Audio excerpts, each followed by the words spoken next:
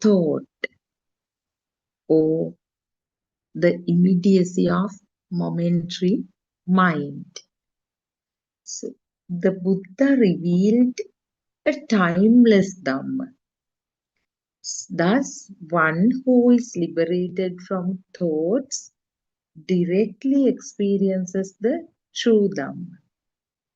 It actually transcends the three periods of time: past, present, and future. Because the basis of this Dhamma is Nisatto Nistivo Shunyo.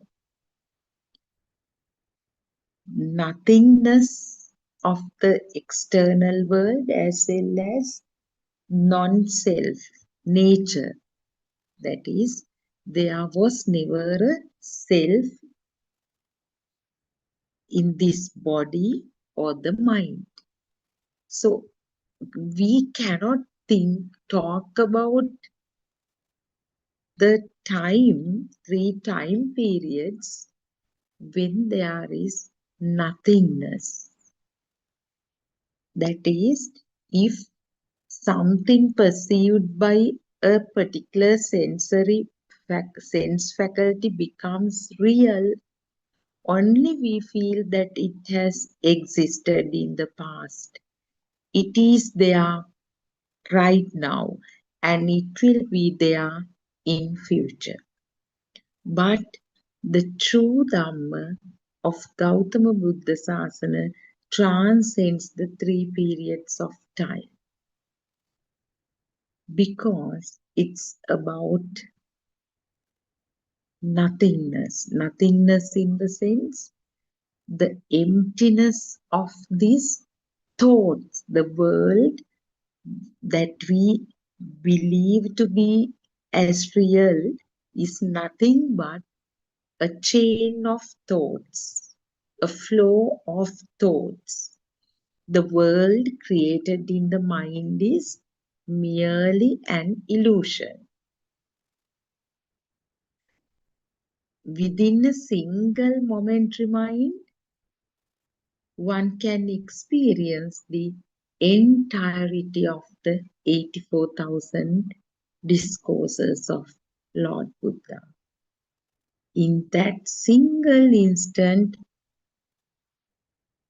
reside the principle of dependent origination, that is Paticca Samuppada, the Four Noble Truths, Chaturarya Satya, the three domains, Tun Bhumiya, the 31 planes of existence, Tissek Lokadhatuva, the threefold wisdom, Trividya, the 10 perfections, Dasaparamita, even the 37 factors of enlightenment, Sattis Bodhipakshika Dharma. So these are few concepts only, but so many other main Dhamma concepts are beautifully explained through this momentary mind or in a single stimulus. So this is vividly explained in all Buddothpado sermons. By now there are more than 10,000 Dhamma sermons completed by Buddothpado Aryan Wahanse. They become complex and so subtle day by day. The things disclosed by him is actually never heard before Dhamma. Whoever listens to them will feel that. So this is actually the best period for anyone who wanted to find the answer for the question, who am I? And what is this life? Why do we gain birth, then again die and gain rebirth? All those questions we had from mundane perspective, all can be clarified in these Dhamma sermons. To truly perceive this, one must awaken the Dhamma eye. That is the wisdom actually. Dhamma is the wisdom to see the reality of the stimulus, or the ability to penetrate through the momentary mind, ekshanika sita, immediacy of momentary mind. This precious moment actually is known as the Buddha moment or Buddhakshana.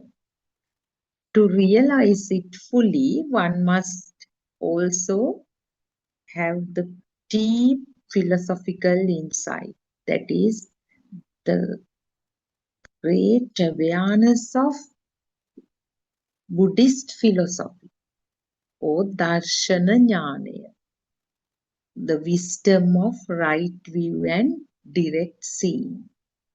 So that is a must to penetrate through this momentary mind. Because the self-view can only be eradicated through philosophical insight. As the literal meaning of this phrase exemplifies, self-view. Self-view is just a view. It's a belief. It's a certain drushti. So that can be eradicated by awakening the wisdom or Dhamma I by listening to the true Buddhist philosophy. Without it, the notion of I persists until death. That is the knot that we are entangled in. So, what happens is when the notion of I persists until the death, even in the final moment, the thought, I am dying, will arise. So, the last breath will have a strong self-power actually. That power will definitely telepathize into another system. That is the danger. That is why it is essential to eradicate this self-view and finally the self-perception. The birth of the I, or what we conventionally call the soul, occurs with the arising of a single mental stimulus, a single thought. But if one truly sees the emptiness or nothingness in this mind or thought, there is neither birth nor death, because the life is just a chain of thoughts. Each thought arises and ceases in an instant. The soul is not a fixed entity, because if the life is just a single thought, how can the self be an existing entity? It is obvious. So thought, self is that particular stimulus itself. It is the momentary arising of mind. But if both the thought and the self are merely momentary mind, the momentary mind why do we feel as if we are living a kind of 2-3 years at least? Can we talk about some existing nature of the self if it is just momentary? That is where the metaphor of Lord Buddha comes into play.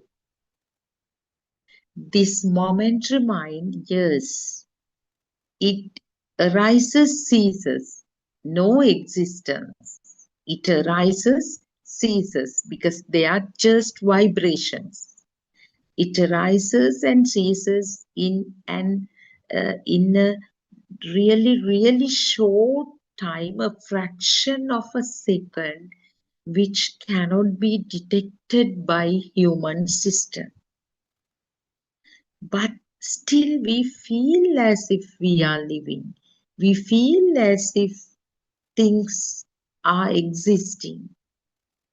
It is due to the extreme speed of a rising of these thoughts, or a rising of the five aggregates. Five aggregates is exactly the thought. So this momentary mind arises, ceases. Every moment, every 17 chittakshanas, a momentary mind, it's momentary mind. Arises, ceases, is no existence.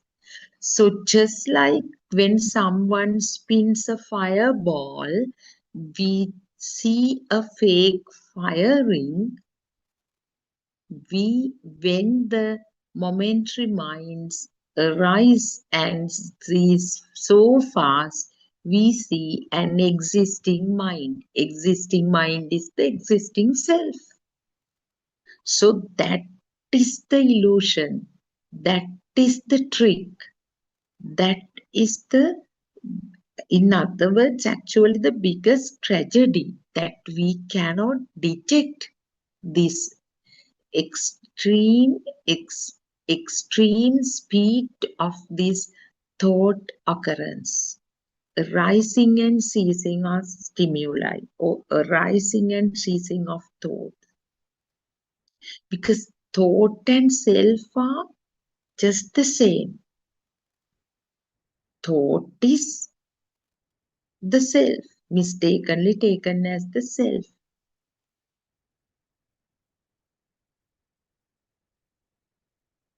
So, to see Nibbana in a single stimulus is to realize the truth. The truth is, there was never a self. The one after another stimuli arises, or mind arises. So we know that somebody who steps into this path to Nibbana,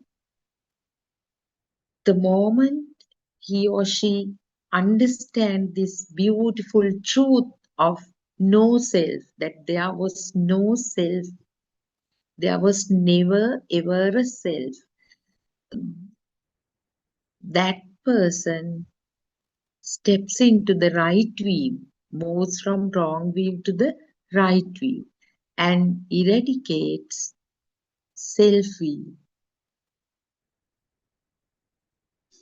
Such a person is identified as a Sotapanna, or a stream enterer. So such a person realizes Nibbana in this very moment. A person who gets rid of self-view realizes Nibbana in this very moment, because it is a single thought.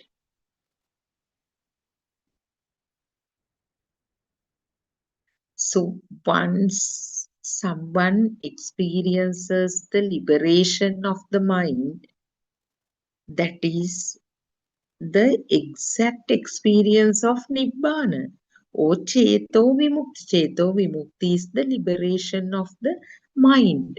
We can't liberate or get rid of the mind merely by thoughts. We have to see the truth of the stimulus or penetrate through the stimulus. We should see how the stimulus arises and ceases moment by moment. Actually, though we use the word we, I here just to communicate the concepts, it is just the wisdom. Through the wisdom, one discerns the arising and ceasing of the stimuli. But the beauty of it is at physical level, no one can experience the rising and ceasing because it happens so fast. It is through wisdom, through Dhamma eye only one should see it, not just with mind. With the mind, one cannot see the nature of the mind. One who holds to wrong view remains unaware, like someone captivated by the illusions of magician, not knowing how the trick is done. This is a very common example that we use every day. The it's worth re-emphasizing. The life is just this momentary, this uh, momentary mind. Life is nothing but this momentary mind. But it is a chain of minds, chain of stimuli, chain of thoughts that happen at such a great speed. So if someone knows this by listening to, the only way to know this is listening to true Dhamma, the Buddhist philosophy, then the such a person may not be entangled in this web or this illusion. He or she wouldn't be deceived. Just like someone who knows how the magician performs tricks on the stage, how he takes out the pigeon from the shirt sleeve, or how he converts something into a beautiful flower. It's just illusion. If the person, if if the magician shows another person how it is done, he will not be deceived by the tricks again. So that is why the same metaphor is used to explain this. Now, when someone is aware how the thought is created, how the mind is created, it's same, how the stimulus becomes real, how these sense faculties perform this magic, such a person will eradicate the self-will or will get rid of this thought power. So one who sees how formations appear to exist due to the rapid vibrating flux of momentary phenomena is no longer deceived by them. Actually, this is the nature of Ponobhavika. Ponobhavika, the continuous becoming driven by ignorance and craving. Otherwise, The moment the self arises, moment the thought becomes real, by itself there is some power is generated that they need the next one, next one, next one. So the escalating of that thought power happens by itself. Just like a whirlpool in a river moves from place to place through the power that arises within, the thought power escalates by itself and leading to more and more thoughts, more and more bhava-like, more and more becoming. So where most of us become entangled is in the belief that the things we perceive out there truly exist as fixed entities. That is, when we see a wall, a book, or a table, we assume that they continue to exist as the same objects, even when we look away. That is the beauty of this. Just try it.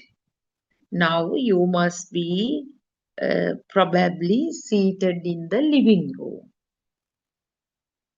So your eye perceives certain formations, certain objects made up of actually the great elements, which are mere vibrations, the eight pure elements. Due to the thickness of those vibrations, certain formations are there, and we have labeled them.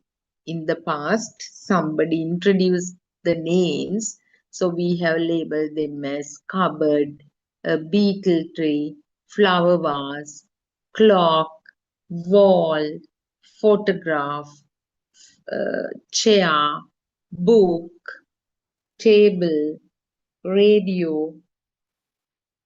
So things perceived by the eye in the living room.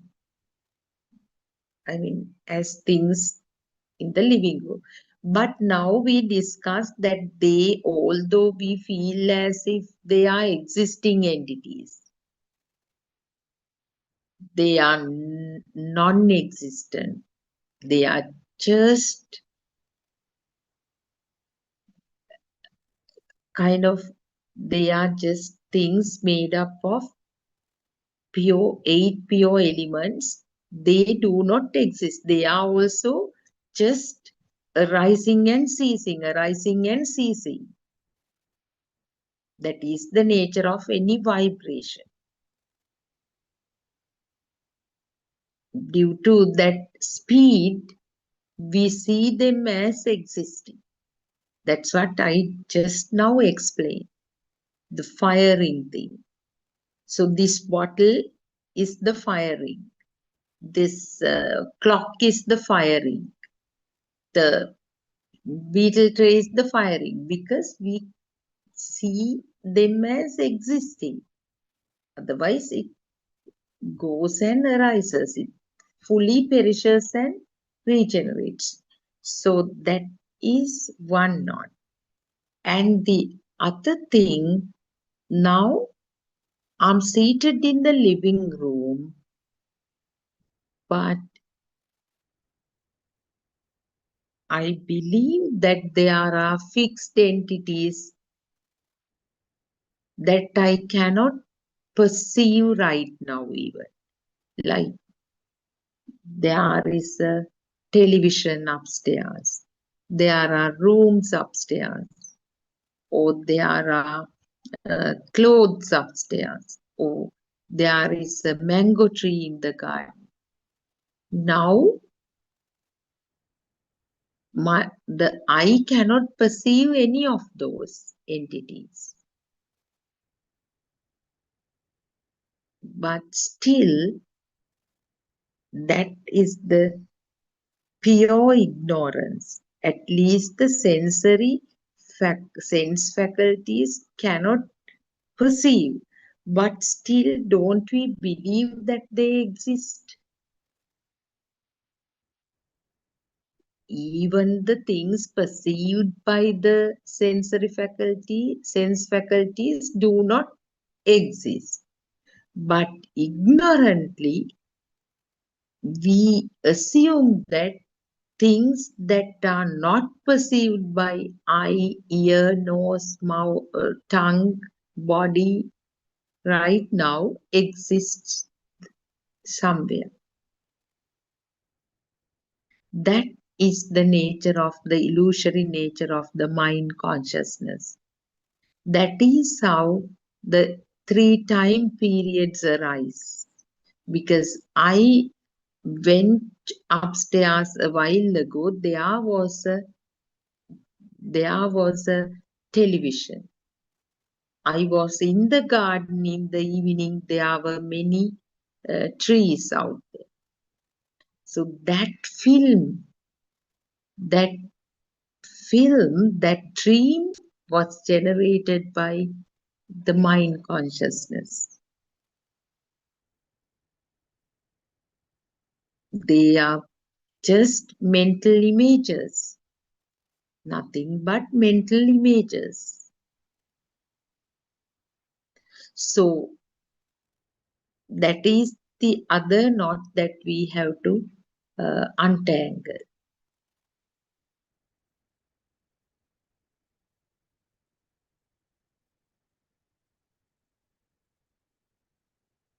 So when we see a wall, a book, or a table, we assume that they continue to exist as the same objects even when we look away. Now, just experiment it. Now, my eye perceives a bottle.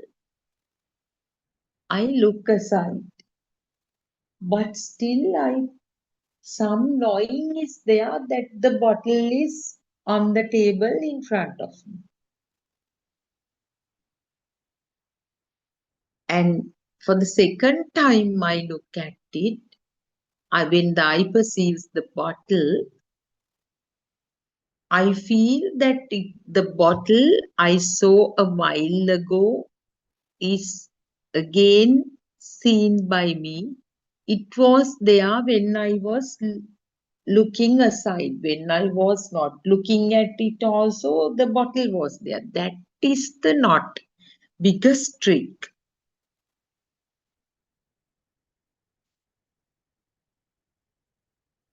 We cannot talk about such existence of any entity because basically all these formations arise with the involvement of these sense faculties. The reflection of the bottle occurred in the eye, Chakku Prasad, not out there. And then the mind consciousness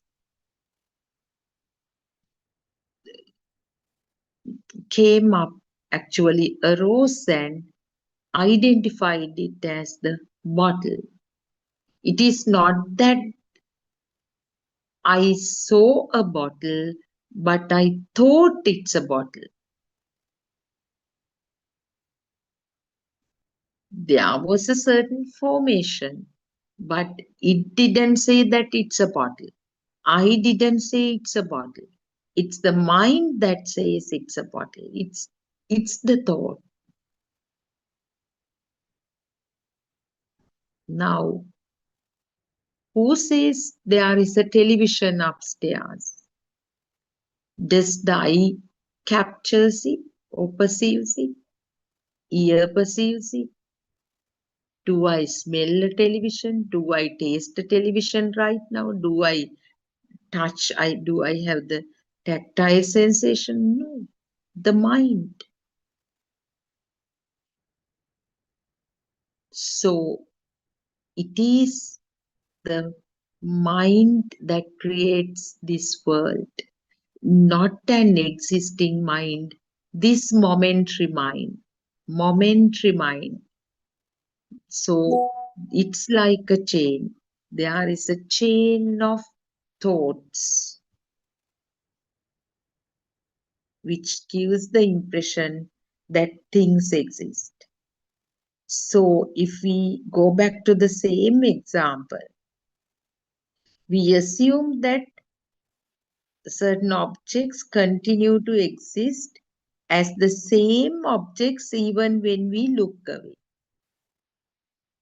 When we look again, we believe we are seeing the same wall or same bottle or same television. However, we must understand that these apparent entities are only momentary formations, arising due to the rapid vibration and rapid vibration and flux of mental and sensory processes. So this is very important to untangle. The rising of these formations, or I perceives a certain formation at that moment only. That is the birth of the moment the eye, you open the eye, the vibrations of the eye tallies with the whatever the vibrations out there, they interact and that formation is perceived. Then the mind consciousness in no time, merging all other sensory inputs, identifies it as a bottle. So look aside, there is no bottle. Look at it again. We believe that it is the same bottle. No way. No way. It's not the perception, new kind of that it happens right now. If you look at the bottle 1,000 times, the 1,000 reflection, they are e- e- entirely different 1,000 formations,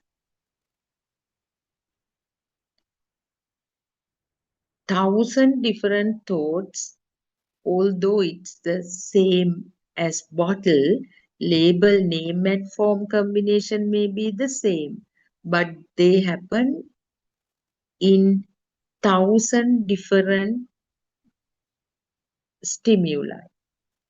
They are 1,000 different stimuli. But ignorantly, what we feel is there is a bottle on the table. The bottle was there in the morning, bottle is there now, and bottle will be there tomorrow also.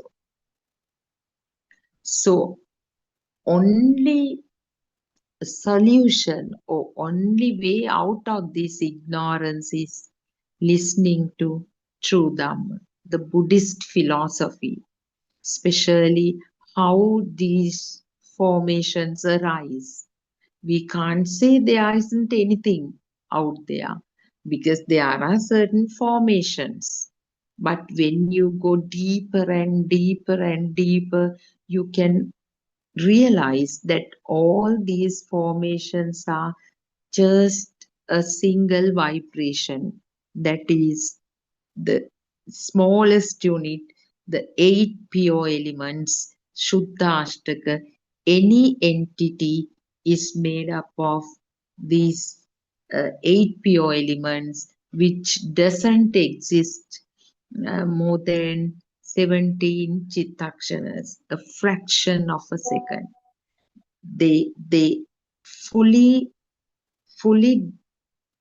disappears and regenerates or reappears.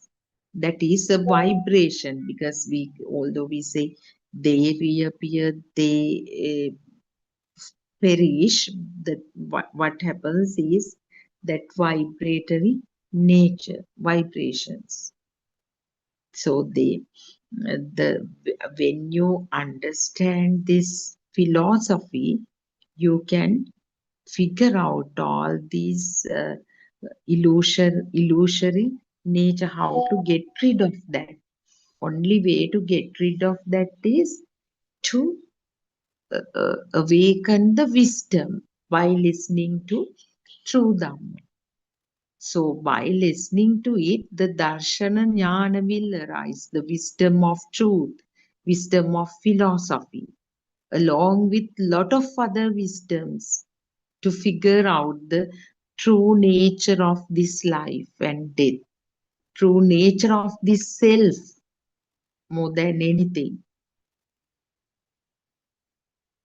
So without this rapid speed of arising and ceasing, no object, that is, no wall, no book, no table, would appear to exist. It is because of this rapid speed of arising and ceasing of stimuli that we see an existing bottle. If just imagine the thought took like 2 minutes to arise and cease, 2 minutes, or at least 1 minute, then we would see, thought arose, it went. Then we wouldn't be cheated or deceived. But the natural nature is so complex. Everything happens. Any phenomenon arises and ceases in a fraction of a millisecond, which cannot anyway detected by human system. So, in truth, neither the eye nor the seen object has any permanent essence. This is clear. Neither eye nor the seen object, because both the composition of both are 8 pure elements which do not exist more than 17 chittakshanas. So neither the eye nor the seen object has any permanent essence. These are just projections governed by the principle of cause and effect. Cause, the vibrations; effect is the projection. Speedy occurrence of vibrations is the cause, while the this formation is the effect. There is no involvement of a soul or self in this process.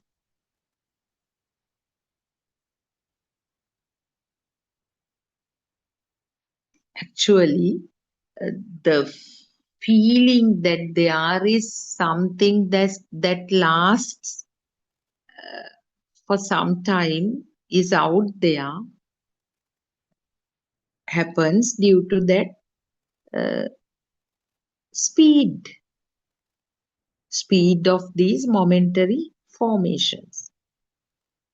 So in Buddhist philosophy, this is described as itirupa, the illusion of form caused by rapid succession. Rapid succession means one after other, rapidly, with such great speed, thoughts arise and cease. So according to Dhamma, Uppada Panyayati, that is, the arising is known, the arising of stimulus is known.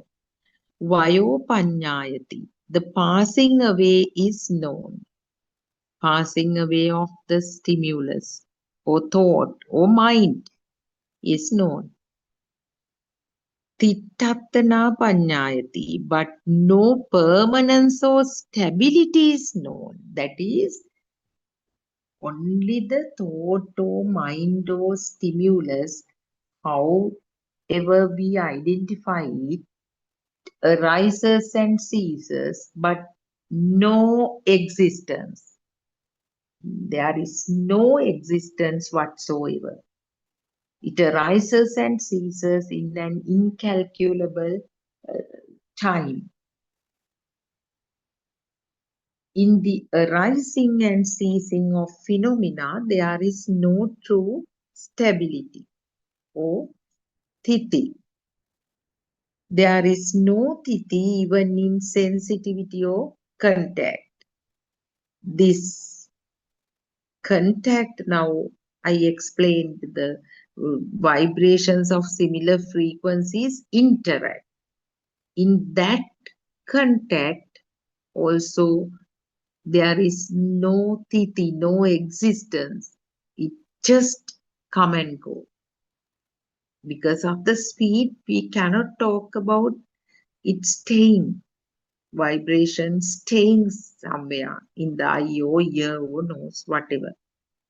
Just arises and ceases. The phrase paticca dhammang lokang Vadanti can be understood as the world is constructed through conditioned phenomena, but there is no lasting essence in them. So this is very beautiful, isn't it? Now, the conclusion is, so the world is constructed only through conditioned phenomena. When there are speedy vibrations, formations will appear.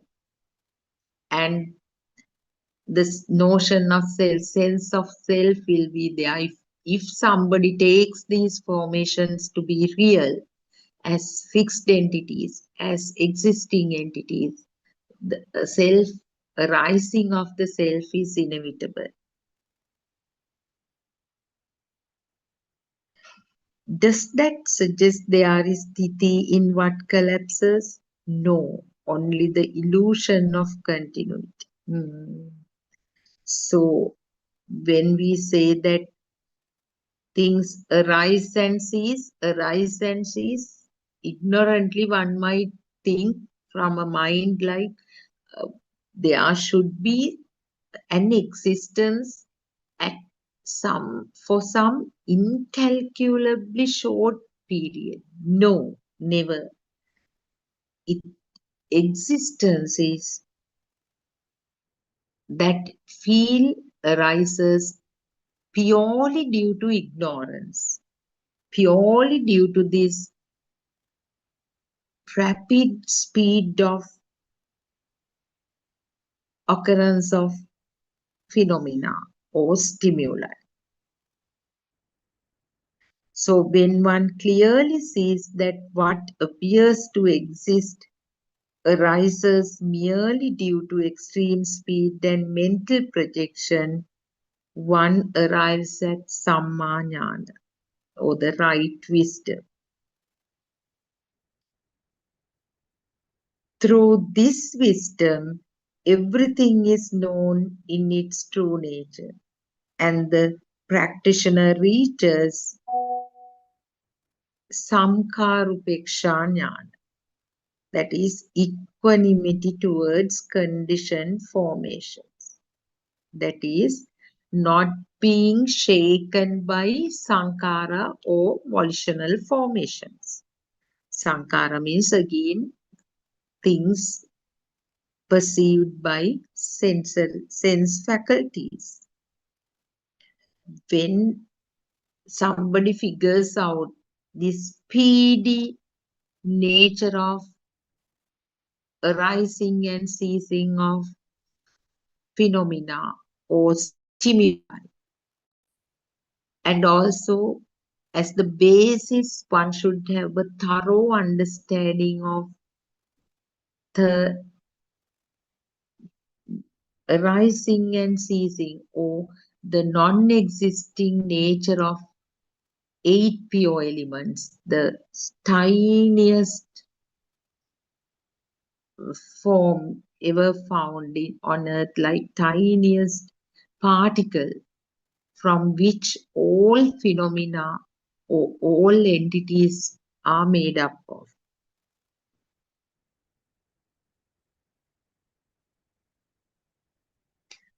However, even the most skilled person, most healthiest person, the healthiest person cannot see this through this physical eye or this human system.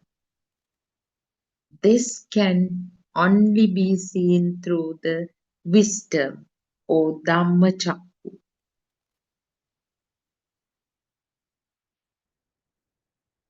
So, if one sees through this stimulus, understand this phenomenon, natural phenomenon, it is the practical realization of the Four Noble Truths or Chaturarya Satya or dependent origination. That's Paticca Samuppada. It is actually whether one is deceived by the stimulus or not. If the mental or sensory stimulus does not become a thing in one's perception, if it is seen simply as a conditioned momentary arising, then that person is a Srutavattarya Shravaka. So, someone who has a noble disciple who has truly heard and understood the Dhamma. Srutavattarya Shravaka. For someone to become Srutavattarya Shravaka, the only way is to penetrate, to have the penetrative insight or to be able to penetrate through the stimulus, to, to inquire into why and how we feel as if things exist, and how and why we feel that I exist, although there was never an I. Why do we feel so?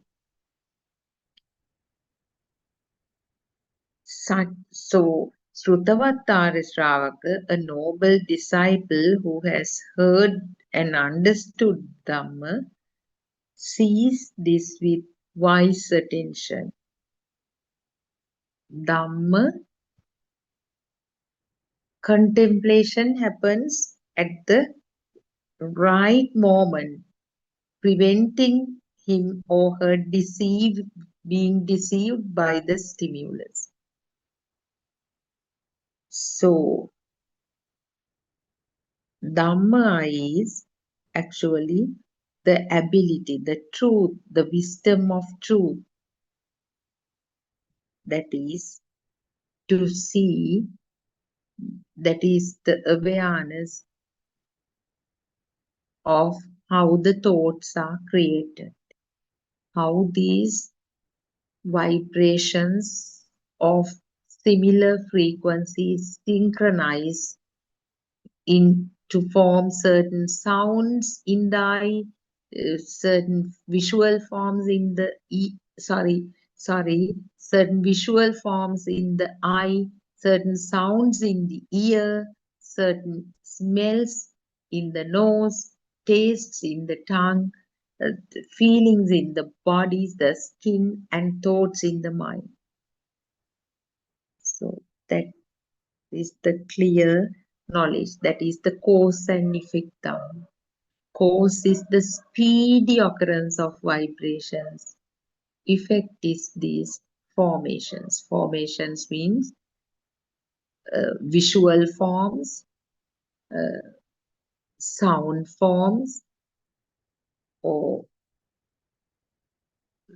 then smell forms, taste forms, feeling forms, these touch forms or tactility form, or thought form. In Sinhala, actually Pali we call it Shabda Rupa, Gandha Rupa, Varna Rupa, Rasa Rupa, Pottabha Rupa, Dhamma Rupa, so on. So sensory inputs.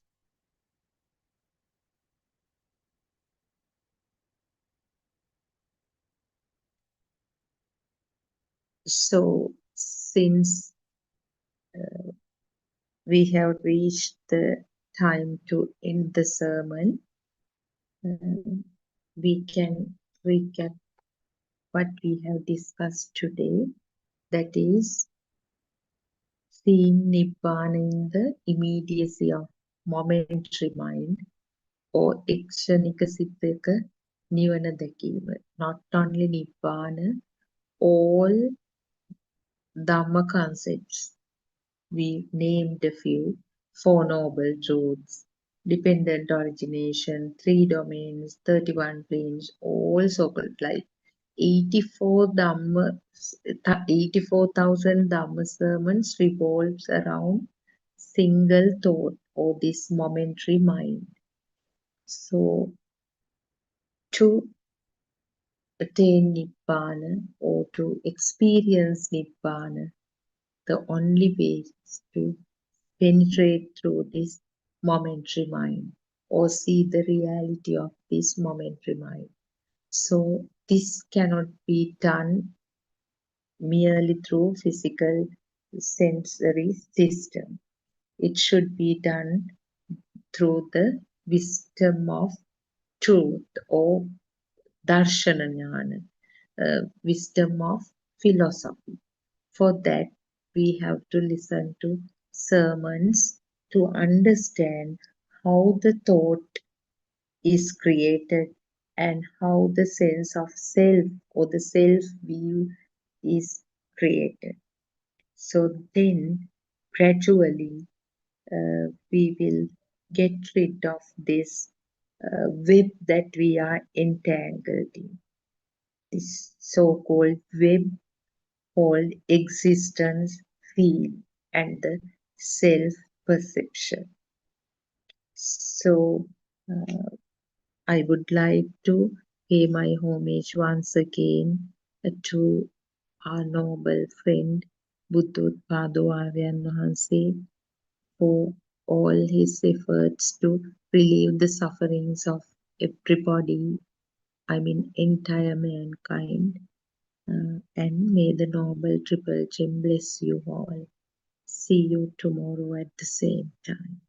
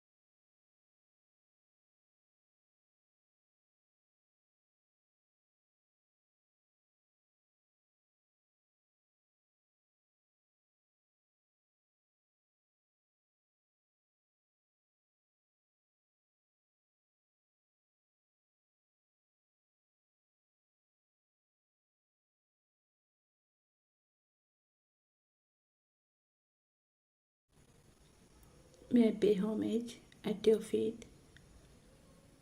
Thiruvan Saranai, Dhamma friends. One has to feel this Dhamma. Janato, Passato. In other words, who sees this Dhamma should feel it as well.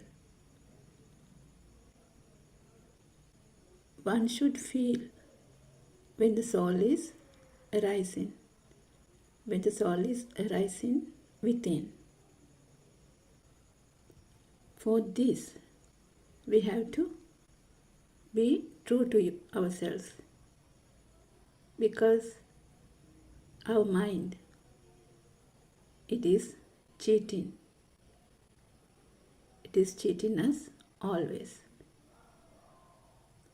So the mind could say, I can feel it now. But it could be the illusion of the mind. So the mind is like that. But this Dhamma, it penetrates the illusion, which means it actually sees through the illusion. You can say it goes beyond the illusion with wisdom. So it's just like catching the magician who is performing the magic. So one has to see through this illusion and catch the magician. It's actually an internal transformation which you feel it. So what do you have to feel? You feel that this world you see, you hear, smell, taste, or feel, or think is not real. It is a sense creation, an illusionary world. If you take a child just born, we call the radiant mind. Does he have a world? No, he does not have a world yet. But he also has eyes, ears, nose, tongue, and body, isn't it? Though he could feel that something is there, still he can't identify it. So if you have small children, you can observe. So, but even he does not know about the world, the baby cries, baby smiles. So later he turns the head, moves the head around. He also moves the head around towards the sound. So he cries when he is not comfortable. He also feels the pain when the needle is pricked. He sucks the milk when hungry. So he can move the hands and legs. But what we have to know is, all this happens automatically, isn't it? All the actions happen automatically. So the baby does not give any name to it. No names are attached. He does not know the parents, siblings, country which is he's born, grandparents, or whoever comes to visit him. He only knows to smile when he is comfortable. Most of the time, the baby is asleep, isn't it? And he cries when he is hungry or uncomfortable. So we can see a system is working. We are the ones who say the baby is smiling. He must be happy because he's not hungry now.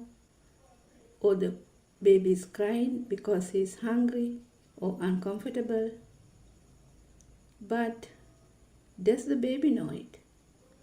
No, he does not know it. We say it because we have seen babies do this previously, isn't it? So we know what to do when a baby cries. So it is very important to identify this radiant mind because we also came from that 10. So if we deeply contemplate on this and listen to our noble friend Buddothpado or Enhancer's explanations, we understand that this is a vibration of the zygote, the self vibration.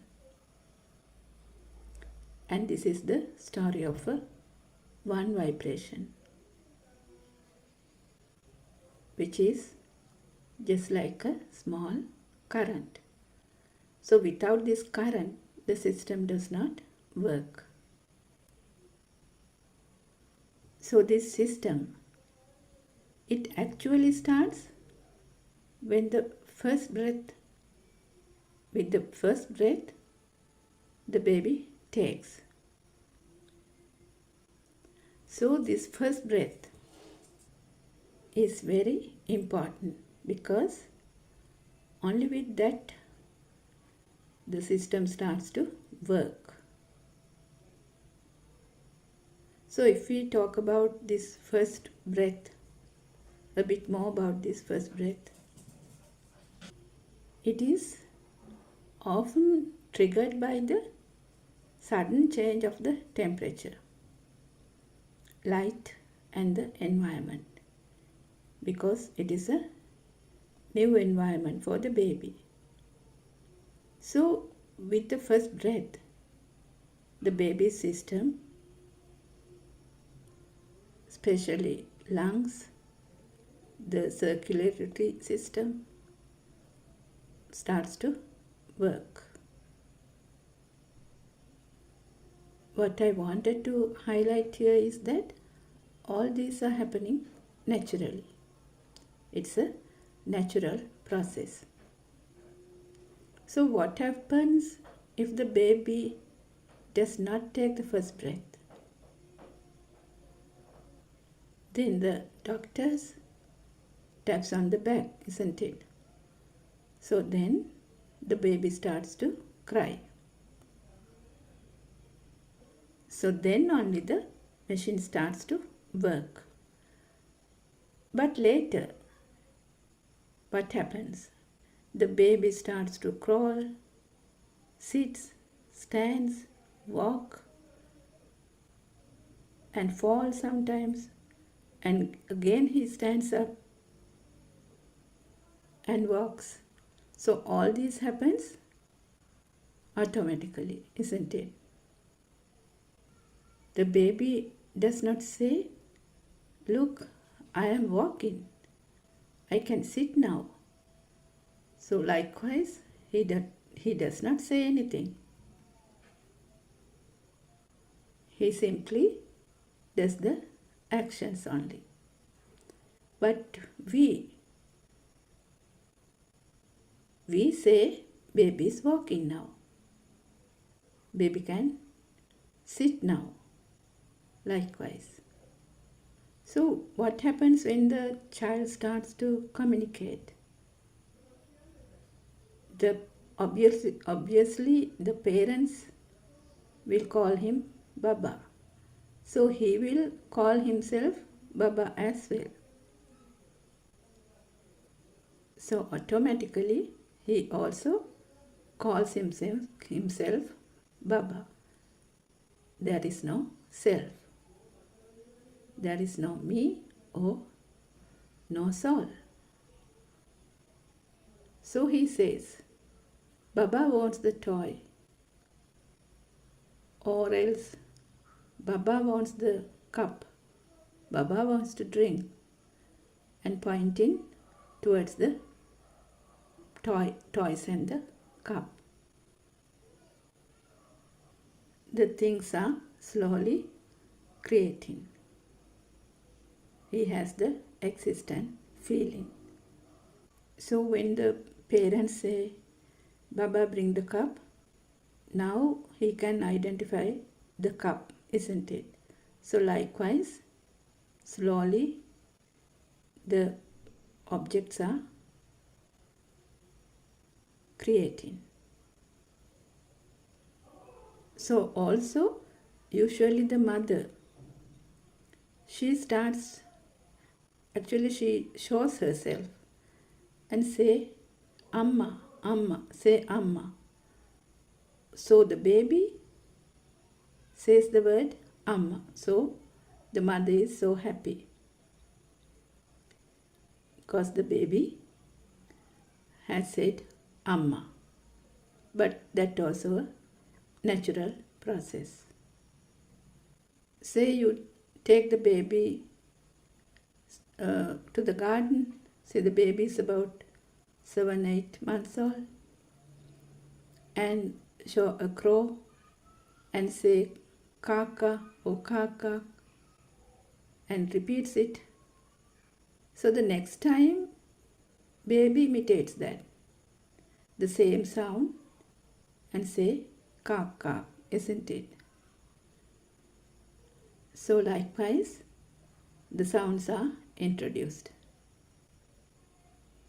All these are perceptions. So then the child goes to the Montessori. More and more colors and sounds are introduced. Red, yellow, blue, green. So day by day, more and more objects are added. More and more colors and sounds are added. Now the baby can identify color pencil, pencil box, lunch box, desk, chair, teacher, friend, pictures, and so on, isn't it? And when the child goes to the garden and looks around, the teacher points out to a araliya tree and say, this is an araliya tree. The flower is called araliya. And the color of the flower is white. And she might pluck the flower and give it to the child's hand and say, feel the petals. It is soft. Smell it. It has a nice smell. Likewise, the image of the araliya tree is created in the child's world. So say the child has gone home, and when he closed the eyes, he get the image of the araliya flower, isn't it? The softness of the petals, the smell, the nice fragrance, a solid image of the araliya flower is there creating, isn't it? Ditta, Sutta, Mutta. So all the senses merge into make this image of the araliya flower. But we know the teacher only gave the sound of the araliya flower. If we analyze this further, say the teacher says the children to write about the mother. Say there are about 30 children in the class. So the children will think and write about their prospective mothers, isn't it? Each and every one of the children, they have their individual words created by the senses. Say the teacher says, write a poem about your pet. So again, the 30 children in the class, they will write accordingly to their mental image of the pet, isn't it? So some would write about a cat, a dog, a rabbit, a parrot. Likewise, they have different individual worlds.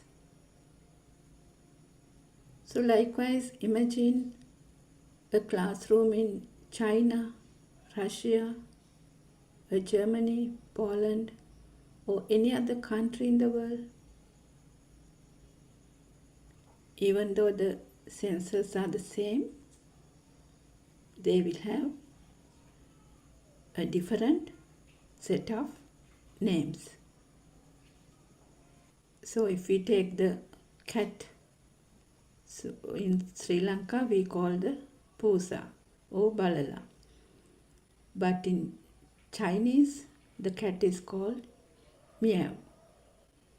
In Russian language, cat is called koshka. Likewise, they have given different sounds to the same animal. So what happens if a Sri Lankan child is taken to China, for example?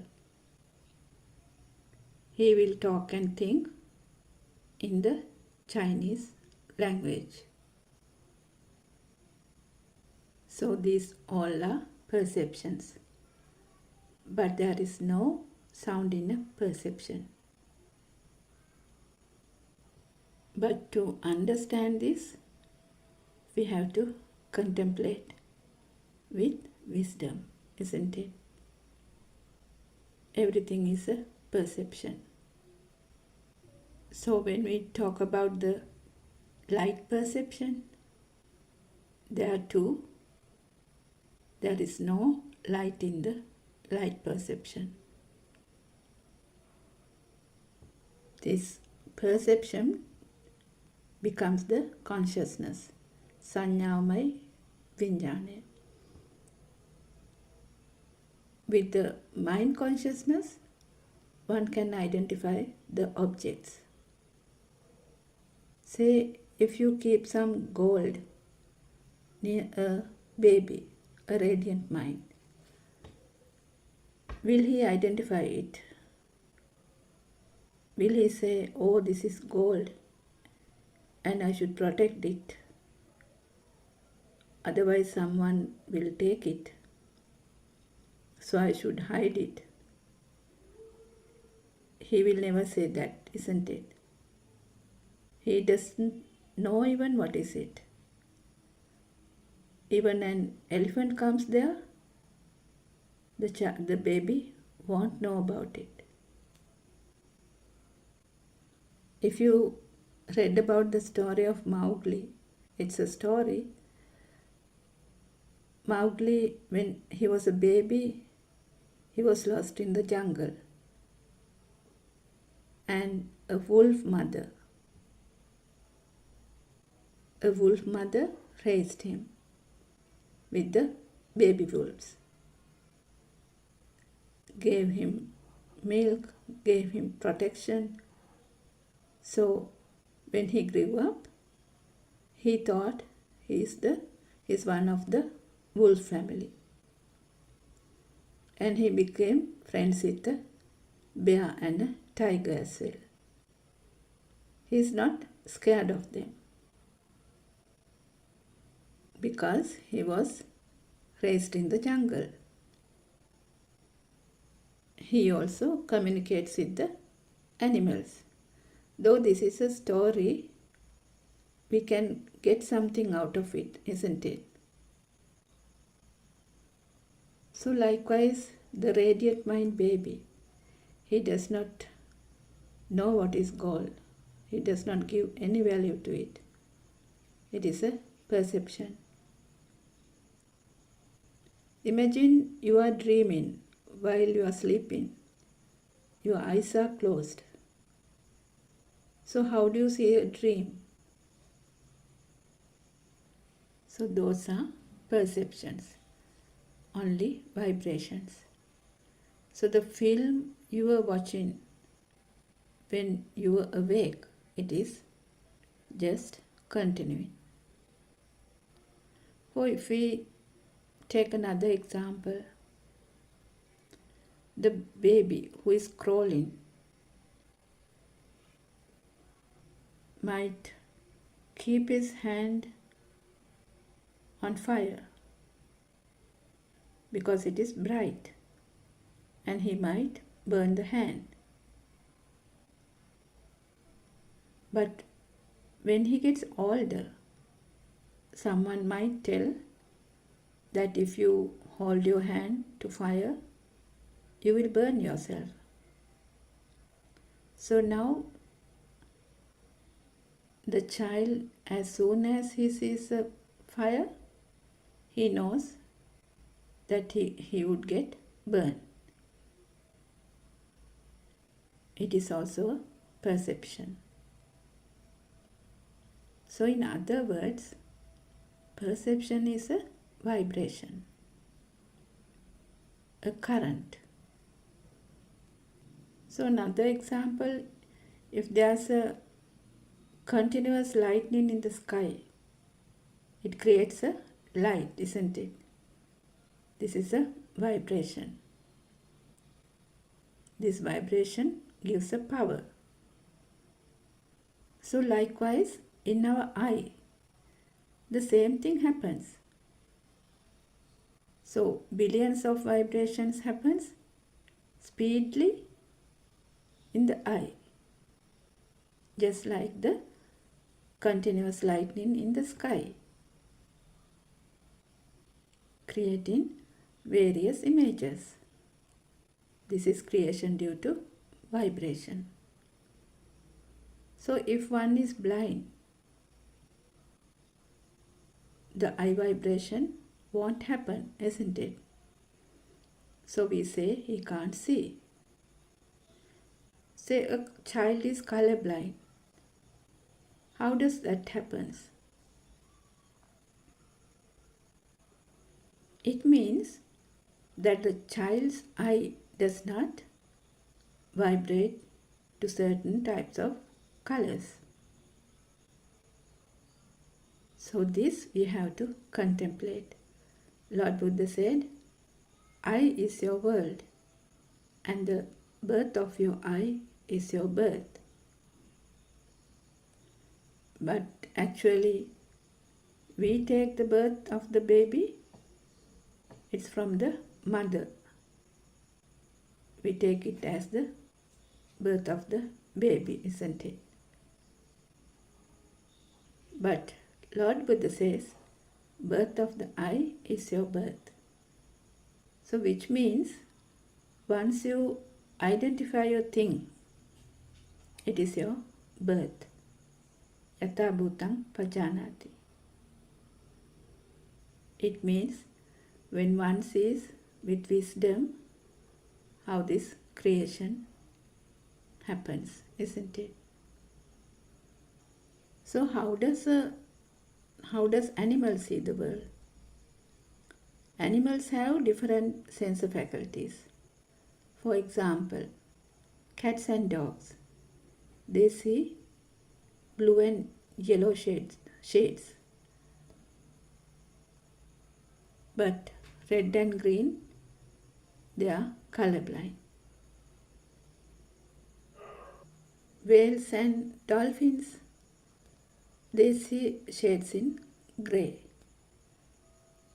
So nocturnal animals,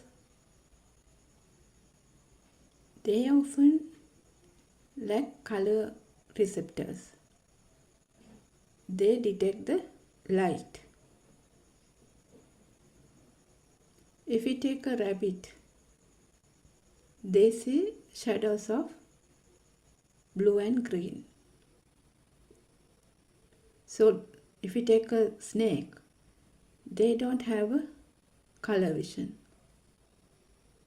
They have a special sensor to detect the heat.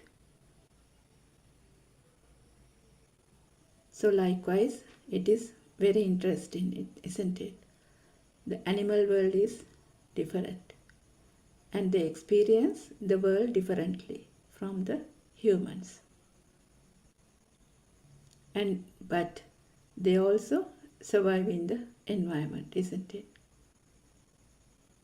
So all are vibrations. In other words, a telepathy system works. For example, when light waves resonate with the eye sensor, the eye begins to vibrate. So likewise, each sensory organ function by resonating with the corresponding form of the vibration. So likewise, the eye vibrates to light, ear vibrates to sound, tongue vibrates to taste, nose vibrates to smell. The body feels touch and pain is through vibrations. And the mind processes all these vibration as a mental formation, mental image. But we have to know that all in one vibration. Ditta, Sutta, Mutta. So all the sensor vibrations merge and create the mind vibration. So this mind vibration is what we experience as the mind consciousness. So it is how the child's mind sensor is created. And with that, there is a duality. So which means the external world seems to exist and the self who sees it also is created. So this existent field and the alive field, it's like two sides of a coin, which gives rise to attachments or disattachments. So example, the child could say, this pencil is mine. That's my mother. My father is at work. This money is mine. I hate you. Oh, I love you. Because we take this external world as real, isn't it? So the friends, houses, parents, siblings, teachers, computers, phones, anything, even a feeling, jealousy, hatred, everything is a creation. It is happening in the system. In other words, it is an illusion. It is the illusion. So this illusion gives rise to the defilements, desires, ill will, jealousy, and all that. What happens with that? It will ultimately leads to the suffering. So in other words, as long as the external world is real to you, you will have the suffering. It is inevitable. So this suffering could be due to a broken cup, to a loved one who died. For example, Patachara Kisagotami, they took the outside world as real. So in that world, there is a husband, children, parents, houses, and everything. Also, there is a strong self or me who is suffering. What actually we wanted to highlight is that how much the outside world is real to you, the suffering is more, and the self is more powerful. But once you know how the world is created with senses, and once you know this is a stimulation world, you will also understand that there is actually no one called me either. No self, no soul. It is a system. So where is this me actually? Is it in the body or is it in the mind? So imagine this me is in the body. So can you prevent any sicknesses? Even a small headache, stomach ache, body ache, a knee pain, or heart attack, cancer? No, you can't. So imagine you are walking barefoot. So you prick a stone. You feel the pain. Can you stop it? No, you can't. Likewise, during the COVID time, we could see how the people died, isn't it? No one could stop it. There was no cure either. It didn't matter, or rich or poor, adults, children, which religion, from which culture, which country. Nothing mattered, isn't it? So where was this self? So it is a natural process. So definitely we can't find this me in the body. So if you have met with an accident, you might have to amputate your leg or the arm. So there is also no self there, isn't it? So what about the mind? Imagine we are trying to do some concentration meditation, focusing on breathing. So say you have gone for a retreat in another place, far from your home. Can you stop the thoughts coming? You might be sitting there, but the mind might be back at home, isn't it? So different questions will come to your mind. How are the children doing? Have they gone to school today? Did they eat? Did I lock the cupboard? What about the gas? Did I switch off the iron? And so on and so on. So, what about the meditation? So you might have these experiences.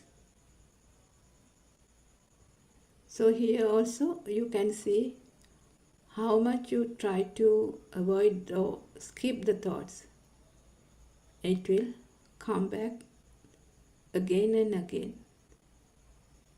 just like a rubber ball which comes out of the water once you take the hand out. Say somehow you are sitting there, but after some time you might feel a back pain or a knee pain, a leg pain, headache, or numbness of your feet. So again your thoughts go on wandering. You might even feel like changing position because your feet legs are numb. So is there a me anywhere? No, it is a system. But when you see something or hear, smell, feel, taste or think, you feel like you are there. So how can we find this invisible me? So this is the most difficult part in this path, isn't it? Is there actually a soul, or is it also a creation? So we'll find out how this soul pops up. Say you observe still every poet day and you sit in the same place. Imagine. So every month you sit in the same place. So one day when you go there, you see that another, say someone else is sitting there in your place. So what would you feel? You will feel irritated, isn't it?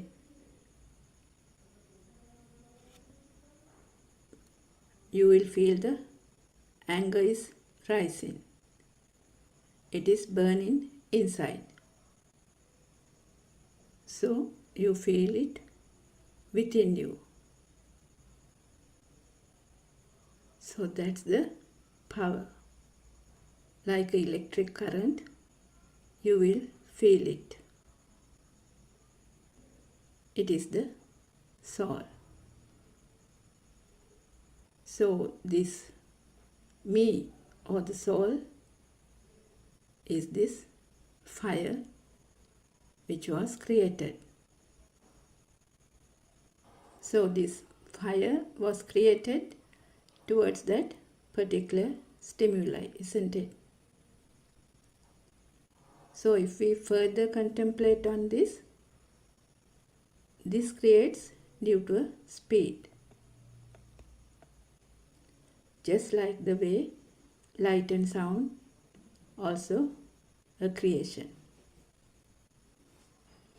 So likewise, the senses creates the system. A system is functioning. So to eradicate the defilements, we have to go to the root of it, isn't it? So our noble friend Buddothpado explains the root or the foundation lies on the power of the zygote, that is the samsaric circle. So you can listen to more about this, how this zygote power is created in Buddothpado sermons. So our noble friend Buddothpado explains it wonderfully through super wisdom. So if we come back to the creation of thoughts, the thoughts are also created the same way like the gravity power, electricity power. So which means when there are two different endings, it generates power. So is the mind power is also created the same way. Two different entities creates power. So Lord Buddha in Majjhima Sutra has explained this, how this power is created.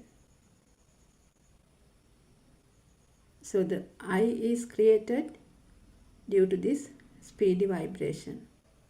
Vibration is a power. Soul also a vibration power, a current. So as in the example, the senses work as usual, but if the stimulus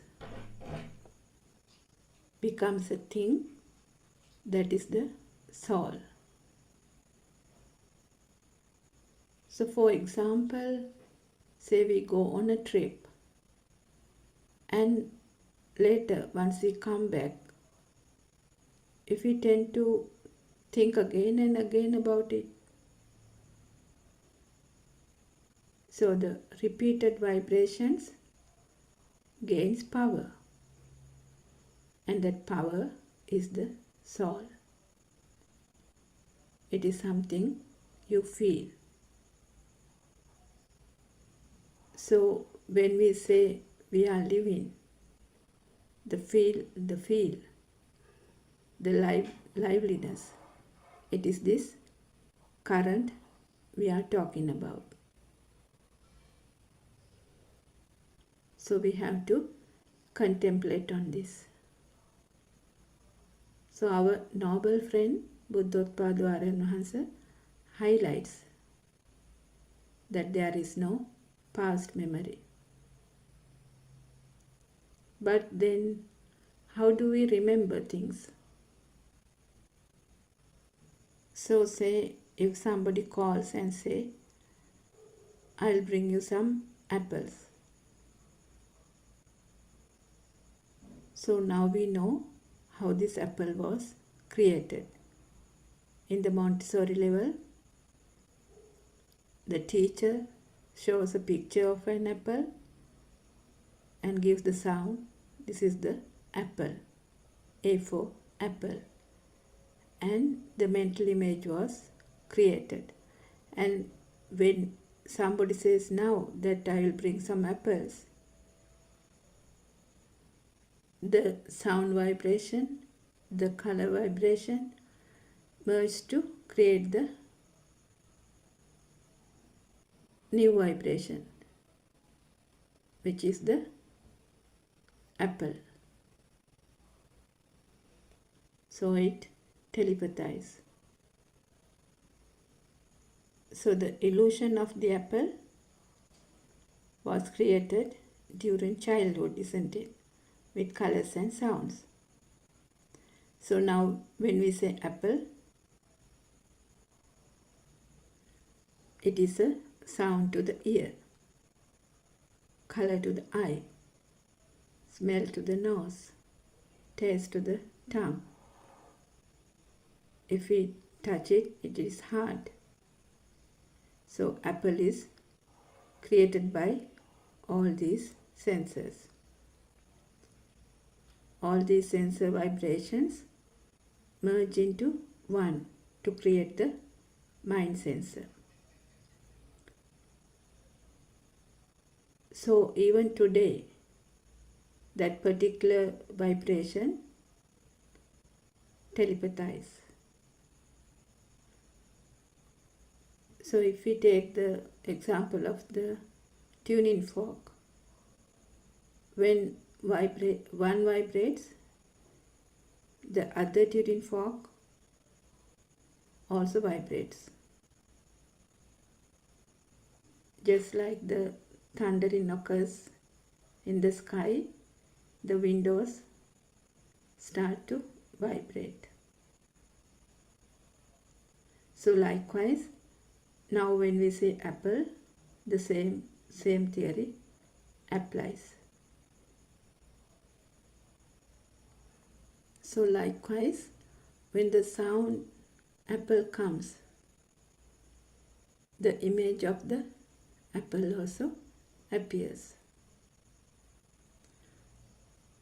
Or the image of the apple comes, the sound of the apple appears.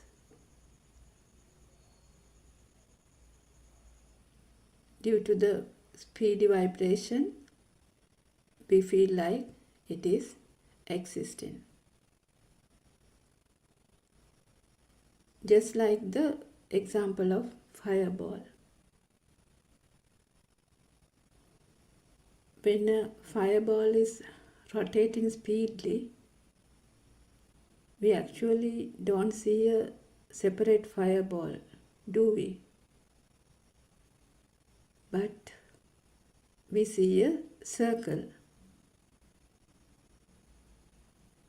So likewise, the mind illusion is such,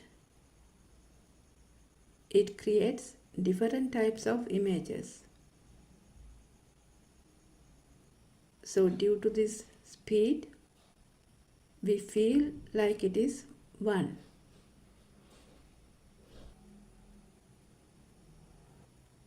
So likewise, the sense world is created with colors and sound.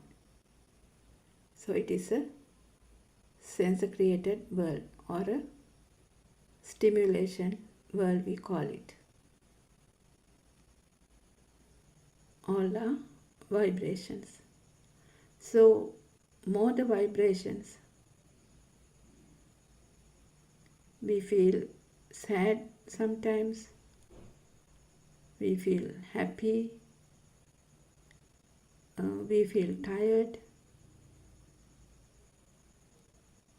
because each and every thought feels like a burden. So what do we do when we want some freedom? Sometimes we try to isolate, to be alone.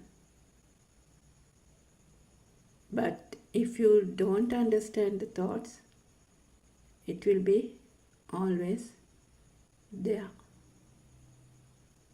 Because the thoughts is a current, the mind power. So this current gives you tiredness, the boredom, the irritation, the stress, depression. That is where your soul is. So our noble friend explains, sound perception has no sound. Color perceptions has no colors, because it is a vibration. So then why do we feel that the apple is actually there? It's because the power, the vibration power. So because we feel like the apple is existing, we want more and more apples, a better apple, or maybe a red apple, or apple juice, and so on.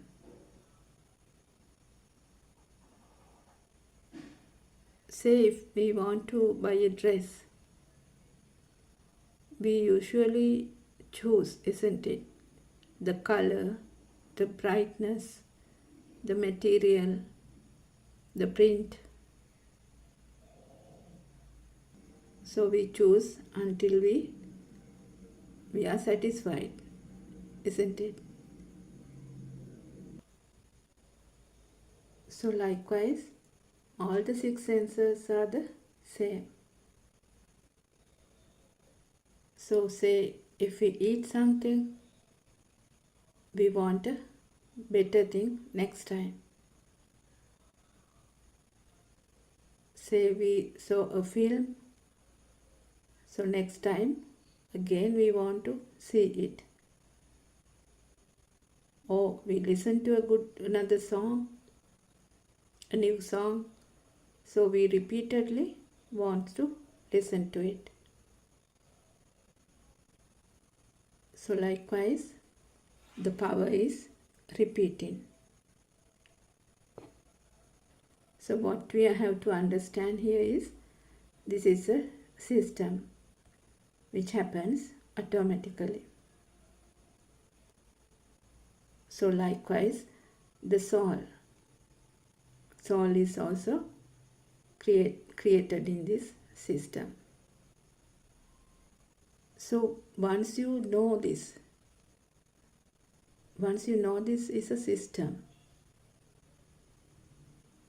and also know how it is created, we won't get caught to it, isn't it? We won't get caught to this illusion, because we know how the magic is created.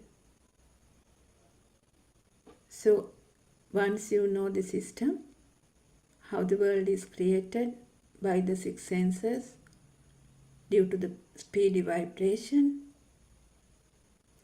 and when you see that there is nothing in a vibration, you will no longer get caught to this illusion, isn't it? So the one who sees through this illusion with wisdom, he is the one who is free from the mind. He no longer gets caught in this illusion. He finds the tranquility. Antojata Bahijata, which means there is a knot outside and there is a knot inside as well. So who is going to untie these knots? The one who has gone through this path and seen through this illusion with wisdom will untie all these knots.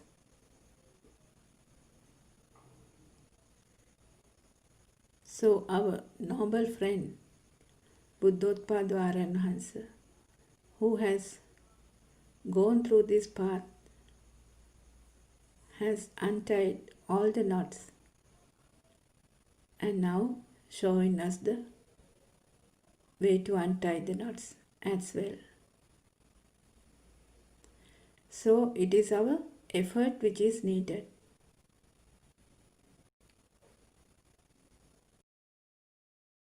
A noble friend can only show us the way. So we have to contemplate and try to understand this one vibration, one thought, which means how the thoughts are created, how the soul is created. Is there actually a soul there? So this is the story of a one vibration.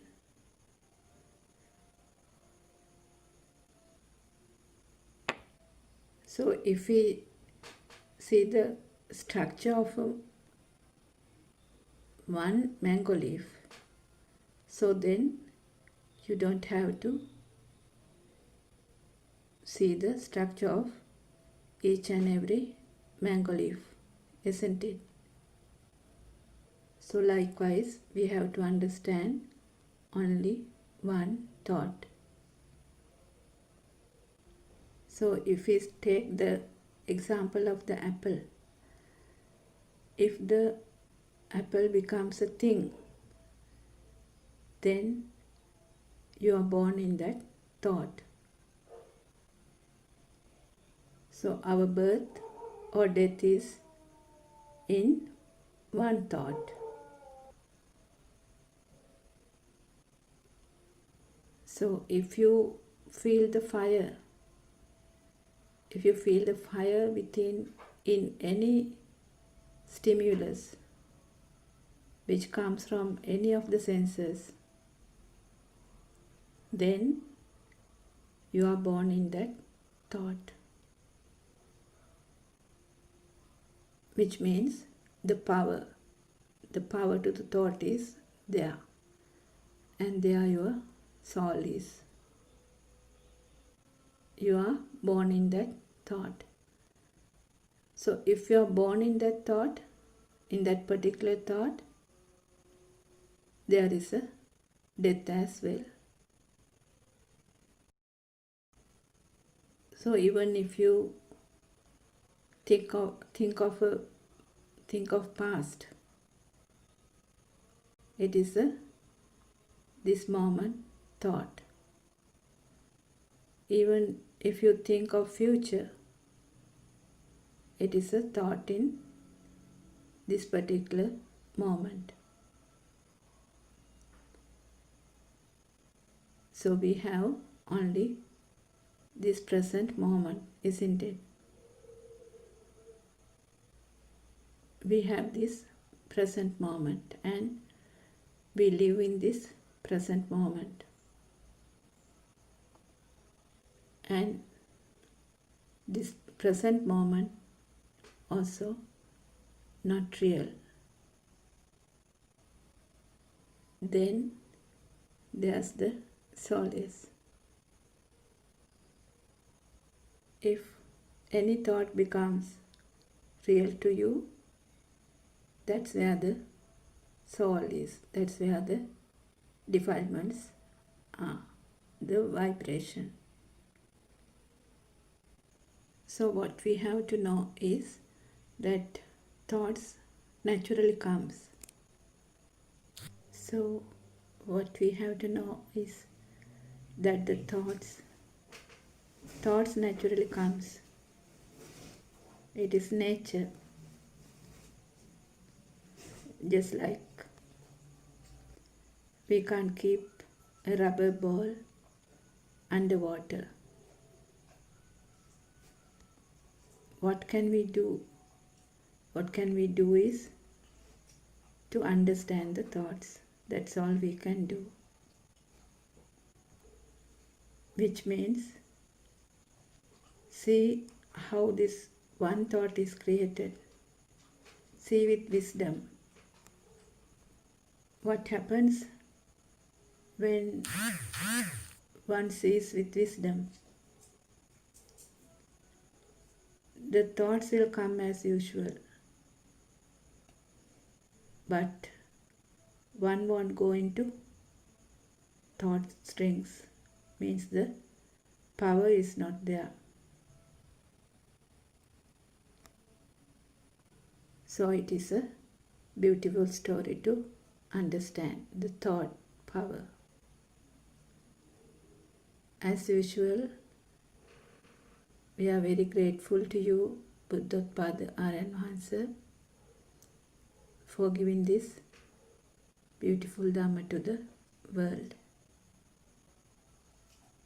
Therwan Saranai Aranwansa, may I pay homage at your feet. Therwan Saranai, everyone.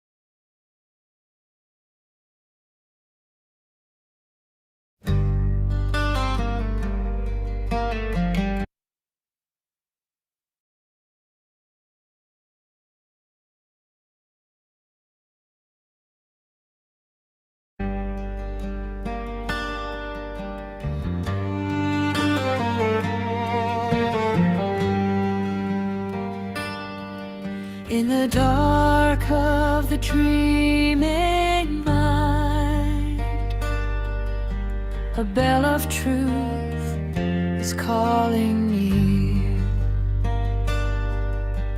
Through the smoke of fear and time, a single word makes the path appear. Buddothpado,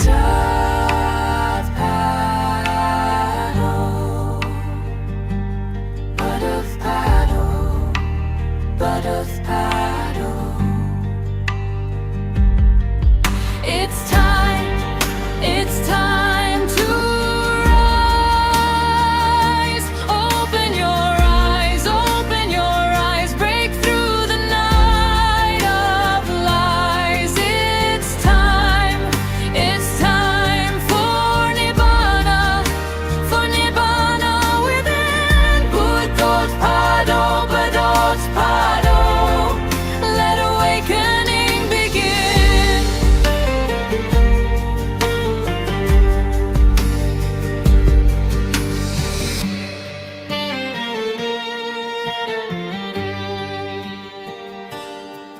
When the last breath falls in peace, the storm of the self grows still.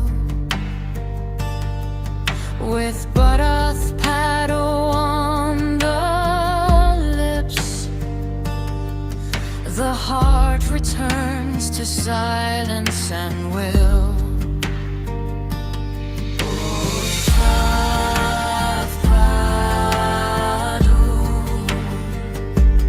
Buddothpado, Buddothpado.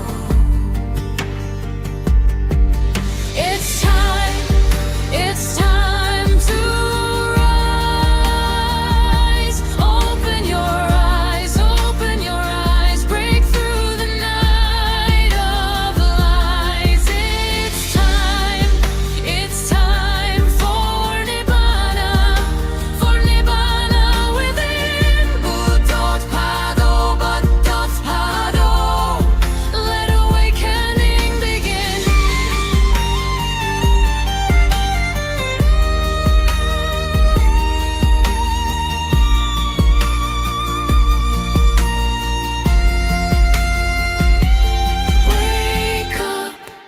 Wake up to the truth. Buddothpado.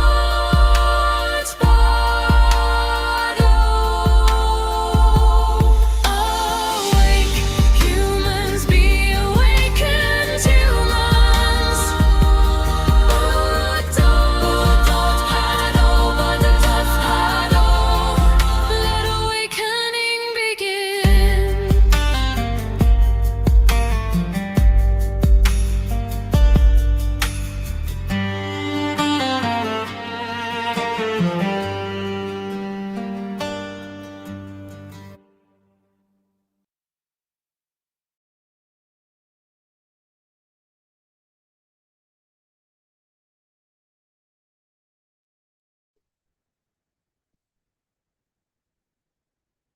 Education as well. Opening and to protect our environments and for human guidance. This is spiritual teaching.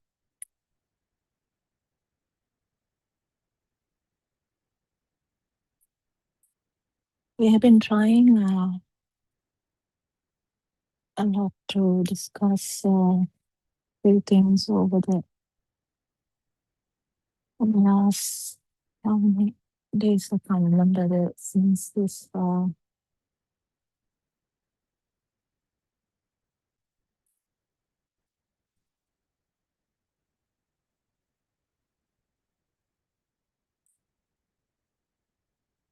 since this 24/7 Zoom discussion is open in English meeting.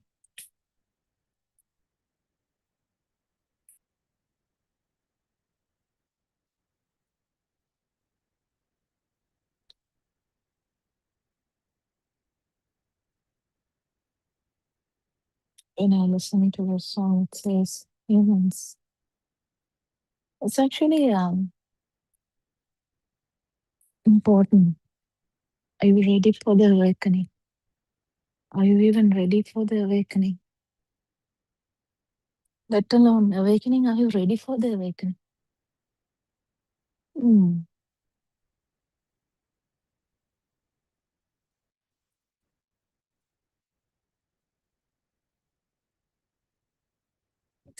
No, you're not. So you don't know what it means.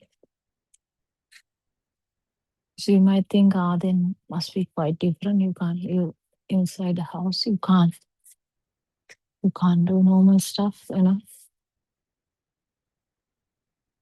No, actually, you are even ready now. You're ready just now as you are.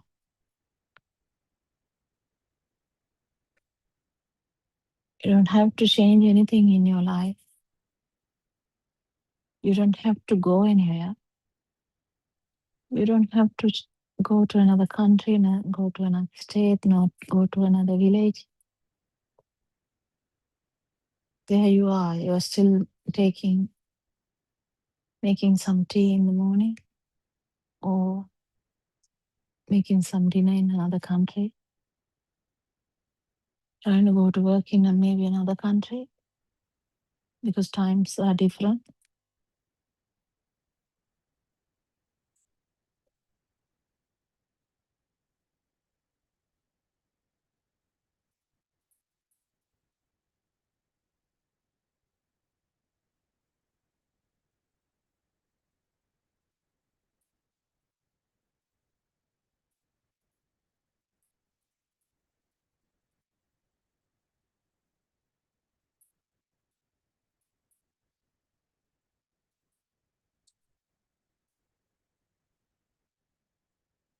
Times are different.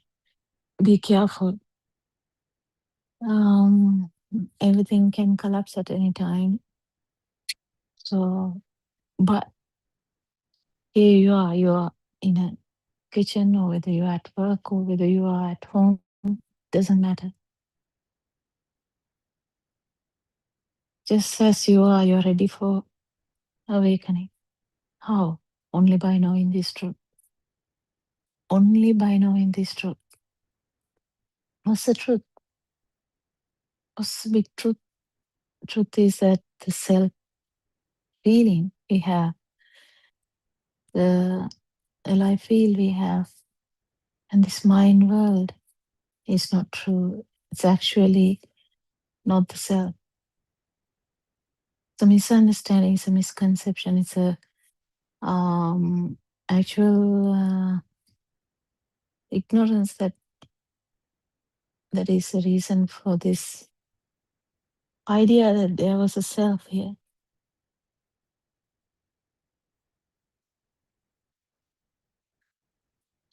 There is a reason for the whole suffering. Suffering, there are several like levels of suffering, but all the levels of suffering, the reason is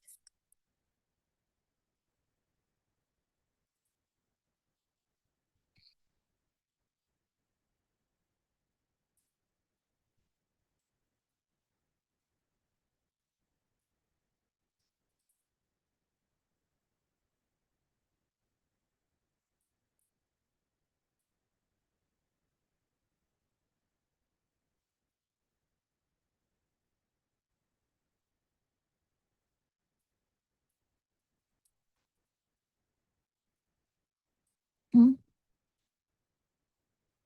What do you think? So you're ready if you know this truth. So you just have to know the truth. And definitely, if you really fully understand it, you might feel it as well. Awaken into the moment. If you awaken to the every moment, you are an Arhat. Nibbana is just here, covered by your ignorance. Nibbana is just here, covered by your dream. Nibbana is just here, covered by the stimuli which you didn't know that is real. But actually, it's a stimuli itself without the power which you have, nothing else. Even understanding that, even if you really feel that, that would be so beautiful because surfacing, that means something buried. You're trying to get it to the top. Yes, Nibbana is actually here and now, but it has to be surfaced. It has to surface so that you can feel it.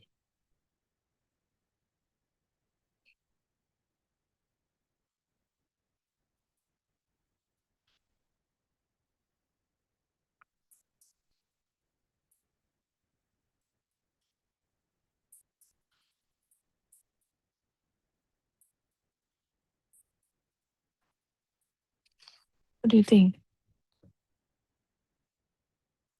Awakening to the moment. The time has come because you can actually synchronize to non-vibration at the moment. Nibbana status, you can synchronize to that. You have been synchronizing to your own self vibration each and every fraction of a second it happened. But there's a chance that there's a chance that you would encounter or feel the non-vibration. What does that mean? Is it another vibration? No, it's the absence of the self vibration. Realizing this, nothing I, me, or mine, or actually that concept is built on wrong grounds, is really important. So, yes, awakening to the moment is happening. You're just not ready because you don't know the truth. So, our effort is to actually deliver this openly so that someone hear this by chance and try and actually feel this.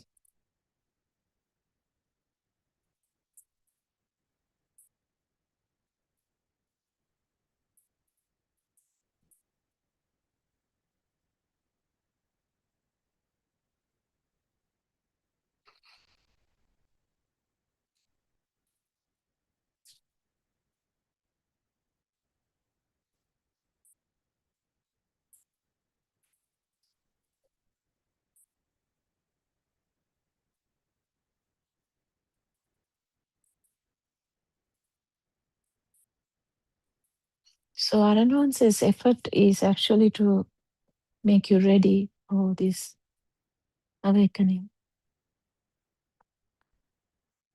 Awakening to the truth, awakening to the more, awakening to the non-vibration. It's already there. You just didn't know that. Aranon say did a very beautiful sermon not last night, the night before for the groundbreaking revelation in Sinhala medium, Sinhala language. It was so beautiful. It reminded us same thing. What that oh,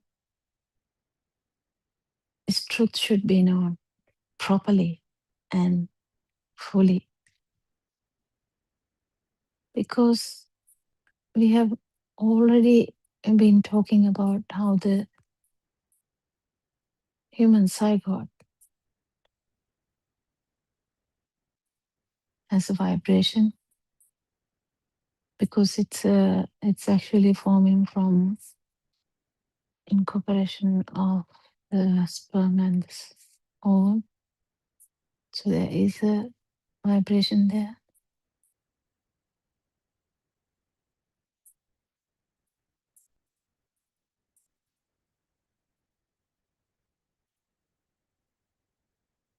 And how the synchronicity happens.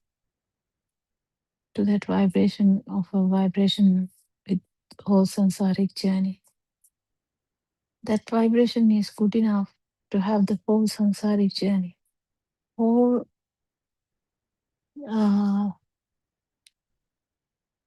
the potential for all the frequencies of 31 realms, but all the power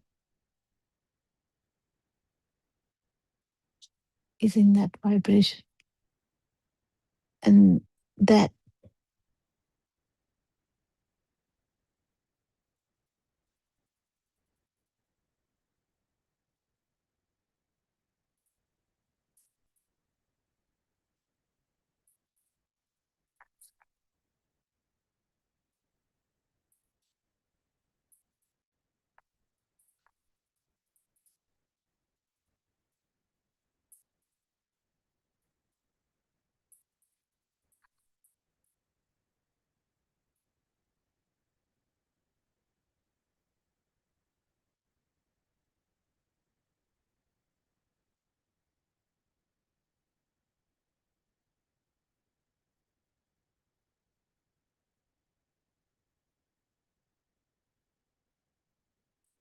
when a small baby is born physically, you'll think now the baby is born. But actually, Lord Buddha explained that the birth of the eye is the birth, birth of the ear is the birth.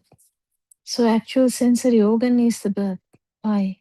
Gives a self-identity, self-perception, self-view. Yes, there was a self-vibration which started the story here. Yes, it's potential for anything. It acts as something, isn't it? The baby couldn't move. Suddenly, now baby is moving on its own. Power is generating in the system for the movements and everything. And now baby, we say, is acting on its own.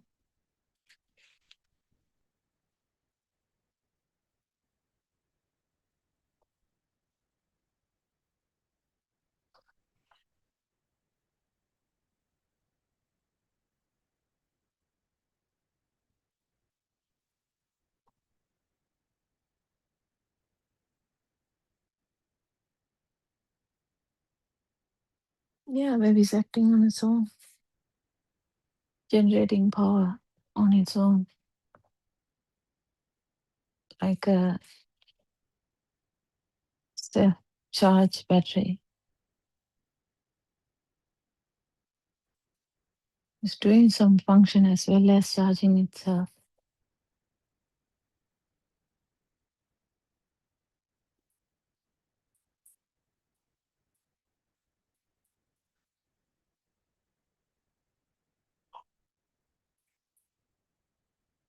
Isn't it?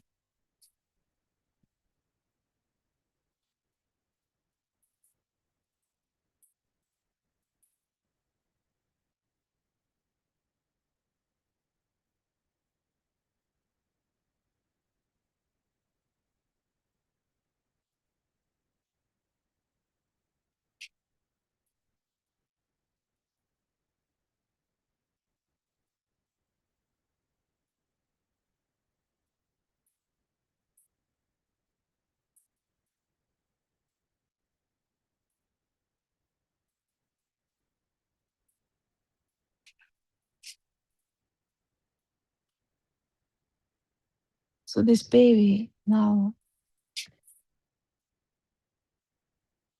feels something but doesn't know what it is in the beginning, but slowly it begins to get into the eye world, ear world, touch world, smell world, and the taste world, isn't it? Yeah, now slowly the differentiation is happening. Now there's light, there's taste, there's voice, there's sound in the sense. There's touch, various types of touch, there's temperature, there's pain, there's um,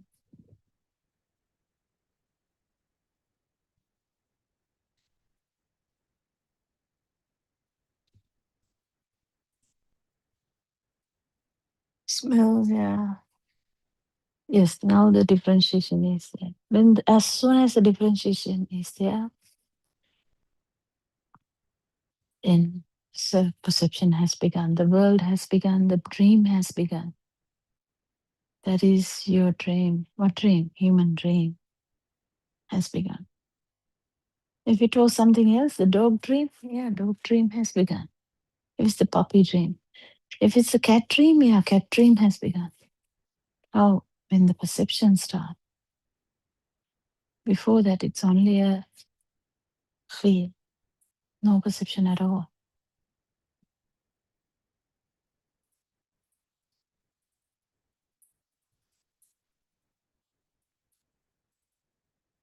So that no perception at all stages, there's potential for suffering, but there's nothing. So no self-perception, no self-view, nothing. It's as pure as it is, but the potential is there, isn't it? Yes, because there's a life field.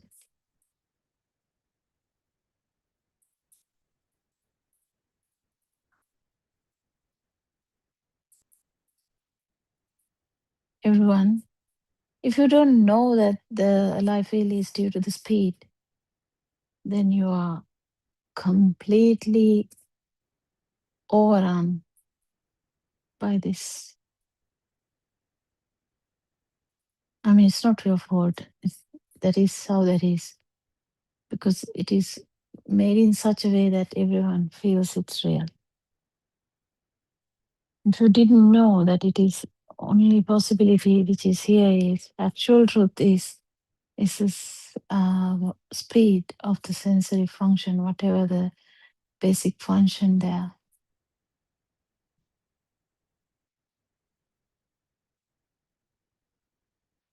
Because perception started later, but there was some sensory function in even a unicellular organism. There's a feel that you can't attribute to a perception yet. But then as soon as the perception, what is a perception? It's at least two vibrations coming together. 2, 3, 4, 5, 6, yeah, it doesn't matter. Humans have 5 vibrations. So it act as a single vibration.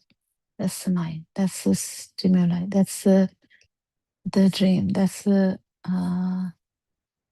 perception. Whatever perception, it can be toy, it can be mother, it can be father, it can be sister, it can be brother, it can be pet, it can be the doll, it can be the racing car, it can be bicycle.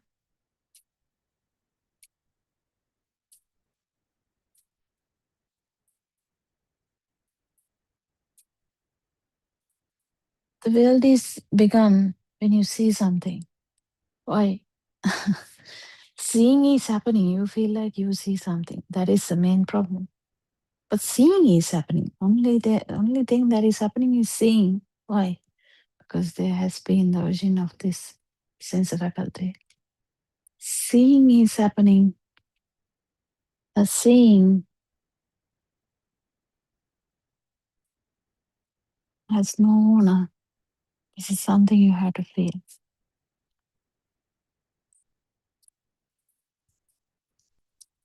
Hearing is happening. It's just hearing, okay? There's no anyone hearing. But just hearing is also just the vast vibration of the sensory organ only.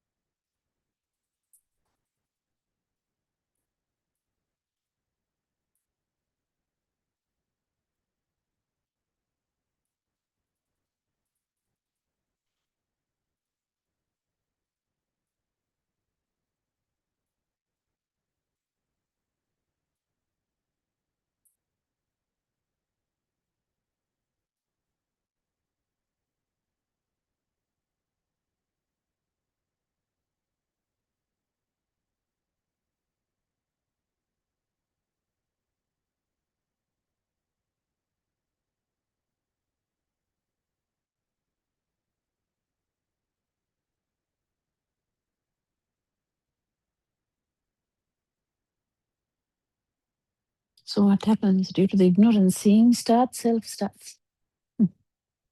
That's what happened. What happened?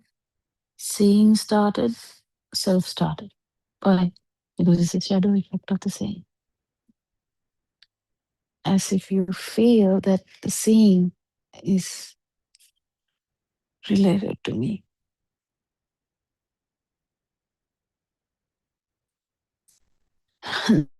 The deeper part is seeing is an individual function, yes, and but seeing is also not there. No, don't get irritated, but it's not there.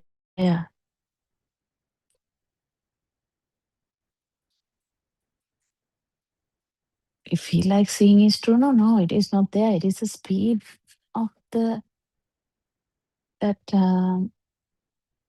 sensory organ that we interpret as light. Seeing is actually not there, let alone the shadow effect. Shadow effect is the self-perception now. Yeah, we feel that is there because the chair is there. If chair is there, the shadow effect of that is the self-perception. So the chair perception, self-perception, they both exist together. Now there's a different agenda going on now. Why? Because it's felt as a thing. Now there's another kind of a perception trying to safeguard this, trying to constantly feel this urge, this force. This force is the killer. The force is the actual reason for everything. This force goes down when you hear this thunder.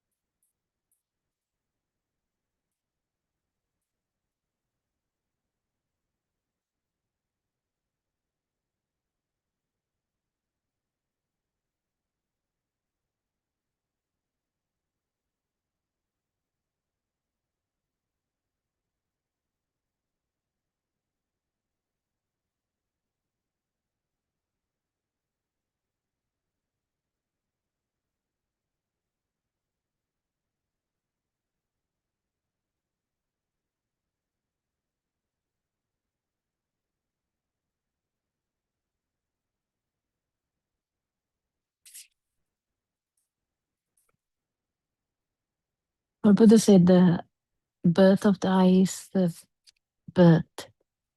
birth of the. So, can you actually understand this? It's not the physical birth they are talking about, but the birth of the eye means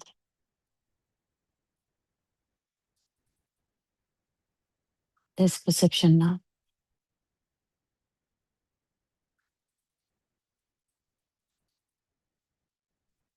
There's a light perception, and the light is actually fast vibration of the sensory organ only.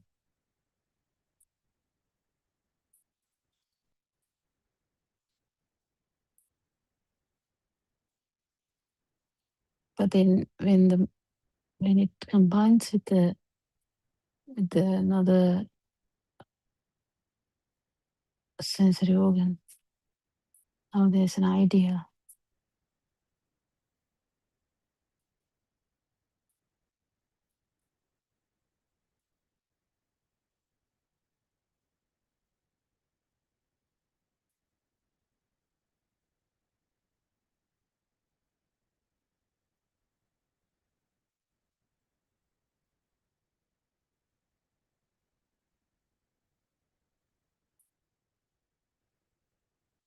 So it's very important to understand this properly because, as I said, life is not very long. We have no time, much time, thinking that yeah, I can understand it later. What's the big deal, you know? And someone might say, yeah, I already understand it. But the tricky part is actually feeling it. Why? Because a life feel is a normal thing. We feel that the life feel is the normal thing, a life feel. So when you touch something, you feel like, oh, this is my hand touching that. You don't have to say that. You don't have to say that. This is touching kids' clothes. You're trying to actually fold them. Then you might feel, in the back of the dream, that um, it's a shirt. You don't have to say that. This actually, Alan says sermons are so beautiful. When he explains that actual the perception shirt is not true, but even the perception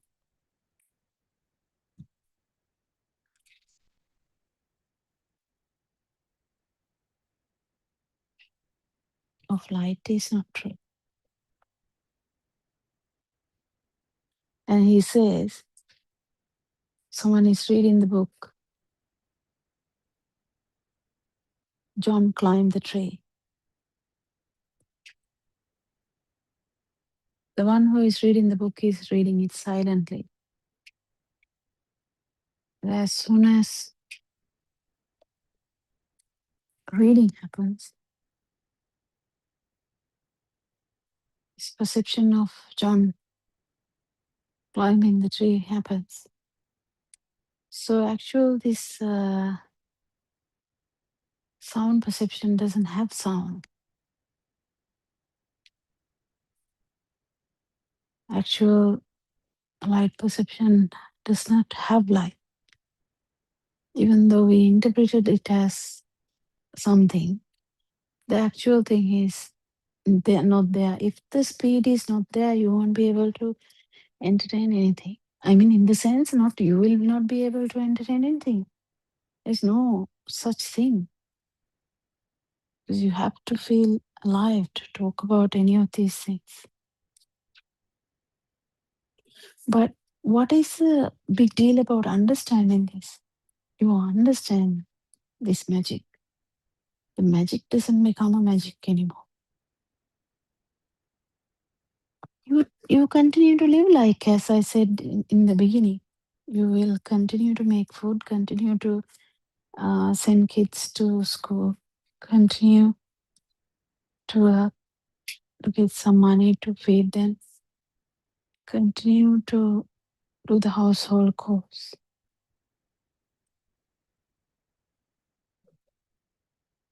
Yeah, yeah.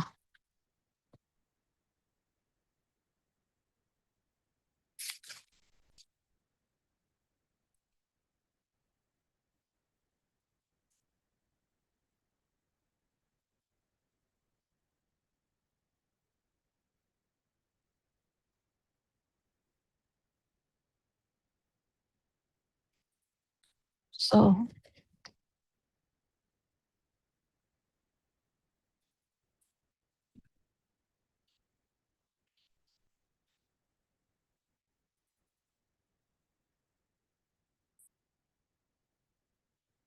it's typical for you to actually feel that the dream is real and you are in it. So I'm kind of walking at this moment. So when I say walking, you have a mental picture of that, isn't it?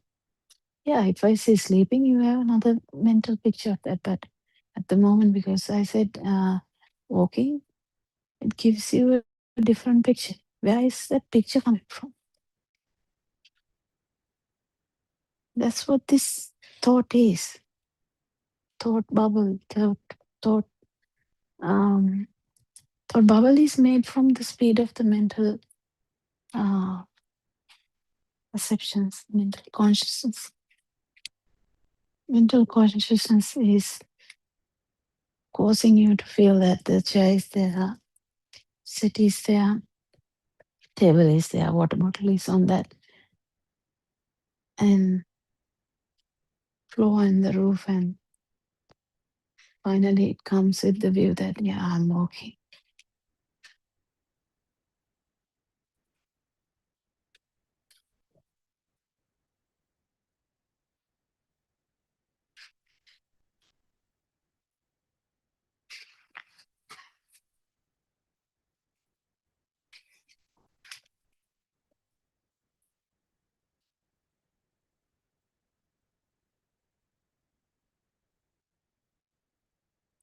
Isn't it? Yeah. This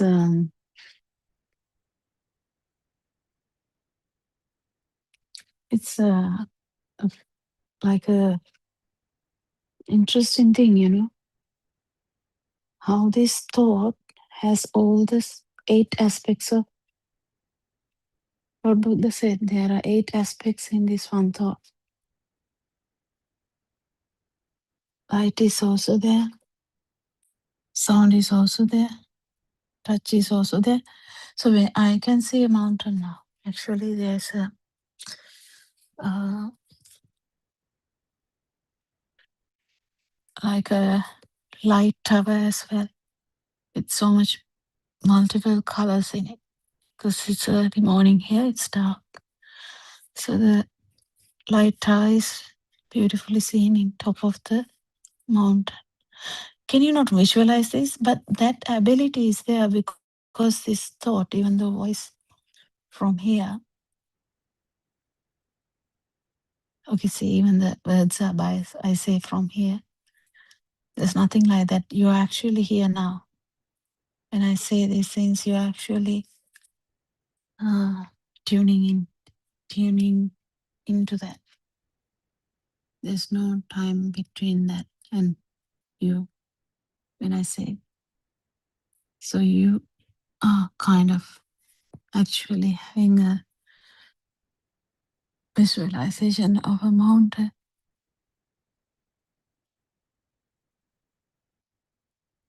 Oh, you said few words, yeah? Yeah, but you got the idea of the mountain and the tower, which has so many lights, and they are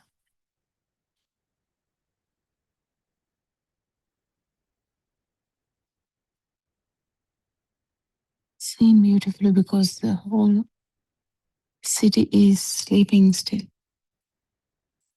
even though the light is there. That's why you can see that. So when I start to say that, in someone else's mind also there's synchronization to that. How beautiful is that there's no gap between them. Do you feel like this is happening in Australia? No. Doesn't need to be. Because you're already tuned into that when I say that. That's how the synchronization works. But the main thing is to actually understand that even though we feel like that, it's not actually true. This creation is not true. Why? Is there anything called mountain? Is there anything called a tower? Well, you might say, no, I can see that. Well, I can really see that now. I'm looking at it. Well, then you don't know this Dhamma well, do you? Because you can say, yes, I'm seeing something. Well, if you're saying that that's not a mountain, okay, I agree. It is a name. It's not true. Okay, I agree. The tower, you can't say it's a tower. Tower is just a given word. Okay, I agree. But I see something. Do you see something? Even that is not true. How? You see something because of the fast vibration of the ear, of the eye. If the fast vibration was not there, the speed was not there, seeing doesn't happen. That's the beauty of Dhamma. Seeing doesn't happen. It doesn't exist. Because seeing is there, the life field is there. You see something.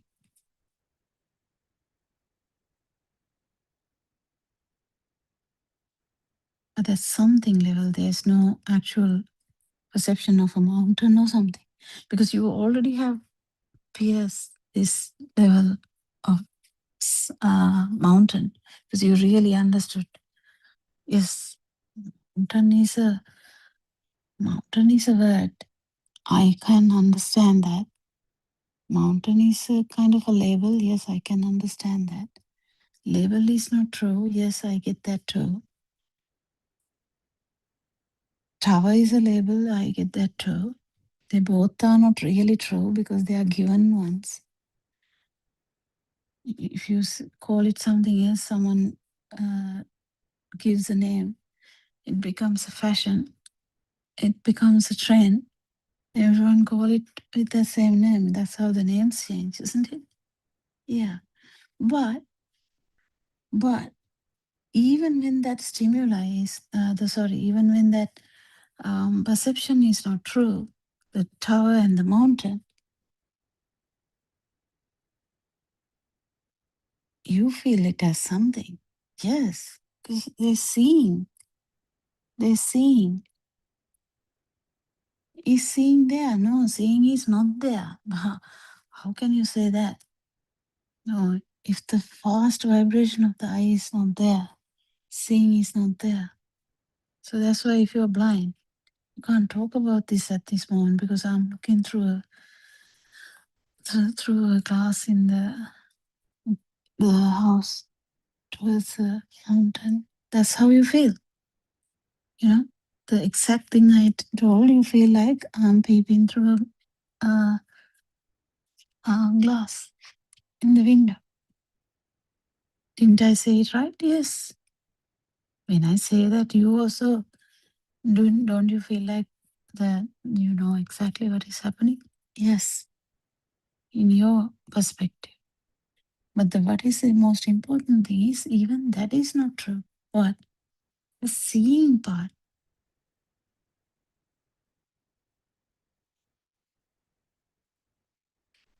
Even the light. To see even a shadow of something, there should be some light. Even the light is just a creation of the eye only. If the speed was not there, there's no creation, there's nothing. But now we have a story of a life here. Sattva. Sattva is the Sinhala word. It can be human, it can be animal, it can be anything. It's a life field. Tree doesn't have the life field, but the animal have a life field. So the butterfly coming to the flower, the tree, that small tree with so much flowers, tree doesn't have any life field, but this butterfly has. Butterfly, there's a vibration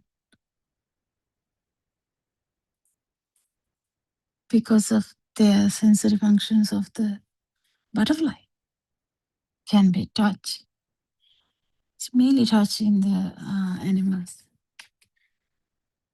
It's mainly touch. Their mind is little, so their perceptions are little. So they might have perception of food.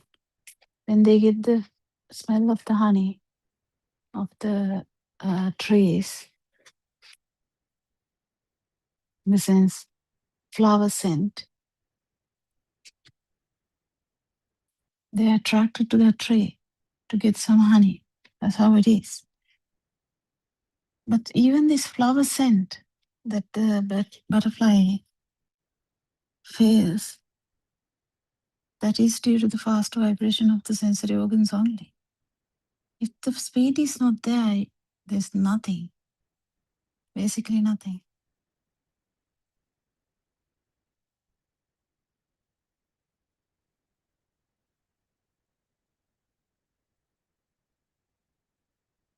You get it?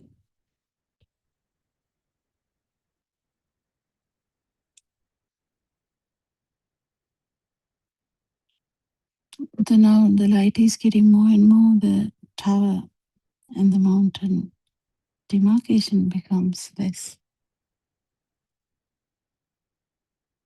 There's so much clouds covering the whole sky. Don't you get the idea? Yes, you get the idea. You're actually here now. But what's the important thing is, this is not true. That's the trickiest part, isn't it? Yeah.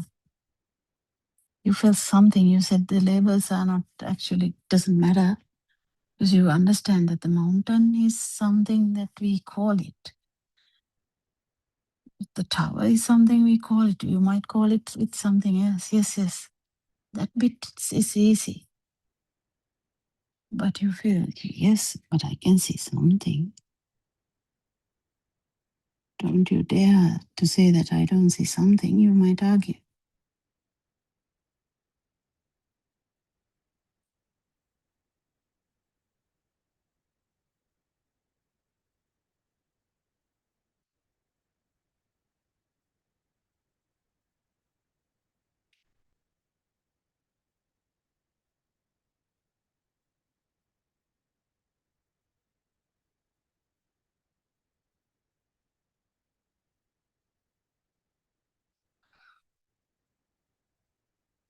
Something effect.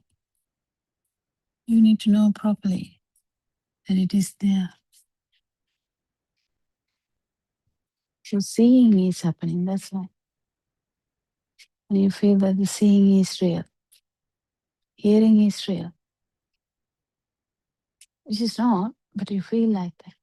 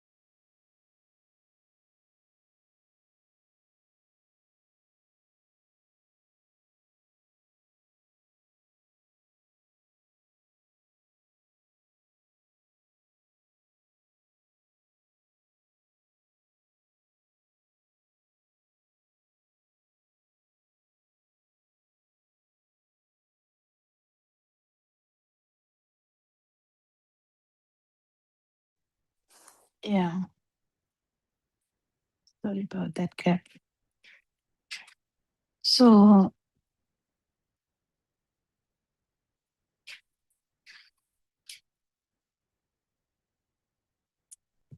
if you really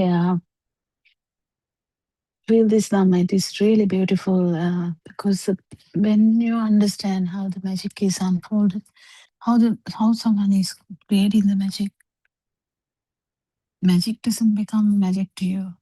Likewise, this creation of these sensory functions has to be investigated further, has to be investigated really beautifully to understand how these are made. As I said, the tower and the mountain, when I say that, you feel like I'm actually explaining something real, isn't it? Yes, actually, I'm seeing a mountain with a light tower on it, which has multiple lights sparkling. When I say this, don't you feel that as it is real? Yes. When someone says this, don't you feel like you are looking at mountain and the tower? Now, if someone has listened to this Dhamma for some time, you might say, yes, there's no tower there. There's no mountain there, but you feel something. That is the issue. You feel like seeing is happening. You feel you are seeing something. So seeing is happening. No, actually seeing is also not happening. You feel like seeing is happening. You feel like you are seeing something. Why? Because of the fast vibration of the speed of the sensory organ. That is the eye in this instance, because I'm looking through a window towards a mountain, the light tower on it. So actually seeing happening here. You can say, yes, because I'm seeing something. Look at it, the mundane world.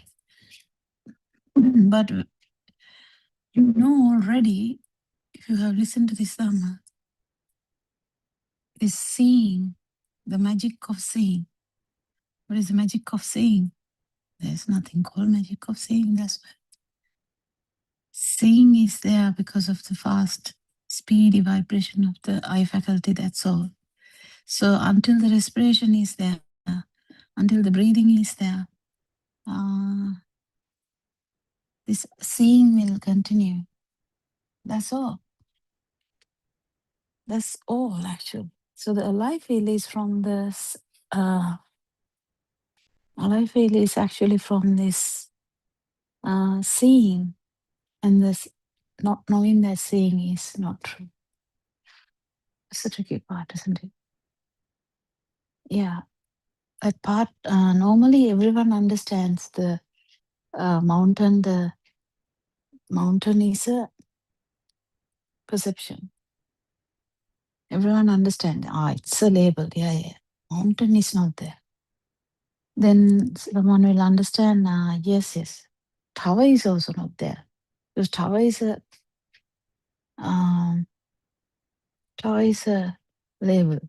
Yeah, someone might say, "But what do you think? Don't you understand? Even if the labels are erased, you're still seeing something. Seeing is happening. You feel like seeing is happening. That's the problem. You feel like seeing is happening.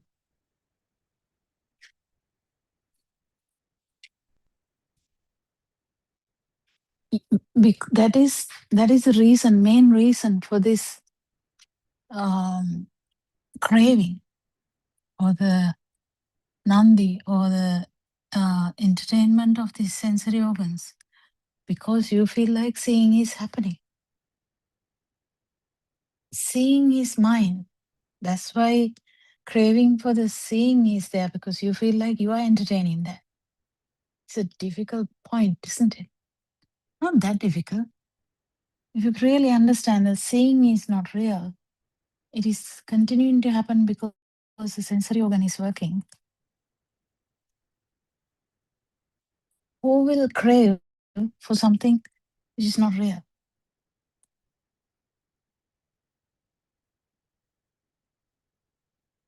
What is self perception then? Well, that is the biggest deal here. If the mountain and the tower on it feels real, the one who sees it is here. So I can see this very far away, but if you feel that as real, definitely I'm here. Well, you don't have to think about it. It's already felt. There's a perception underneath. Some perceptions are not, you don't need to talk about them. It's just there. The tower on the mountain is there. I'm here looking at it. That's how you get the perception. Please understand this. Please try to understand this. If you understand this, seeing, everything will be solved. Because seeing is a big part of humans, isn't it? Yeah, a big part of humans.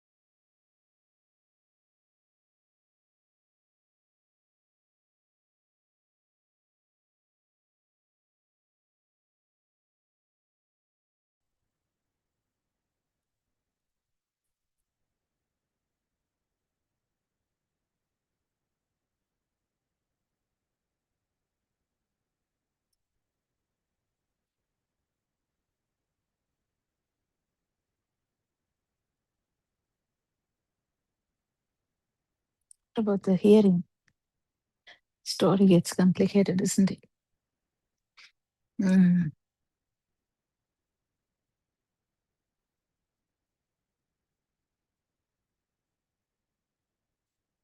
Hearing,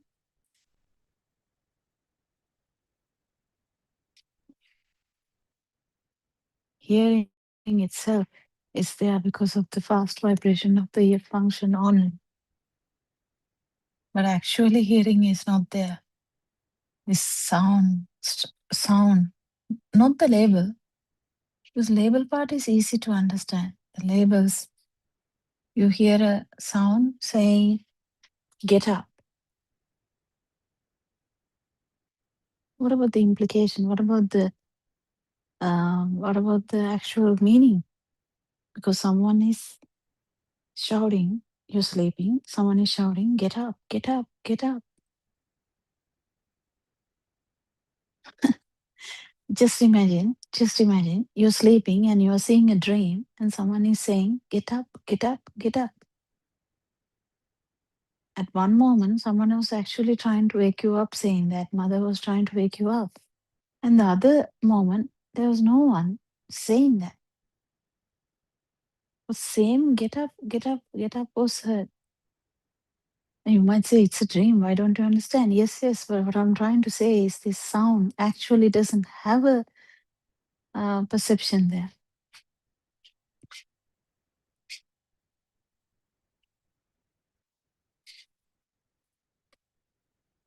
Sound doesn't have a sound there.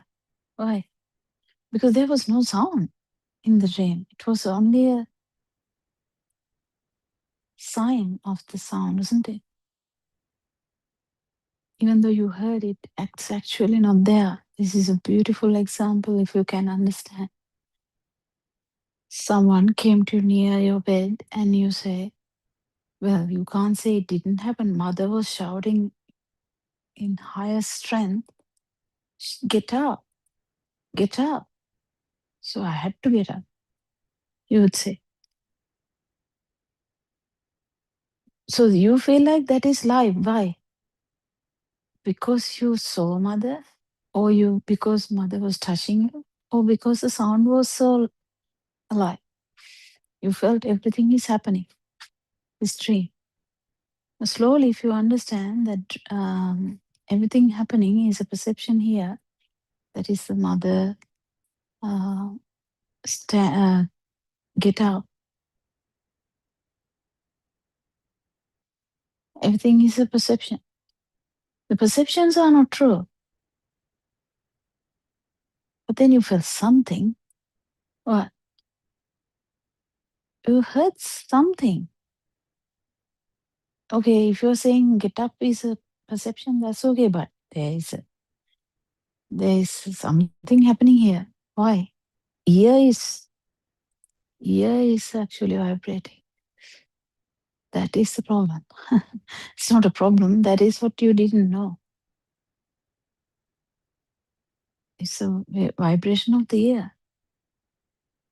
That actually we can't say it's not happening because, but actually is it happening? No, it is happening when the reasons are there for that to happen. Yes.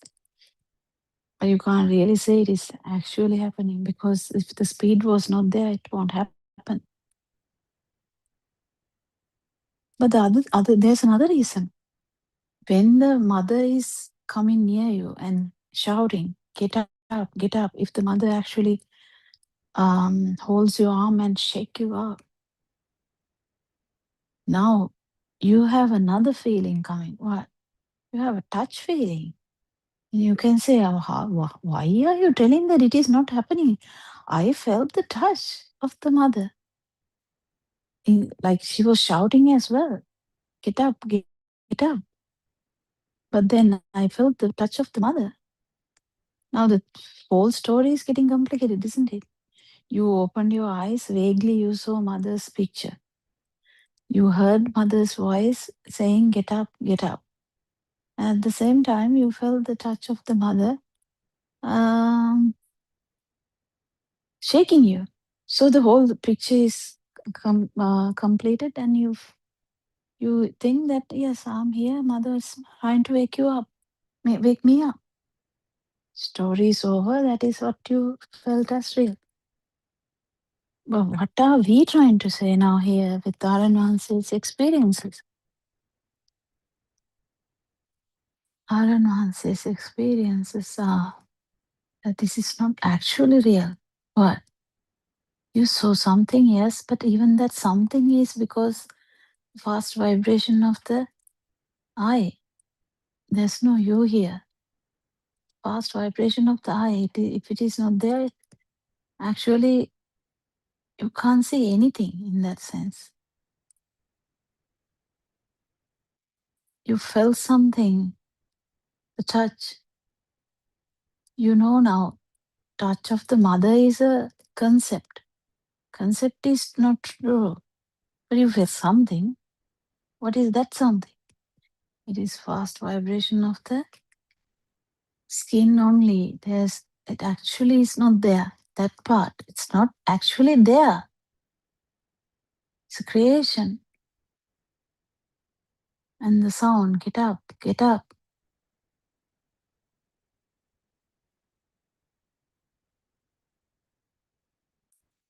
The sound, get up, you can say has no meaning. It's actually a accepted norm. Yeah, but you heard something. Or did you hear something? The hearing happened. What is hearing? Hearing is fast vibration of the eye. So this is the thing that you have to understand. Even the light, even the sound, without all these actual labels, the sound itself is felt as there, but it's not actually there. How about that? How about that? I wish someone understand this and question in our question time 3 to 5 from Sri Lankan time.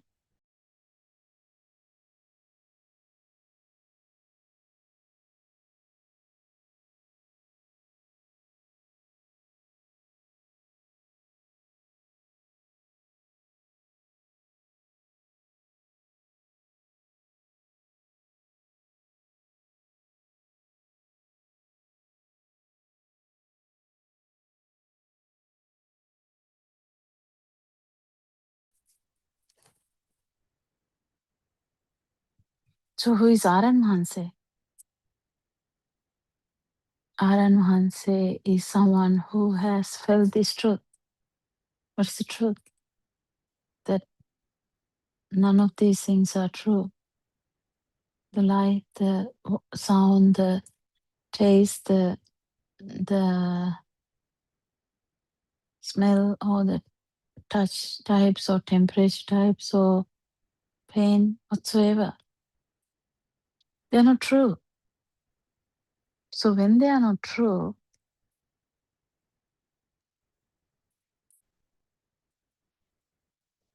is the shadow effect true? What is the shadow effect? The self-perception, because self-perception is not there anyway. It's not there anyway, but the problem is when, as soon as you feel that the sound is something, life feel is there as you are there. That is the main problem, no? So when you really understand this problem, actually, the life field can vanish too. That's the moment that you understand that awakening to the moment has happened. That's the moment where cessation of actual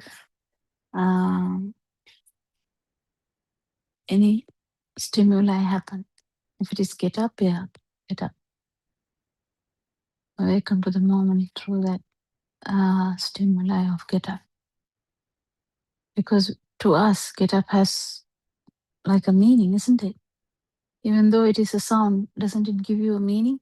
Yeah, these words are such a thing, like that it acts like that. You see something, you feel like it has a meaning. You hear something, you feel like it has a meaning. You touch something, you feel like it has a meaning. The perception is that is the perception. So just imagine you see a red light, you have the perception to stop.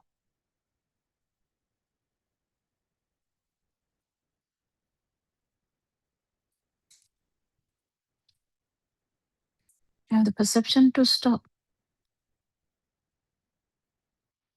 You know you are even fined if you don't stop in the red light.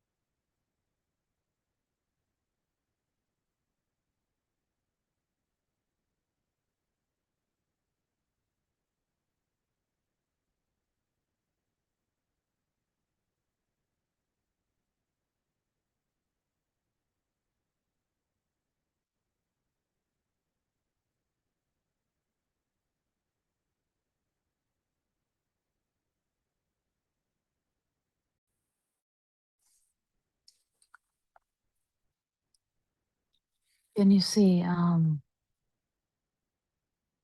Just imagine you are reading a news article. You're not even reading it loud, okay? You're reading about the Middle East war. Don't you feel that how these perceptions feel real to you?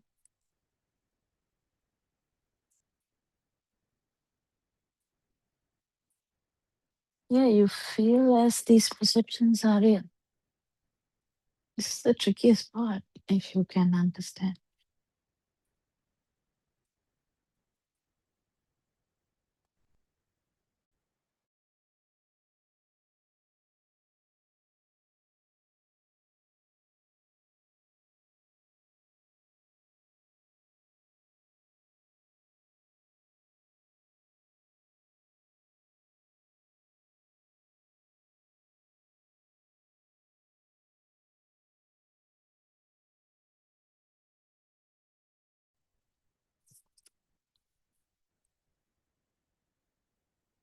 Trickiest part is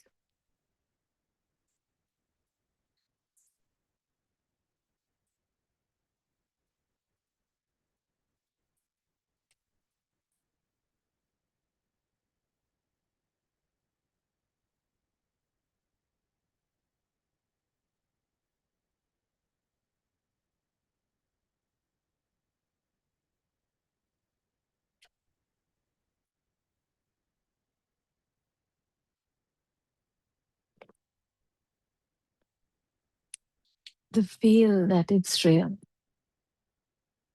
That's the trickiest part. Reading is not the problem. The actual understanding that is not the problem. Feeling it as real is the problem. Why do you feel it as real? Because that's all you knew, that every perception is real. Is it real though? It's not real. It's a creation of the sensory function. When the creation is not there, the world is shattered. Understand this before creation is over, before the respiration stops. Try and understand this creation is a mirage before the creation is over.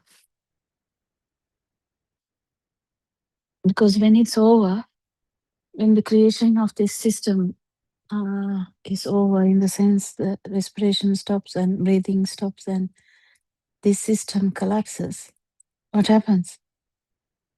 This this perception you have, the self-perception or the self-vibration, is not going to stop. Why? It was never dealt with. This is not even related to this system, so it will synchronize somewhere else. It's a very tricky point.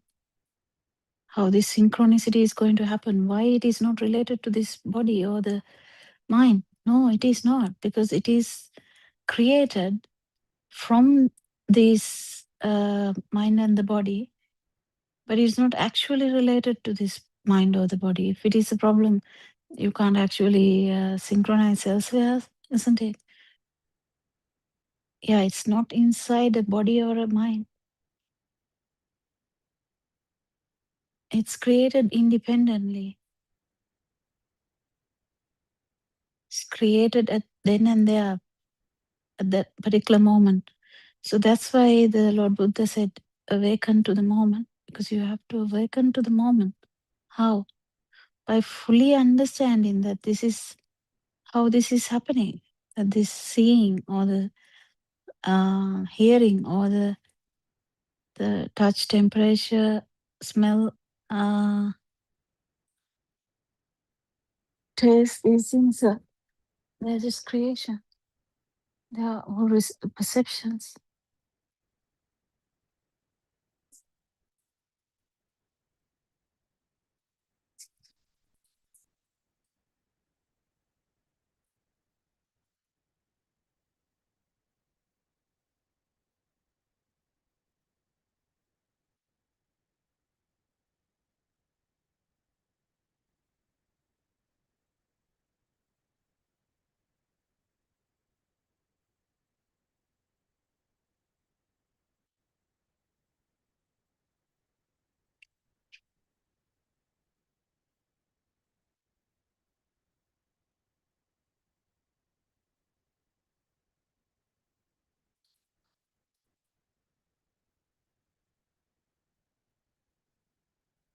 Do you get it?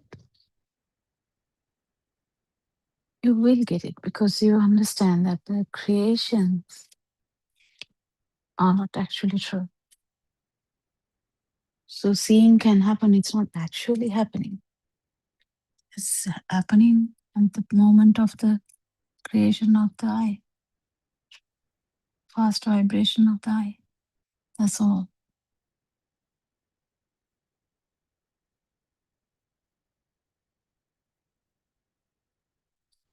Actually, now the sun has settled in. You can't see any of those lights in that tower. Is the lights not there now? It's actually how this side is perceiving, isn't it? Because the light, how that is how it is working, but its perceptions are not true. True part is very intimate, should be understood properly. Hearing is happening, but hearing is actually not true. Seeing is happening, seeing is actually not true.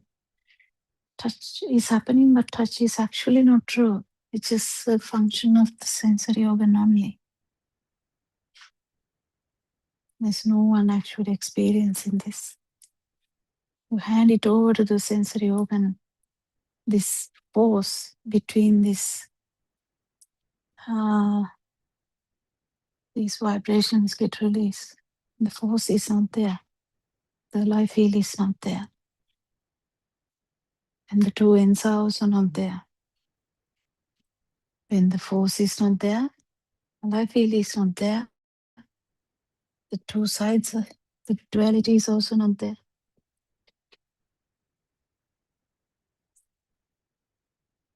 That's the beauty of this Dhamma. And then you fully realize, awaken to the moment.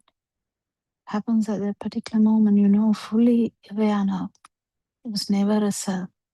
It was always stimuli which was, due to the ignorance, has taken as real was the issue from beginning.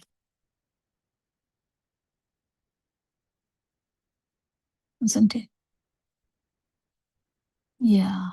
To come to that understanding, there's invitation given to you all. Just feel this. You, as I began the story, the talk, you don't need to go anywhere. You don't need to do anything specific. You just have to listen and see whether you can feel this. Isn't it? Yeah.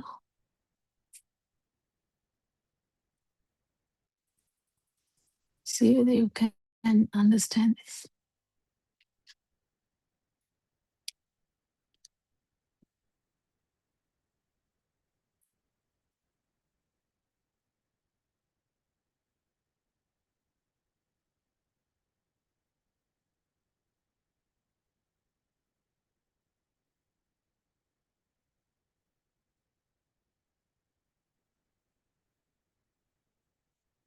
Mm? It's a beautiful Dhamma. It's very good if you can understand this so that the burning goes away. That's the main thing. You will have a eternal happiness when this burning is not there. Devoid of this power or the force, there's a release, like a rubber band which is released. This power is released. It feels so relaxed, so calm. But the most important thing is the correct view. Correct view is the most important thing, seeing this from no self angle. The no self angle is not there. Whatever you feel, you misunderstand anyway, as it is felt here. As it is felt here. That here is me, that's how it is misunderstood. So, friends, thank you everyone for listening to Dhamma.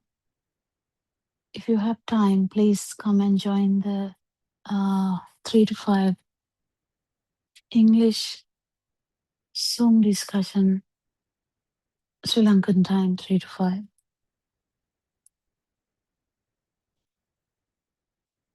If someone can understand Sinhalese, there's Aranwan's sermons in Sinhalese. There's websites, Buddothpado.com,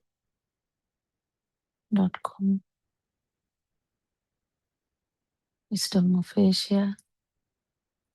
Yeah, you can do this. If you feel like tired to do that, just try to concentrate on these points that we have talked. I try to help you every day. Thank you, Aran, once for your noble guidance. Thank you, everyone, for listening. May Triple Jim bless you all.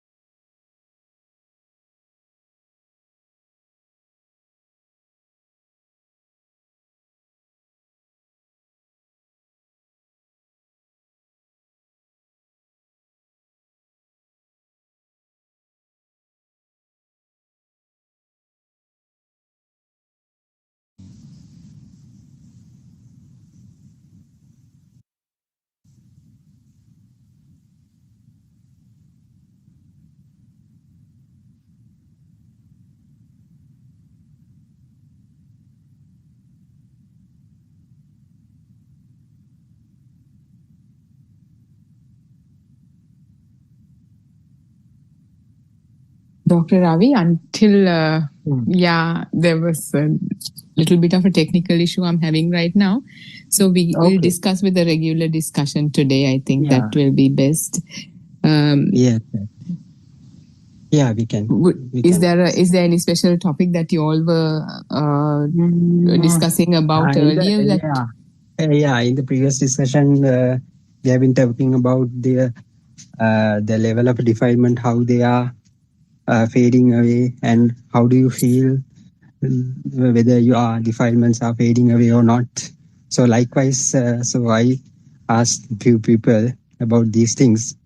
They expressed in a certain way that they said certain things. Actually, what is happening here is most of the people, they recognize some kind of entities as they be.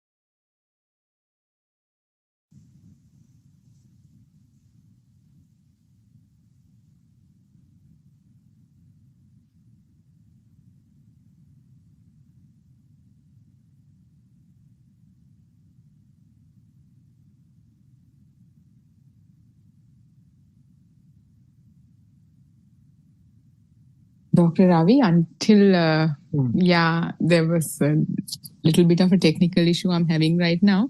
So we will discuss with a regular discussion today. I think that will be best. Yeah, we can. Is there any special topic that you all were discussing about earlier?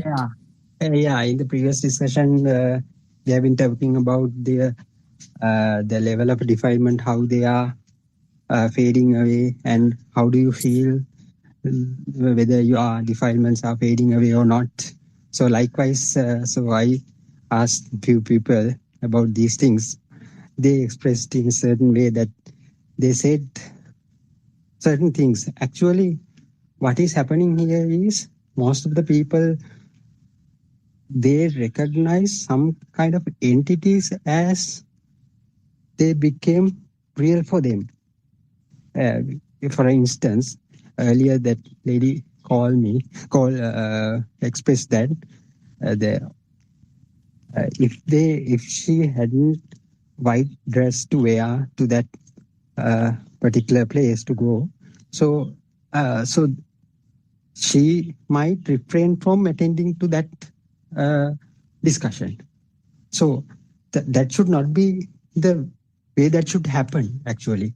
So she asks that whether it has become a thing for her, the white dress. So what I gave the advice was, the advice I gave was, just don't concentrate on one single entity and take it out and see whether it has become a thing for me or not. Take the entire scenario, take the entire thought. So, were there me? Was I there?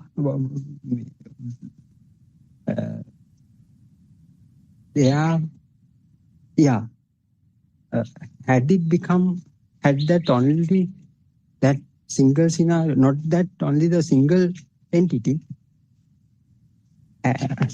think as getting some kind of a holistic approach for that. Likewise, so were I there? Were I said, was I there at that entire scenario? Am I the one who were there? So was there my soul in that particular incident? So likewise, so people are trying to take it as one and different entities. But if we, through the Satyanaya, if we know there is no doer here for sure, so that kind of things would never happen. So what do you think? So we can't put whether the white dress has become a real thing for me, or whether the place where I wanted to go has become a thing to me. Likewise, we can't segregate those things. We can't separate those things, those entities, and see whether it has become a real thing for me. But overall, if at any point, am I there?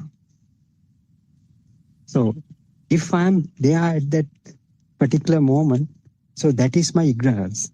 So we discussed in previous sessions as well, because if I feel, I'm speaking with Harshi at this moment, Harshi is a real person, so that is my ignorance.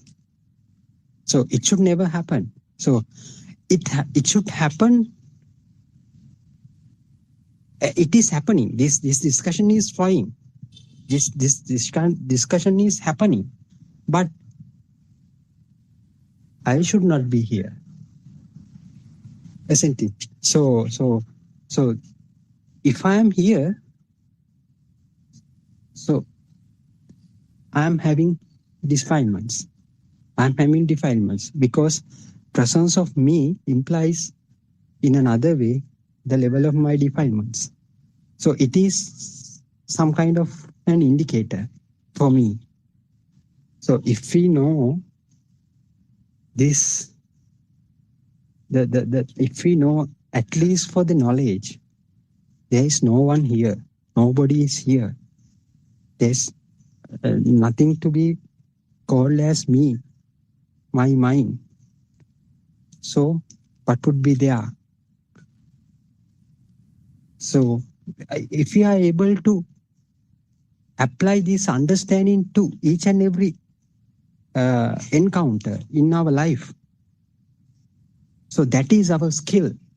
That is the kusala. So if we miss some points, that is our akusala.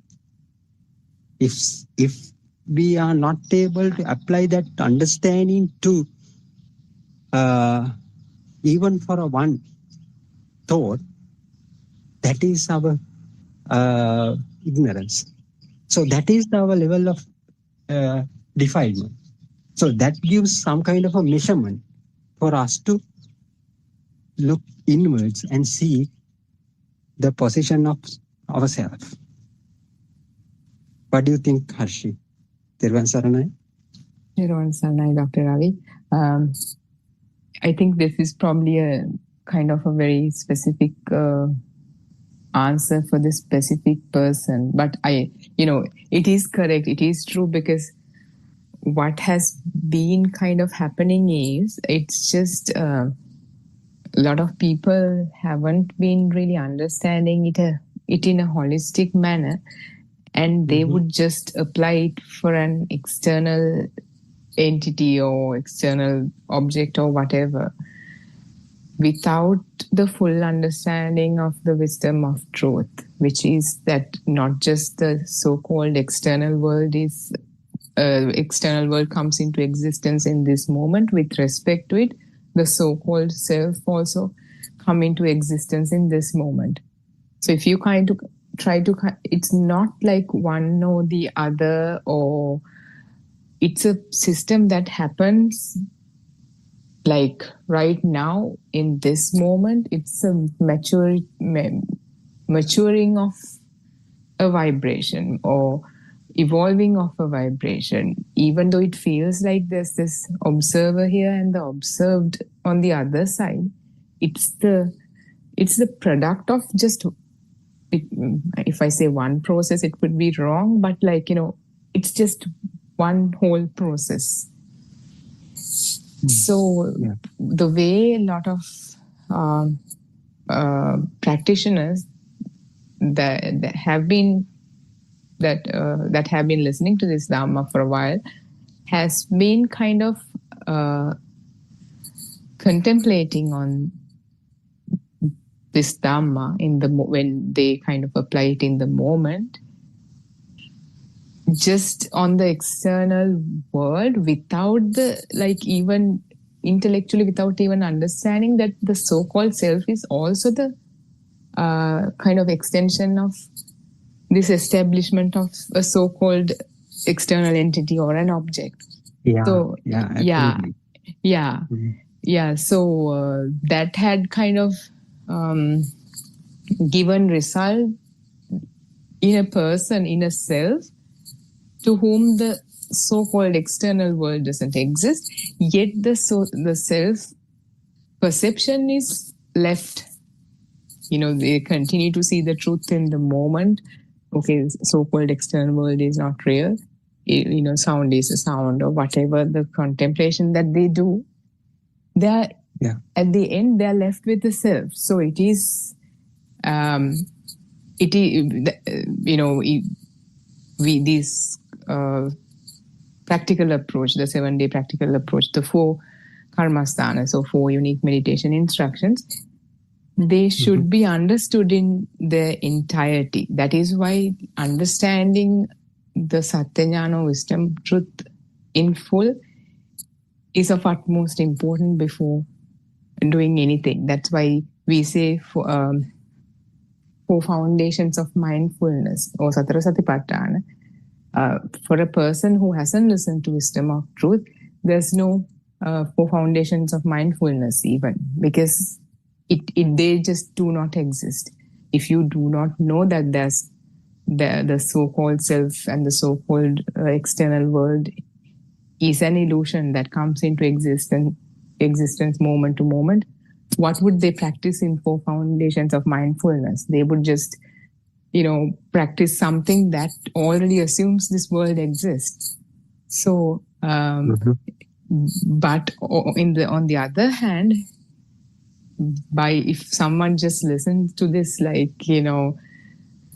without having any understanding of this context that we are trying to correct somebody's practice that this person has been doing it in a wrong manner, that person could understand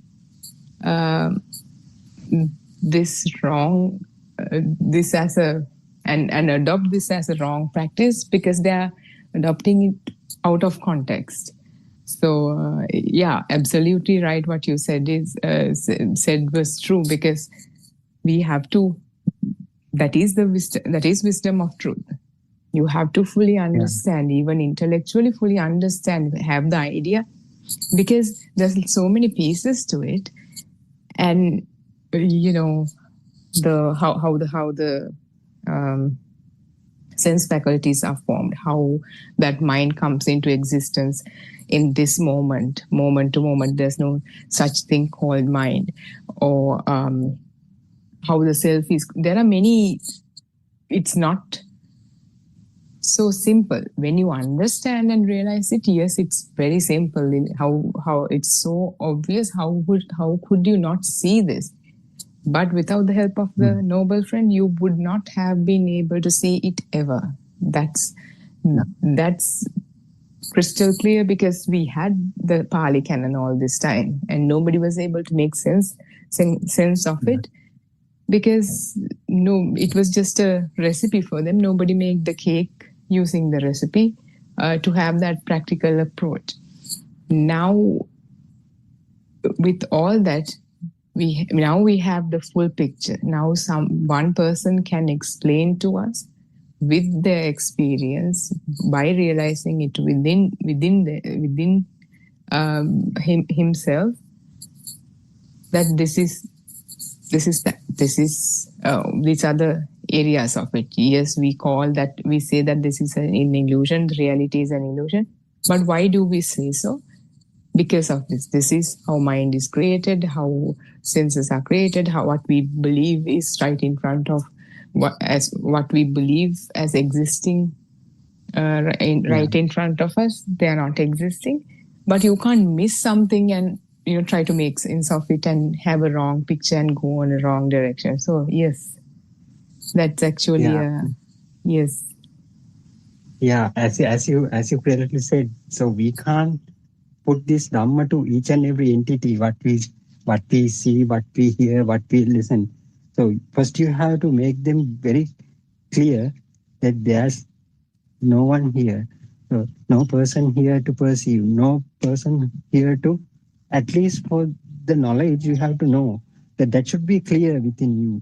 So then it will come into surface every time, even though I talk, even though I make a mistake. So we'll say when I was driving, so if I took a wrong turn in a wrong place, so I feel some kind of a guilty feeling. But am I the person who did it? No, it happened. So what? That's it. So that doesn't mean that without the self I can do everything in this everything. So it won't happen. But if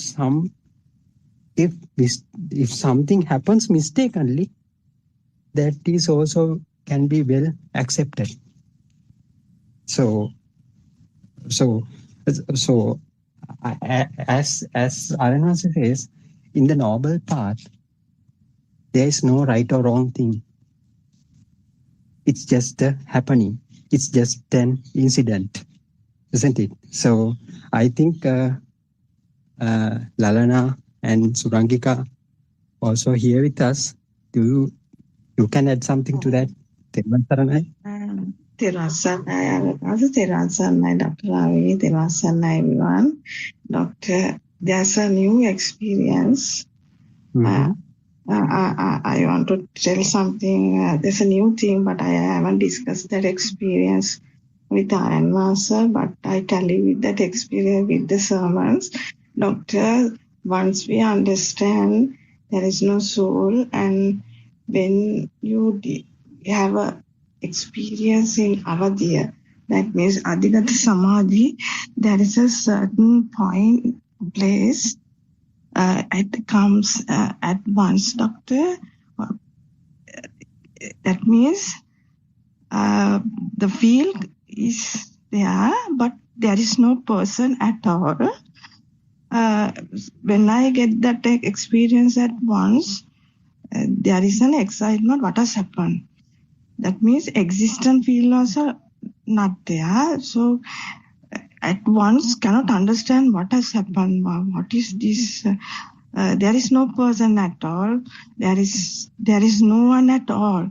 But during that type of experience, first time I got excited. What has happened? What has happened? I can understand. It's like this. That excitement is coming. So when I get that experience second time, I realize there is no through wisdom. There is no place for perception, mind perception. So because of that, the mind doesn't like to stay like this. Always the mind perception try to get attached to somewhere. In that point, doctor, it is entirely different. Not there is no person at all. There is no existent field even, but very difficult to explain that even during that time there is no person at all, but it comes automatically and existing only for a short while. So for five times I got that experience, but finally I understood, doctor, there is no place for Vijnana Maya. So completely free from that. Completely free from that. And through the wisdom, the realization comes, this is the place, not get attached to anything and free of Vijnana Maya, doctor. It is a fantastic experience, but doctor, it's very, very difficult to understand. It comes time to time, doctor. It is a place, the first time when I got that experience, I tried to have a discussion with Aranvas. Unfortunately, I couldn't do it, but when I hear the sermons, Aranvas is explaining that point. Sometimes you may get excited because you can understand what it is, because we haven't experienced it before, doctor. So that is the place.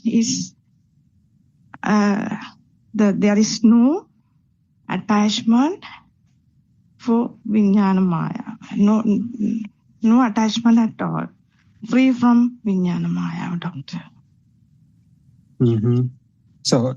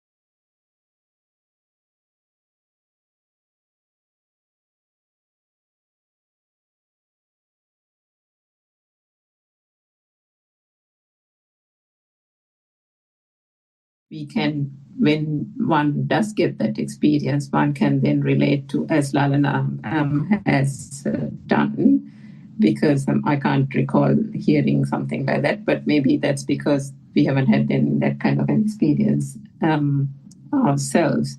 But in terms of the limited experience one has, R.N. Manse always says you need to know that ultimate experience, or at least know the hallmarks of that ultimate experience in some way, even in the form of it being just mentioned by when one does encounter it. There is no person, but when the system does encounter it, then one knows that is the non-vibrational state. So in that sense, there is always that guidance and the holding of the hand by the noble spiritual friend in allowing us to see through the illusion of all the things that are happening around us, and to take us through that path to that point of inner tranquility, shall we say, or non-vibration.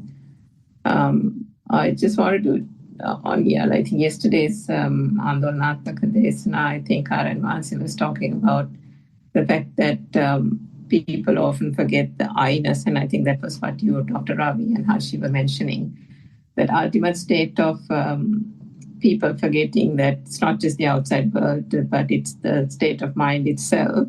And where does this whole thing culminate? It culminates in this so-called self-perception that has kind of come out of nothing, but has become this mammoth self that we have given so much value, so much importance to. So somebody earlier in the morning asked in the Zoom about the Paticcasamuppada and what the Anuloma Pratiloma kind of reflection is about that whole thing.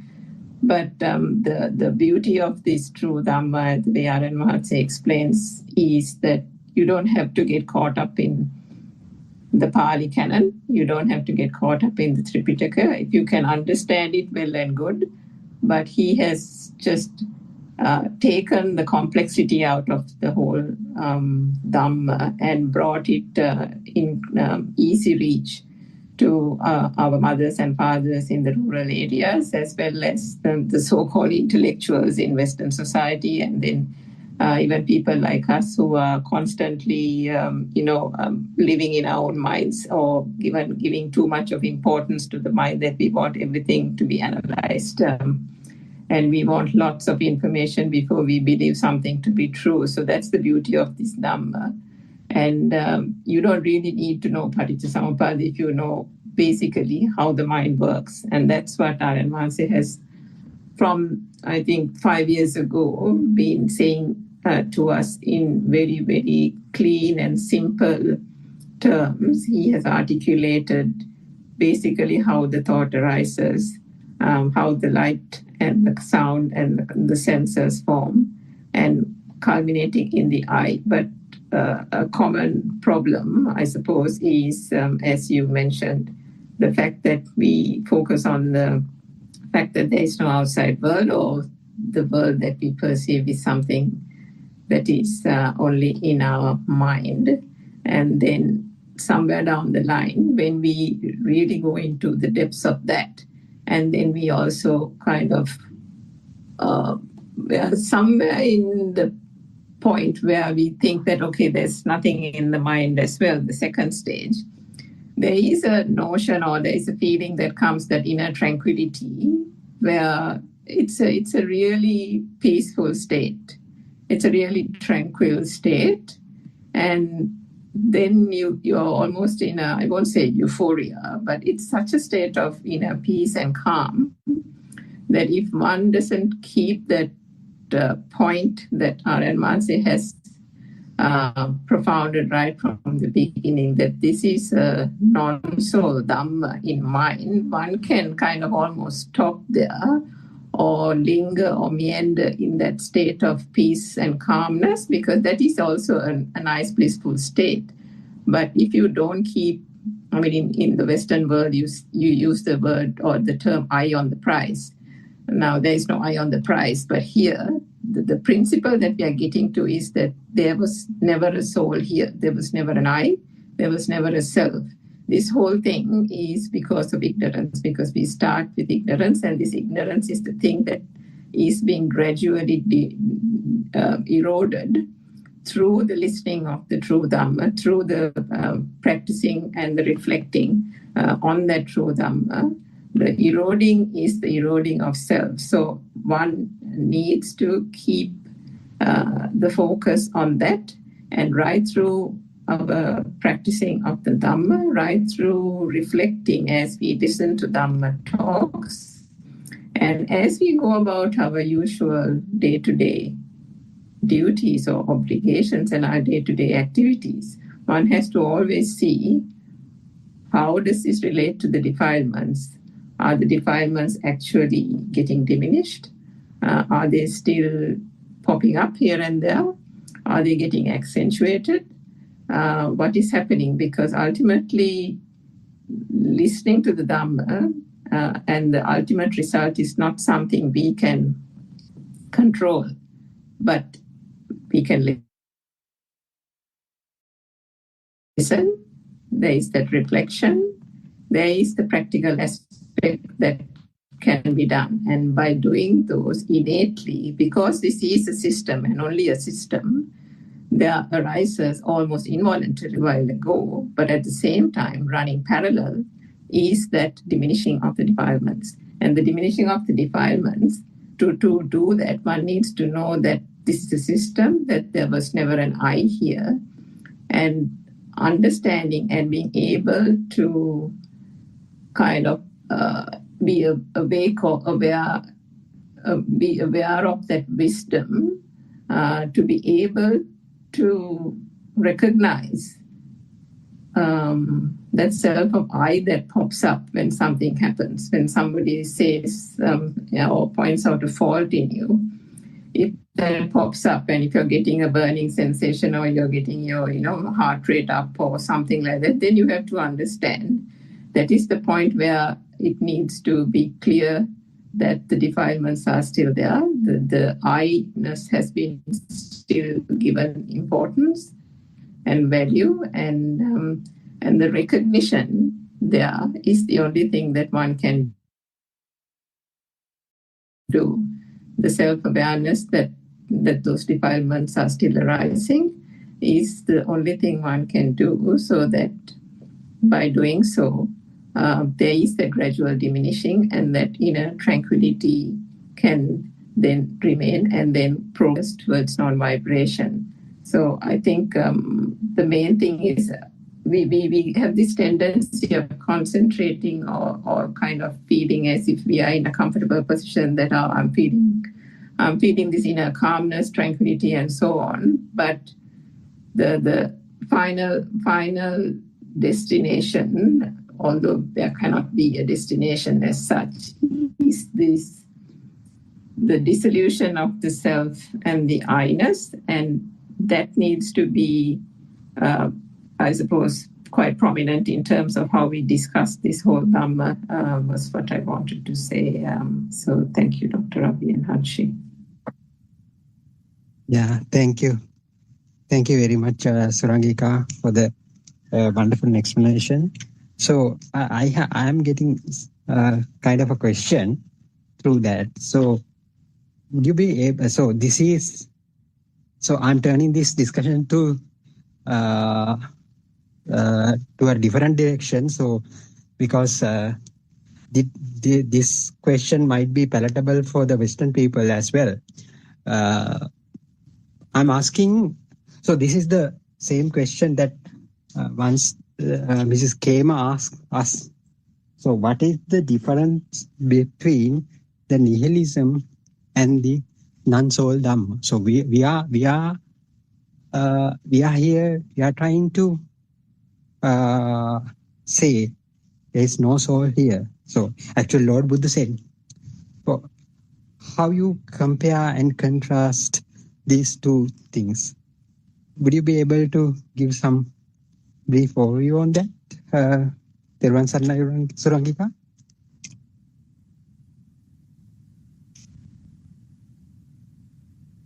Oh, Harshi, would you be able to? I think, Dr. Ravi, the question was, annihilationism and eternalism. Eternalism, yeah.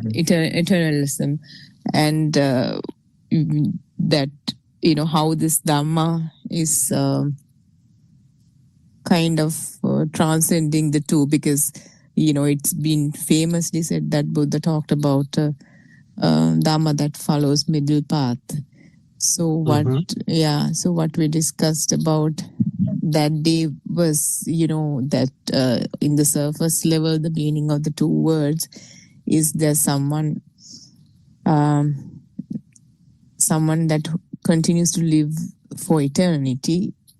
That is one way of viewing this world, or how questioning this world or exploring this world, whatever it is. And the other view is after this death, is there no one? There's no one. That's it. This is the only life we got. So that's two ways of thinking about it. And Buddha defies both of them, because both of them assumes that there's a self. And what Buddha says is it transcends these two in one angle, is in one way to say it is no neither, because the so-called self comes into existence in the moment as a result of a maturing vibration, as a result of a system. This is a system that comes into existence when the necessary causes and conditions are met. That's why it's a cause and effect Dhamma. It's not something that is existing. And if we dig deeper into it, it goes back to Majjhima Sutra, and where even it talks about how the vibration comes into existence, when there are two different ends, two different ends. Two different polarities. Then it gives rise to the vibration, and this vibration, the speed of the vibration, as it continues to vibrate, there's a underlying power, obviously, that gave rise to the vibration, and as it vibrates, this underlying power accumulates, and as it continues to vibrate, it appears as there's something, and there's something out there, and the movement and all that gives that lively feeling, the existent perception, itta sanya, and that very same existent feel is the one that becomes the self perception as well, or the self, because it's the same process, but it feels like there's a duality. It feels like there's something existing and I am observing this, but it's the same thing maturing. It's like flower blossoming from a branch. You can't say the flower is different to the branch or something. Maybe a poor attempt at trying to kind of make sense of it, because this is something that cannot be grasped by the mind, even though we intellectually understand this wisdom of truth. But when you come to the realization, what you realize is this has to come from some sort of a transcendental wisdom, because one cannot make sense of it. One cannot understand this by just analyzing, because even we try to get to that penetrative insight, and we try to make sense of Dhamma, the Vidarshana, but the realization is the one that breaches the gap, because that cannot be grasped with the mind. So the annihilationism and eternalism, in a shallow level, yes, there's someone that continues forever, versus there's someone, after this death, that's it. This is the only life you got. But when we kind of dig deeper into it, not in the surface level, but it goes back to that, how the vibration is created, how it evolves into creating this duality and a seemingly existing world and a seemingly existing self who observes it. And in between, this whole Dhamma is there. In between, the whole wisdom of truth lies. Dependent origination, Four Noble Truths, everything, 7 factors of enlightenment, everything. So I think that's kind of, yeah. Do you have, I guess that's how I can answer that. Yeah. Thank you very much for this wonderful explanation. So, yes, as you said, dance all Dhamma means we can't say that there is a person or there is no such a person here. So we can't go to both ends. But if some conditions are met, when some conditions are met, there will be something. So if we take as a thing, so it will become existing. So this is the Dhamma that Lord Buddha announced to the entire world. So we can't go into two ends, isn't it? So we can't explain this Dhamma in that way. So as such, you took the example from Majja Sutra. So whenever there are two ends get created, so there will be different polarities. At the midpoint, there will be the energy. So that is the place where the neutralization occurs. So that is the energy. So if this energy can, that particular energy can give rise to more vibrations to happen. So if the vibrations continue to happen like that, it will give some kind of a signal that get existent signal. It is there, the presence. So it has not been created by you, not by anybody else either. So that is the entire Dhamma. That is Dhamma. Dhamma means the system. That is the whole process. So that is what is happening absolutely in the real world. So, but unfortunately, as human beings, we can't see it because it is not visible, or it is not audible, or it is not felt. So unless you understand the mechanism, so you won't be able to see the truth, because this Dhamma is not, it cannot be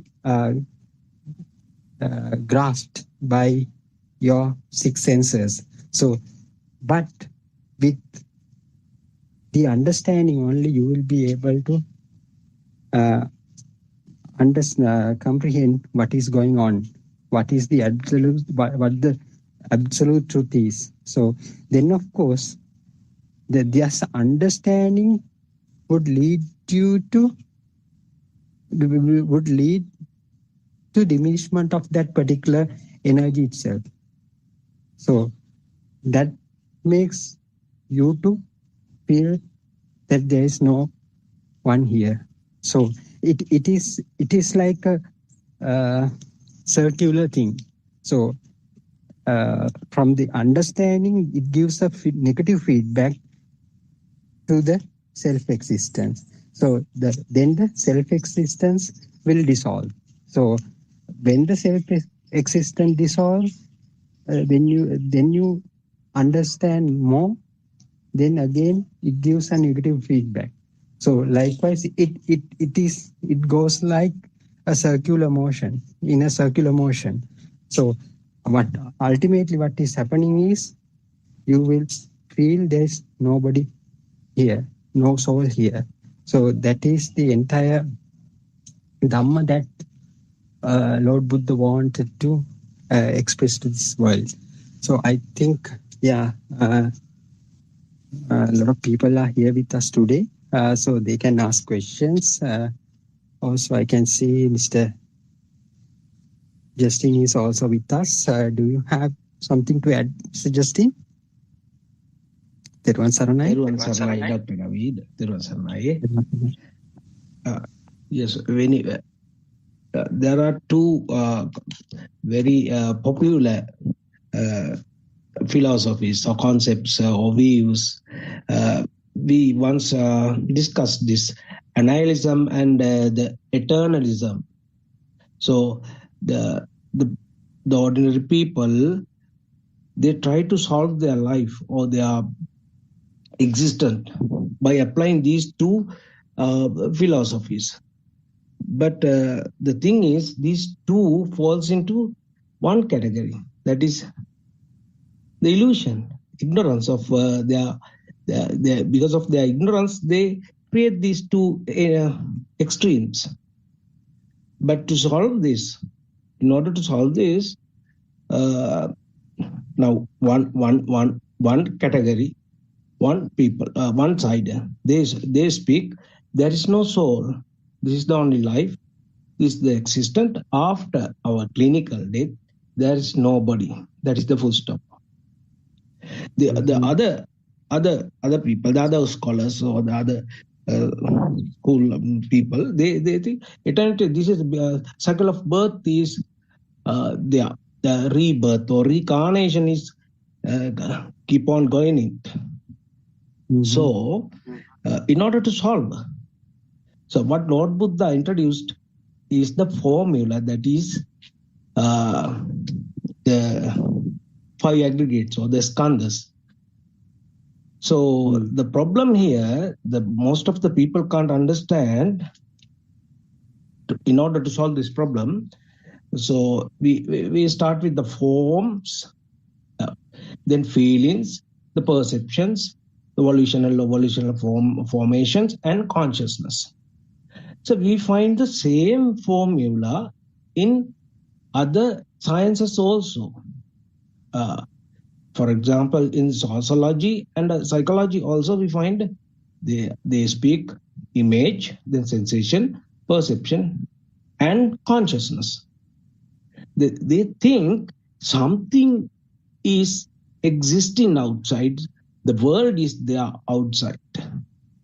And by taking one particular object, I see something and I sense it. So then I perceive it as a house. Okay. Then consciousness with the mindfulness established. But it is a house. So the thing is, in Buddhism, we start from the speaking from illusion. It's the illusion, first illusion. You did not experience something. It is an illusion. There was, we call it patigha sampassa. So when the eye get contacted with some other thing, because of the vibrational speed, something is get created. Therefore, we sense, we feel, we perceive, and with the volitional formation, ultimately we create, not we, the system, the mechanism, the process, the ultimate product is a house, is outside. With the previous memory, as we called, there is no previous memory, but just to explain this, we take as an example. So with these things, the illusion started.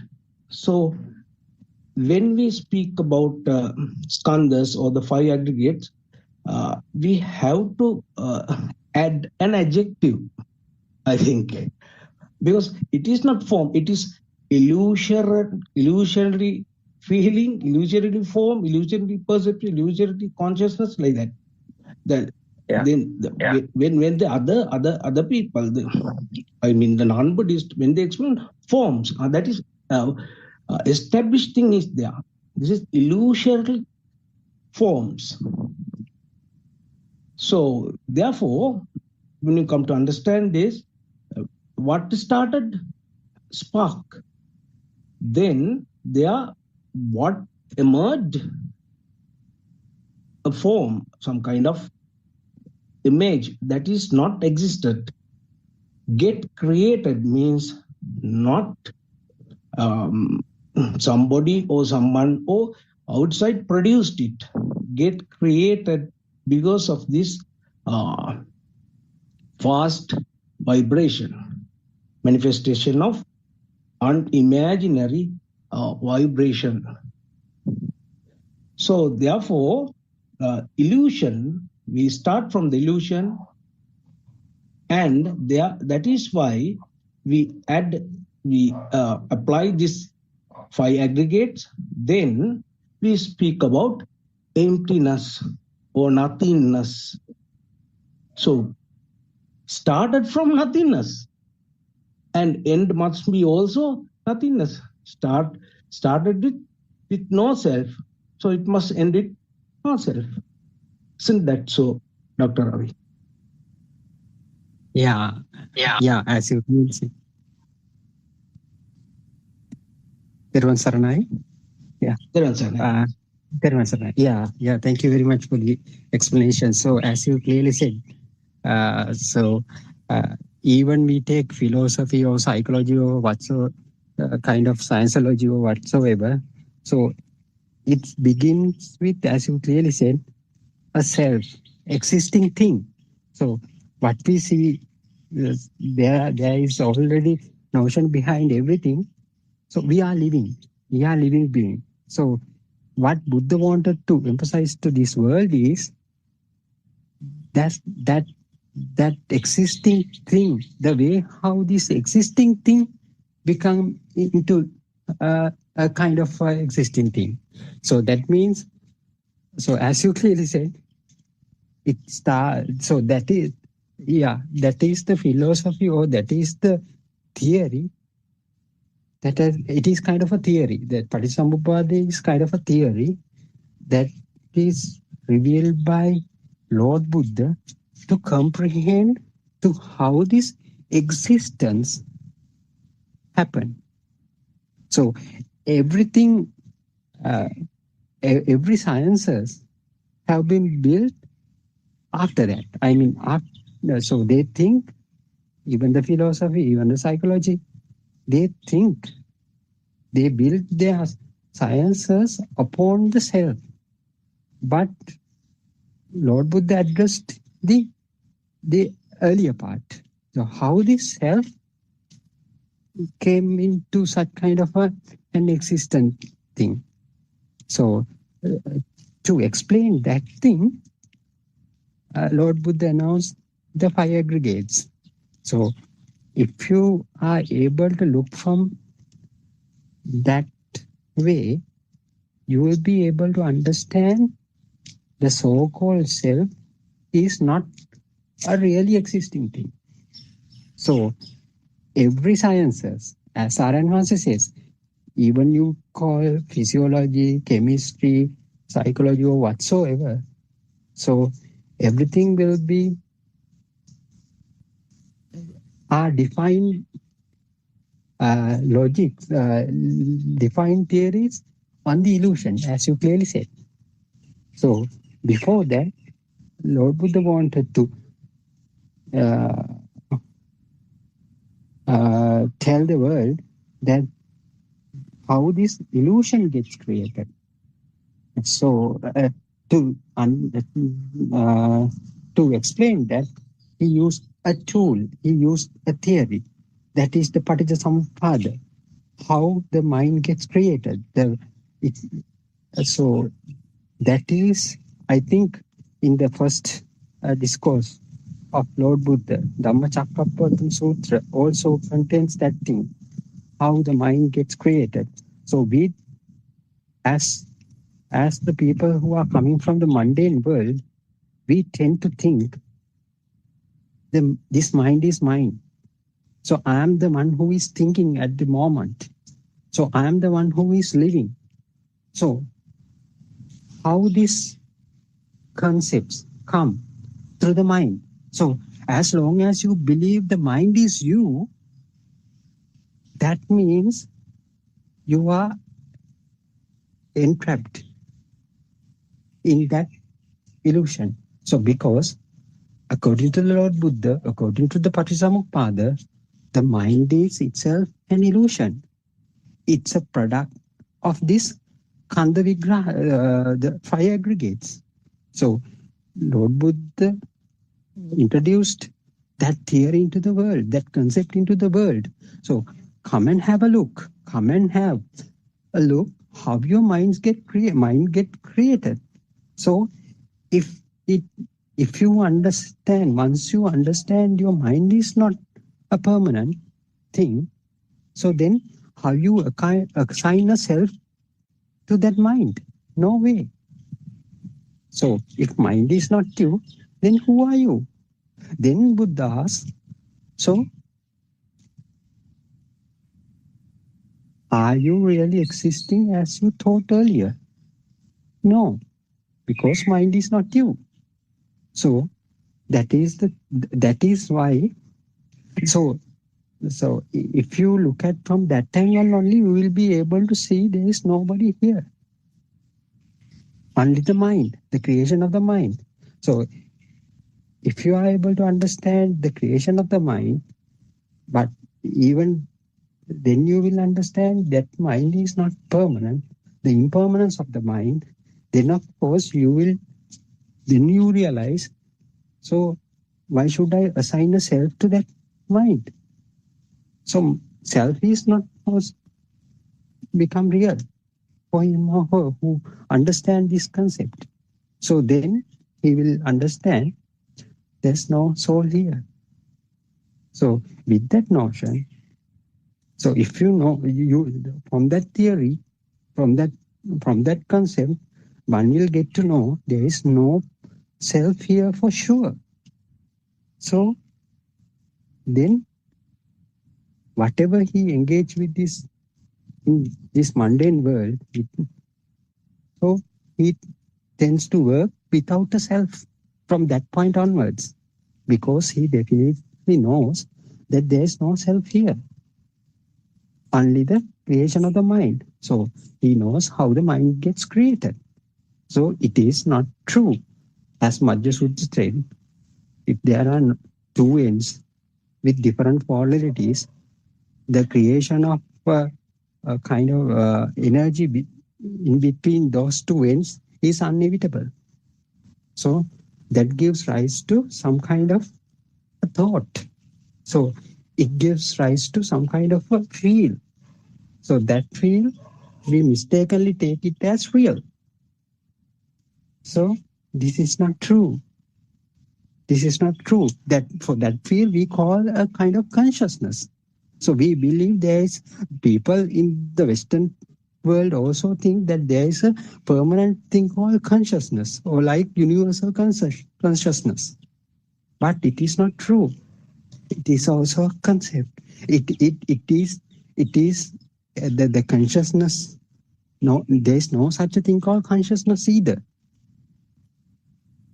So what we are trying here to understand that illusion, as Bernard said, we have to understand the illusion. Then everything will collapse. The worldly perception we deal in our day-to-day life, with the understanding, we get to know that they are not real. So as well as the self is not real. So yes, Harshi, do you have anything else? So anyone can ask questions if you have. So we can continue our discussion. Terwan Salna Harshi or Surangika, can you add something? Yeah, Terwan Salna, Yes, Dr. Ravi, Surangika. Sorry, Harshi, you go ahead. No, you go ahead, Surangika. Sorry. No, I was trying to talk to you actually, yes. Okay, so yeah, I think as Justin mentioned and you, Dr. Ravi, I think the greatest deception is the fact that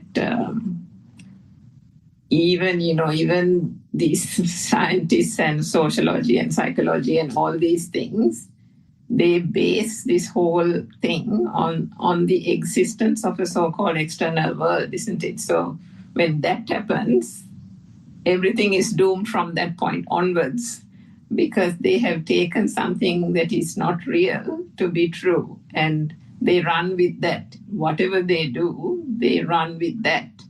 So if we didn't come across the true Dhamma, all of us would have been in the same faith. So that's why it is so important. And the message of the Buddha is so profound, that the message that he has given to humanity and to mankind, who are the only kind of species who has the so-called mind consciousness, to be able to fathom a reality of non-existence. I mean, that's the whole beauty of it, because if not for that true Dhamma, and there won't be any escape. Everybody will be doomed to continuing this so-called samsaric cycle.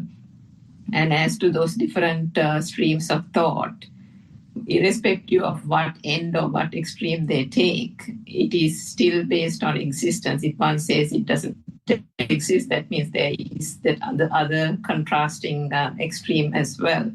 So I think when you think about the Paticcasamuppada, the concept, and where the senses work, and people, even in the Buddhist teachings that we have heard from our childhood days, the traditional Buddhist teachings, they also take this whole outside world to be real because of not understanding that whole concept of duality.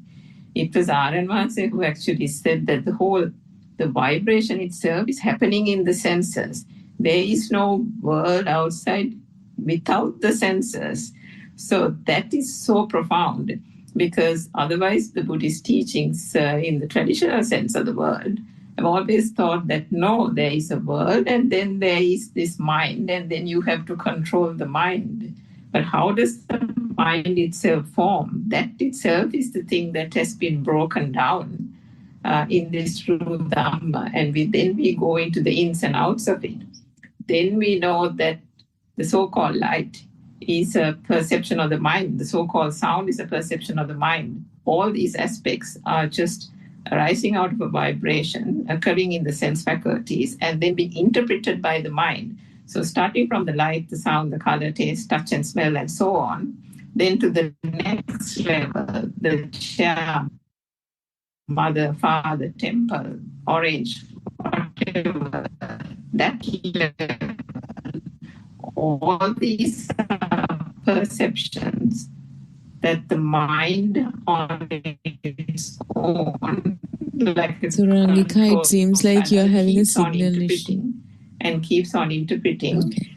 And then kind of keeps this current going. The power needs. Oh, sorry. Okay, in that case, I'll just. Can you hear me now? Yeah. Go ahead now. It was the previous couple of lines you said. If you can repeat it, yeah. Yeah, what I was trying to say was that all these are fabrications and interpretations of the mind, starting from the light, the color, the sound, and so on. That very, very first perception in the basic senses, starting from the light, the color, the sound, and touch and smell, and so on to the next layer, the mother, father, the combination of those senses to give us the notion of mother, father, world, car and my home and all that, etc., to the point of feeling that there is a sense of aliveness, liveliness, a self-existent feel, to the point that finally that there is an I here. All these things are just the fabrication of the mind. So it's the mind from the beginning to the end. If there was no vibration, there is no thought, and this whole sense of existence and the sense of I-ness that finally then comes about. But the duality is the greatest deception, I think, because when you talk about Rupanaya and Nama and Rupa, form is always put to the outside in the traditional Buddhist teaching, whereas we know through the true Dhamma that the form, the Rupanaya, is actually the vibration, the manifestation of the vibration occurring in the senses, gives us the notion that there is light, gives us the notion that there is sound. But the little baby in the cot didn't know that the sound was a sound. So that recognition, and then giving the weightage to that recognition and giving the value to that recognition, where does this happen? It's all happening in the mind. The mind consciousness interprets it. The mind consciousness then innately gives a value to it, and then attributes it and projects it to the outside. The reflection, which is something that's getting fabricated in the mind, is then projected outside, and then we think that there's an external world, that there are tangible things, objects, persons, and so on. And then through that comes the contrasting thing that there is an I here experiencing it as well. So that duality, by understanding the true Dhamma, the whole duality, the projecting to the outside and the interpretation that is happening inside, and actually that's not the case. Even that so-called projection is something that the mind itself is fabricating, then gets understood, because the vibration doesn't happen anywhere else. If you're blind, you can't see. The sense, the light perception doesn't even happen if a person is blind. If you're deaf, that sound perception even doesn't emanate or arise. So understanding that comes only through the true Dhamma. And when you understand that, you know that the form is not something that occurs outside. The form is only something that occurs in the mind. And again, it's only through the speed. If the speed was not there, there won't be any power to that vibration, and it won't give those sensory perceptions by themselves to then combine and form color, share, mother, father, and all these things that we give value to. So the understanding, the realization of the true Dhamma, where one comes to a point where the duality, the sense of duality then gets lost, because the ignorance is seen as an ignorance. And then once you see through the fallacy, to see through that illusion, you no longer get deceived. And by understanding and kind of piercing that veil of ignorance, that duality, there was no duality. Duality was something that we thought in our ignorance. When one knows that, there is no longer duality. One understands that it is only the mind, and there is no static thing called the mind to begin with. Just like a stream is just water. If you put your finger into a stream, all you touch is water. There is no thing called a stream. There is no thing called a river. There is no thing called a rain. In the same way, there is no thing called the mind. The mind is just a fleeting images of thoughts happening faster than the speed of light. But then you drill down into the thought. There's nothing in the thought. Those are also perceptions. So when you keep on doing that, you understand that there was never anything in the mind as well. But I remember, I think there was a French philosopher called Descartes who said, I think, therefore I am. So that itself, as you can see, is just because they think, therefore, that the fact that they think that there is a thought and I have control over it, that almost gives them the notion that there is a person who is controlling the thought. And we all know through these Zoom discussions that no one has any control of the thoughts. So it is, I think, a fascinating Dhamma.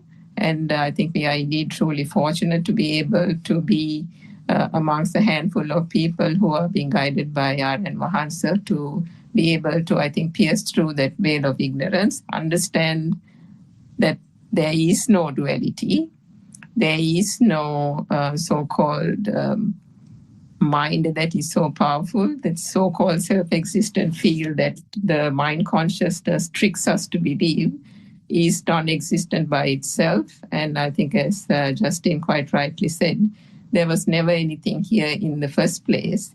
And seeing that through the true Dhamma,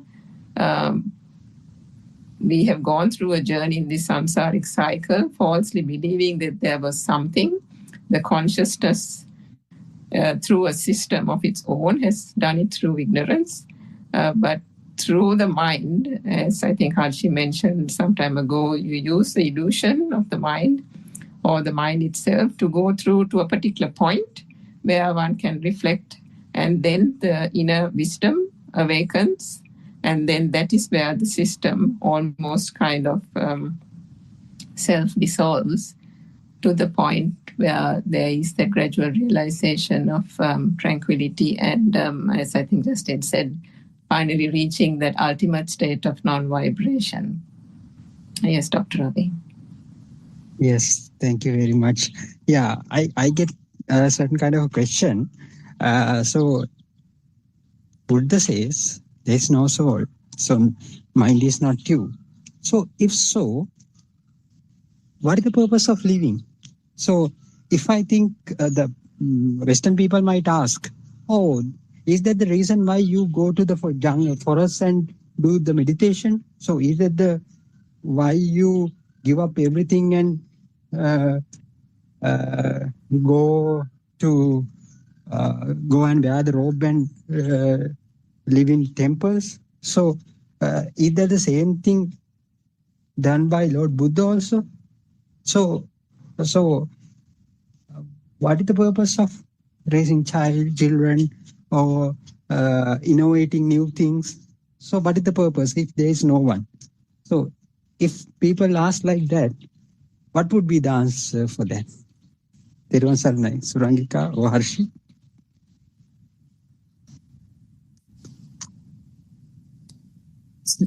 Surangika, you want to answer? Or?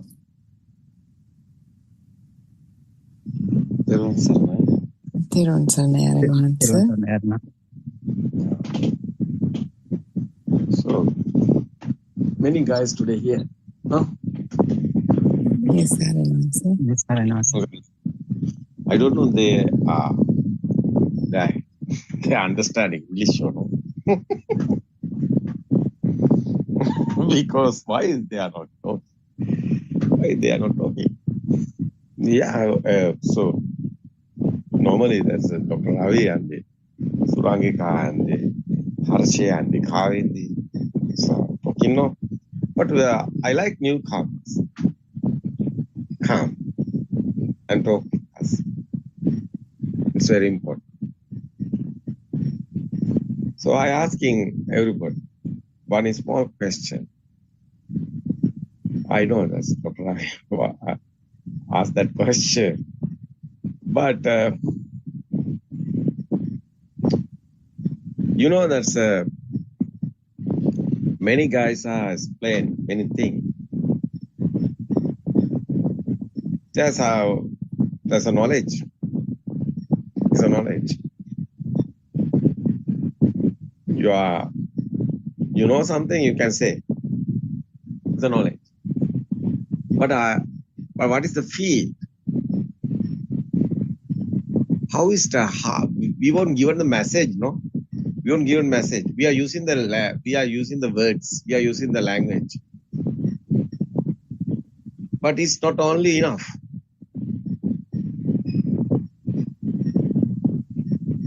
The message is very strong.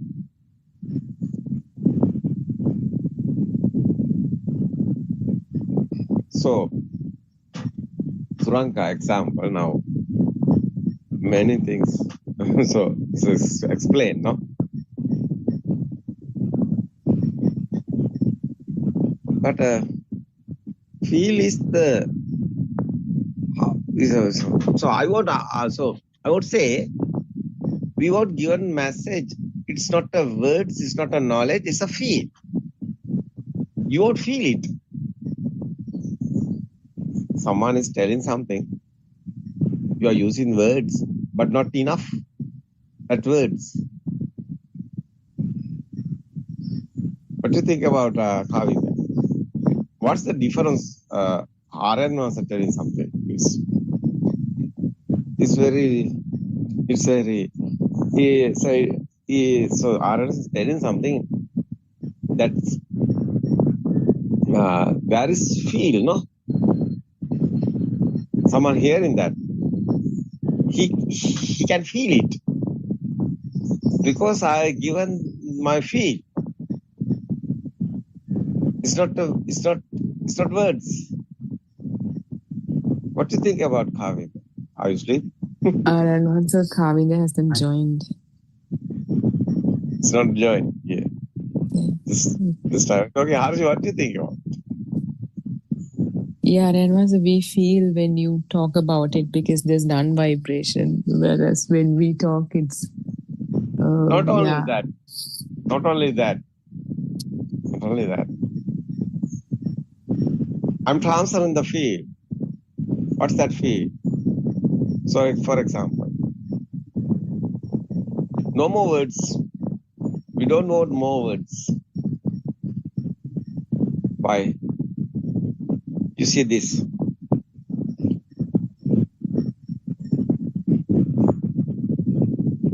This light is real or no? Your eye creation given you to these pictures, no? This light creations. Is real or no? No, I don't know. What is this? So, what's your world? We are talking this world is not real. It's only the words. How is feel?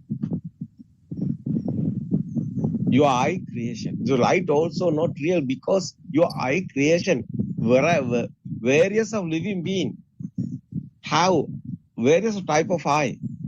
Snake, white and black. The buffalo, red only. Okay. So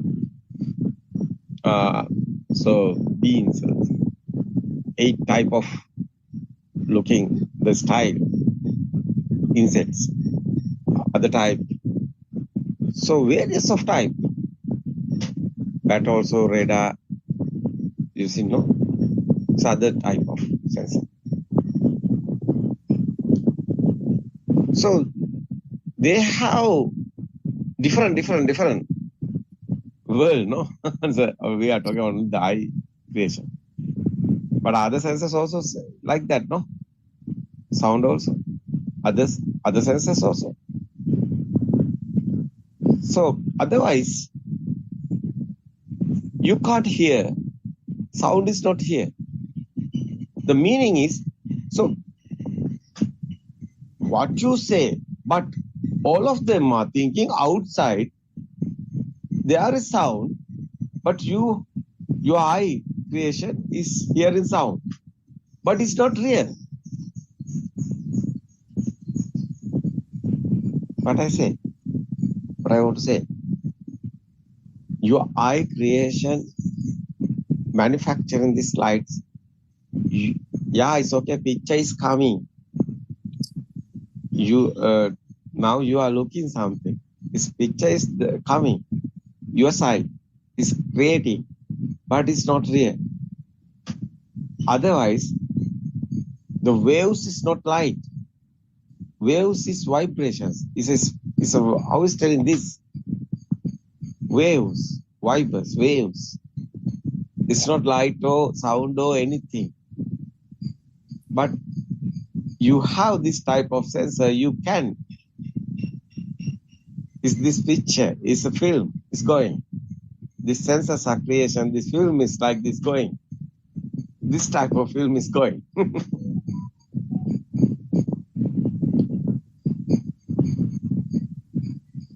But what is real? Your film. Otherwise, imagine the power. You know, light also power, no? Sound also power, no? It's a waves, no? Otherwise, you see the power generating another power now. What is that? Spark. Different end somewhere. There's the spark. That's the Madhya Sutra's meaning. There's the world. But not spark somewhere. No world anywhere. This is theory. We are talking about Chitta Niyama. How is creating this vinya, this consciousness? How is coming? Existent field. You know, it's a like electric power, like a magnetic power. We are talking about mind power. It's only the power, no? Thoughts also power, no? That creation is how is coming this power, how is coming your alive field. It's a power. Your body is a power generator like that, no? Physically body, this sensor creation is manufacturing or systematically power. It's thought, like a robot. So no matter what is your thinking, because interesting, what is important is the power. You want power. So normally, naturally, thoughts are created because you physically this body want power. Sensors are automatically working. Power, what is your thought? Is no man, doesn't matter. What is your thought? Is sometimes you are is attached or you are not attached is okay because the power is coming now. That's the important. Power is coming.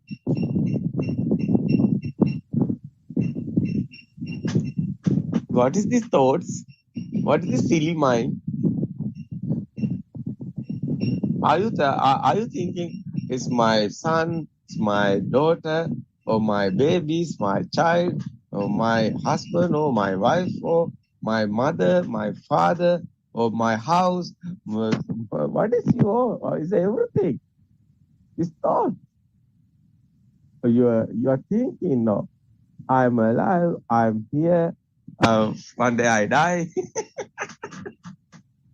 What is this birth and die? These thoughts. Every time it's spark. The spark is here. It's sparking. No, it's a vibrations. Vibers. Waves. No, we are talking. But not happening this. That's nice. No. You understood this one. No, it's okay. Normally, everything is creation is going. No, normally creation is going. You can see the tree. You can see the tree. Example, the tree leaves. Branches are moving, and the blooming flower. The trees have blooming flowers, and new leaves are coming away. Like a tree is not a living being. We are not talking about living being, but tree is there. So trees also fell down, no, collapse under it. But you see your body. Is that still? No. It's same. No?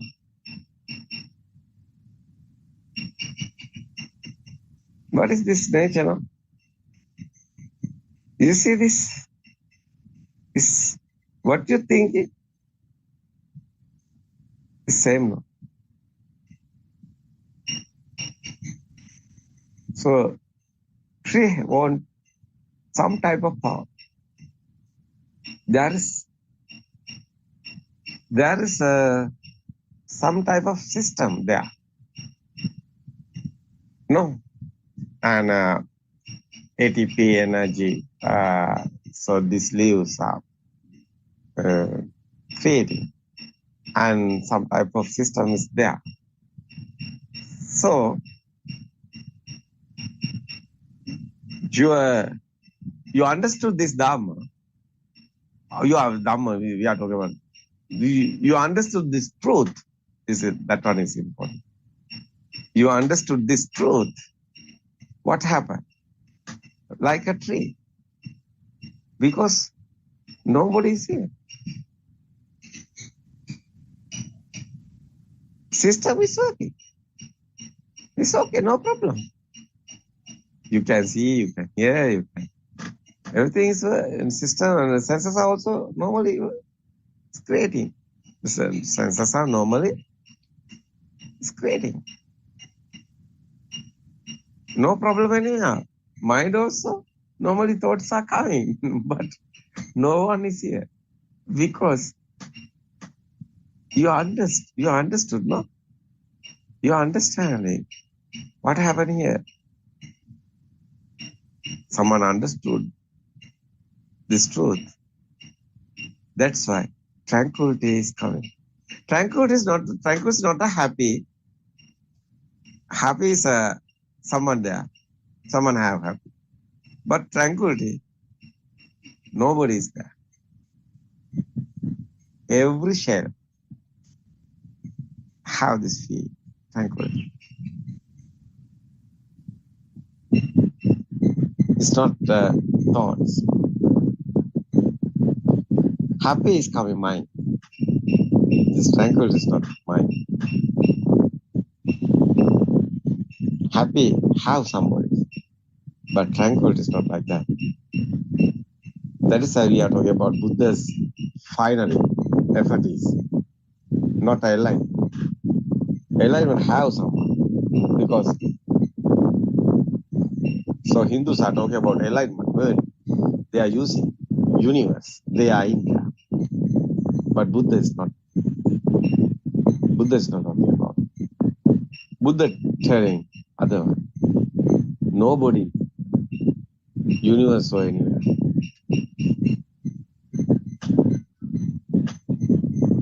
Lamp example is firing lamp. Oil is over and fire is over. Not anywhere.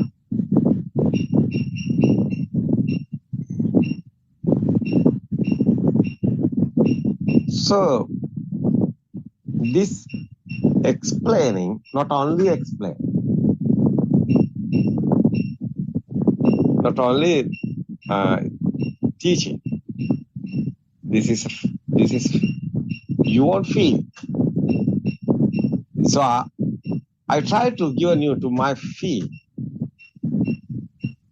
I only the use in these words.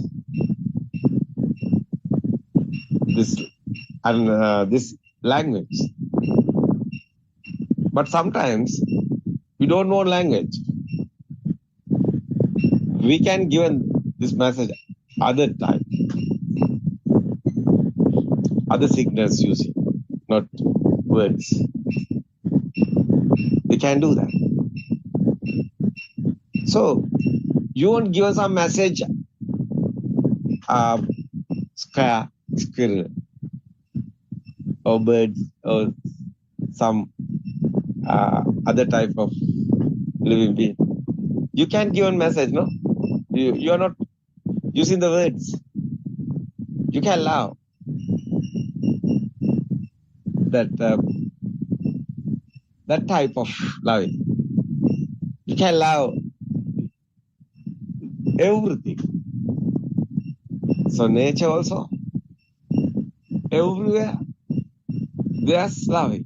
What's that loving? It's same no. Your feel is outside nature, everywhere. Is your feel is same. That everything is you. You are not anyone. You are not anyone. You are not anybody. That feel is same.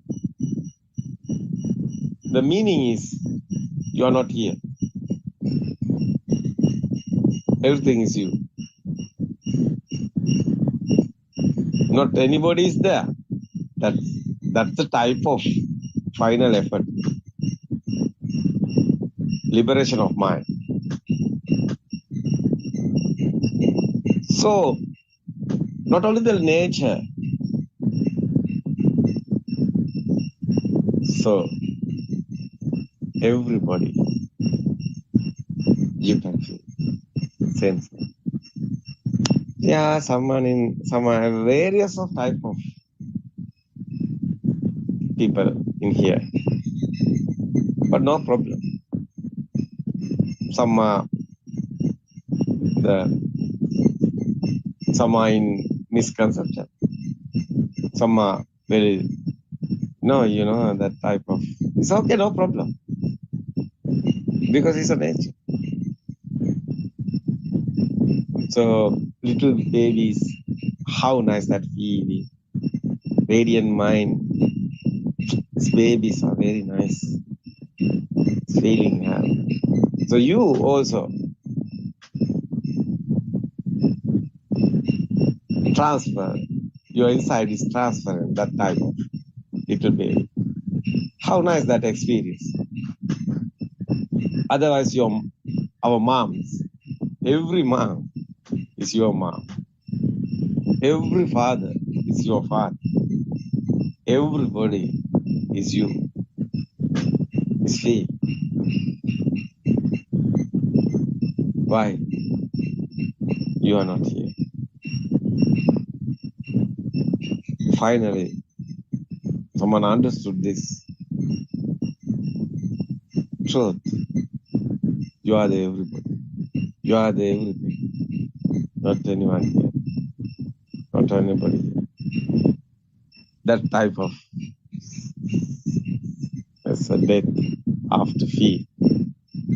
Same. You are in here today. You can't feel because you are not dead.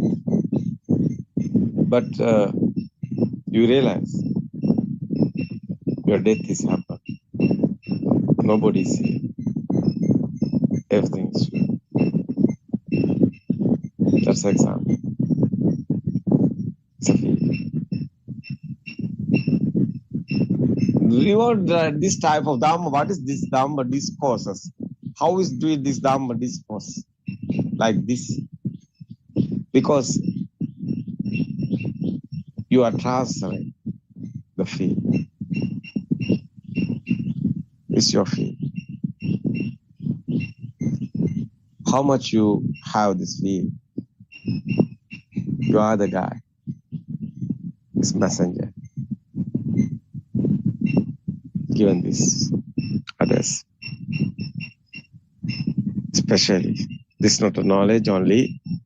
Yeah, it's okay, you want knowledge, but this not only the knowledge. How much you have feel, that's how much your success, given this message. How much you have this feel, that's happening. You know this. Because you are not in here. How much you are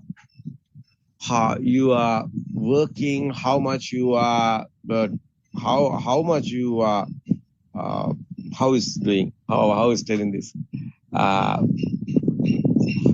Your life also goes so you are everything you are you spend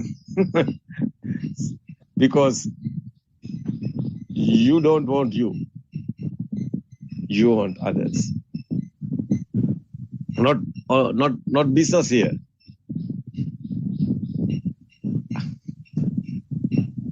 Is the tree like a grasshopper. Grasshopper have feet. So what happened doesn't matter. That's a feel. Because nothingness feels like that. That's the Buddha's guys. That's the Buddha's sons. That's the real monks. Real monks don't want living. They don't want them because their journey is over.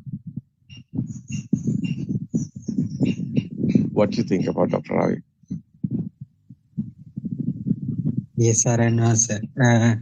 As you said, with the knowledge, we know that there is no doer here. But only thing, in certain instances, we feel like we are here. But that is the amount that we have. That is the amount of defilements we have, and also we can understand that. So we can see ourselves. So it is kind of as you said, it is the noble research that we are doing. It's with ourselves. So identifying our own defilements is the challenge, RNA. But sometimes, if when we see our own defilements, we sometimes regret RNA. So that is the problem. So we tend to think, oh, I have been listening this Dhamma for 2 years now. Still, my I-ness is there. So, what is the purpose of listening? So, those kind of feelings come. But I think the amount. Oh, it is Kavi mind, doctor. It is mine. Yeah. It is mine. How much mine is less? Does feel is very free mind, mindless feel. It's very nice. Mm-hmm. So we have many things. Can you living without doctor? Yeah, it's very difficult, Arana. So without that identity, living. Yes, Arana. I also wanted to tell it, Arana. So even though I tell people, so no, I'm not having that ego, but it is there. It is safely there in the briefcase. Yeah, inside secret is there. There. That's the day you are winning day. your clothes is okay. I'm changing the clothes and you are getting saran or something. You are going to village or somewhere and you are bathing somewhere. That's the day of Dr. Ravi, final day. Before death, I think you will think about. Nice feeling, no? Nice feeling. Yes, very nice. We asked the doctor, it's mine, no? It's a mine, no? It's a mine. Yeah, it's mine. Everybody have this problem. That is at 2 years here in this number, but same place here. Doctor is here. Yeah. What to do? Yes, RN, what to do? But it has been there from my childhood, I think, RN was because I wanted to be a doctor. So my brother was a doctor and he's a doctor. Yeah. So I wanted to be a doctor. So that's the dream. Keep coming. Yeah. It was coming again and again and again. It has become so powerful. So even though I think, but I can't get away from that. Ego, very powerful ego is there. That is why. Yeah. How is less this ego?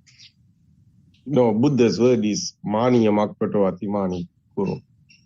That's word is ego. You won't fail. That's a fading the ego. It's okay, no? That's the defilements are fading, same, no? So that's why. It's happening, doctor. It's happening, future. Mm-hmm. It's happening. Don't worry about it. This because it's not you are doing, it's a nature. It's happening. Because there's Ananda Thero can't do that. Arahata. But it's happening. No? Yeah. Yeah, that's Yes, it. Yeah, we are not doing it's happening. We won't know the truth. We will know that path. So it's okay. We are going that right way. It's okay. You have now right vision. You are going right way. It's everything. You don't worry about the effort. It's coming. Automatically it's happening. You are not doing.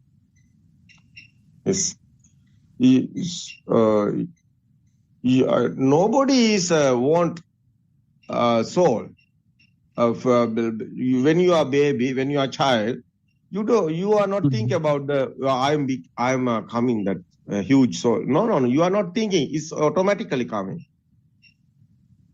Yes. That's a natural phenomenon. No? Natural phenomenon. LFE and the soul grow up and ego is coming. You are not developing the ego. Ego automatically coming. No.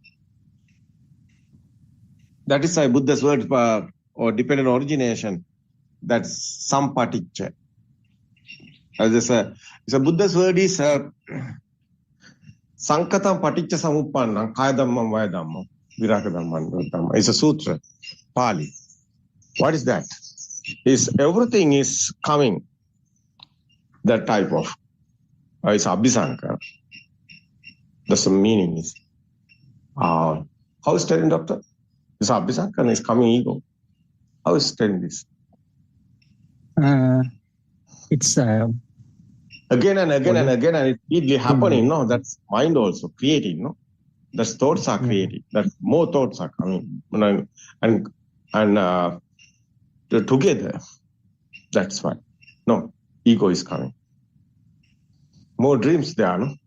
When you are baby. That's why. Again, and you are thinking, no, more times. That's why your ego is coming. Otherwise, you have dream. You want to be doctor. That's otherwise there is a doctor. There is a soul. Now that's type of coming this today. Everybody like this. Not only this is a system. It's a naturally happening. Nobody is doing. It's automatically happening. So today, finally, this truth someone understood is fading that ego. It's a shadamma, vaidamma. Meaning is not, it's a little bit. It's a fading. That ego. Turn around. Other side. Anusota and patisota. You see that? It's okay, no? Yes, sir. Yeah. Why are you silent? So it's okay. Others, what you think about newcomers are, come and talk with us. Somebody is here. Unmute your mic. Few words. It's okay. Given us. Yeah, there was sir. Yeah, I have been listening to a very, very interesting Dhamma portion. That is very interesting because that established the self is there. It is very difficult to shake it, move it. So little by little, the defilements fades. So if you try to put some effort, try to push, it won't happen. It will automatically happen. What you have to do is to listen to this Dhamma and practice. That is what I think. Practice also we are not doing is happening. No, is important is we know that we know the true Dhamma. We know the is truth here. That's the Satyajnana. We want truth. So others are automatically is happening. So there's a path is okay. You are practicing. The beginning is okay. Beginning is practicing. It's okay. Newcomers it's okay. Newcomers won't practice it. After it's automatically way is going easy. Yeah. So the first time is difficult, but it's okay. It's a go let it go like that. It's going right way, right vision. Is there, no? Right way is there. It's not. Yeah, it's okay. There's this. Suranga, what do you think about? Are you there? It's okay. It's okay, everybody. Other Zoom discussion is now coming. No? Okay, Dr. Ravi. Yes. Yeah, it's okay. Thank you, everybody. Tomorrow we can join again. And yeah, nice explaining. Nice Dhamma discussion is going here. This Dhamma discussion very important, everybody. Today is a poor day, so 24 hours is going this Zoom. The doctor, you are in long time, no? Yeah. Yeah, I heard that. Very nice. Yeah. Thank you so much. It's okay. Thank you, everybody. Teruvan Saranai. Teruvan Saranai. Teruvan Saranai, everybody. Teruvan Saranai.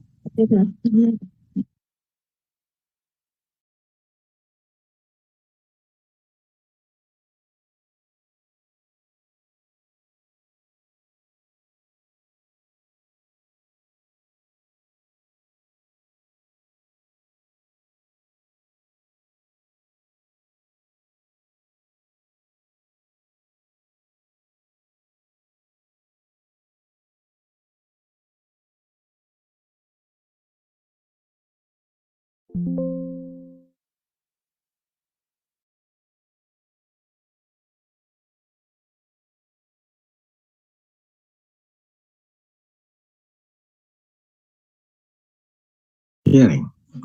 Today also you hearing. It's okay. It's good. It's worth. Yeah. But you know, this hearing is the knowledge is coming. You know this is after. What has happened here? Someone asking, you can answer it. But you know, this is thinking is a knowledge. Thinking is not real. So this knowledge, you want knowledge, yes. You want first you want to know what happened here. You want to know the truth. So that is why it's a Buddha's time also, 2005 days ago also, they find the truth. What happened here? What is the death? What is the birth? What is the living? Living. And I feel, how is coming this? How is the senses of creations? So senses of creations is sense of creation is the effort is this your world. What's your world? Your world have everything, no? Chair, table, mother, father, everything, sun, moon, mango tree, and the variety of trees. But this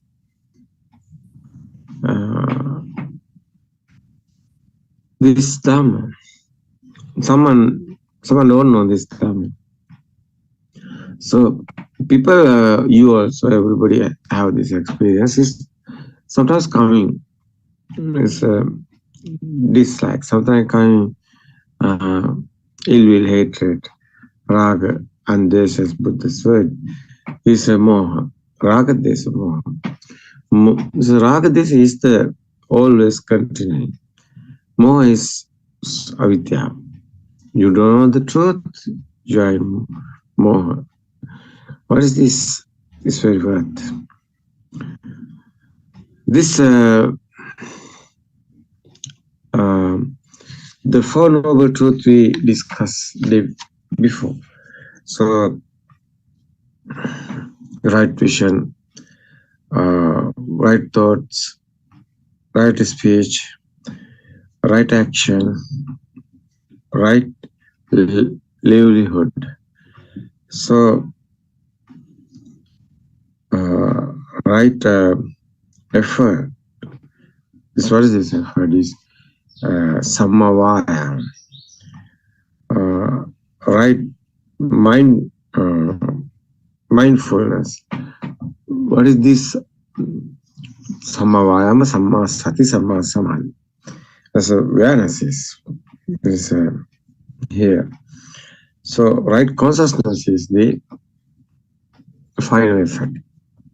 It's a nothingness. It's not no anything is there. It's your mind ending. What's the mind is normally working, but not powers. That is time. So Varna Samvedi, Varna Patti Samvedi. Yeah, that's a so what is Varna? Varna is colors. How is colors is coming? Eye creations. Color is a sound only. Yeah. That is why it's the baby's kindergarten time. Given the sound, everything. But teacher showing the picture. And this is very interesting. How is this thoughts value is coming? We explained this 2 days ago. How is this alive feel is coming? How is this value is coming? Without value, without this feel, normally, what's your life? What's your life is time? You don't know the truth. You don't know what happened here. So normally, people thinking they have everything is happened to him, but someone understood this Dhamma. Everything is happening. Only incident. Nothing happened to anybody. That is the very worth, I think. So this right vision is the main part of this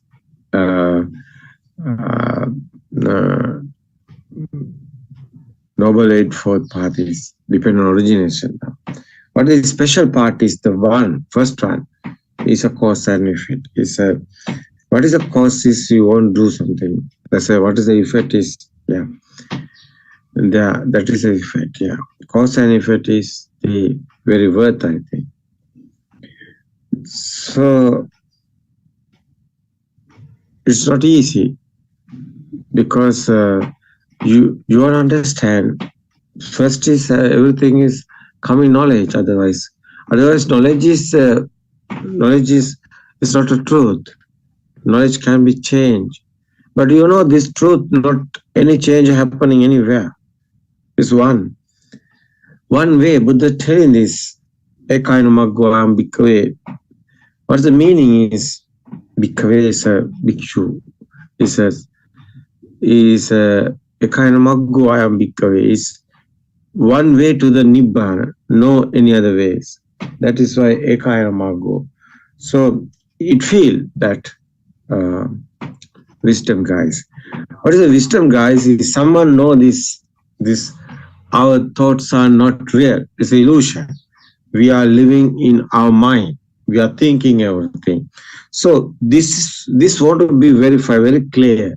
But it's not clear. Somebody is going speedily, others and other points starting. But it's not bad. We are not talking about anything. But it's not real.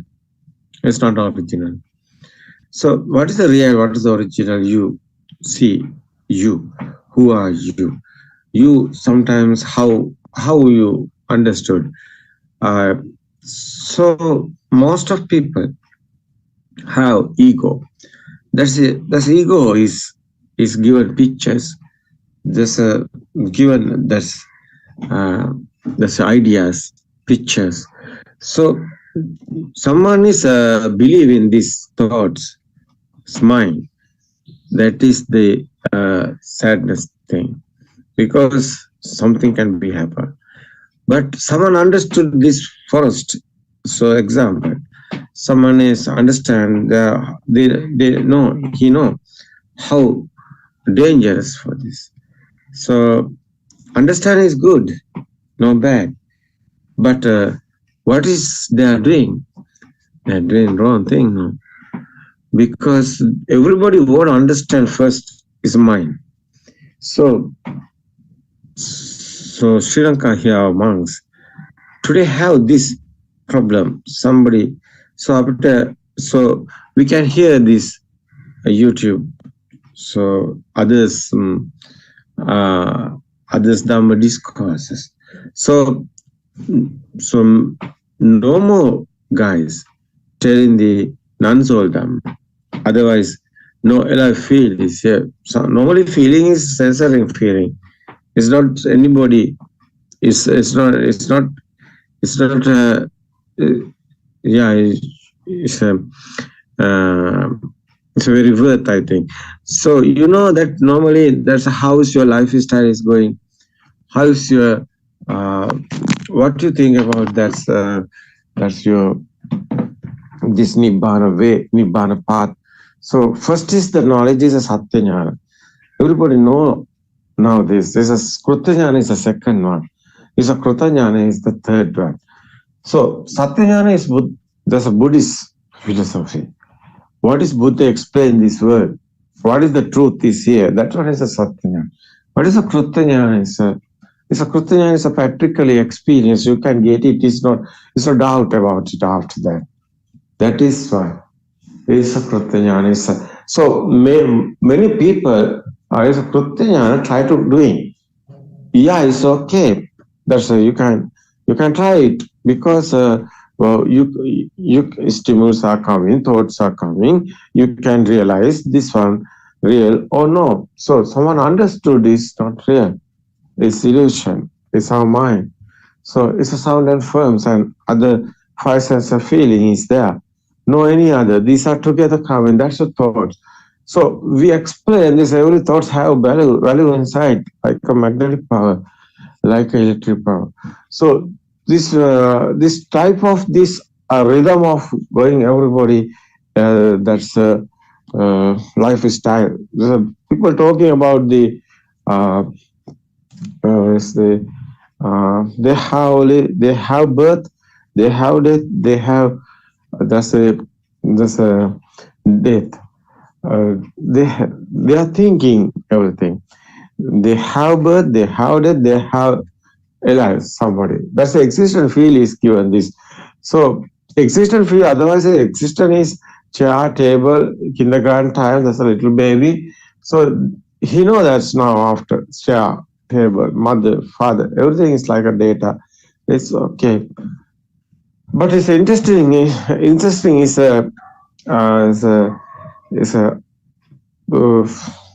interesting one is it's not real.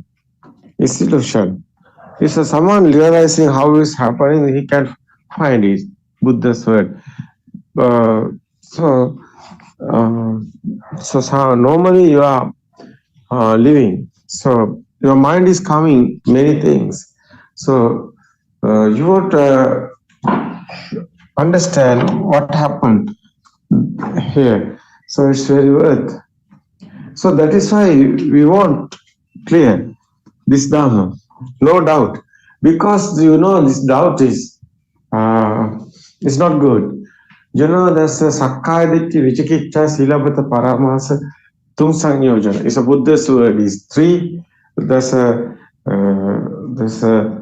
combining points your circle of birth. How is creating this your circle of birth?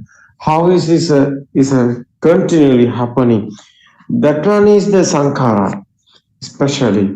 So you can see, you can realize today how is our school teachers and Sunday school teachers, how is teaching? So everybody is teaching Buddha's subject. How is everybody is teaching this? So they don't know otherwise truth. How they are given perfect real. How they explain others. How this kindergarten that's the age that as a Sunday school teacher or your school teacher, how is explain this Dhamma? Someone asking how is became a Buddhist, how is happening that? So how many people can given this answer this question. I know these monks also struggling. They are struggling because that's a karma bhumi. They are teaching others karma bhumi. They are not talking about the mind creation. How is our mind is coming? So it's I think it's a huge misunderstanding. But whole this world, our world, I think most of people like this believing after death, they are thinking they are going heaven or death. That is why they are making everything, their house and everything is doing because they won't know the truth. Otherwise, they want life. They want this life keep because you won't understand this dhamma. You won't end in this circle of birth. How is you are doing this? You won't know the truth first. That's not only the dhamma, not only the word, not only the any other type of subject. It's a real. It's your story. Every story is there. You can understand. It's very worth, yeah. So you have encourage. You want to encourage. You want to. That's a Buddha's word is the virya. Sada virya, sati samadhi prajna, panch indriya dharma. It's a Buddha's word is 5. This panch indriya dharma is sada is satya, is a truth. Sada is a truth. Someone understood this dharma. He know the truth. He have that. That's a peaceful mind.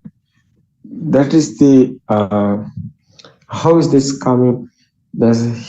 He haven't anything because he understand everything is sound and firm. So it's very worth, I think, understand first what is the happen here. So doctor also tried to explain that. So so this is the very worth point is our mind creation. That is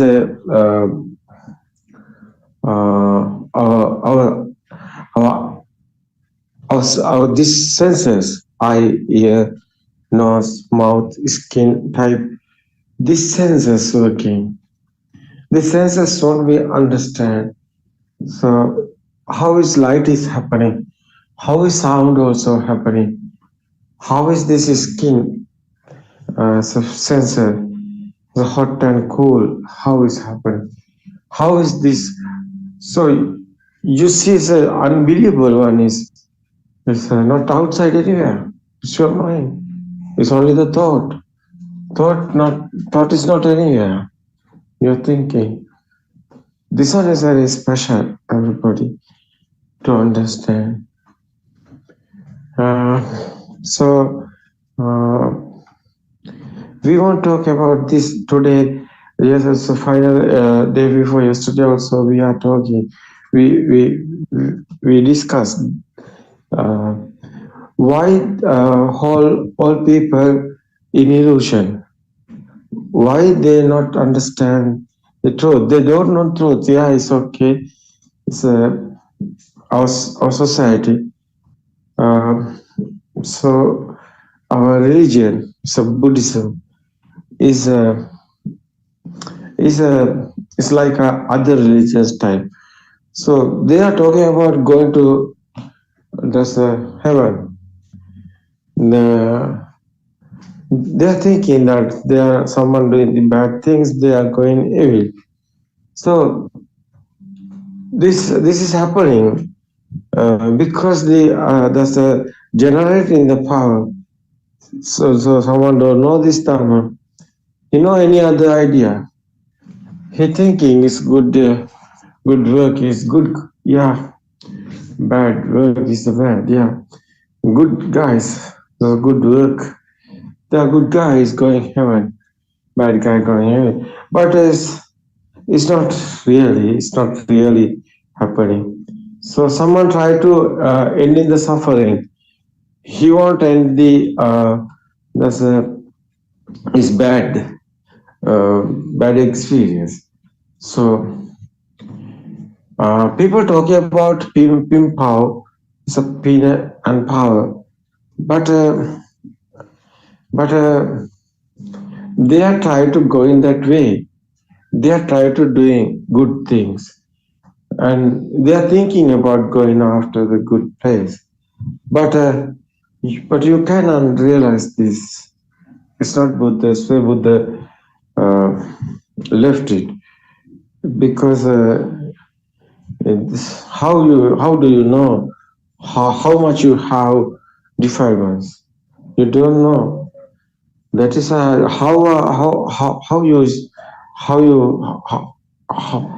do you know you are doing not? There's a many dana. There's a so try to try to stop this suffering, sadness. That is the point of Buddha also given this point, ending the suffering. So suffering is there, something is here, something is not in here, nobody is here. So that's the type of ending the suffering. So suffering is happening someone. So they want somebody.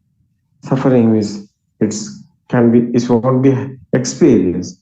So you understand this Dharma. You are not in here. It's a process. It's a system. Every time is creating the one thought is the happening. It's not here. So this is understandable. So someone understood this Dhamma is okay. Karma bhumi is over. Action and effect Dhamma is on. So real is the coming in front, the cause and effect Dhamma. Because that illusion is over. So that one is the avidya, is a illusion. So it's very worth, I think, understand our sense of creations. Sense of creations is given this defilements and this world and everything. It's your inside is senses are creating, your inside is power is generating, otherwise automatically is happening. So this power is going, this first is your vision, want to be right, bad ideas, guys. So more today also, like a Buddha's time. So not easy to explain the truth because how much you get in this, because you have experienced bad experience, the wrong experience, wrong vision you have. So, but you don't know it is wrong. You're thinking it is good, but it is wrong. Because that way, someone is doing something to find the Nibbana, but he's going wrong way. How is happening is not happening. That is why we want to talk about it. It's a very worth our story. It's not a syllabus. We want to verify. We want to clear this. So you can read that Tripitaka, the Buddha Jain Tripitaka. So there's a sutra, there's a Pali, but in the meaning sometimes you realize be careful, because sometimes you can't see that, but you know this Dhamma, you understand. So someone understood this Dhamma. So that is special, because without understanding this Dhamma, nothing to do anything. Everything is normally happening. Everything is normally happening. He thinking he is alive. He's doing everything. That is why he have sadness and suffering. So this is the point of understand. It's want to be verified, very clean. So someone, this point is understand. So everything is sound and firm. Is after that. It's okay. Some period you are realizing practically. Yeah, you are trying to doing something because you are thinking, and you are thinking. Your stimulus, your thoughts are coming inside. Awareness is creation happening. Inside awareness is creations happening. So that's the jnana. So you can feel it. It's not a thinking. It's a feel. It's a tranquility and peace and calm mind is coming. No inside pain, no inside burning. So just understand one. Yeah, but what you want is experience, because the experience is practically. It's not. After it's not believing. It's not trust. It's an experience you have. It's okay. That is a type of confirm what is that happen here. So we have experience. Many guys asking the knowledge. They are in knowledge. Many of them in knowledge. So inside the awareness, they are not. Their attraction is given inside awareness. You want you won't think this one. This someone is someone is looking this way, especially this inside awareness. It's not a normal awareness. Normally awareness is somebody is doing something is there. That's a normally. But super awareness we are talking. Buddha's is a cause and effect. That's a vidarsana. Vidarsana is not a samatha.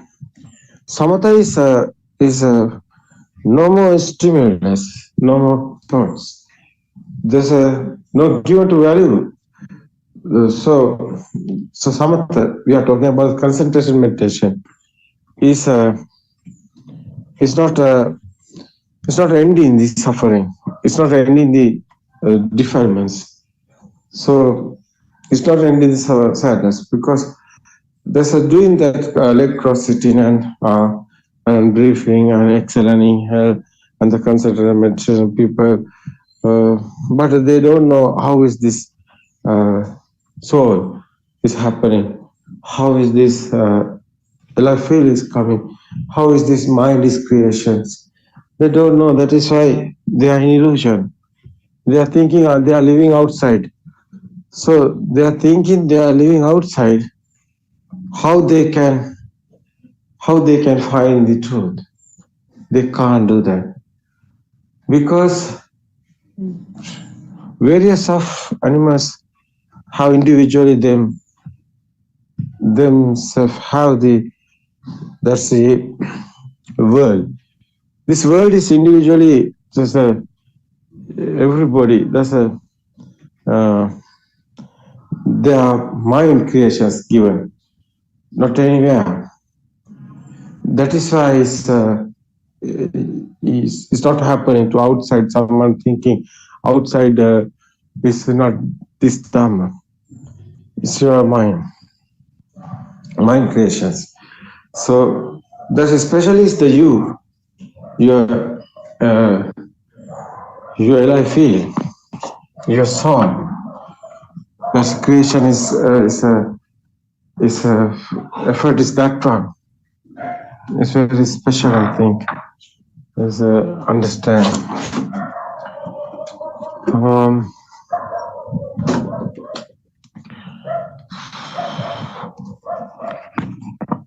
The true Dhamma. The true Dhamma is talking about the truth. Dhamma is Buddhist philosophy, most of them talking about Buddhist philosophy. But what's the truth? What's the real truth? What's really is happening? It's very worth everybody. So this, I won't tell in this inside awareness. That's a super awareness. It's very worth. Because it's a jnana, otherwise Buddha is telling it's the jnana. How is jnana is not a thinking, jnana is not a thoughts. Jnana is your inside is we are not talking about the normal awareness, because normal awareness is somebody won't thinking. Somebody think here something, this chair or table, or someone is thinking that chair is a chair. There's inside is awareness is coming. Yeah, there is not chair. It's a sound and films. Normally is people. Normally everything is happening. But inside meditation is normally everything is happening. But your inside is that's no any value is coming. Every these thoughts, no values. That's understand. Finally, is coming this. What is the truth is somebody won't understood. So it's very worth. This is the point of I won't explain this. That's a super awareness. That's the Adhigata Samadhi, Buddha's word. How is coming? That's a super awareness is normally is everything is here. Nothing happen anything. That is why. So that's a Buddha's word is this Nisato Nijyo Sunyo. It's a Buddha's word is no being, no living being, nothing existent. There's these thoughts are normally here. Otherwise, you can see, you can hear. Mind sense also working. So everything is normal, but there's the inside. Not anybody is here. That's only the actions, creations. No one is doing otherwise. Nobody is here otherwise. It's a system is working. Mind creation is working. That's the everything is normally you are doing. You are cooking or something. You are at home. Day-to-day activities is going, or someone is doing the job, or something doing. That's everything is you can do. There's no problem anything. Anywhere. Nothing happen. Nothing change anything. But your inside is not value is coming. That's the ending suffering. It's very worth. That one is how is coming. That's understand one. First, you want to know the truth. This is special. So, I like someone have a question or something. So this non-soul Dhamma and the cause and effect Dhamma. So more people in action and effect. But it's not Buddha's word. But they can't understand this because there's a case is the books. There's a Renkai Chandramala Theros wrote books, Havandi Nibbana. So they are not, that books haven't cause and effect Dhamma. They are talking only the action and effect. So they are given this our society to action and effect Dhamma. They are always talking about action and effect. It's a silly point because nobody is here who is the action and effect. but they are thinking they are in here. And how they can got this done? It's not easy. So more people today, whole world struggling here. They want truth, they finding, but it's not easy. How they can meet this Dhamma? How they can listen this Dhamma discourses? That is why I try to explain this Dhamma English language. Because Sinhala Dhamma discourses I did more, thousands, 4,000 over. So Sri Lankan guys, who's talking Sinhala, know the Sinhala language. Yeah, more Dhamma discourses you can hear. But foreign guys, other guys, how this understand? They want this because this is the real one. How they understand? That is why they want English. I have to say, I want to do this. Actually, it's my duty.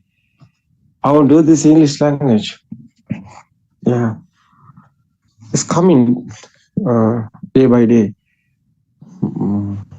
Yeah, so I'm trying to explain this is my side. So your side, you want to encourage. You want this your side have. So especially is the Sandittika Dhamma. No one can give an easy. Because your inside is out becoming the truth.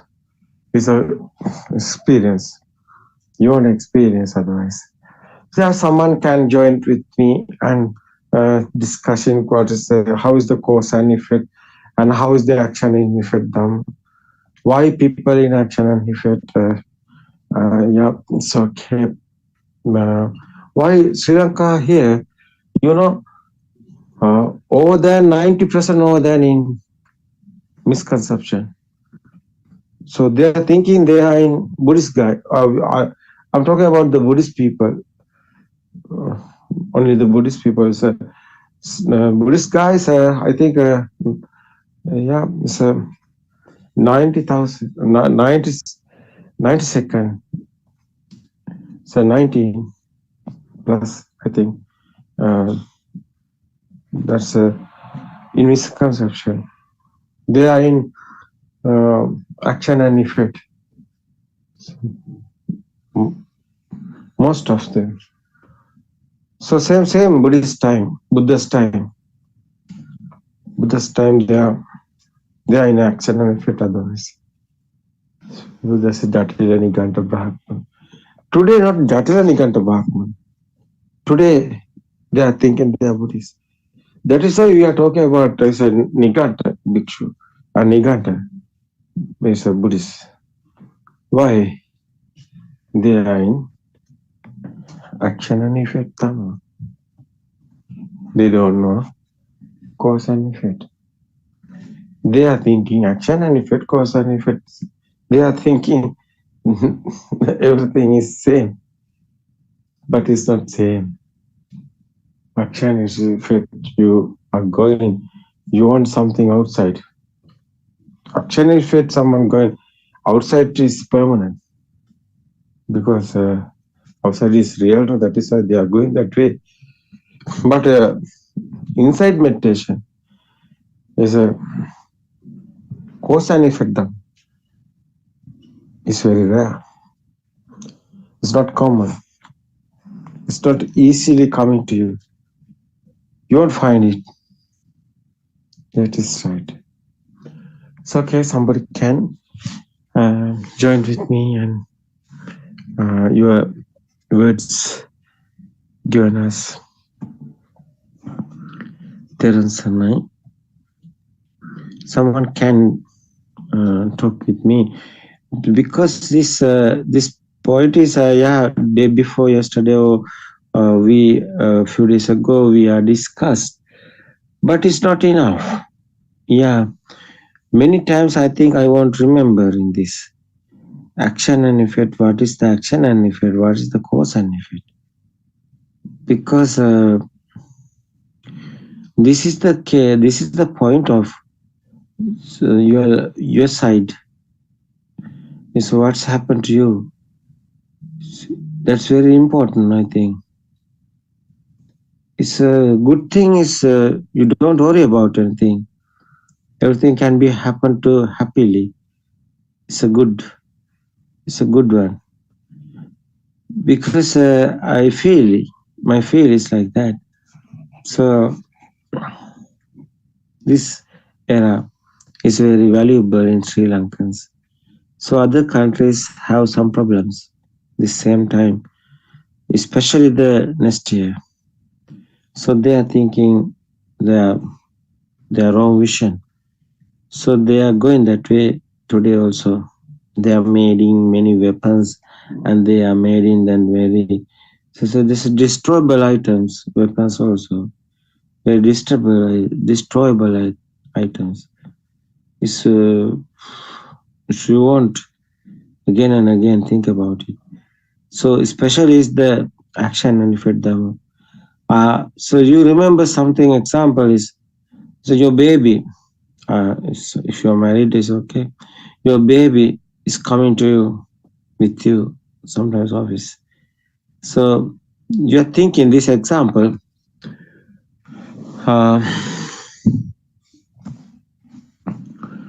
this example is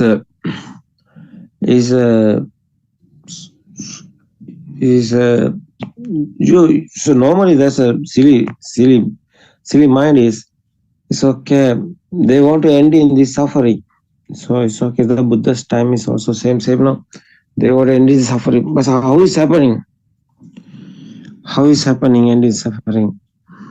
So you have really, this world is real. You thinking this world is real. It's not happening. Suffering is here.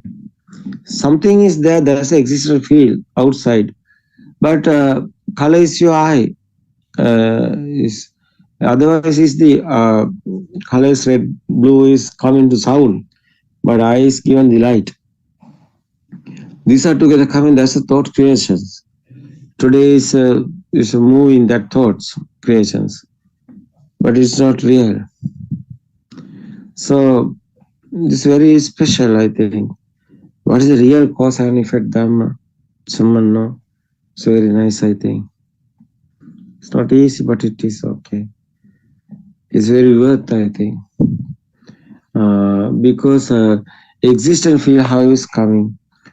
That's a sound and forms together. That's actually is, you can realize this practically. That's example like that different type of tuning pork. One time touching, that's a ting and tongue is sound is coming. There's the other side, someone is there. That's the tongue is coming. This is a type of So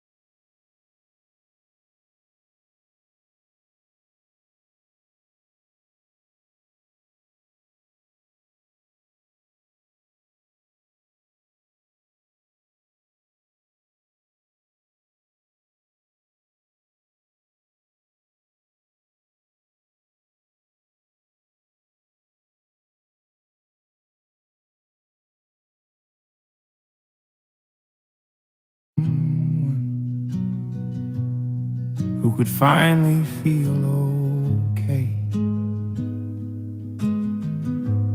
Working hard to hold it together, just to get through every day. Smiles came and they would leave me, like the sun between the rain. Every time I thought I'd found it,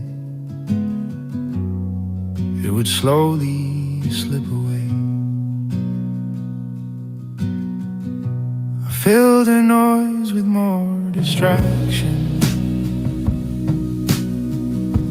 told myself that I was fine, kept on chasing better moments, hoping one of them would last this time. But the weight I carried with me showed up everywhere I'd go, even in the quiet hours. There was nowhere left to go. Then I met a quiet teacher who said, look at what is happening now. See how every thought is forming. See it clearly, just see how nothing out there calling itself a thing. No one here that must defend. Just a quiet seeing of it. And the struggle began to fade away. Buddothpado, showed me what I could not see, not by faith and not by belief, but by looking quietly. Buddothpado, change the way this life is known. Nothing added, nothing taken. It was truth we'd never seen.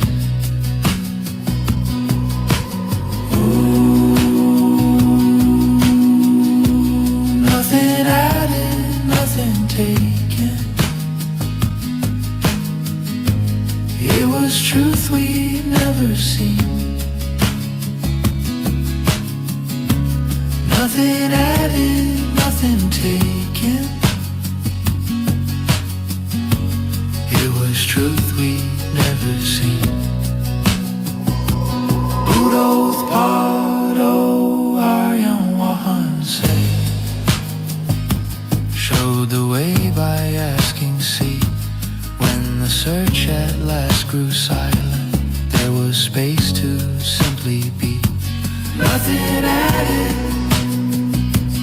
nothing taken. It was truth we'd never seen. Nothing added, nothing taken, and nothing was the same.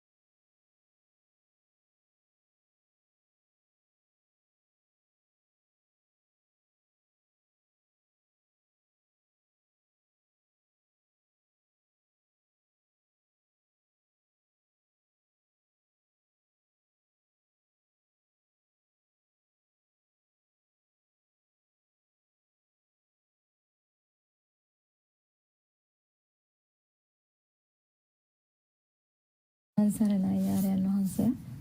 May the triple gem bless you all. Our noble friend Buddothpado Aryan Wahansa made great effort for many years to spread this Dhamma, to spreading this message to this world.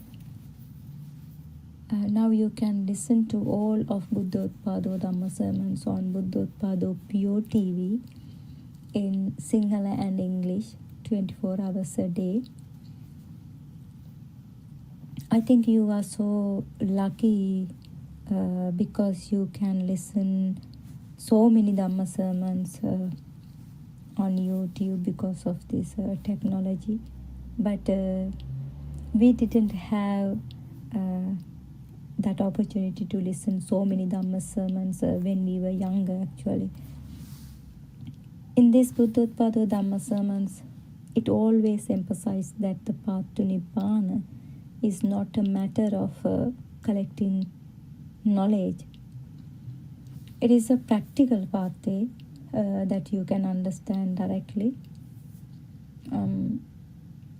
realize for yourself, and experience within your own life.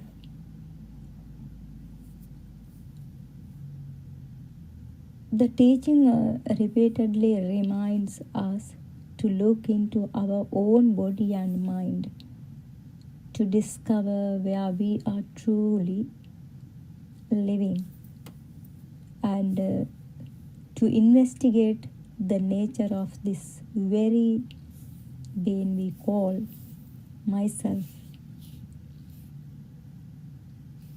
See how clearly this mind object has formed. Through this direct seeing, the truth becomes very clear. You feel as though we are living day by day,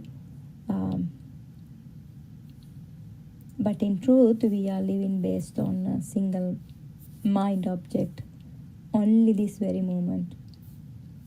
If you think we had a yesterday or that there will be a tomorrow, that is only a thought. In reality, those time frames are never actually met. Only this present moment is ever experienced. But we think everything happens only in this very moment, but we don't realize it. We have never actually met yesterday, nor how we met the future. If we explain that this moment, this mind object is arising and passing away right here, we can also see that even this very moment is never truly met. It is already gone as soon as it appears. Even when we think I am going to work tomorrow or I am going to school tomorrow, that thought is simply a mind object happening in this very moment. It arises now as a present mental event. In the same way, when you think about your past life, that too is happening only in this present moment. The past and the future appear only as thoughts arising here and now. When we say, I will go to work tomorrow or I will go to school tomorrow, what actually appears is a thought arising in this very moment. We experience this body through the mind, so even the body is a mind object. Not only the time, this is very difficult to understand because we feel the body as something solid and real. Yet what we call the body is known only through sensation, perceptions, and thoughts arising in the mind. In the sense, the body appears as a mind object, just like any other experiences. When we reflect on the immeasurable kalpas of samsara, we may imagine a vast stretch of time. But even if we count those ages in numbers, they all appear only as thoughts arising now. The entire sense of long ago or countless years is simply a present moment mind object. In truth, even the vast cycle of samsara is known only here, in this very moment. The arising and cessation of the aggregates happening in this very moment. This means that in each moment mind object arises, the mind object arises and passes away in this very moment. This rapid succession create the illusion of continuity. That continuous arising and passing away is the cycle of samsara itself, the turning of the wheel of this life. It is all happening in one place within this very present moment. That illusion is what we called a life, a world, samsara. Even a moment is created by greed, aversion and delusion. Through these we create bhava and sankara again and again. Bhava means this mind objects we are creating again and again, continue the cycle of samsara. Even the sense that I am getting older is simply a mental state arising in this moment.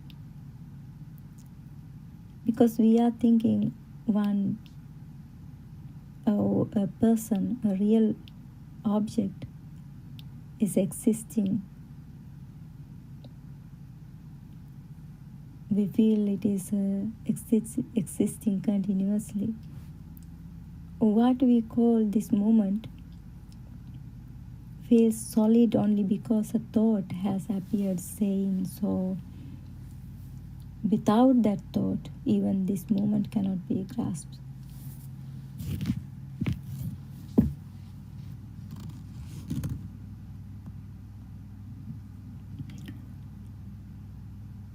To understand this condition properly, we need to see with clarity how a mind object forms, how this moment comes into being, and how it ceases. Birth and death are happening within each moment. When this is seen directly, it becomes clear that even our thoughts and our sense of mind cannot be taken as a truly real. They arise, they vanish, and nothing remains to hold on to. So then you begin to realize that even this moment and the feeling that I am living are also just mental appearances. What we take as life happening is simply a thought process arising now. It feels real only because a thought appears saying, I am living in this moment. I feel that I am living. And as a real object, when you see very clearly how each of these six senses arises in this very moment, you realize that none of it can be taken as mine or as one solid thing. Each sense impression appears and disappears instantly because of this constant arising and passing away. There is nothing you can truly hold on to as a self or as something that belongs to you. But you have to explore all sense or these all senses very carefully until see the reality very clearly. At that point, a question may arise within you. Then who is recognizing this condition? Who is in these six senses? Who is find this truth? Who is understanding about these six senses? At this point, we need to reflect on what the Lord Buddha himself said. The Buddha pointed out, I am not a god, not a Brahman, not a human. Lord Buddha said he is a Buddha. This becomes very clear when the mind is freed in this very moment,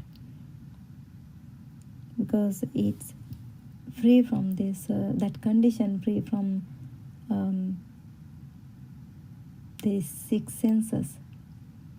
That is why the Lord Buddha explained that he is not a god or not a Brahman or not a human. It means that all becoming has been uprooted. All formation have been completely ended, and the natural state beyond Sankara has been realized. The wisdom or jnana can realize this Dhamma. When you start to see your six senses very clearly and how your mind has formed, then you will start to realize how you recognize those different conditions through jnana.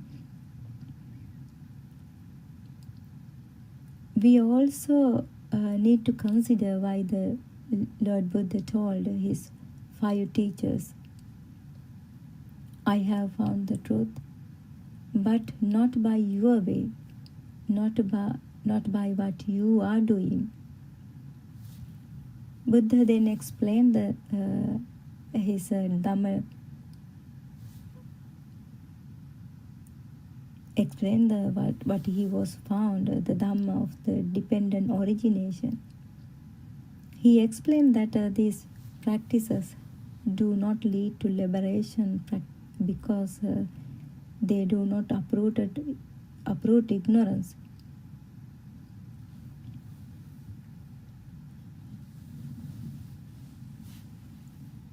What he discovered was the Dhamma of dependent origination, or Paticcasamuppada Dhamma.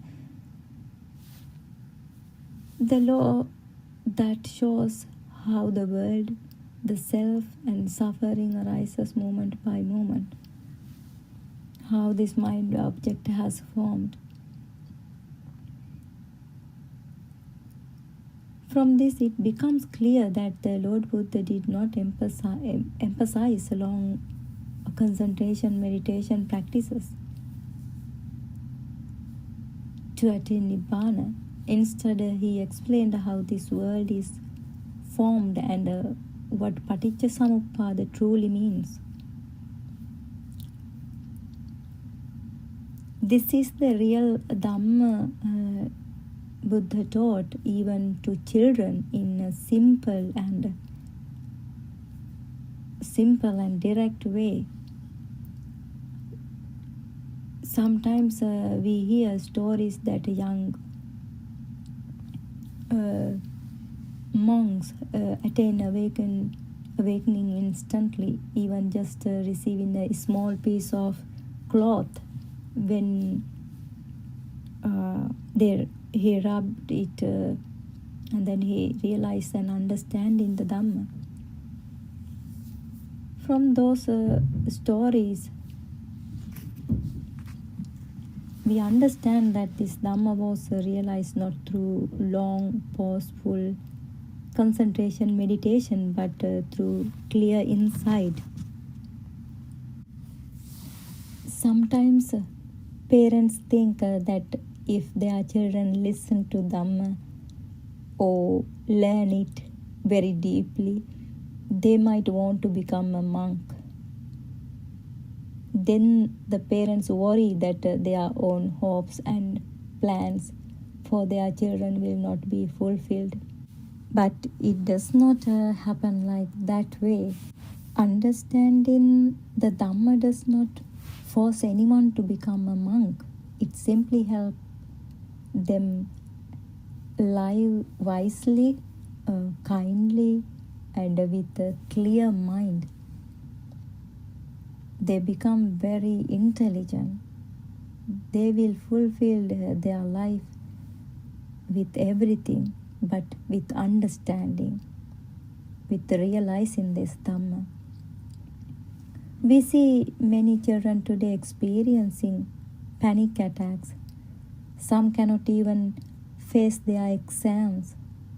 They suffer from depression, stress, and constant pressure. We have seen that when we explain this truth to them, they become more relaxed without any medicine. When they understand the truth about their own mind, how it has formed, and how their world is created through their six senses, they no longer fall into conditions like anxiety, depression, or fear because of assignments, exams, or competitions. They can face very nicely for any situation in their life. They will realize that this is a mind-created world. They will recognize their own ignorance. Then they will work or study without fear, without pressure, and without the burning anxiety that used to trouble them. They will realize that it is useless to run after their thoughts once they realize this Dhamma or understand in this Dhamma. When they see the true nature of the mind, they stop giving power to those thoughts. That's what happened within them after realizing this Dhamma. They don't want to become a monks. They can live as a normal person in their life. They can do everything. They can carry out any responsibilities as a normal person. They will laugh, they will smile, they will dancing. They will do what they need to do. But they will do everything without burning, without anxiety, without depression, without a pressure. So then, isn't it good to give for them this Dhamma? So then they will continue their life with happiness, without any pressure. So many young children today become addicted to drugs, alcohol, or even think about suicide because they cannot hold the weight of their own mind. When they cannot bear their heavy thoughts, they look for solutions in different harmful ways. What they are really seeking is freedom from mental suffering. They need to come out of that mental suffering. That's what they need. That's what they are seeking. But if they can hear the true Dhamma about themselves, true Dhamma means actually exploring themselves, about their 6 faculties, about their mind. So how the mind works, how the world is created through their own 6 senses. They have the opportunity to free themselves from that suffering.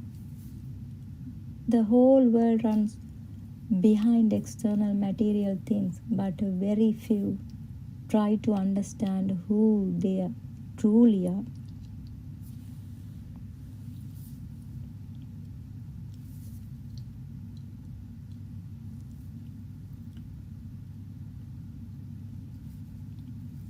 When you teach your child this Dhamma, they will not chase after their wandering thoughts. With this blissful understanding, they will succeed in every aspect of their life. When someone truly practices this way, they begin to feel how they gradually become free from the mind and how the inner burning fades. Nibbana means actually the ending of the 6 sense spaces as a source of grasping.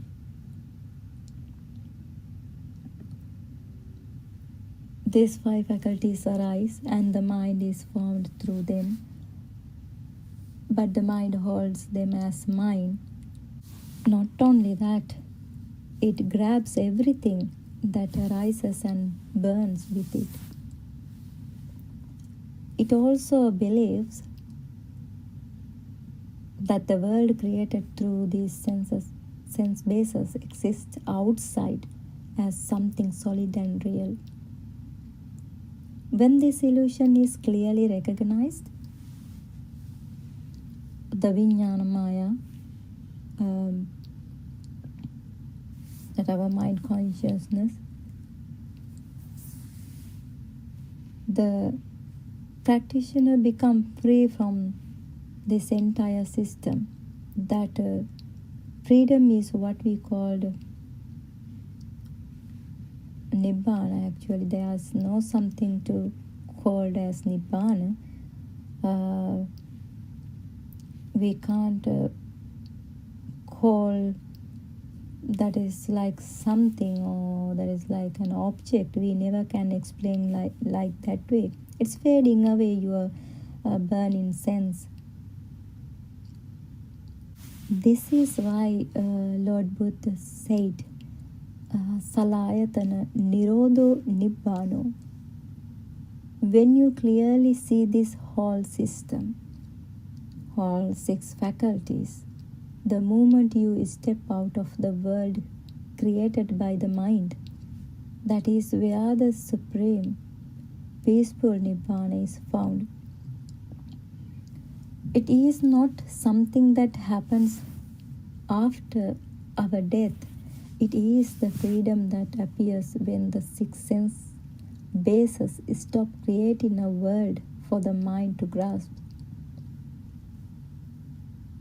It also, we cannot say that 6 sense bases stop creating, but these 5 faculties are working. It will see, it will hear, and it will feel anything, but there is no value for those feeling or for those mind object.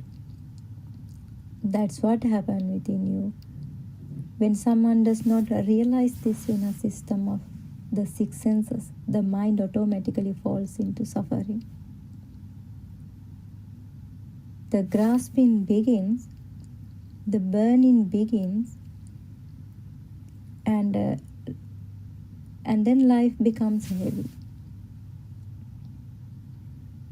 Your insight points directly to the root of this suffering. If you meditate or even listen to thousands of Dhamma talks, you still cannot escape from this truth unless you realize this system, unless you explore your six faculties, unless you explore how your mind has formed, the arising and passing away of the aggregates in this very moment. Once this is realized, you may still experience happy or sad status, but there is no attachment to those conditions, because in that very moment you understand that nothing can be taken as real. That is the reason there is no value for the happiness or sadness state. You see ignorance very clearly at that very moment. This is why no grasping or rejecting arises towards anything for a happiness or sadness. And also there is no honor for the happiness or sadness. Just these five senses will work. You will realize it's happened automatically. This system is arising and passing every moment. Sometimes you may feel that sadness and happiness are actually the same thing. After you realizing this Dhamma, the arising from the same kind of inner stimulus at a deeper level, you will see that through your jnana. When you experience both the states, you begin to realize that it is the same stimulus expressing itself in two different ways. That is the beautiful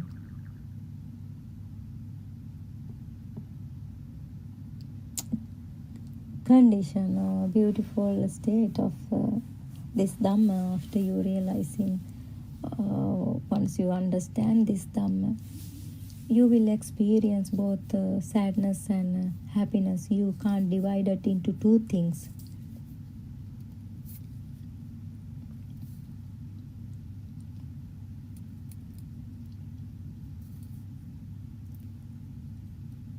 The same inner stimulus can be released through tears. At other times, that very same stimulus is released as a smile. Some people smile when they are hurt, using a smile to cover a painful feeling. In the same way, some people shed tears when they are happy. The wonderful thing is that the same stimulus appears in different ways. You may not always recognize its true nature, but you can certainly feel it. This sadness and happiness arise from the same stimulus.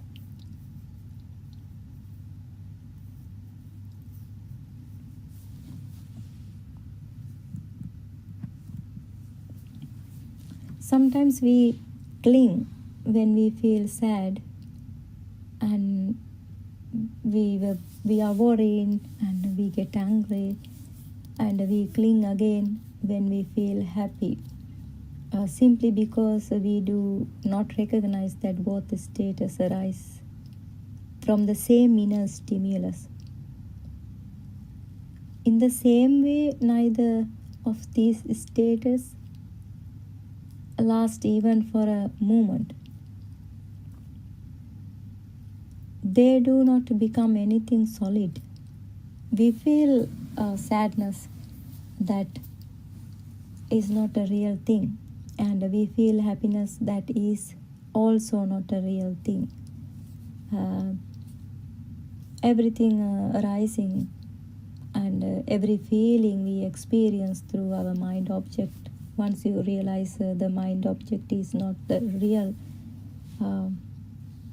thing, then you don't want to hang on with the happiness or sadness or with any feelings.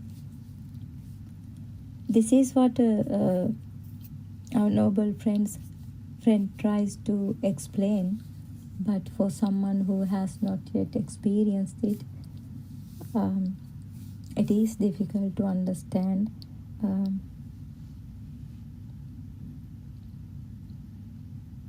Then once you realize or once you understand, then you begin to understand what we are talking, because for the noble state or noble person, they feel in a different way after realizing the Dhamma.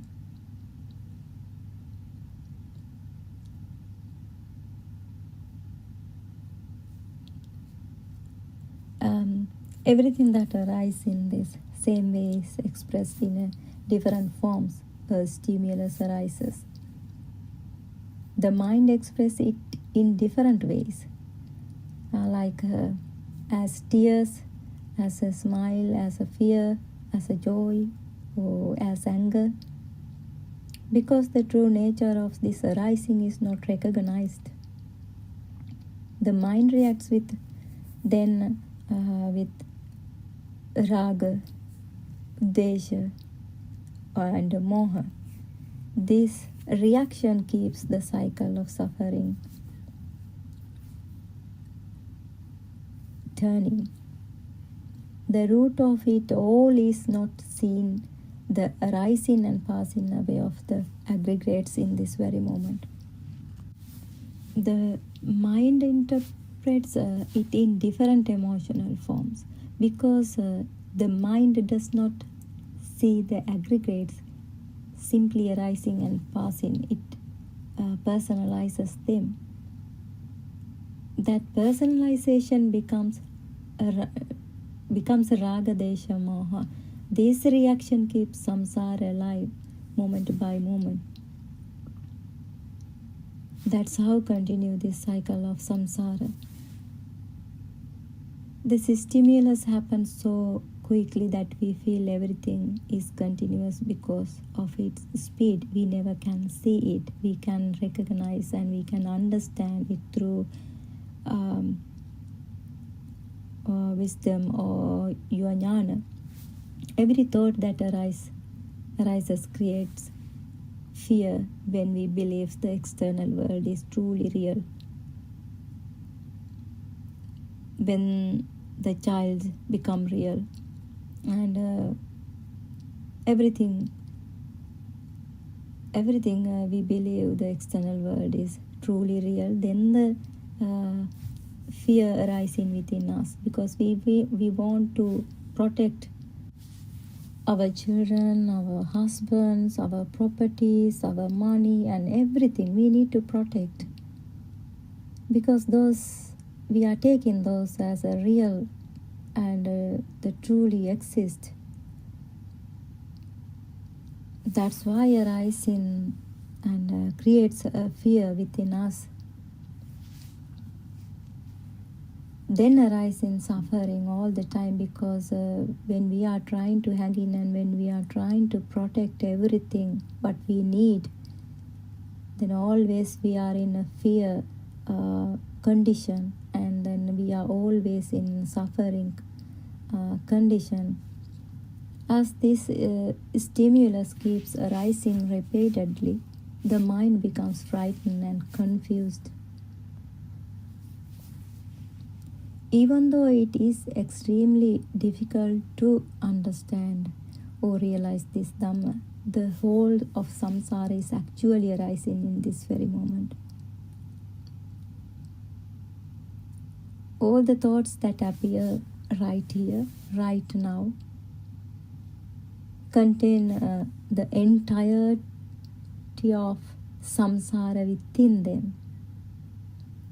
Even this very moment, that means this kshanaya, that has no real substances, no nothing. There is no time, no place where it can stand. It holds nothing and it does not remain even for an instant. It is a state where nama, rupa, or name and form is absent.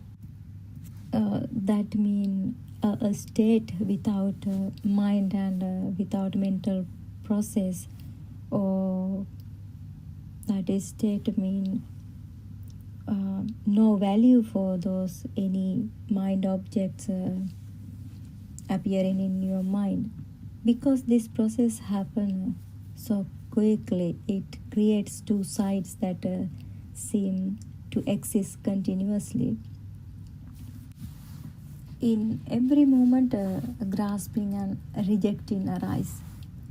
This mind keeps creating a sense of me here and an external world out there, and with each new thought, this illusion becomes stronger and stronger when it becomes real. If we look at this very carefully, we cannot take this mind as me actually, and we cannot take this body as me.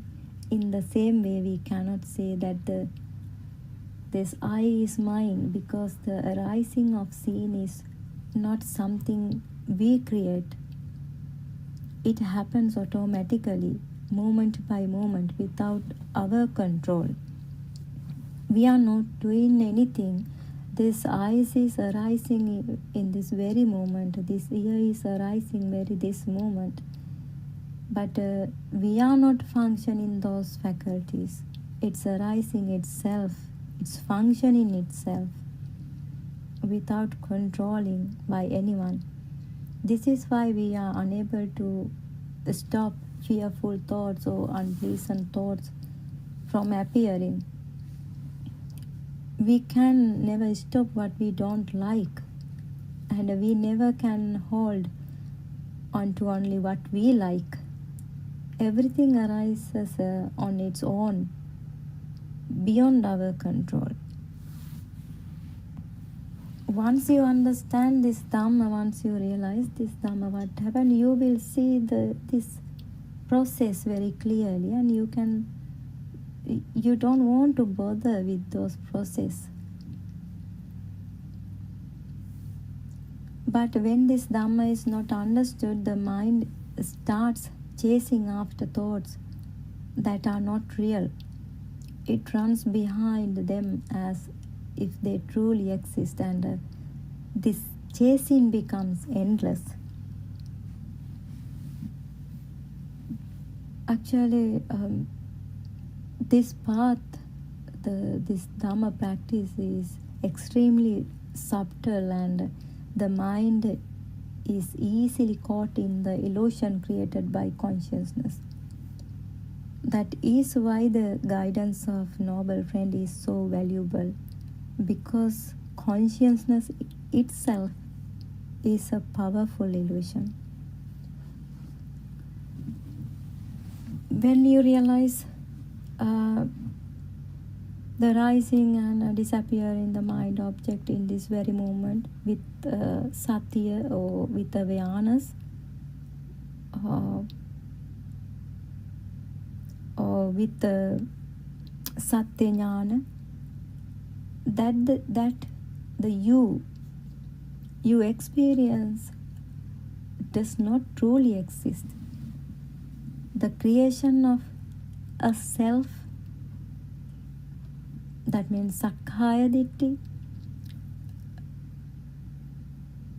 gradually it will dissolve. In that moment, the belief in a permanent person or a controller or an inner being or soul, everything falls apart.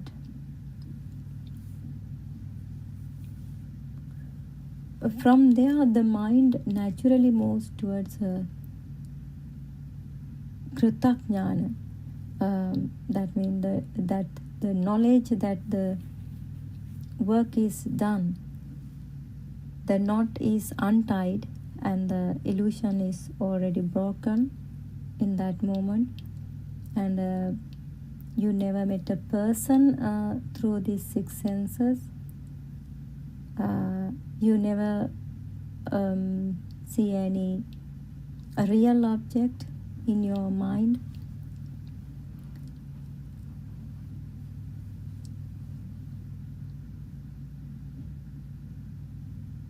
This is the beginning of true liberation. After collapsing the old system that you were taught that it is real. When you fully realize that there is no you, no inner person, no self, or real mind object, you automatically enter Kritajnana, the understanding that the fundamental task is completed then. When the illusion of I disappears through Satyajnana, the creation of cells comes to an end.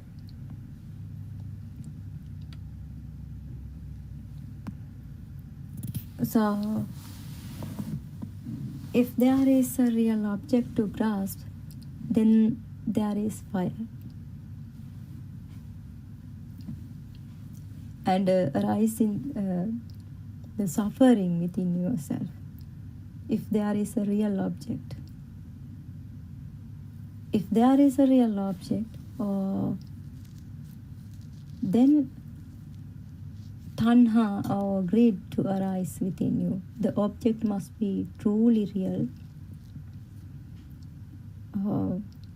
Then there is raga desha moha arising within you, because you have a real object and external things, and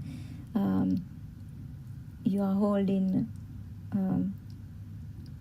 here in a world as a person, real person within this system.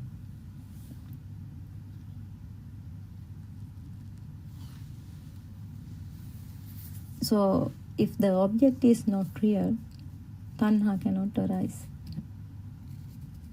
That's how you can eradicate all impurities, because all sankhara, you can come out from that cycle after you understand, or after you realizing that there is no real object or real person or as a real thing. When the mind sees this clearly, craving loses its foundation. Gradually it's fading away. So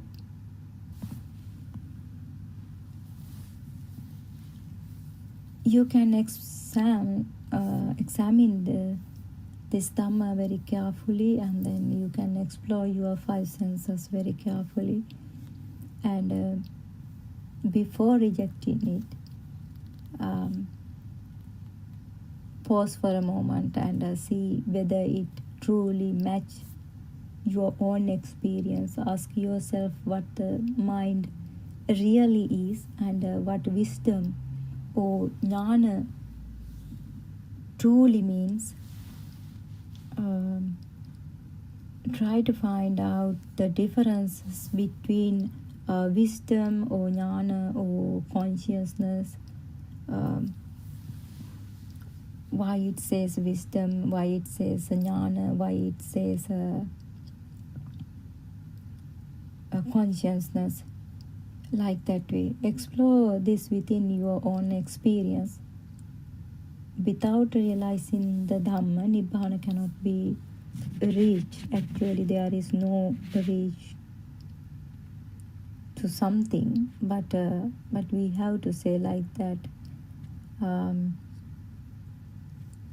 Some people may glimpse certain things without understanding the Dhamma, but mere knowledge will never lead you to Nibbana without practicing, without realizing within yourself.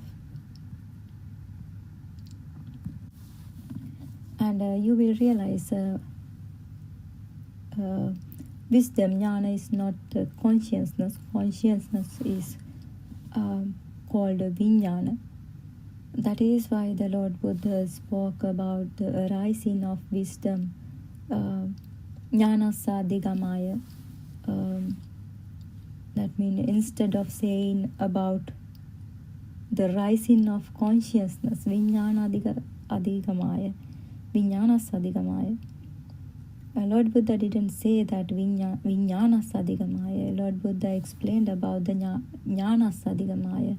Then we can ask ourselves a question, why the Lord Buddha said like that, jnanassa adigamaya, instead of saying vijnanassa adigamaya. We have to consider these points why Lord Buddha has emphasized. Jnana means wisdom and consciousness. There are two conditions.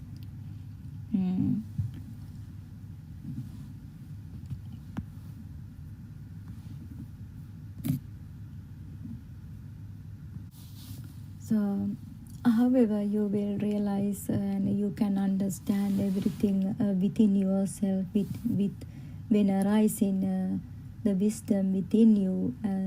What is the difference of consciousness and wisdom? So,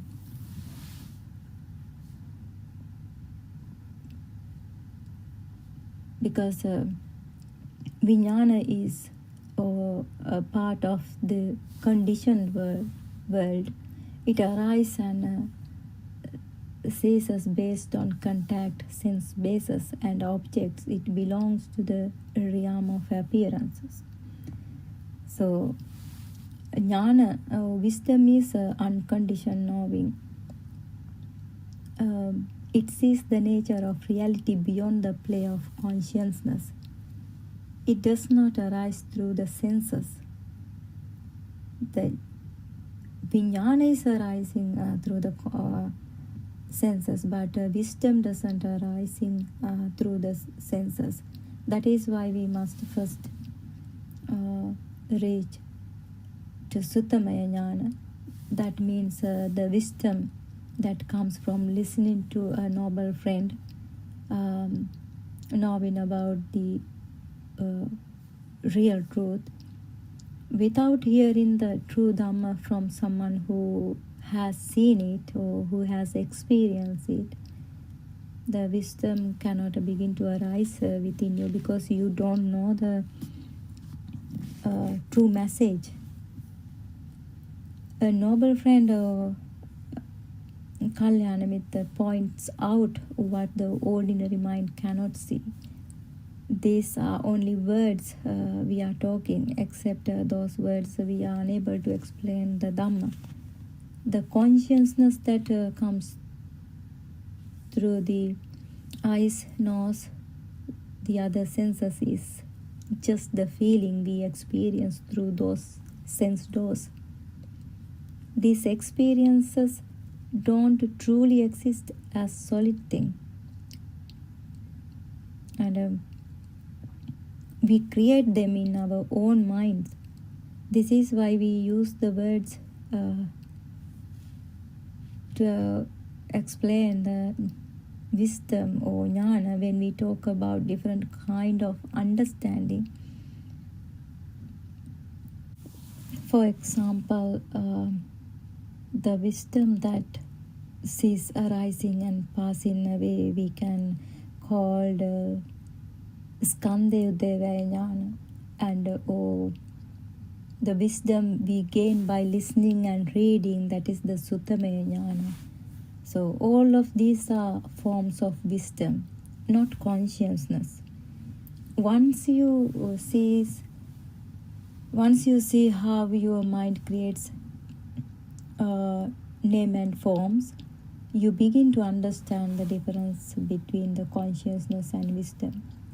Then you can clearly see the difference between two of those conditions. When this difference becomes clear, just as the Buddha explained, you can let go of consciousness and recognize wisdom for what it truly is.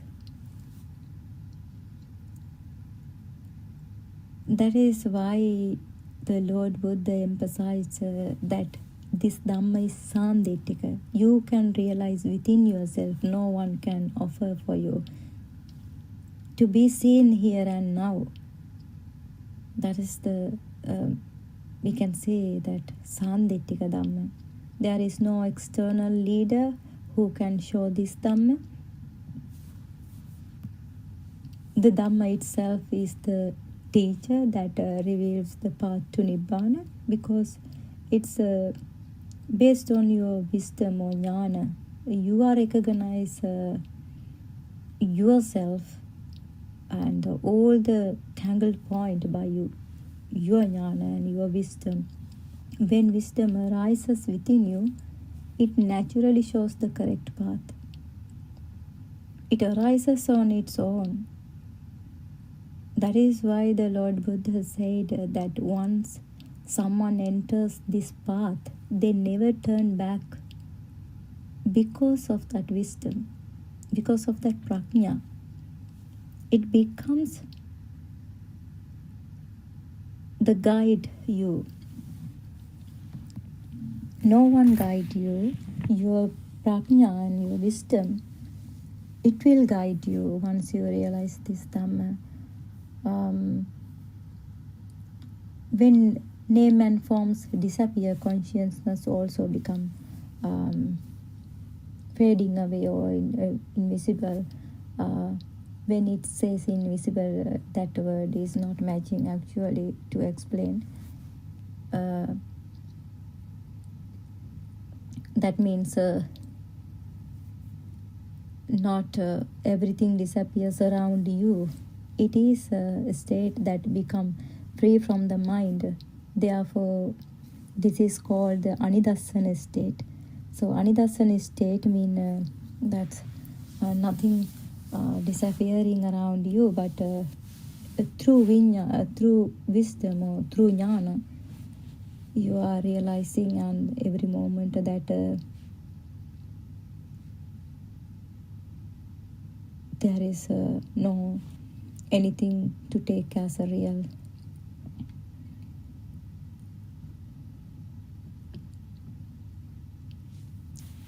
If you take something as a real, you will realize, not you actually through wisdom, it will realize there is ignorance, and then there is a person, there is a soul. That's how the wisdom and prajna guide you.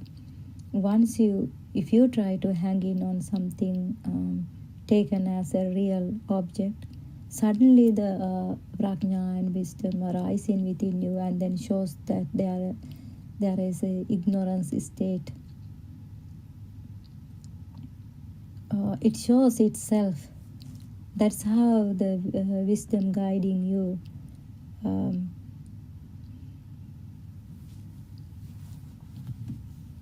It is a state that becomes free from the mind. Therefore, that is called the anidassana state, where consciousness no longer appears. And when this is realized, the mind becomes free from consciousness.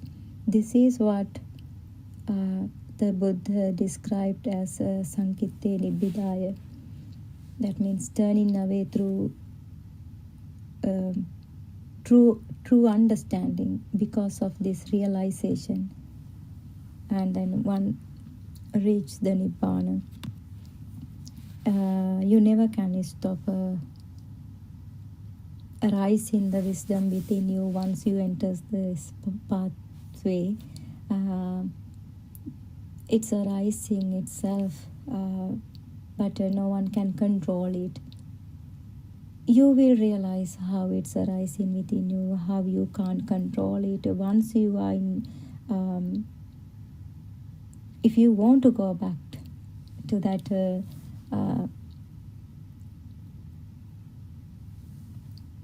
the anusote, but you never can go back because it arising itself within your system. The wisdom is arising itself.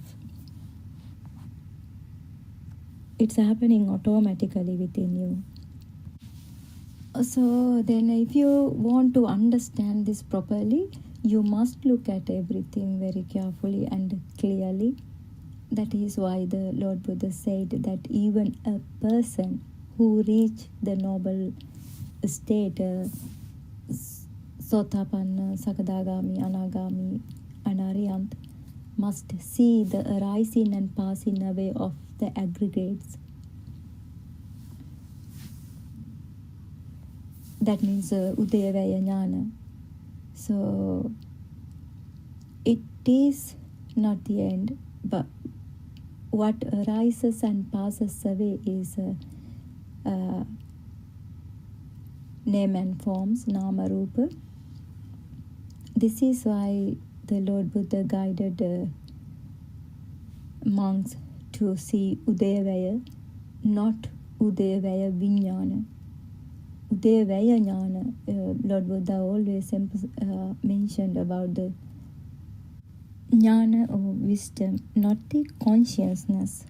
However, once your inner transformation begins, wisdom starts to arise on its own. You never can stop it. At that point, you don't need to force the mind or make effort to think. The realization grows naturally within you when the mind becomes purified. Jnana or the wisdom arises by itself. Therefore, you first need to understand how form begins, and for that you need to understand what's Pubbye Nivasanussati Jnana, the wisdom that sees how the mind has been moving from the very beginning. When someone sees the mind clearly, they also see how forms arises. In the same way, they understand how the form is arising and passing away. So I hope this would help you to understand what need to be considered if you are seeking to enter this path to Nibbana. So the time is passing now, and I am going to stop for today. May the Triple Gem bless you all. Therwan Saranai Aryan Wahanse.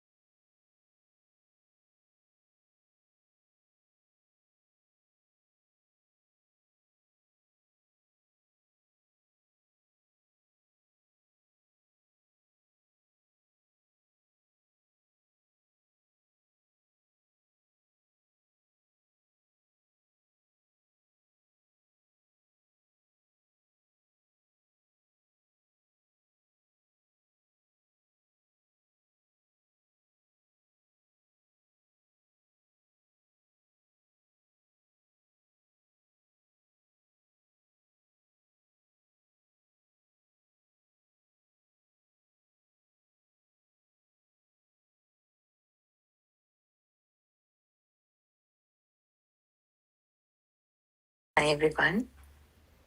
First of all, I pay homage to the Lord Buddha, the Dhamma, and Sangha, and I bow down to Aryan Mahansi, our noble friend, for his all his guidance.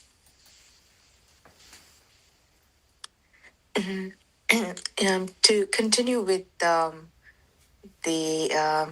some of the important facts that were discussed by Aryan Mahansi, and trying to make us understand this in-depth, the vast knowledge.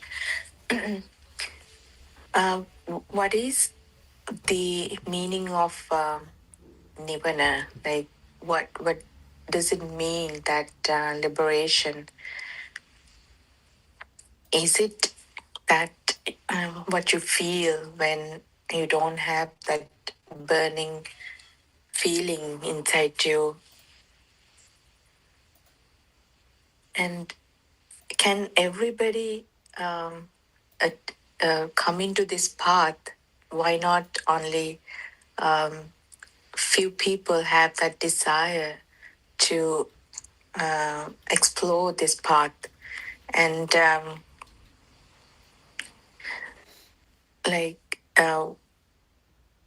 even to reach that state of mind?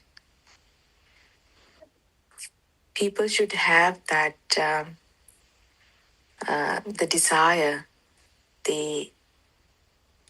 that should come within them, that to explore something beyond your senses and your comfortable life. So the minds that who inquire these, it's a quality of it's a quality that of a person who will come to this path, and that quality of the inquiring mind, it is called the savitaka mind. And when you reach this state of mind, the practitioner, the person who is willing to practice this and who's trying to practice this, will realizes that the existence of a self has been completely vanished. This is the real nirvana, or the tranquility, which is the existence of a self and existence of an outside world are on one side, and non-existence of being and the feeling of valuelessness of the materialistic outside world is on the other side, which means that the person who have that eagerness, that desire, and who start practicing that inquiring mind, then when you have those qualities, the person who's practicing that will realize the existence of a self has been vanished. And at the same time, the existence of a self and existence of an outside world are on one side, and the non-existence of the being and the valueness of the outside world is on the other side. As long as a person has thought patterns, he has a soul. So how do we recognize our soul, that feeling of I am, me, mine. It is that fire, that the feeling, that burning fire in the mind. Then that is if you start feeling that is actually the beginning of your journey. First of all, you need to feel that burning fire inside you, and when you start feeling that the stress, the uncomfortable inside, the feeling of that uncomfortable feeling, and the burning fire inside you, and that means you start recognizing your own soul. Anything that you feel like something is there outside, and that value that you bring to that outside object, it happen, the value is based on how much you have your ego, your raga, dvesha, moha. We call it tanha. With with the illusions created in the mind, the nibbana, the freedom is unreachable. Even the illusory mind can be detected via awareness or sihir. We call it super awareness. When you are in that state where you are observant, you are aware of your feelings, your senses. That is your awareness or sihir. Then when you have sihir, it is like you keep a guard in front of your house. That is, then that awareness will detect those the vibrational energies that creates in the outside world, and you feel there is something existence outside, and there is a person who feel that, the me. This is only it could be detected only through that pure awareness.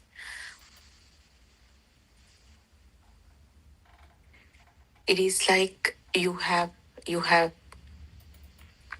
built a sensor which catches all these vibrational activities, energies that happen, and you know exactly how those are created.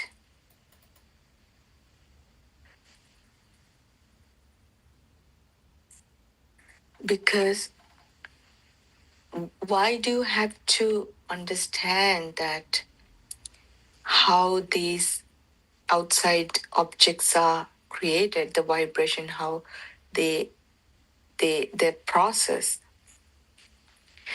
Because along with that, the vibration energies and the process, that the me, the person who's experiencing that can be caught up, then you know that how me is created.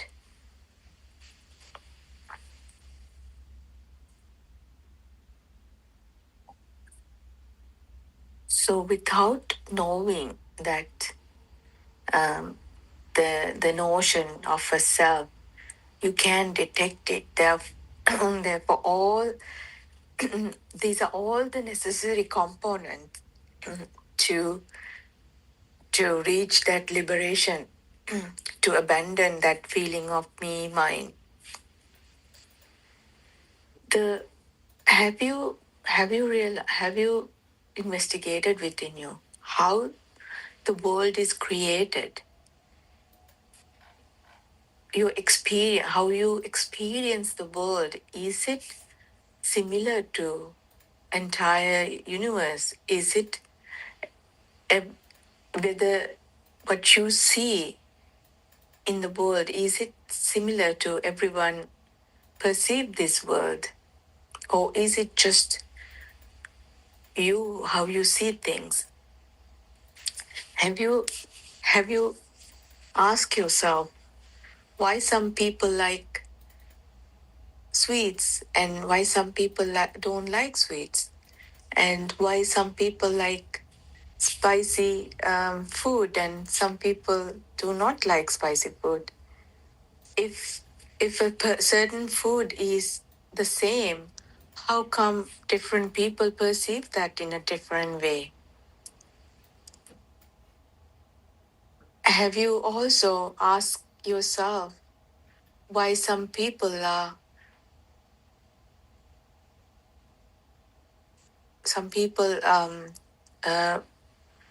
very competitive in certain ways, and some people do take the life as it comes? So because the value that you are given to this outside world depends on individual being, and this entire world is created in a single mind, like it unique to in each and every individual.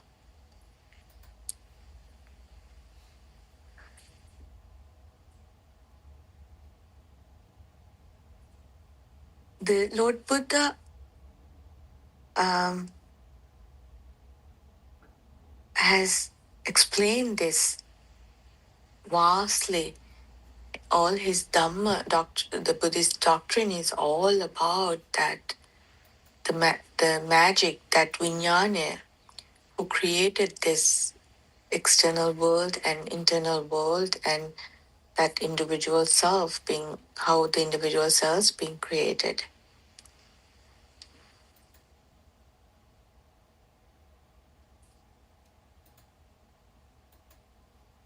So we all the time, we think that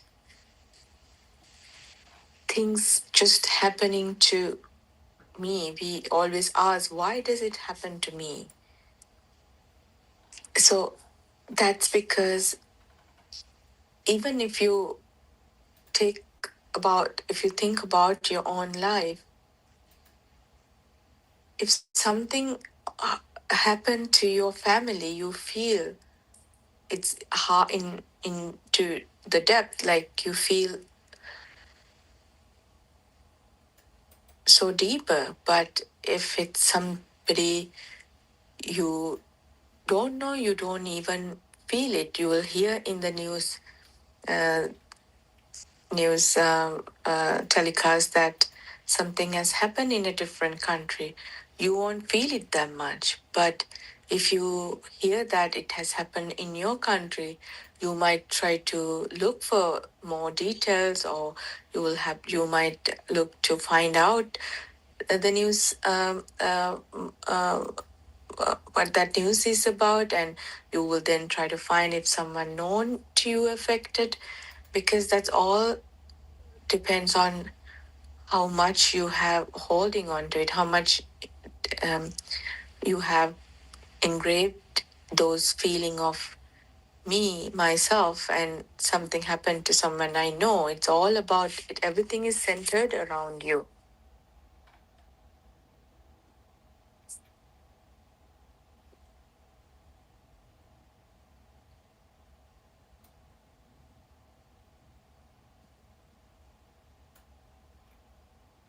So how, in order for you to explore this Dhamma, first of all, you need to to learn the true, knowing that true knowledge of what Lord Buddha has preached, what this Dhamma is about. That Dhamma, without that Dhamma knowledge, you are not able to apply those the techniques, the system, that process. You're not. It's the way you experience. For you to practically experience that Dhamma, first of all, you need that knowledge. And when you have that true knowledge of awareness, then you can reach that practical experience. Through this practical knowledge, the notion of that existing self can be found. The existence of the soul cannot be abandoned by just thinking about it. So that's another thing that we kind of get lost in this process, is we don't know how to define that the mind and the process. Most of the time, the knowledge that we learn, we are trying to process it through our mind. And the mind and the feel is what you need to, that is how you experience this Dhamma within you, through the feel. When you have that knowledge, you need to learn to separate the two way of experiencing this. So you need to learn how to feel this Dhamma within your own self, within your own soul.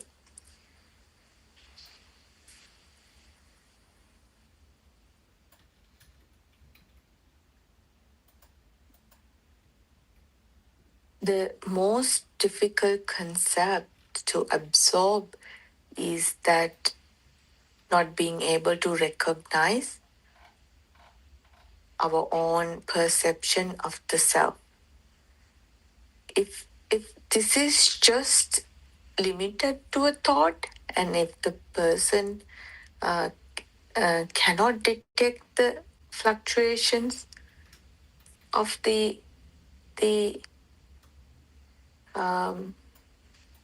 sparks, the currents, the Nibbana path is not open to that person. The person who lives in his thoughts is they get lost in this journey. The inability to detect the situation, that's the biggest obstacle. So you should be able, if something happens, and when you know that that something is not right inside you, like that feeling, the fire feel, the burning feeling, an uncomfortable feeling, and like the cravings, the sadness and anger, those sparks that happens inside you. If you are not able to detect the changes, the fluctuations of that feeling, the current, then you are not able to find this path. The person who lives in that thought is not able to find that feel. So you have to you have to learn to find that how this the current fluctuate in you, the effect on those feelings to you.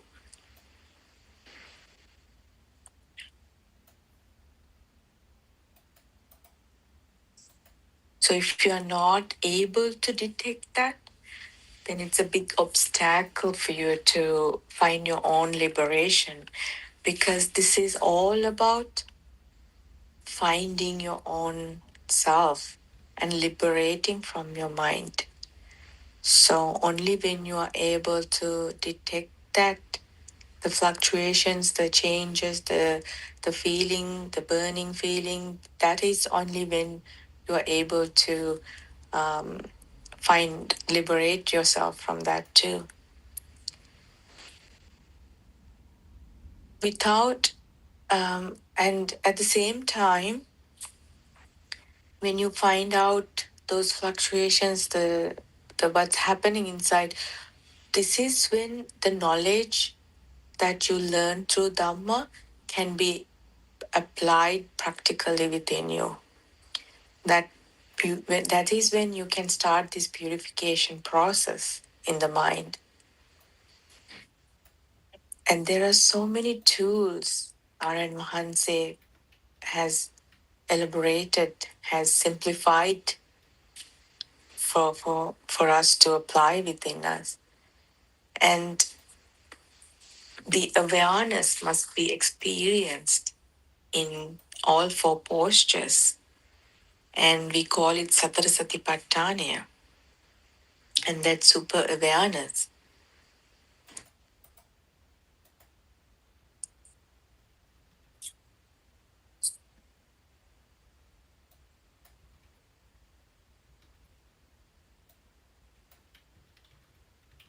So when you have that super awareness, that is when you can easily detect that your hidden self in all these incidents. And the learning Dhamma helps you to recognize the wrong way and how you can purify your way, and how to learn that right way.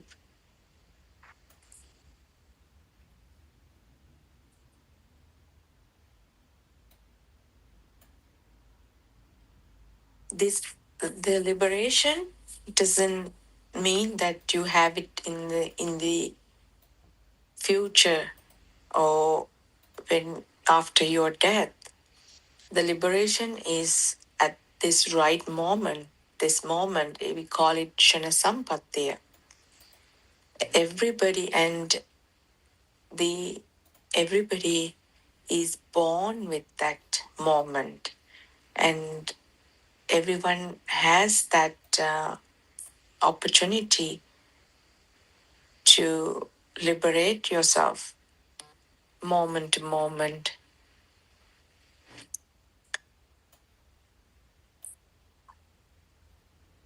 This is the meritorious ordination. Buddhism is based on the principle of the dependent origination, and it's not Buddhism is not about the meditation, the concentration meditation. The Buddhism refers to the observation of the true nature of the mind. It is a practical Dhamma. It is all about you experience that, you observe this true nature of your mind. And if someone can get rid of that notion of an existing self, then that is when you liberate yourself. Then you lose that attachment that you're holding on to, that myself. Haren once explains this in so many ways, and one of his famous saying is, "Mamat ekka mama gamanak yanawa mawa dala mama yannata yanawa," which means I'm going on a journey with myself, and I leave the self and go along, and which means you can't separate. I mean, you are alive. You have this body, and you know that there is that the senses that works, which is the mama. You can't leave this and go without, but you're going on that journey with myself. And then, but still, when you know that knowledge, you will leave the self, but you still go on.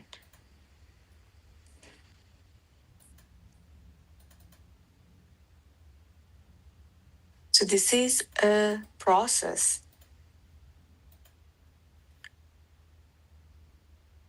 And this is a process of the defilements, the fading of defilements, which is the craving, aversion, the ignorance. Those defilements it systematically will fade away in this journey.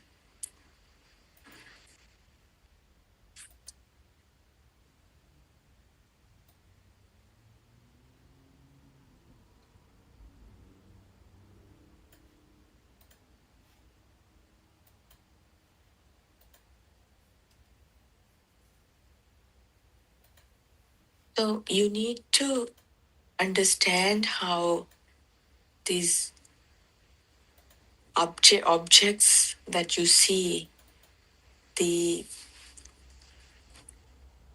outside world, how this outside world is created. We have been from an infant to now, when you think about yourself, when you're born, you did not have any feeling of this is mine, this is me, this is my mother, this is my father. But as gradually as you grow older, your database has been filled with all about how that ego has been built up. And now, in order for you to break those things, reverse that, everything you have accumulated in your mind, as which has made that ego stronger day by day. In order for you to liberate from that ego, you need to learn this Dhamma. You need to learn how you can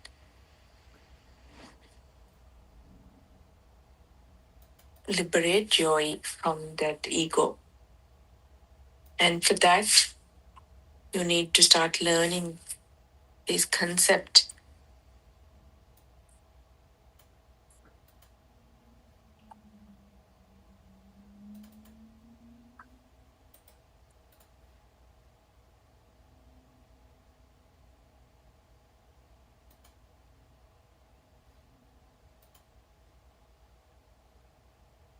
So it's all about achieving that special wisdom, that which will lead you to liberate from that Sakkaya Ditthi, the feeling of you being alive. And we are all trapped inside our own senses and our own world. And we are all trapped inside our ego, the cage called ego and self. And that is the wrong way.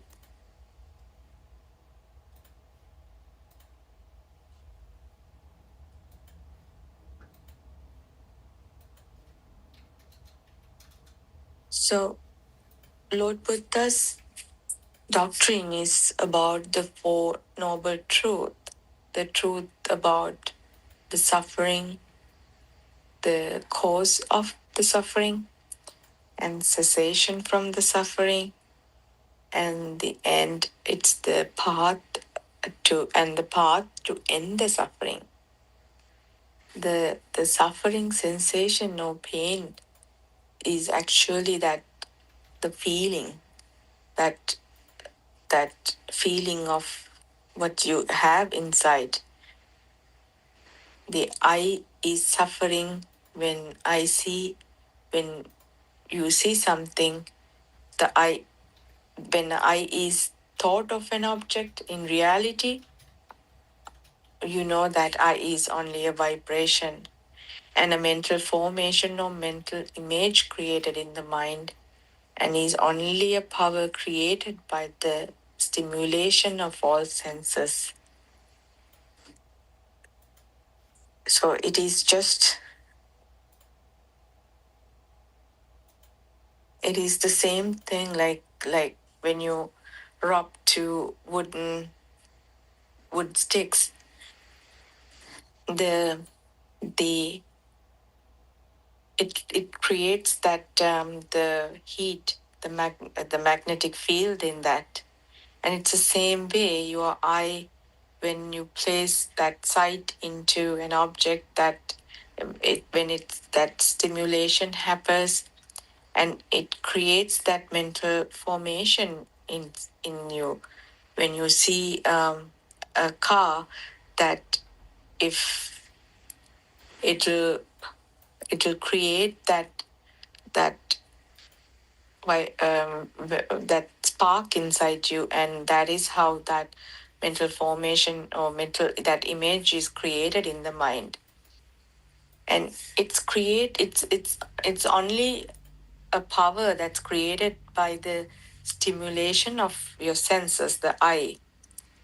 But if you see that, is it that your eye saw that, or is it someone who's inside, that someone called me saw that? So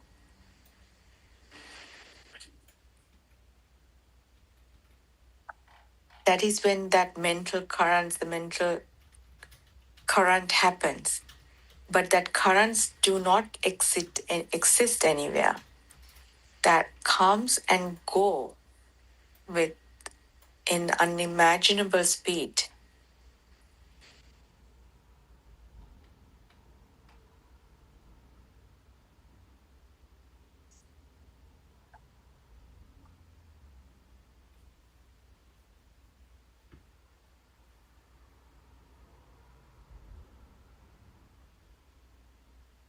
So just imagine that you are blind. And do you think that the image you see in front of you will make any current in you, the feeling of within you? So it's the same if you apply that concept in all your senses, you will see that if your eardrum is damaged, do you think you will hear any sound? And then consequently, whether you will feel anything? And we know for a fact that when our food goes to sleep, we can feel any feeling in that.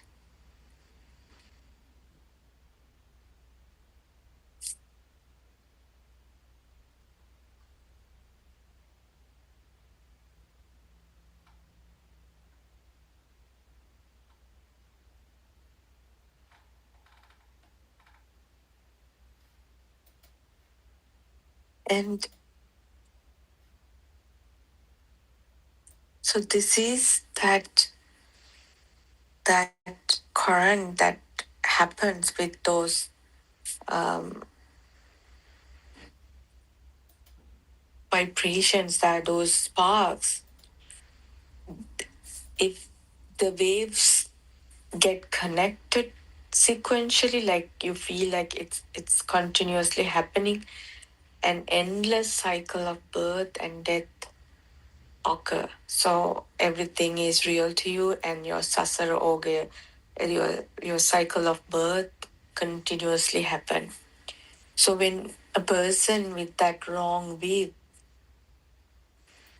when you don't know that this right view, when you don't know how these mental formations happen, you continuously in that endless of birth and the death.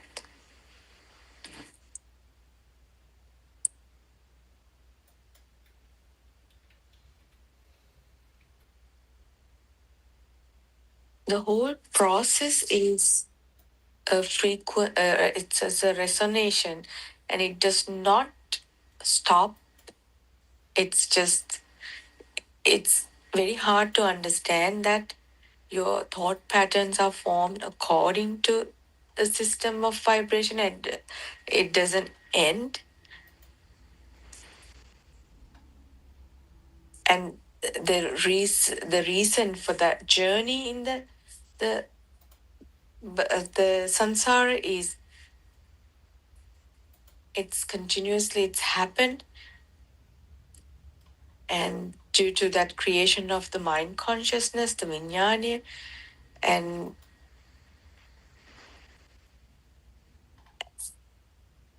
in actually it lies in that energy of frequency that creates a system, such as we call it telepathizing the system, the telepathy system, that if the telepathy system means that if that energy in two places matches, it just keep vibrating in the same energy level. When the energy vibrations are stopped through the spiritual process, then that when you stop that vibration, if we call it the akampita cheto vimuktiya, which means that you do not create another life. You don't have that vibrating energy that will travel to that will telepathize to a different. It's the cycle. This is the liberation from that vibration, the liberation from influence of energy vibration. In order for you to gain that understanding, the right view of an existence of soul must be that you need to eradicate that wrong view of the existence, which is that wrong view of existence. It is called Sakkaya Ditti, that you have that feeling of I am here, there's someone there, like that wrong view. And when you have that, when you eradicate that wrong view, the true understanding of there's nothing existence in either inside or outside, which is called Ajata Bahita. You realize that. Realizing that there is no existing individual self or soul, that is the way to liberate yourself. until you reach this level of understanding, the birth and death continues. Your sansara, your cycle of birth continues.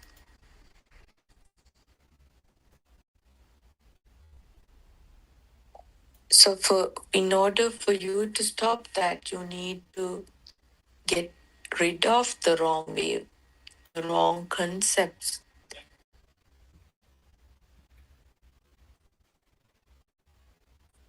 And then understanding that the philosophy, the Lord, the Dhamma, and observe how defilements fade in. When you start practicing it, you observe that how defilements fade in you. When vibrations become less and less, this is the heaven in your own mind. When you are at that calm state of mind, then you don't have so much thickness, hardness in your mind. And then you experience that it's your vibration becomes smoother, thinner, and less. It is the heaven in your own mind. Having more vibrations means when you're experiencing hardship, that roughness in you, that thickness in your thoughts, that is the same like you are living in a hell.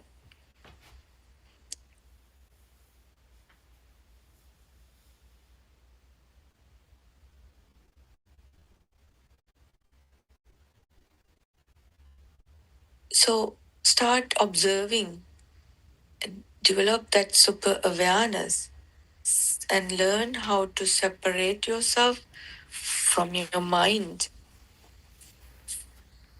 but more get closer to the feeling. Satara Satipatthana, the feel, how you feel through your senses. And then it's easy for you to recognize the illusions that created by the mind, through the mind, and also for you to understand how those defilements are fading in you, and how your mind become pure day by day, and your vibrations become less and less, lesser and less.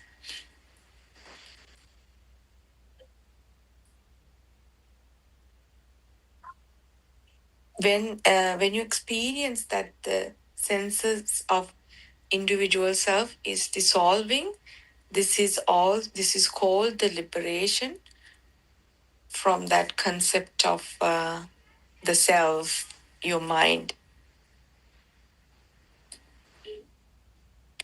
Senses work. You still get through your chores, your day-to-day life, but you are like a machine. There's no mind that grabbing you down. Those thoughts that keep you punishing, and you become like a free bird who flies in the air.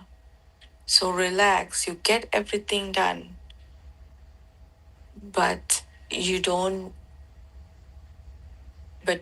have those heavy vibration in you, which makes you feel like you the pains and the stress,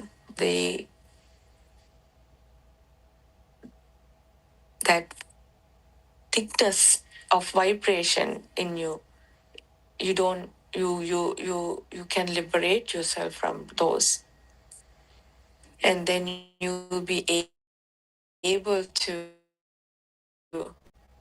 experience that pure mind of that state,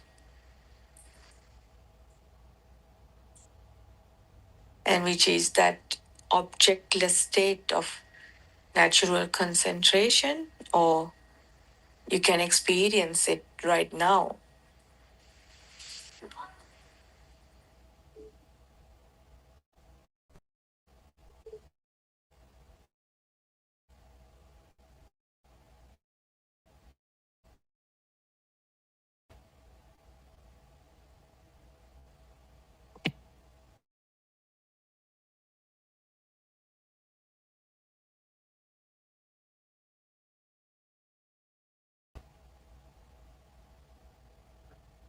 And if you have that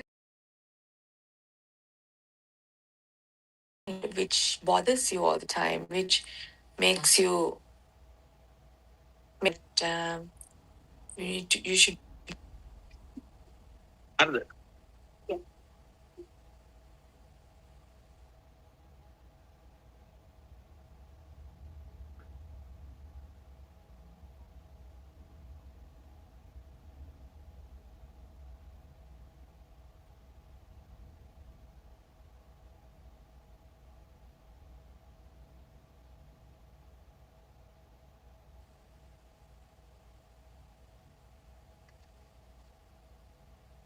To liberate yourself from those heavy those thoughts, and when you find your inner peace, that pure mind,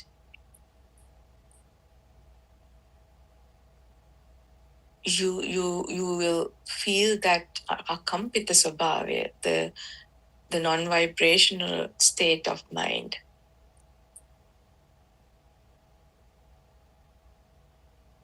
And in this unique experience, you will be able to experience that emptiness. Emptiness doesn't mean that there's nothing outside. It's just that the value that you give to the outside world will become less and less. And then you will also be able to drop those old things, which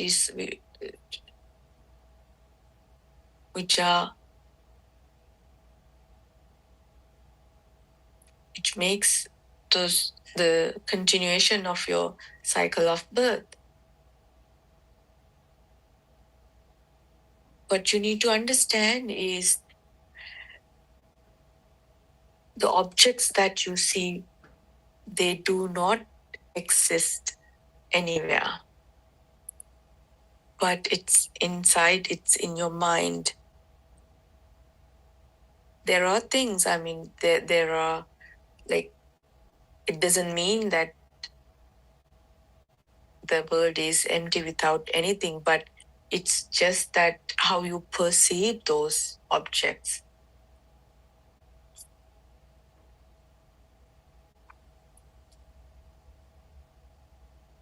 So if there's no mental formation, the mind consciousness will not be there. And then there are no sankara, if there's no sankara, then then no mental formations.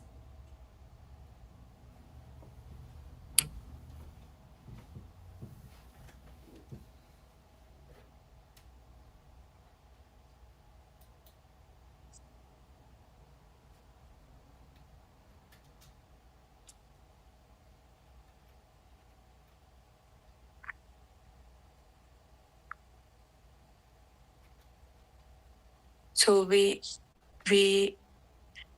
have heard this many times that how your six senses, when they contact with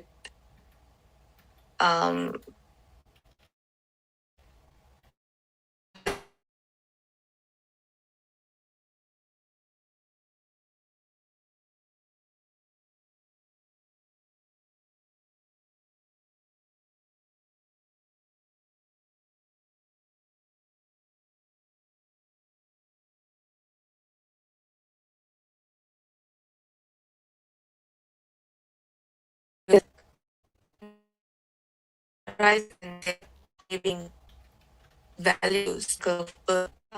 This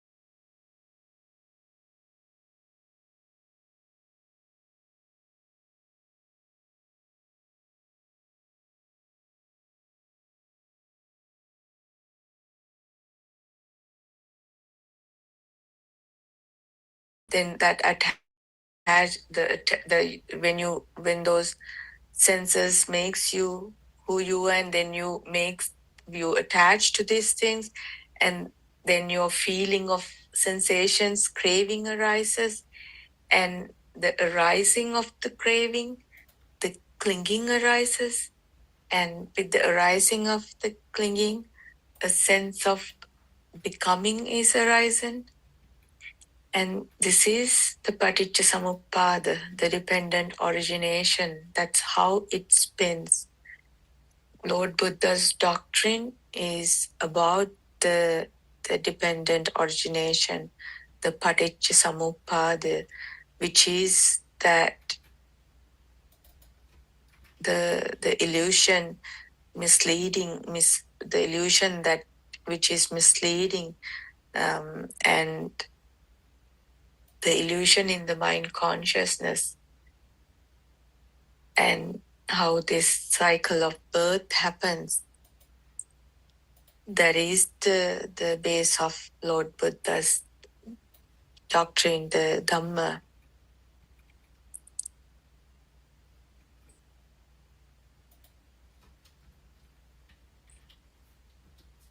So you have that choice of what whether you want to continue in this samsaric journey, or whether you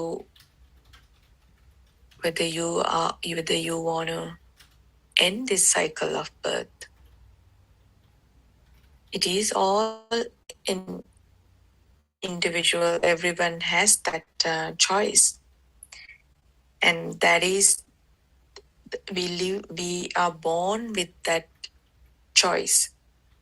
And I invite everyone to ask yourself whether you want to continue in this samsaric journey, or whether you want to end this samsaric journey. And it's all depending on individual expectations. And I invite everyone to listen to Buddothpado Deshana, and the Lord Buddha's pure Dhamma is you can hear, and this is the journey. This is an individual journey, and so this is a journey within you. And with that invitation, I'm going to conclude my talk today. And may you all be happy and peaceful. Bless you all. Triple Jam bless you. And Teruan Saranai. And I worship Aran Wanse, our noble friend, for his guidance. Teruan Saranai.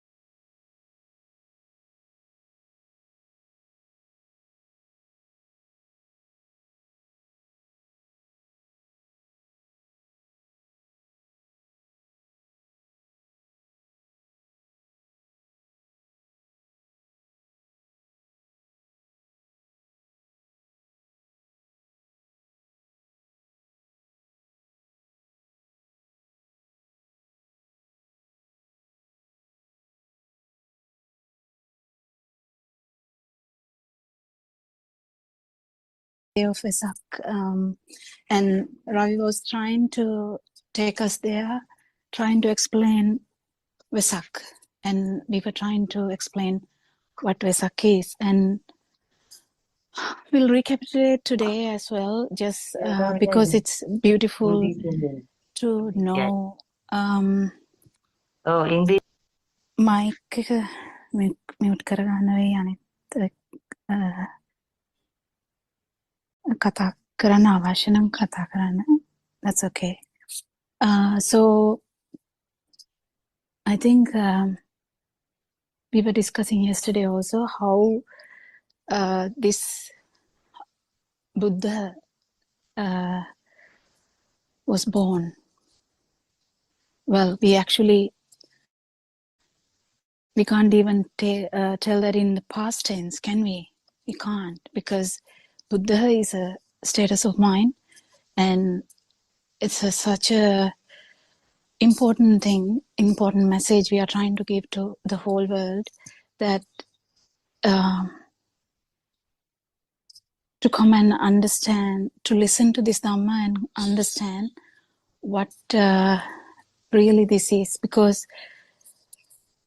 status of Buddha, is it something that you can achieve in the mind? It's not. And when we liberate from mind, it's actually and when there is no vibration in this system, you are already in state of Buddha. We people are really, we have so much gratitude for Lord Buddha. we have forgotten, because we usually as children, I remember, we took as Lord Buddha as a person. I mean, I took Lord Buddha as a person when I was a child. So because when we see the statue of Lord Buddha, we thought, oh, this is an image of Lord Buddha. So we felt so happy. I can even remember as a child, I saw a monk walking on the street with some disciples, and I couldn't help crying. I don't know. I just couldn't help crying. It was just seeing a person and a robe, but he was a monk, and he was giving me such a beautiful, like a mind. I was in the mind. So, but that's what we knew. So the Vesak day was full of chanting, full of like lantern, beautiful stuff. We give food to others. We go to temples. The family get together is really nice. I think it's really important to happen even today. But we were never told, we were never taught, or we never heard anything about Buddha, that what that is, and how to even, what Lord Buddha said, how to even understand that. So after all these years, now we hear that it is a state of liberation of mind. It's actually not a state of mind, it's a liberation of mind.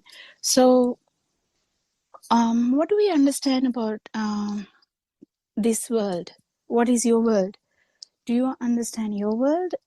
So how did the world arise? So our world arise as a child when we understand. I mean, we don't remember some of the stuff, do we?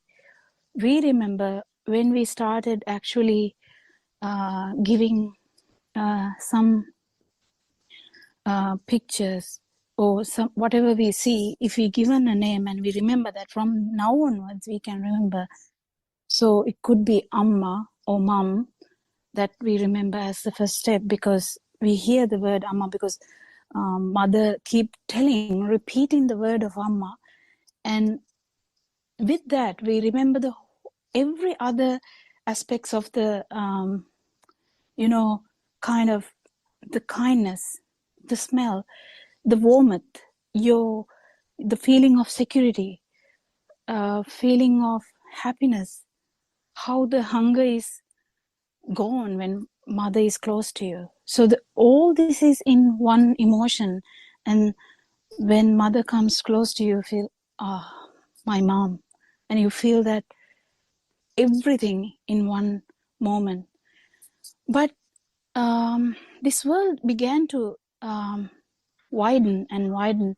So the day by day, when we come to a kind of age where we kind of know like a lot of stuff, every day we take them really, really, like we give them a real value. So as mother came to our world, so mother is the world. Actually, there's no nothing we took as everything we took as really there, whatever the word, the sun, moon, chair, apple. So when we take the example of apple, because everyone kind of will understand, we get the smell, we get the taste, we get the picture. It may be red apple, it may be green apple, or you might be like, you might be thinking about a good apple that you have eaten. So as wise, so mother, like the world of mother rise, the stimulus mother, the stimulus apple is also there. What happened there? Did anything happen there apart from this stimulus? That is the problem. So we got to know the mother, we got to know the apple, we got to know the chair, but the problem is now it's not the problem with the mother, but because mother became a kind of a existing thing, we kind of match them. So I see my mother 15 years ago or 40 years ago. So that mother is same as now mother. So I have seen maybe sun. Okay, we'll take the example of sun. I mean, the moon. So if you think, okay, I have seen moon as a child and I see it now. I see the river, or if you have been living near a river, you might think, I have seen this river as a child and now I see the same river. That's Mahavali River. Yeah. So we feel like there is a story and there's a existence and there is a timeline. What happened there? Even in the Sinhala Zoom meeting, I could hear someone was talking about sister, someone was talking about daughter, and how these things became a thing. Sister, how sister arise in someone's mind, how daughter arise in someone's mind.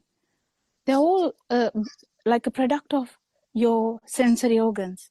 If you didn't have any of these sensory organs, the world of yours is kind of empty. Actually, if you don't have any sensory organs, we can't talk about a world or whatever the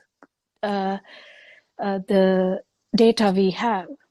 So when these things come together, we get a idea what daughter is.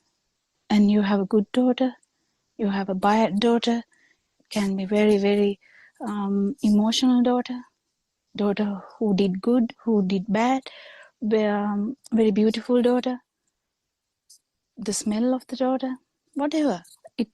You can have a real big story about the same thing. You can have a real big story about your sister. So how did the sister rise? Well, I have a sister too. How did the sister rise? So sister arise when we kind of get this same kind of appearance coming repeatedly to your system. You identify that person, the dress similarly, maybe beautifully, and smiling with you all the time, playing with you all the time. So that system automatically is brought about by that. Actually, there's no difference between you and the sister. Sister is you. So that's how that happened, because there's only one perception. Perception is the sister. So the perception is sister. So how did the perception arise? From all the other perceptions, like all the sensory organs brought about the sister. So my kind sister, my playmate, my soulmate, my my only person who I can talk to, relate to. So we have so many stories into that. But these things are in the mind where all the data are entangled. But what is happening there? Actually, what is happening there is, it's not the problem of the perception. There's no problem with the perception. You can perceive. That's not the sensory. Unless you are devoid of all the sensory organs, you still can perceive. If you don't have any sensory organs, then you can't perceive. But then there's no existence of a different yourself without the stimuli. So what happened there? Actually, what happened there is, when the sister repeatedly occurs, occurring this system actually gets that sister gets kind of gives a feeling of existence. That's because the not knowing how this system is brought about. So if you hear this Dhamma only, you can understand, how did I get sister into this system? sister started in childhood. Sister got really, that world of sister got really bigger and bigger. Similar to daughter, similar to mother, similar to husband, similar to wife, whatever the system. So whenever you accompany one particular stimuli repeatedly, it becomes a thing. It's a natural thing. It becomes a thing. So immediately, at every time, when that perception occurs, you arise. The problem is that, not the perception. Problem is, when you arise, you get a feeling that me, mine, my soul, that perception starts to occur. So as a small baby, actually the small babies, they don't have this perception. They don't have the thing like I am living. They can't even, if somebody is calling that child by name, that baby will be like wondering what that is, because they just hear stuff. They just see stuff. But then with time, your mother, your sister, your father, your brother, your aunt, your uncle, your grandma, grandpa, everything, the repeated exposure of these stimuli brings about the same vibration. That's the problem. So Lord Buddha actually talked about Buddha's status, where liberation from all these, liberation of from this concept of self. How do I liberate from concept of self? Only by knowing how that arises. If you just because you want to get rid of the concept, it will never happen.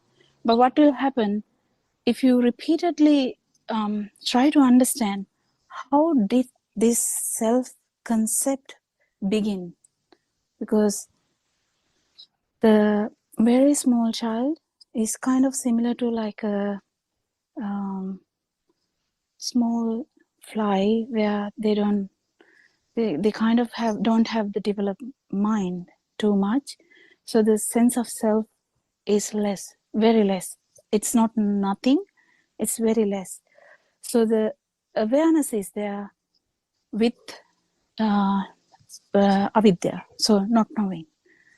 So if you understand how this happened, the perception, the self-perception, the self-vibration, and how this concept slowly got deepen and deepen. So when someone is like 8 years of age, they can't really, if they hear Dhamma, it's so good, but if they don't hear, they will only know that I am here, I am seeing stuff, I'm listening to stuff, I'm eating, I'm tasting, so I'm walking, I'm smelling, I can feel, I cry, I shout, I do a lot of stuff, So they put every action in the system will be given the concept that I did it. This happened to me. That happened to me. Someone blamed me. Someone shouted at me. Someone praised me. So these concepts are really deeply engraved actually into the system. It's unless you question them, you can't actually even find them.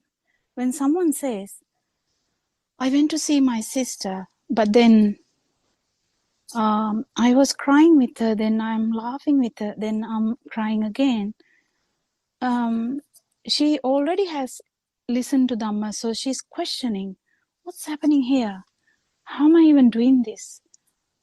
So people listening to Dhamma is such fortune, because they know that there is no self, and they are trying to actually relate that to ourselves.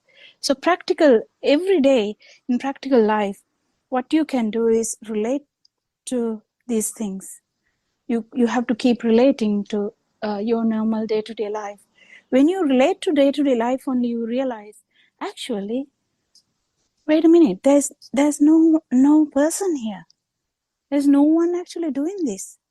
I just thought about buying ice cream. Now I'm starting the car, I'm in the shop, now I'm back home, I'm now has taken a cup and I'm eating that. How did that happen? How did this magic keep happening? How do we know do all these things? So it's easiest way out is to think that, yeah, I'm here. I decided to buy the ice cream. I went to shop. I bought what I want. So the decision making makes them to feel like I made the decision. This is very difficult for some because you feel like you have taken a decision. Whether to go to Colombo or whether to go to Jaffna, you take a decision, then you feel like, no, I took a decision to go to Colombo. But then, do you actually take a decision? That's the problem. So if you actually know how this system works, if you give a command to the computer, how would the computer know where to go? Would the computer know, or if they are given a choice, would they take a choice? So you have two robots, you give a choice to them. Would you go to Colombo? Would you go to Jaffna? And they take a choice. How can they take a they are given a choice and they will take a decision. How will they take a decision? They put all the data into that and take a decision. That's what they know. So what if I go to Colombo, it will be better because I can do these things. I'll better I go to Colombo today. But was there someone to take that decision, or all these perceptions come together and took a decision? That's because that particular system knows only to take that decision according to the data they have. That's it. If you keep thinking like this, whenever you think that you are there, then you can criticize yourself. What am I thinking? How can I feel sad? How can I feel sad? How can I feel happy? Or is this system actually tricking us? Actually, system tricks you to believe that. That's the concept. Concept is built.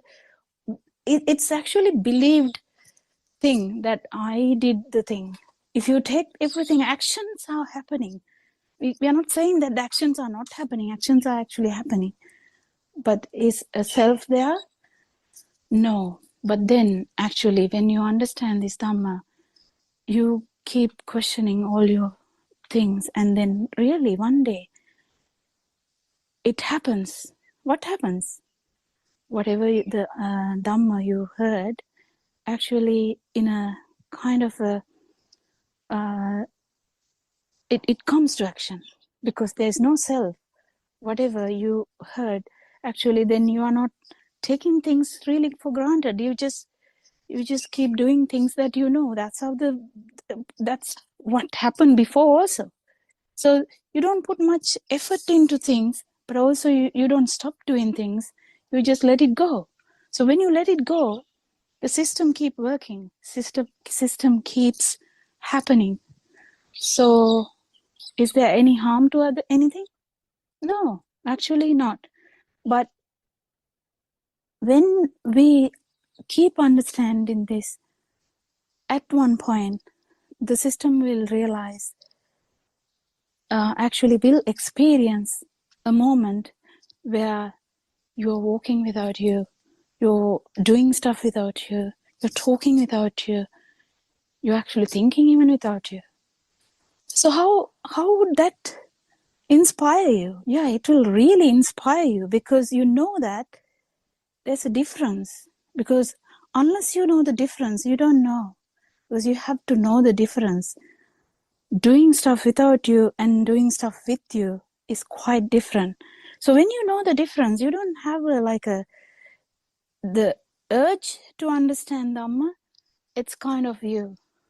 It's you usually if there is a great urge to do something, there's someone who is wanting, someone who is trying, but then we don't give up the trying initially, because we need to understand this Dhamma.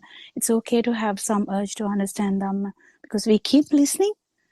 When we keep listening, we actually get more interested in that, and more you feel lighter, more likely you will feel the difference, and more likely you will really entertain this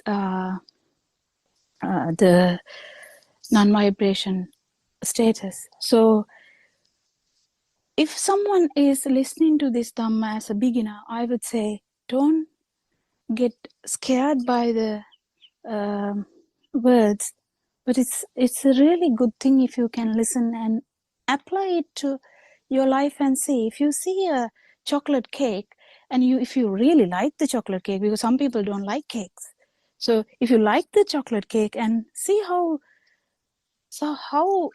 that system gets attracted to that,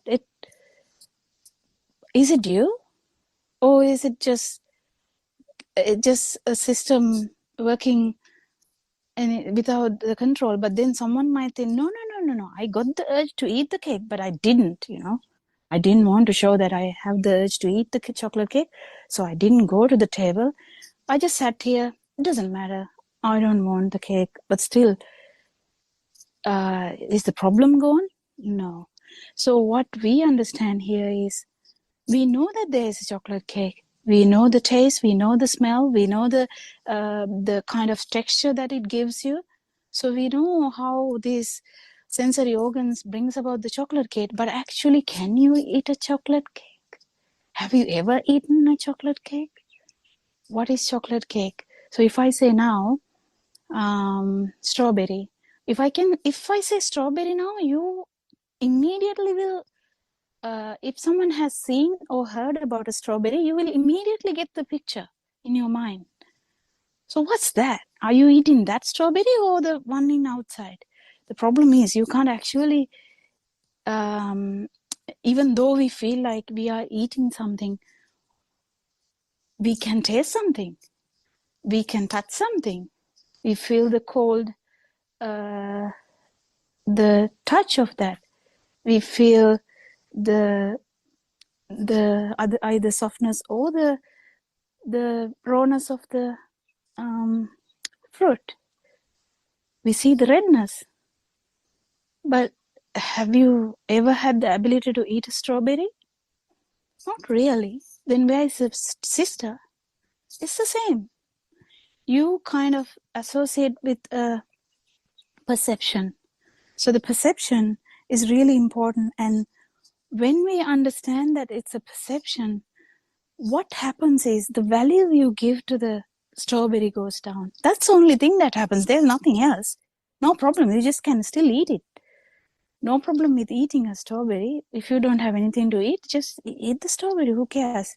And if you want to buy a strawberry, a parcel of, like a pack of strawberry, buy it. That's not the problem. But if you understand slowly, the perceptions are just that,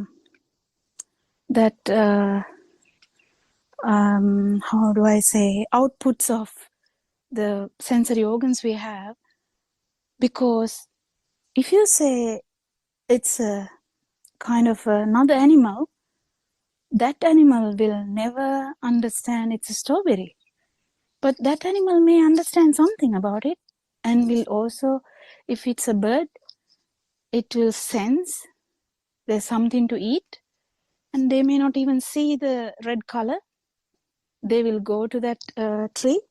They will start eating the strawberry. But we are telling from our mind, we have the perception, bird went there and eating my strawberry tree. The bird is eating my strawberries. But does the bird have those perceptions? So whose perceptions are true? So is any of the perceptions are true? Whose perceptions? Is the bird's perceptions true, or my perceptions are true? Or is or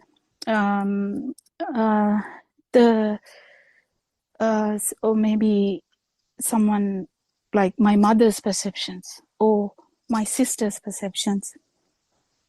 Whose perceptions are true? God might say, people might say God's perceptions are better than us. Is it? Or is it really in the mind? It's in the mind. So none of the perceptions are actually true. But is it a problem? It's not a problem. You just keep perceiving because you have sensory organs. You just can perceive. That's all that's happening. So we keep understanding this system. So perceptions are perceptions. So you keep understanding that. And so when we keep understanding that the value goes down, so the burning goes down. When the burning goes down, you feel lighter. And day by day, the value of that particular strawberry. So you don't now actually cry about your strawberry anymore. You don't really care about the strawberry anymore. You can chuck it if it's unwanted. You can eat it if you want. You can give it to others. You can do whatever if you want to do anything with that. But the real value given by the mind to that is gone. But then comes the stuff like light. Because if you are actually not giving much value to the perceptions, then you might feel stuff like light. You feel like there's sounds. Or there's things that you feel like touch, temperature, pressure, taste, and smell. So what about them? Are they real? So is my perception of light the same as the bird's perception? Or is my perception of light same as to my sister's perception of light? Or my grandmother who has no perception of light sometimes with the cataract and all that? So which perception of light is true? It's actually a mirage again, because perception of light is brought about by the sensory organ. It's just another perception. So you keep understanding this, then value you give to all the perceptions begin to fade away. So you feel this fading. The fading of the value is actually the vibration you had, because what really happened was, whenever there is a vibration, what happened was you kind of resonance into this vibration. There was someone who was asking in Sinhala about this perception. No, not about the perception, about the vibration. And I was thinking about it when that question occurred to that person. The vibration we worry is about the self vibration. We don't worry about any other vibrations. How did this vibration of self occur? How did the vibration actually, is there a vibration of self? What actually happened is, when the stimuli become a thing, there is always resonance into this vibration. That's the problem. That's where the whole long samsara story comes, because at one particular time, when there is a perception of light, of touch, anything, this vibration is there because you resonance into that vibration. That vibration is the most important vibration Lord Buddha was talking about, because Buddha's status is non-vibration. So how did that happen? Because the more you understand about this, more you feel wary about this. You don't give a value to that vibration. So the system, because we are used to give a great value to the self-vibration, self-perception. Because if someone says something to you, you feel like, oh, I feel so intimidated. I feel so upset. There's no way that someone can tell that to me. No way that I can be humiliated in such a way. No way that I can be felt in such a kind of a low way. Or you might say, oh, that person really praised me. I felt so good about it, you know.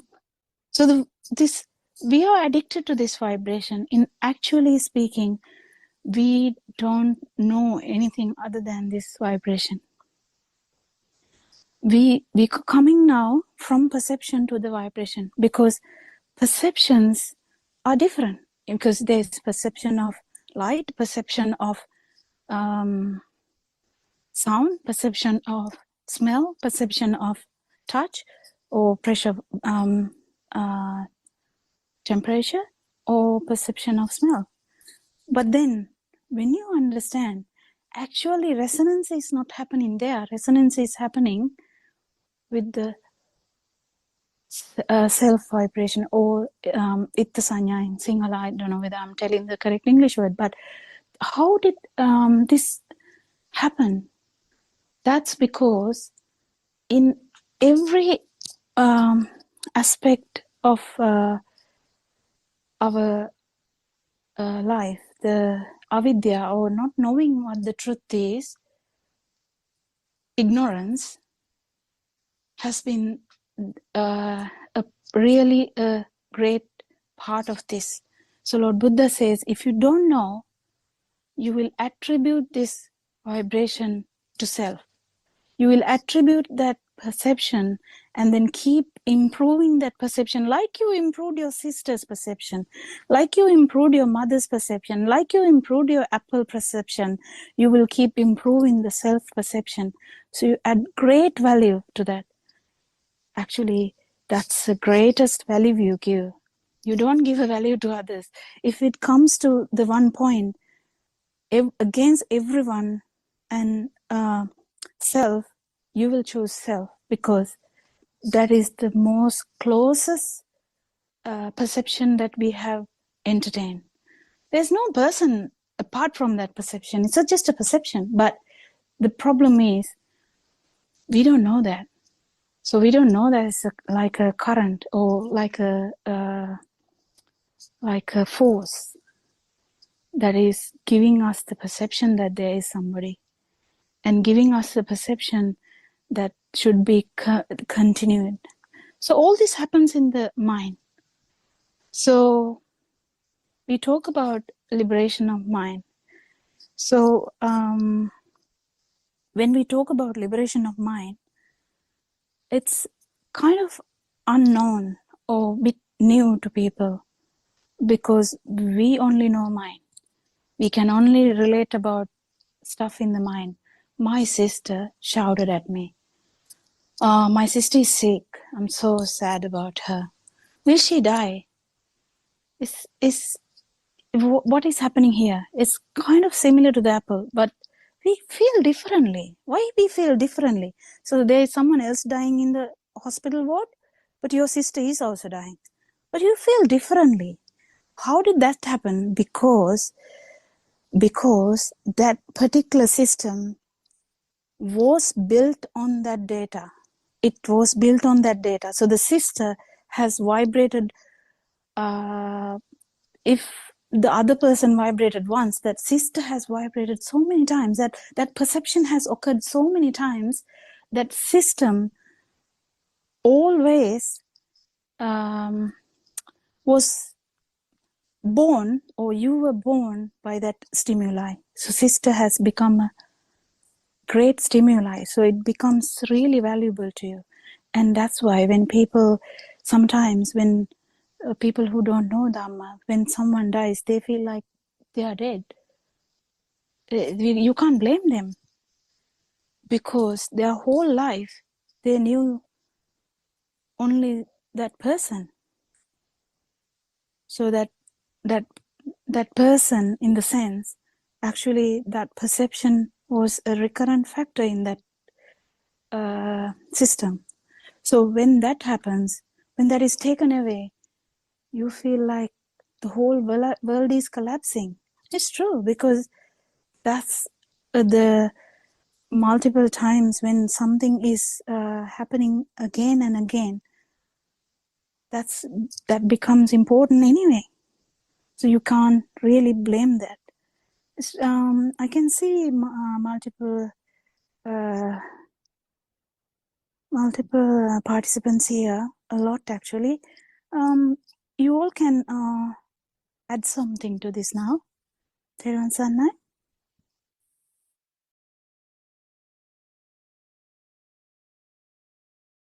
Therwan Sannai, right? Therwan Sannai, doctor. Therwan Sannai. Dr. Kokila, I can add something what you mentioned, doctor. Finally, the ego that is going to be collapsed, but it is happening, doctor. Sometimes in English speaking people might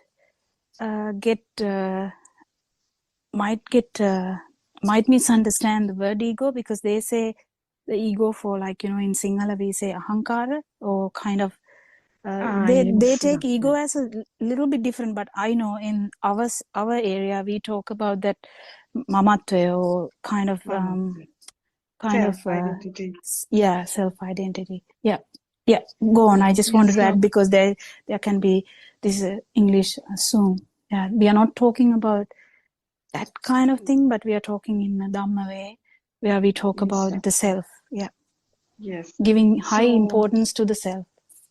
Yes.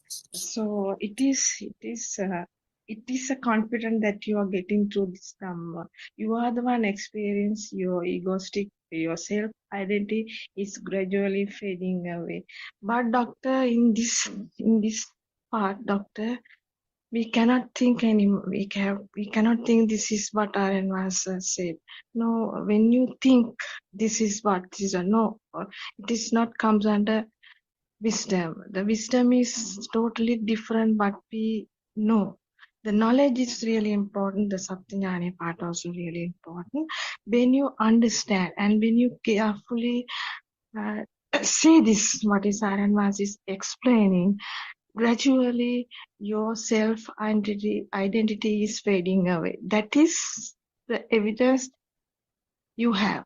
That is the evidence you have, but no one can say this is what I feel, because it is for you to understand. But to a certain level, we can say this is what Aryanvas is saying, but it's really difficult to give the real message in words. Even, doctor, the self-identity is fading.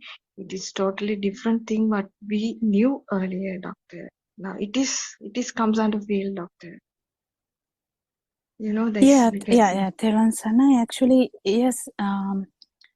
For the initial beginners, we just start listening to this Dhamma, and then we slowly keep understanding the value we give to the perceptions is actually useless. Then slowly your world, which was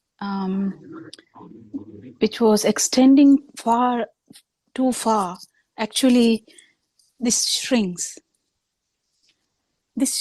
and actually the world becomes kind of immaterial. It's kind of not giving you any vibration. There is a moment where you change this, when you really understand one particular stimuli. Then it can be your sister, it can be your brother, it can be your mother, or it can be even a chair, it can be a tray, whatever the stimuli. If you understand fully about this, there will be a moment where you experience the non-existence. So when you experience the non-existence, then you know the difference between existence and non-existence.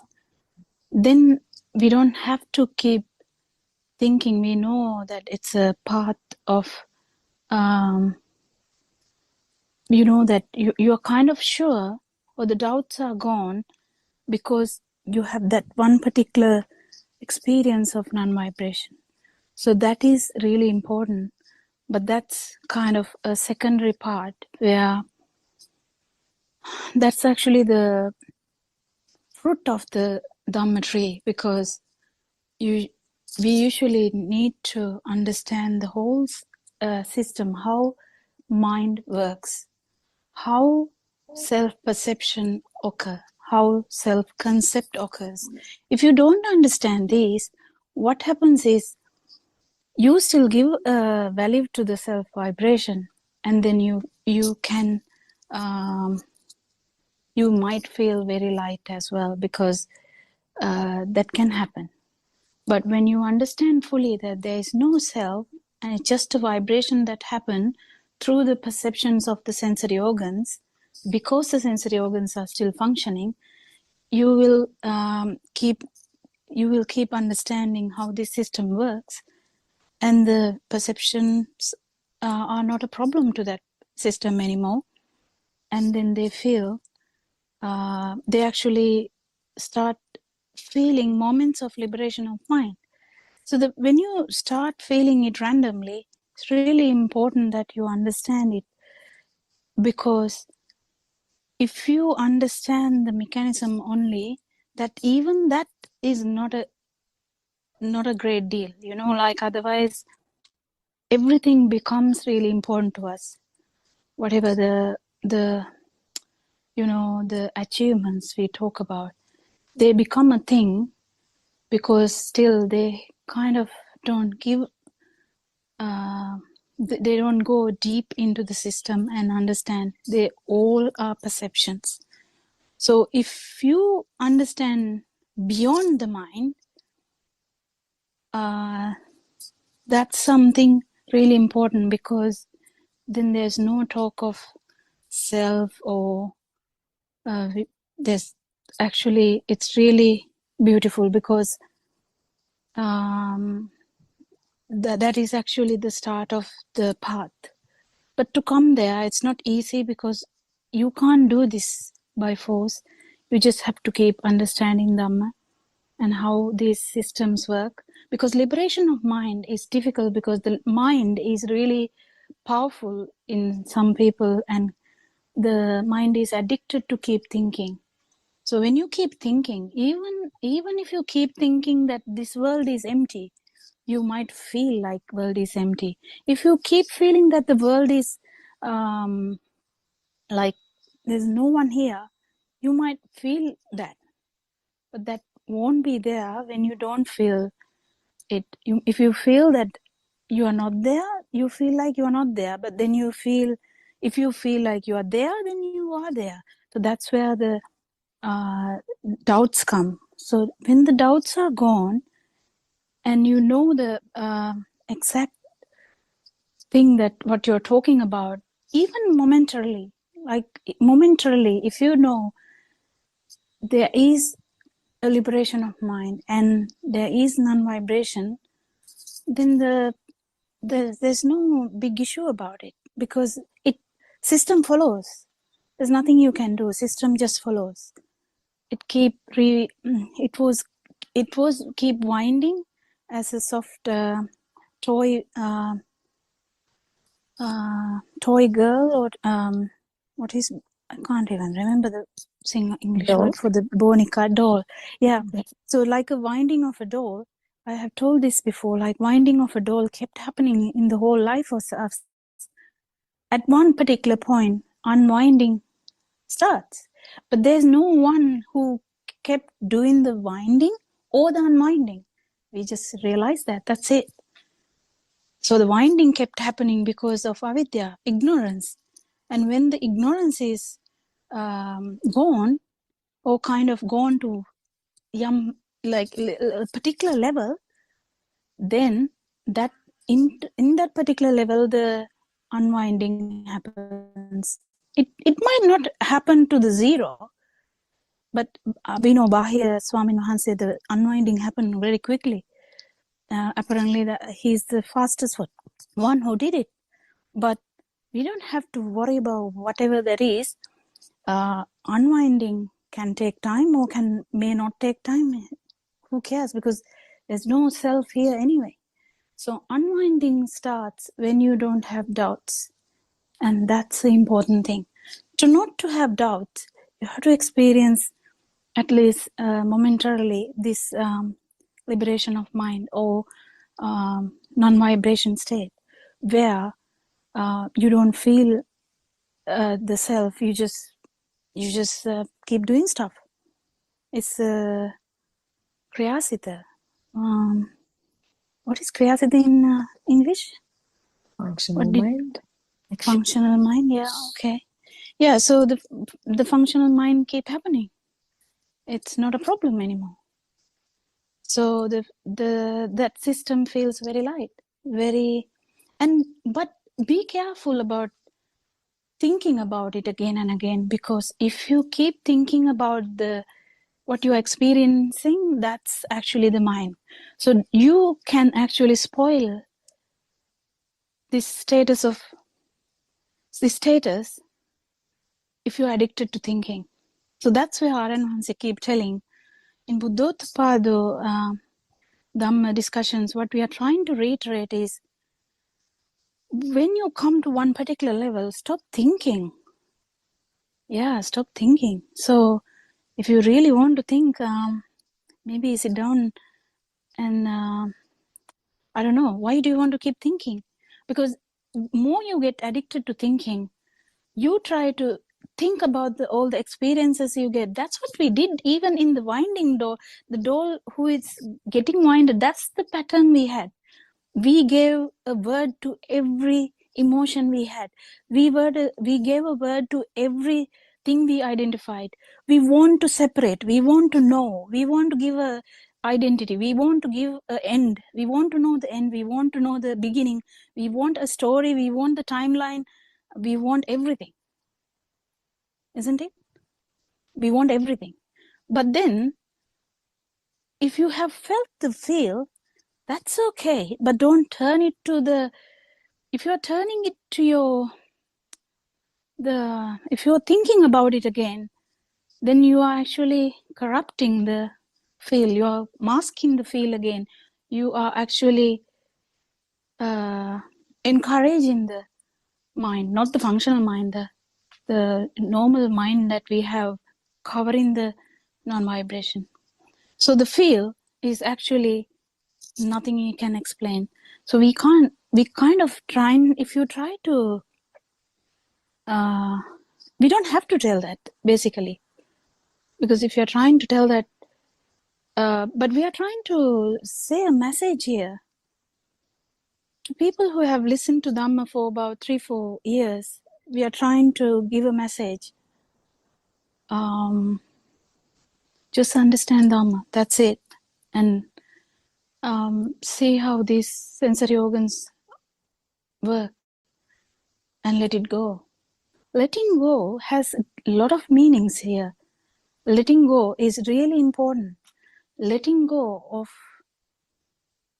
a simple perception is not easy, because in mind we like to think about all the perceptions we get. So even if we get, if we have that attitude, we might overthink and mask the path or close the path actually. So it might close the path, or you might not be able to feel the non-vibration at least momentarily, or for a fraction. This moment is really important where you liberate from mind, and then you can know that things can be different. The difference should be known. Yeah, is there anyone else? Yeah, Dr. Kokila. Yeah, that's a very good explanation, great explanation actually. Before stumbling upon this Dharma, actually, we were carrying the weight of all these thoughts where the external had become real to us. Even when we are sitting, at our desk, at our job or wherever it was, we were carrying the weight of our loved ones, our problems, and issues with work and everything else. But when we understand this Dhamma, only we realize that we were simply believing in something that is not existing. That is just a effect that comes into existence because there are necessary conditions that are present. So after that, it became easier and easier. That all that we have to understand is how the mind comes into existence every moment.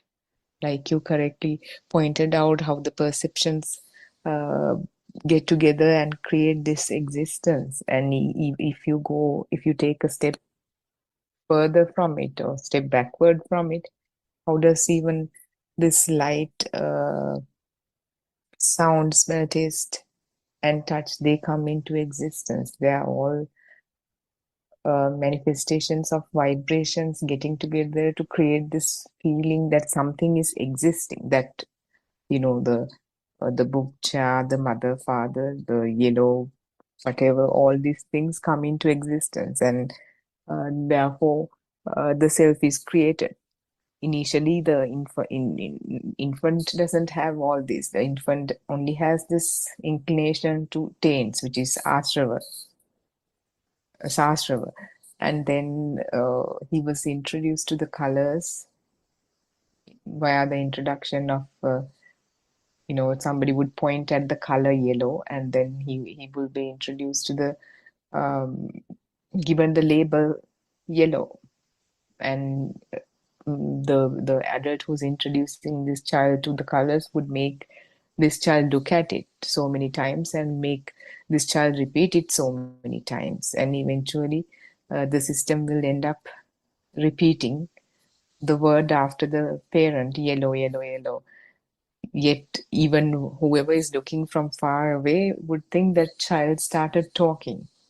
And similarly, the colors, the shapes, and even we can revisit these memories within us, how we were introduced to the world.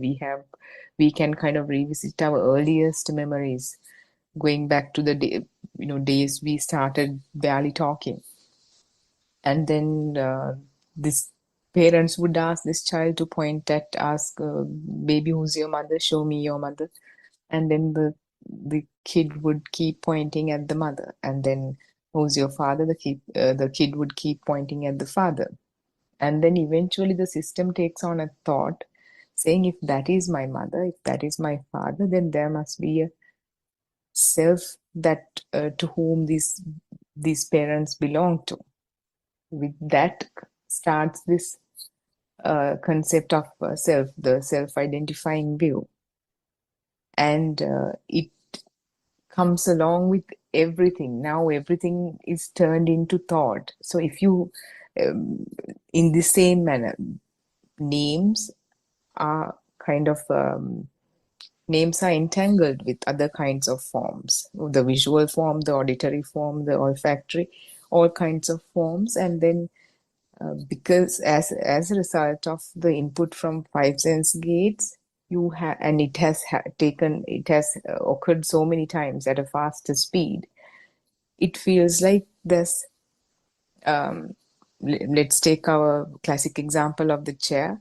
It feels like the chair exists because we've been given the label and pointed at, we've been shown that so many times.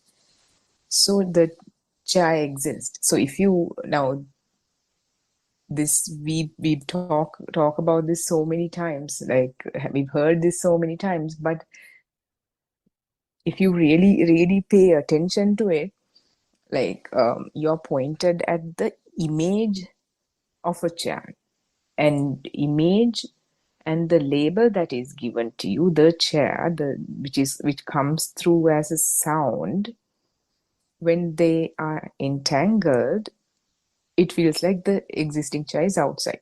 But if you take a closer look at it, the image that you can see through your eyes is not a chair itself if we don't have the label chair. Image is just an image and it's a bunch of colors. Is that a chair? It's not a chair. And if you pay attention to the label chair, the sound chair, the chair, that's just a sound that comes through the ear. Chair, chair, chair. That there's no chair in it. So there's no chair in whatever you see in front of you. There's no chair in whatever the sound you hear. But when they get together, when they get entangled, predominantly those two, there is a chair. So something is born out of nothing. This is like a mind-blowing thing if you really can like take some time and contemplate on it. It's like, damn, like where is a chair coming from? Like there's no chair anywhere here. So like the perception thing, it's the image of the chair is pointing at the sound of the chair. The sound of the chair is pointing at the image of the chair. Then that is, and same way the self is created, name and form being entangled. So we are kind of lost in all this, and definitely lost before learning all this. Even then, you have to have less defilements to be able to really kind of see within you in a convincing manner, because it's very confusing. Intellectually, in the form of wisdom of knowledge, we take it in, and we take time to actually. It takes time for this to be kind of sink in or sunk in. So when we continue to say that, like, so it starts with the chair, and then you can think, as soon as you see the chair, first the label comes, oh, it's a chair, and then, oh, this is a very expensive chair, my grandmother gave it to me, it comes from generation to generation. All these things, all these information, thoughts about it is automatically entangled to it. And by the simple, by just taking a simple glance at a chair, you're already kind of diving in this thought, mind-made world. So that is, so if you see how this chair come into existence, that there's no, if you can contemplate on the thoughts and come back to where it comes from, then the chair, and then see that there's not even a chair in here. It's it's whatever the inputs from the sense gates, and then chair is kind of destroyed, or as in not in that literal sense, but whenever you look at the chair, the mind traveling would just stop at the chair. Similarly, like if you have a picture or something of your mother and your family, old picture or whatever, as soon as you look at that, you're already in a mentally created world of all the past events, the trips and all the sad events and all that. So we are kind of bringing all that attention that is everywhere in a mind-made world while we are physically kind of existing here back to this present moment, like the kind of journeying backwards, so that then we can understand, then when we are in the present, it's not kind of conditional, but like eventually it so happens that when we are in the present, you can see more, you can observe more these truths that we took in as in mere intellectual knowledge, and because it made sense and it was logical, and we start getting insights and it becomes self-evident to us, oh, this Dhamma is the one, because I know, I can feel it within me, because as you contemplate on even this name and form union, eventually you begin with the insight that the thought is different to whatever you see. The thought is different to whatever the sound you hear. The thought is different to that differentiation is which is a very subtle kind of a truth, it becomes evident to you. Then you clearly begin to see the difference between this mind-made world and whatever is in front of you. And then you see the truth about what is in front of you, which is again, like you correctly said, a mirage that comes into existence as the manifestation of vibrations. So yeah, Dr. Kokila, that's what I wanted to add as a different take to it. I think we have other members also have joined Tirvanchana. Anyone else want to put a word? There's Kavin there also, Surangika. Yeah, Dhiran Saranai, Dr. Kokila and Harshi. Thank you for the great explanation about how this the self-existent arises and the ignorance create this mirage, which is the duality where there is a self to observe anything that perceive outside. So if I add the different perspective to it, I would say the thought that we talk about right here by Dr. Kokila and Harshi, we can interpret it as just a vibration. So it's the mind spark that Aryan Vahanse tried to emphasize. And this mind spark will arise with the power due to the union or the fusion of the name wave and the form wave. So if the mind spark arises due to the ignorance, the suffering is inevitable, and then the higher the power of this vibration will create the higher suffering. So and then through the right vision, the Satya Jnana, one would understand how this thought arises, or this mind spark arises. In order to do that, as Aryan Mahansa explained, we will unveil the truth, and then we will see how does this form wave arises and the name wave arises. And then how does this thought arises? At the end of the day, there is nothing existed before, or like there is nothing to be taken as something exists right now. So it is just a mind perception, and there is no one to perceive it. It is just the sensation arises through the our sensory organs, or this sensor gates. So that's all. And then the power is very important here, because the power determines the suffering, or that burning feeling, or the self-existence feeling. So when someone in his path, the main thing that that person would notice is this burning feeling, or the mind power. So that is the self-existent feeling, or the Atma Sanya. And then and further, with the understanding of the truth through the right vision, the person could experience how does this self-existent feeling fades away through this burning feeling, or the mind power. So that's what I wanted to add, Dr. Kokila. Theruvan Saranai. Theruvan Saranai. Yeah, actually, we can explain this in multiple ways, and that's what the beauty is actually in this Dhamma, that we can explain it to a scientist or a psychologist, or even a mother, housewife, who doesn't do anything or hasn't learned anything in the school. So we can actually explain this in different ways. That's the beauty of Dhamma.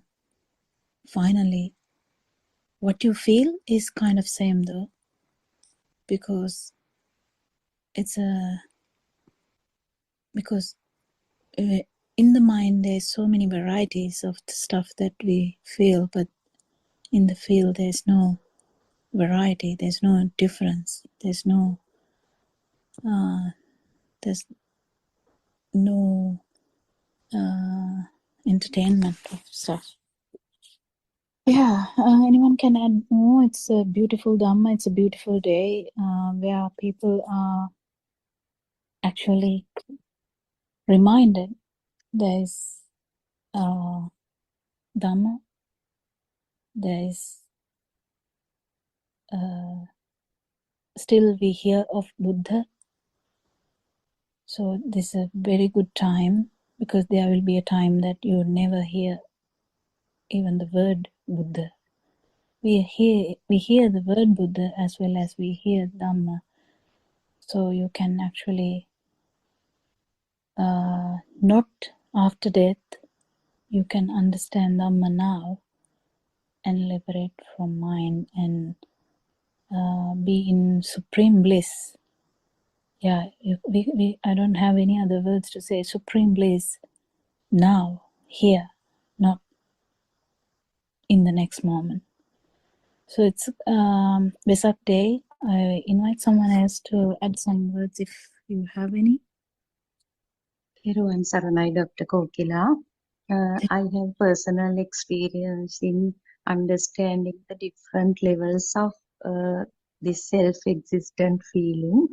So if sometimes when we call that there are butterflies in my stomach or somebody's stomach, that we have to do a public speech, we have to do a if we have to do a presentation, if the person is a beginner, actually inexperienced person might get some burning sensation inside, then that is due to nervousness or anxiety maybe, so we call it that. And I feel that that is an occasion where this self-existent feeling was obvious. And then sometimes somebody is wearing a kind of dress, some maybe a sari, that we also love that color.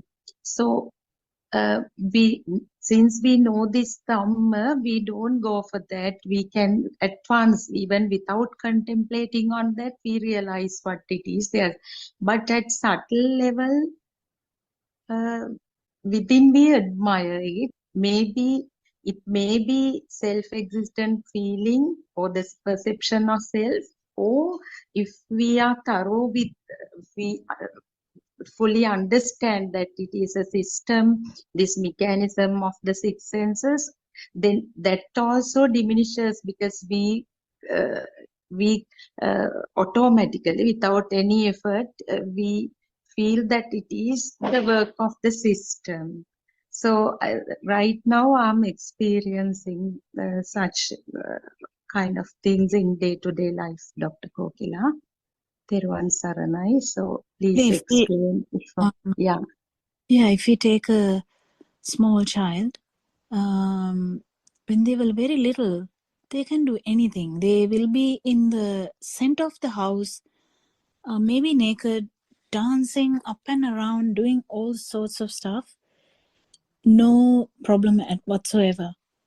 And adults also don't pay much attention, because they have they feel that it's a baby, you know. But the actual, if you can become the baby's mind, that self-perception is not there. So he can dance, he can cry, he can even make a tantrum, you know, like tantrums. They can do anything. They don't care. They whether the whole family is having a get together, that baby, they don't care. They just can make a tantrum or can even sing, you know. But when we grow bigger and we get these self-perceptions or the self-concept, actually, this self-concept brings about all these attitudes. But that's normal. But we just have to realize that's how it happens. Because when you feel that there is someone, when you know that there is someone, you just feel it. You just feel anxiety or depression, the nervousness, whatever the word given, you feel this vibration. That vibration, actually, if you can understand, even that vibration, there is no self, but there is a vibration, yes. How did that vibration happen? Because this concept is really important. It's much important than even the mother or sister or brother, whatever the concepts that keep occurring in the whole life. This is more important than that, because this self-perception is the perception that we have known forever. So that's the most closest perception. So we resonance into that all the time. So that perception is really, that vibration brings about all these problems. But once we know Dhamma, this will still come. It doesn't matter though. Then actually, in Sinhala also, Dr. Udami was nicely explaining that I heard. It doesn't really matter, because you know that system takes time to unwind, and unwinding or winding is not done by anyone. So we just keep understanding the stimuli. That's all we can do. That's what Lord Buddha said. You can only see the arising and the cessation of stimuli. That's all you can do. So you do that, and the rest follows. So the anxiety is not you, but that vibration actually happened because everything became a reality. There's a value to you, because you are talking, you are giving a speech to others. So you feel that there is someone listening, and so you are giving the speech. But if it comes naturally, you make mistakes, and you do it sometimes very correctly also. You might do it, or you might make mistakes. But first, initially, it might give you some butterflies, yes, in the stomach. Or you might feel shaky, or you might feel like going to the toilet 100 times before the talk. Does it matter? Doesn't matter. You know, there's no such kind of thing. It's just a system, and you are just learning how these stimuli occurs, how stimuli can bring about the self-perception or the self-vibration. So it's a beautiful thing to understand, and the more you realize the thing, you will start actually feeling this. So when you experience talking without you, that's a beautiful thing, you know. You talk. You just talk, and that's it. And you make mistakes. What are mistakes? That's another word given by people who have a value to all the words in the world. You give a value to a word, yes, there you are. You are there. If you are giving a value to any word, any concept, you are there. That's fine, but you keep understanding this. So when you keep understanding that, value goes down, so the butterflies goes down, and you keep talking until the sensory organs stop doing stuff. Does it matter that the sensory organs are dying? It doesn't matter, because it's just another occurrence. Because occurrences can happen, because there are 5 sensory organs. Humans are called really having a extremely complicated mind, where they can incorporate all the data and bring about a new data. So it's keep happening, yeah. So the perceptions keep happening, and they keep changing too. Nothing is a problem if you know that there is no self, and it's just a vibration which occurred because you took the perception as real, or the stimuli as real. So you keep seeing this arising and the cessation of the stimuli, everything will follow. So it's really nice thing that you told. And even liking a sari, that's what I said. You like a chocolate cake, you like a sari, you like a maybe a small child will like a kind of a denim with cuts everywhere. I can see children like that. So the denim is having holes. The child likes that. Does it matter? It doesn't matter, but the problem is that liking comes through the ignorance, because you feel that it gives you some fun. So where the fun part comes, actually it's a nice thing to discuss. Where this fun part comes from, a sari, from a denim with holes, or from a chocolate cake, from today is the Vesak day, there will be so many incense, like what is called the Hanunkuru, the incense sticks. Yes. Giving so much smells, so like smelling really nice. So which they give us fun, wouldn't they? They will give fun. So where fun part is actually from this self vibration. The fun part is wanting more, because if you have fun from something, you want more. That's where the problem is. So we naturally need to understand, if you want more of anything, of course there you are there, you are actually wanting something.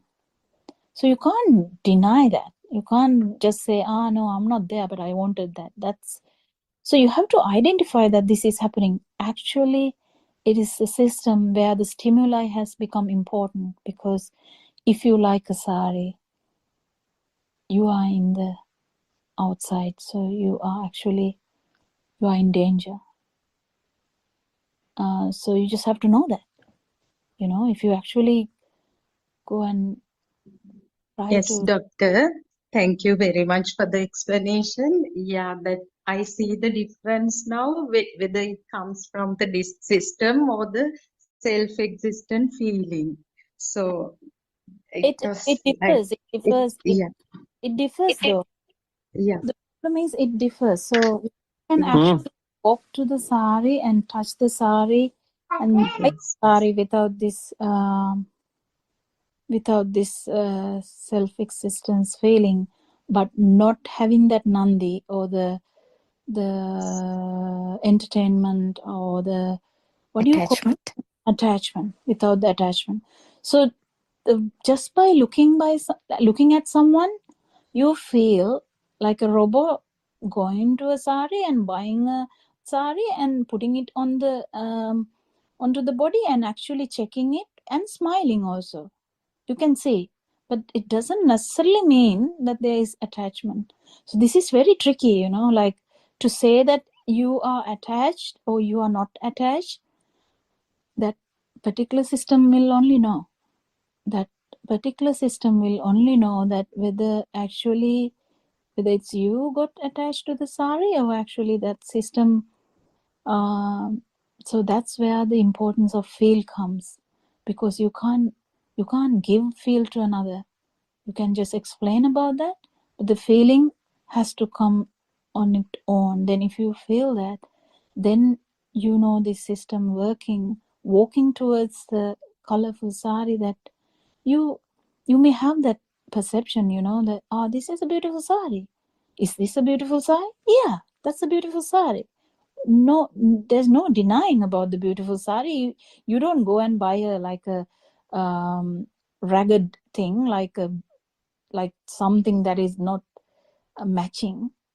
You go and buy the correct one. You might go and ask the price and it's 50,000. Oh really? No, you keep that with you. I'm not buying that. Does that mean that you are really bad there? No, you went to buy a sari for the wedding, but then it's too expensive for you and you just come back. Is that a problem? No, but the problem is whether you felt it is quite different. Whether you, so that's where the feel comes. That particular system will only know how strong the attachment is and how less the attachment is. So that's really into you. So no one can actually make the boat for you. You need to find the boat. You need to make the boat. You need to actually cross the river and then let go the boat too. So it's really a tricky part in that sense, because you need to know whether you have an attachment or not. You need to be open about that. You need to be truthful about that. So if you have an attachment, that's fine, but the problem is you knowing that. So if you feel that how this system works and you still have the vibration, that's fine. It's just that you should know it. You knowingly, you know that this system works erratically. It's not working properly, but it's erratically working. Doesn't matter unless you don't know. If you don't know, then it's a problem. But if you are aware and if you feel that this vibration is going down and this that there's no problem in that, if you understand the arising and the cessation of the stimuli of sari, that's it. If you know, if you don't know, then you learn it. That we are in the path. Every one of us are in the path. So there's nothing to hide or nothing to be ashamed of, you know. It's really a beautiful path. We are learning every day. We are still learning every day. We are kind of learning, wow, I got attached here, I got attached there. This system is working like in the previous, like you know that how previously you will get attached, but then now you don't attach that much, but still you have some attachment. You may not even go near that sari and you may be like, no, I like that sari, I'm not going to buy it. Who cares? I like it, but I don't want to. That's kind of another different angle you can do, but that doesn't necessarily mean, I don't know whether you are cheating yourself. So buying or not buying doesn't necessarily matter here. What matters is the cessation and the arising of the stimuli of that particular stimuli, which is the sari. So which, did it matter to you or did it not matter to you? So if you are in the field, these things are not necessarily important, because these things keep happening, you know, system keep happening. System sometimes get attached to stuff. Well, you are aware, but then that attachment gets less and less. It will never increase. It will never increase. That's the beauty of it. It should never increase. The bucket should be emptying every day, not keep filling. Isn't it? I hope I put it correctly. Thank you very much, Dr. Kokila. That's very clear. Can I ask one more question about mind and the feel, if we have time? Sit. Okay. Yeah. Okay, yeah, we have this, doctor, sometimes when I walk on the road without any thoughts, I mean, I don't think mind is heavily at work in such situations. So somebody comes forward, then I see the person. Sometimes I don't smile with the person, so I just walk past. And then my mind starts working and say, oh, that person might think bad of you, you didn't smile. So they are the mind works. But sometimes maybe the same person, I smile with that person. Then after passing that person, only my mind again tells, okay, today you laugh with that person. So is it so sometimes the feel acts both positively and negatively. Sometimes we smile with the person unknowingly. Sometimes we do not smile with the person. The person might think these are thoughts again. Now I am think that I am bad or I'm unfriendly or whatever. So is this clear? I don't think. You have to be very careful. I don't know if I told this to you before. You have to be very careful. Yes. I repeatedly say that because the way you explain that, I think, I don't know, I have a feeling that you might have misunderstood the word feeling. So Yes, Dr. when we Betts, call about this, when we call about this avadya or the awareness, yeah, the super awareness, actually a little Yeah. bit more precise, because awareness is taken by the lot of people saying see here. So I'm not talking about the see here, but the awareness, super awareness we are talking about is not what you described just now. So just be careful. Okay. Just be careful. Okay. Because if you know that, you will not even think about it again, because even thinking comes under that.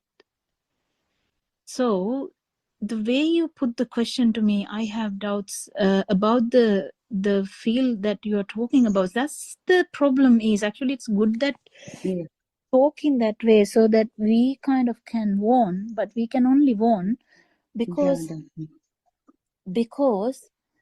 this super awareness is something kind how do I say, it's there all the time. It's not kind of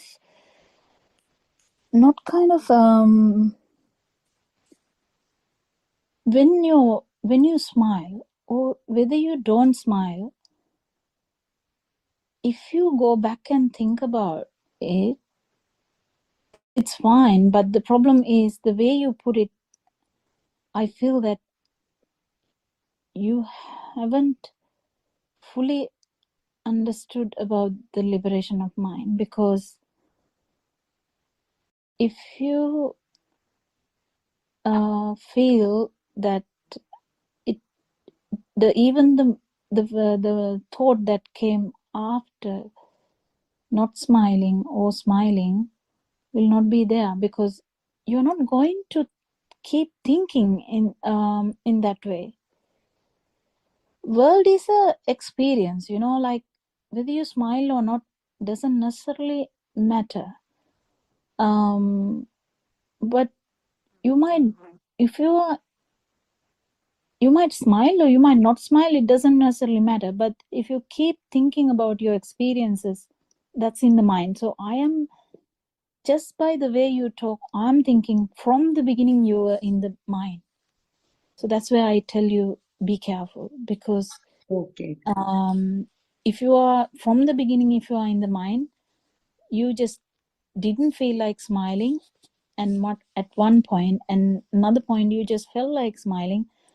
So what my advice would be, just stop thinking about these things, please. The more you think, the whole disaster is the thinking, because you try to interpret every action in this system. You just act naturally. One time you might laugh, one time you might smile, one time you might say hi, one time you might say good morning, one time how are you, and if someone says how are you, you would say fine, thank you, whatever. Does it really matter? It doesn't necessarily matter. A system will keep working. The system will system will continue to work, so not necessarily you need to keep thinking about these things, because thinking doesn't help. If you know Dhamma a lot, and if you have listened to this Dhamma for a long time, best thing is let things to follow. But if you feel that you have to do something, then you just feel why you have to do something. If you feel like you have to do something, sometimes things just happening. So don't try to give interpretation to that.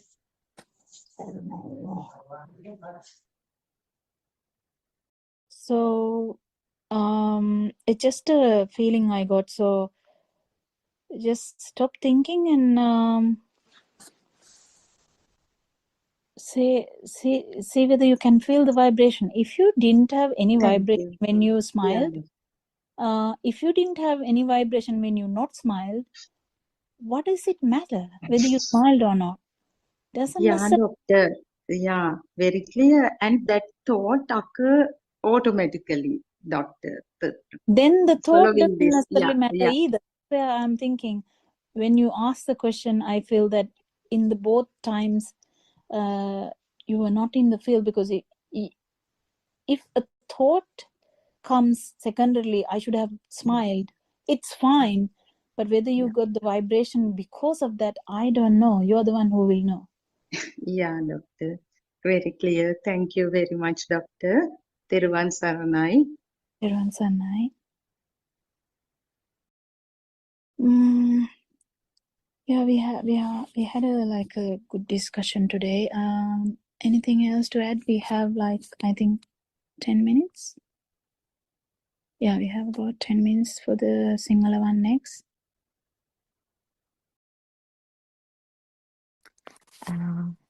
Actually, I don't have anything to add, Dr. Kokila. But if I restate what I understood, it's let the system runs automatically without any disturbance. That's what we always do. We disturb the equilibrium. In other words, that's how I interpret it.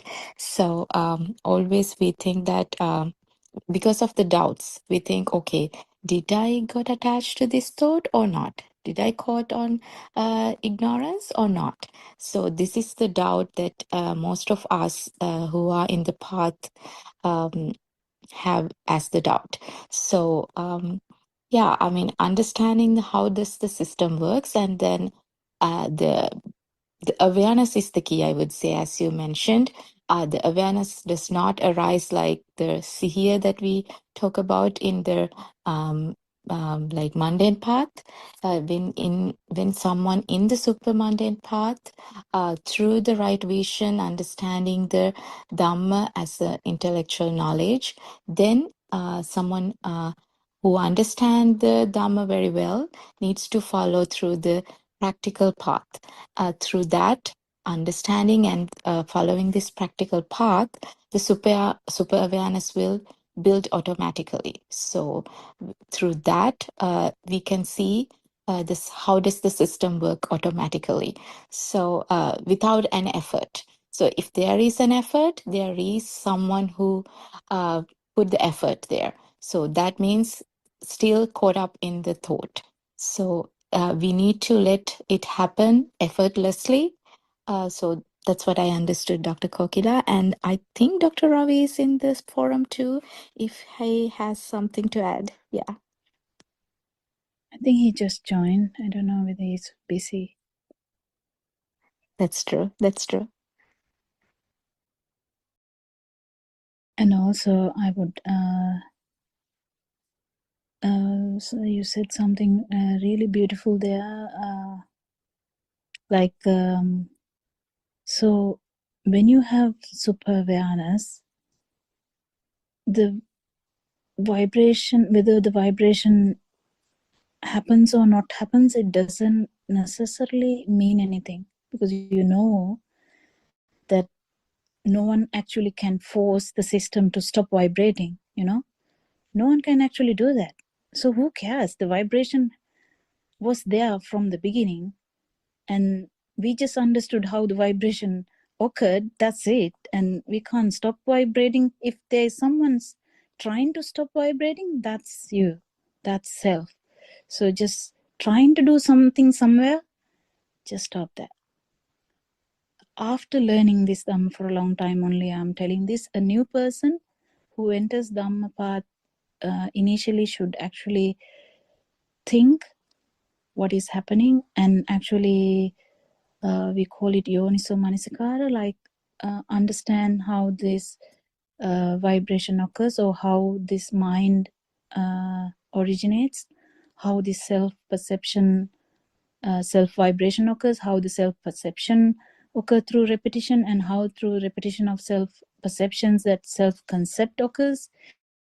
So we all have to understand this in the beginning. We have to keep thinking about the stuff that is keep happening. And at one point, we have to know to stop overthinking. That's the difference of the path that Aran Hanse tells, because people most of the time don't know like to understand that the thinking, like giving value to some perception and keep thinking about it will actually close the path, and at one particular moment. So if you get addicted to thinking, you will keep giving ideas to whatever you felt. So the feelings, you can't feel anything, because as soon as you feel it, you keep thinking. You feel it, you keep thinking. So the feeling will never come. You can't become the feeling anyway if you keep doing that. It's difficult. So to let the feel come, or let the super awareness grow, you just need to know the balance. You can use the mind, but you just have to, I should admit that it's something that that can be tricky. That's why we are still in the path. But that's doable. That's still doable. If you understand that the mind is actually, there's no value to the mind, and you liberate, you have a experience of liberation from mind, you know that that's just kind of another experience, like a mind. It's useless. The mind is a product of all the senses. That's it. So if you don't give value to the mind, the feeling can arise. But if you want to actually feel, to maintain, don't keep thinking about the feel you get. Then you suppress the feel, I would say. Anyone else?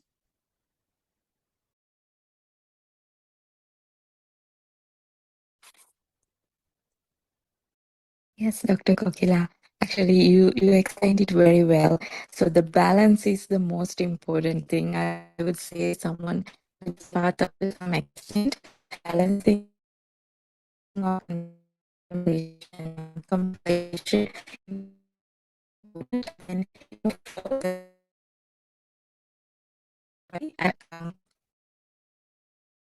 and it's very just to avoid that. Yeah, that's very beautiful, Dr. Kokila. Thank you. Teruvan Saranai, Dr. Kokila. Teruvan Saranai, Kavindya. Teruvan Saranai, Dr. Ravi. Teruvan Saranai, yes. So I was listening Kokila's explanation. That was very nice. So, but what I want to ask is, so is there a way of contemplating things without having such kind of a feel? Without getting into this self-existence. So if I take an example, like if a child, if a school-going child, she or he has to sit for certain exams. So they have to memorize certain things. So they have to contemplate these things. So, but without the self-existence, without the notion of the self-existence, can't he keep those things memorized? So definitely can. It's not a big. So Actually, this system works beautifully. You don't have to do anything. It didn't do anything before.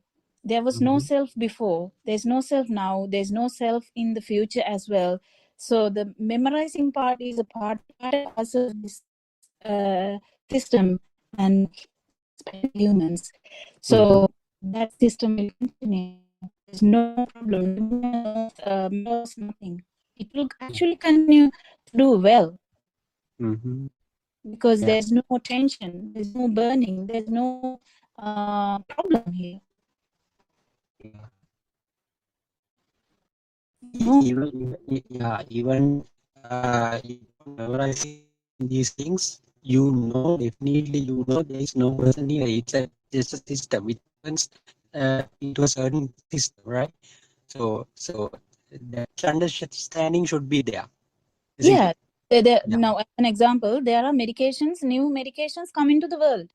As a medical officer, I have to understand the new medication. I have to read about it. I have to understand about it. I have to give it to the people. Does that matter?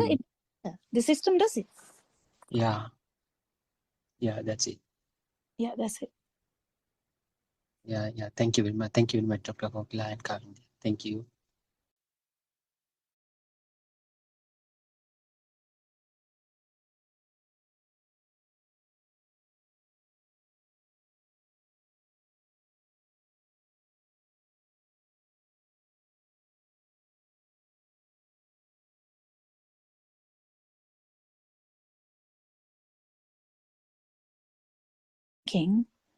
You will keep giving ideas to whatever you felt. So the feelings, you can't feel anything because as soon as you feel it, you keep thinking. You feel it, you keep thinking. So the feeling will never come. You can't become the feeling anyway if you keep doing that. It's difficult.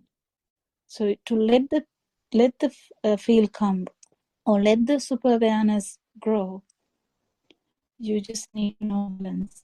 You can use the mind, but you just have to, I should admit that it's something that that can be tricky. That's why we are still in the path. But that's doable. That's still doable.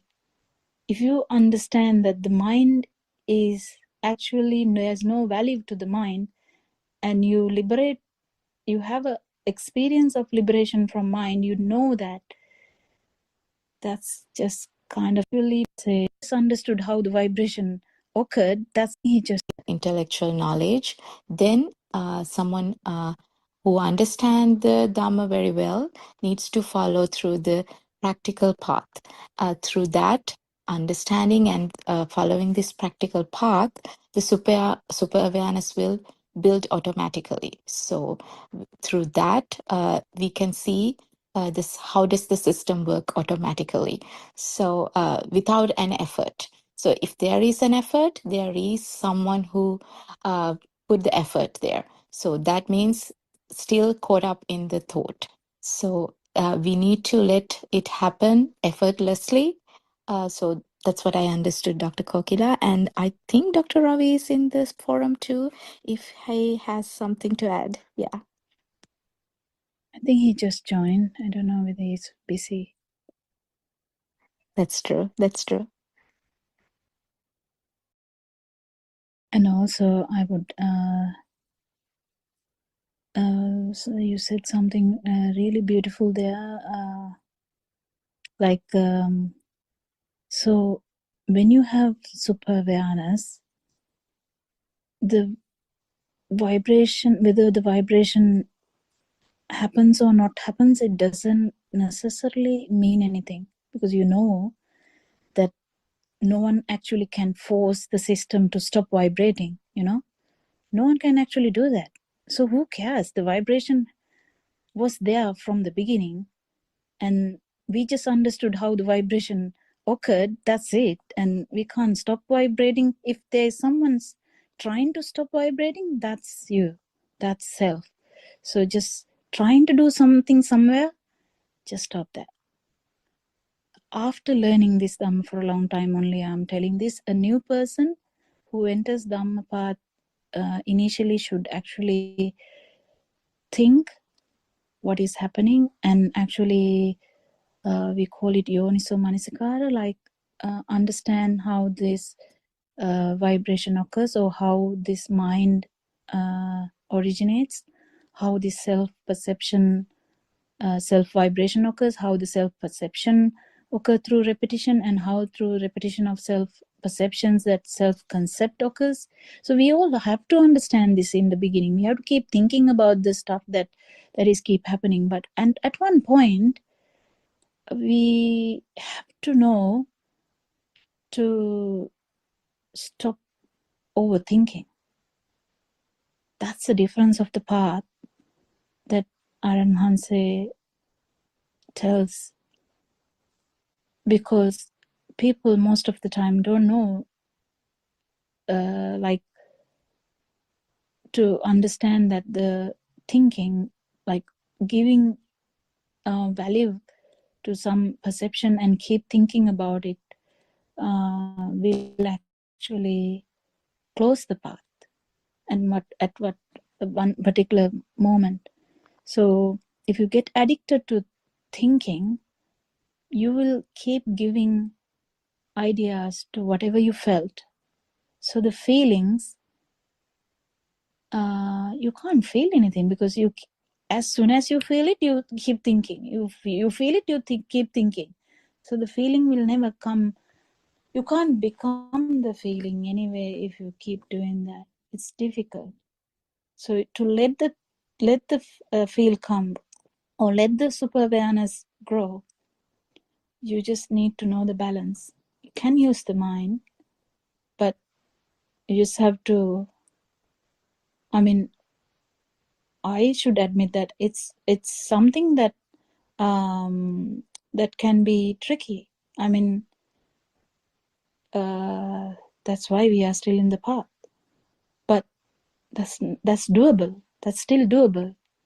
If you understand that the mind is actually, there's no value to the mind, and you liberate, you have a experience of liberation from mind, you know that that's just kind of another experience, like a mind. It's useless. The mind is a product of all the senses. That's it. So if you don't give value to the mind, the feeling can arise. But if you want to actually feel, to maintain, don't keep thinking about the feel you get. Then you suppress the feel, I would say. Anyone else?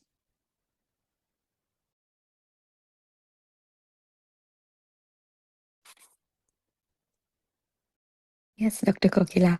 Actually, you explained it very well.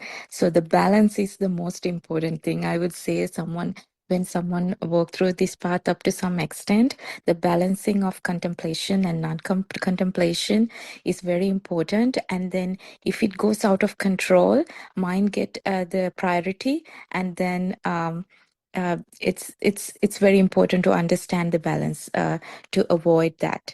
Yeah. That's very beautiful, Dr. Kokila. Thank you. Teruvan Sarana, Dr. Kokila. Teruvan Sarana, Kavindya. Teruvan Sarana, Dr. Ravi. Teruvan Sarana, yes. So I was listening Kokila's explanation. That was very nice. So, but what I want to ask is, so is there a way of contemplating things without without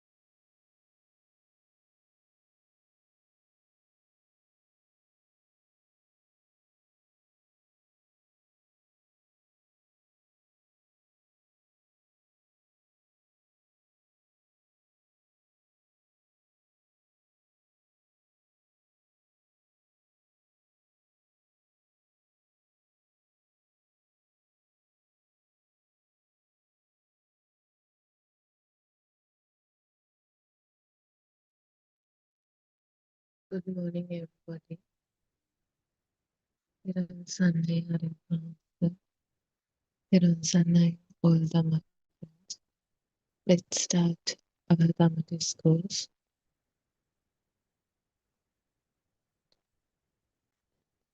Well, let us begin with something subtle.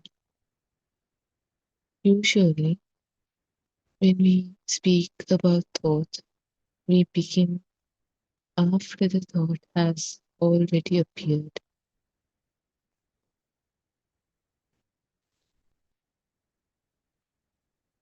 We think a sentence arises in the mind,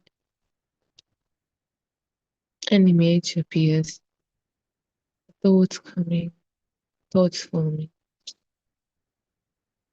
Then we say, I had a thought.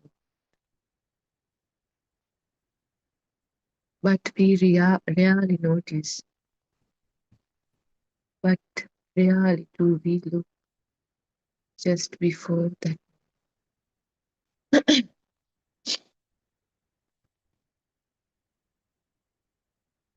What happens in the instant before a thought forms? It is very important. This question is very important. Because if we look closely, we may see that a thought does not come from nowhere. Something always happens just before it.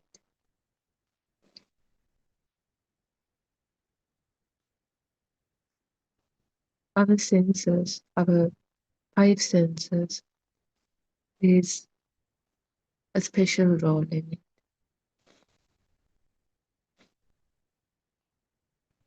Every moment, the senses are active. Even when we sit quietly, signals are flowing continuously. Sensor contacts are flowing continuously. The ears, they generate sound vibrations. The eyes, light vibrations. Skin, touch vibrations, textures, hot and cold.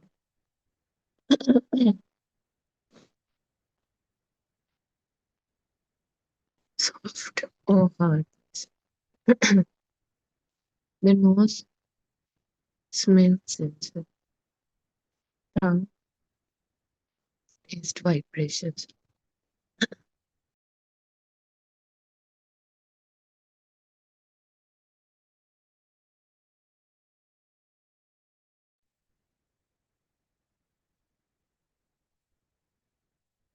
These signals travel through our mind consciousness, and they do not remain isolated. They are constantly being combined and compared and interpreted. Our mind consciousness does not treat each senses separately. It integrates them. This integration is the foundation of a thought. And that is our ignorance. We are unable to see each sense contact separately.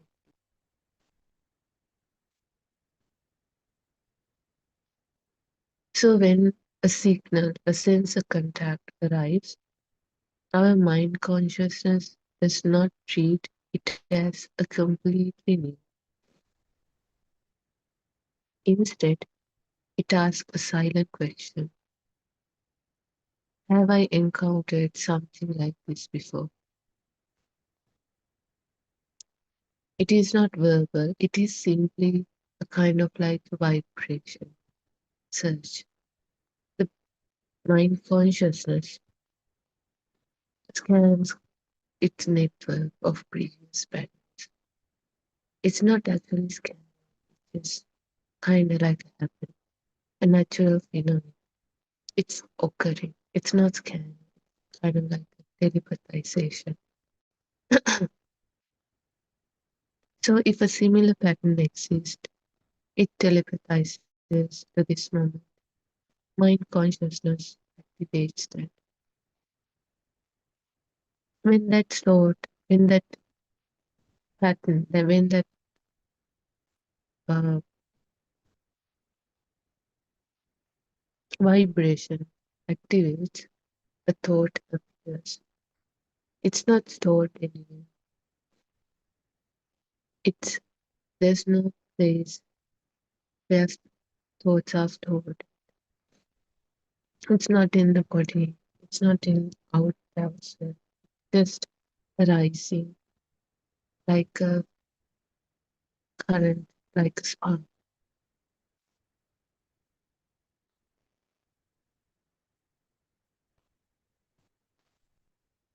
So a thought is not produced randomly. It is a result of keep using those thoughts habitual.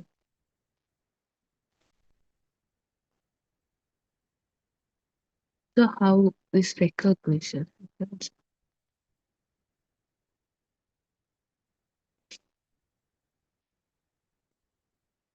For example, let's imagine we are hearing a small metallic sound. Perhaps something falls on the floor. So instantly, our mind consciousness recognizes that sound. We may think that was a coin or a nail.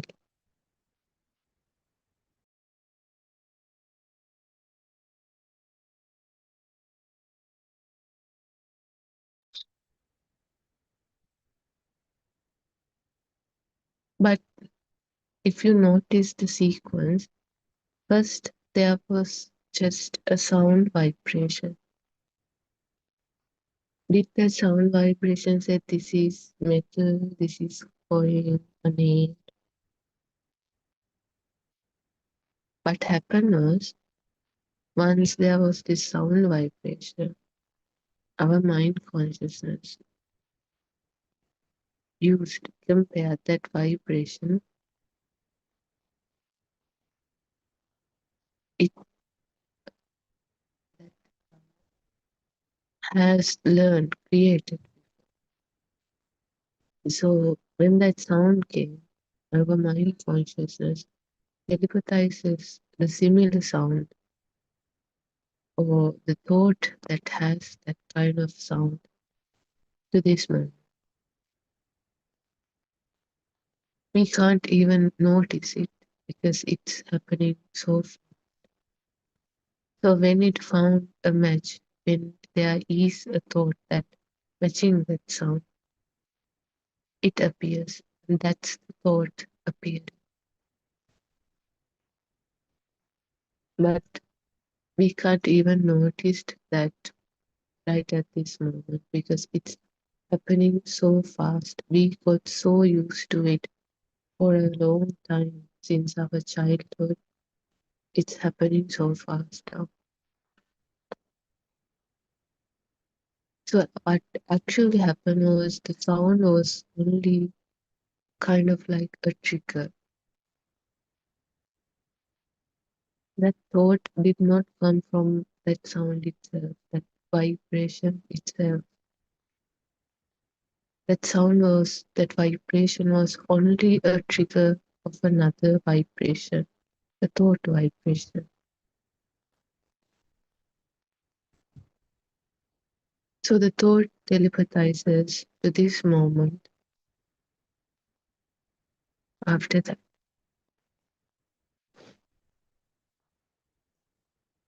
So each time recognition happens, our mind consciousness reconstructs an interpretation.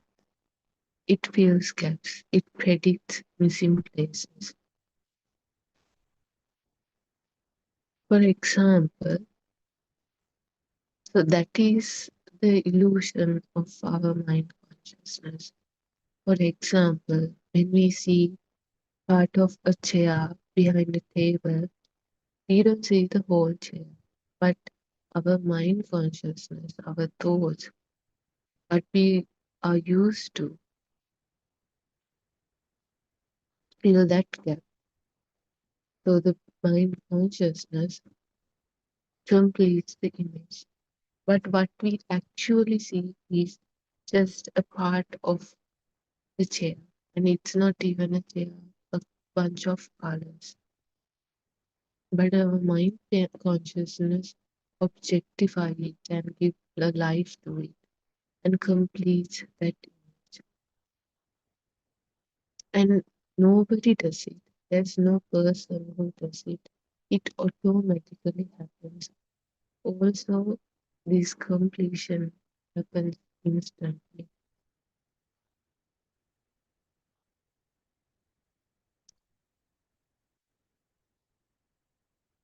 Our previous thought, that thought formed a long time ago, is the one who's filling this missing information and keep that alive feeling to that what I perceive, that colors I as perceived. So what we always experience as a stable world is actually a reconstructed interpretation.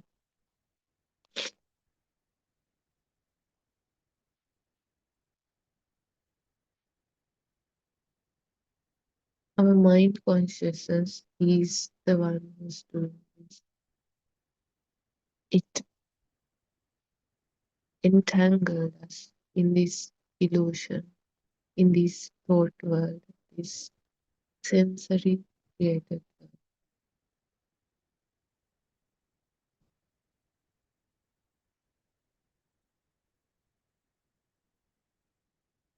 So how the birth of the world through thoughts happens. Without thought, without our mind consciousness, the senses would deliver fragments, like ice gets bunch of colors. There's no depth in it, there's no 3D world in it. It's just the colors. And our ears get sound vibrations, taste vibrations from tongue, smell vibrations from nose, touch textures, touch sensors from skin. So they are just fragments, pieces of color, pieces of sound, pieces of sensations. But what mind consciousness does is thought. They create thoughts, and those thoughts organizes those fragments. It groups them, it labels them, it connects them. Through this organization, the world becomes recognizable, usable. Objects appear stable, locations appear fixed. There is distance, depth, a 3D world. Events appear meaningful. Thought, our mind consciousness, is the organizing structure that turns those sensory fragments into a reality, into a realistic world.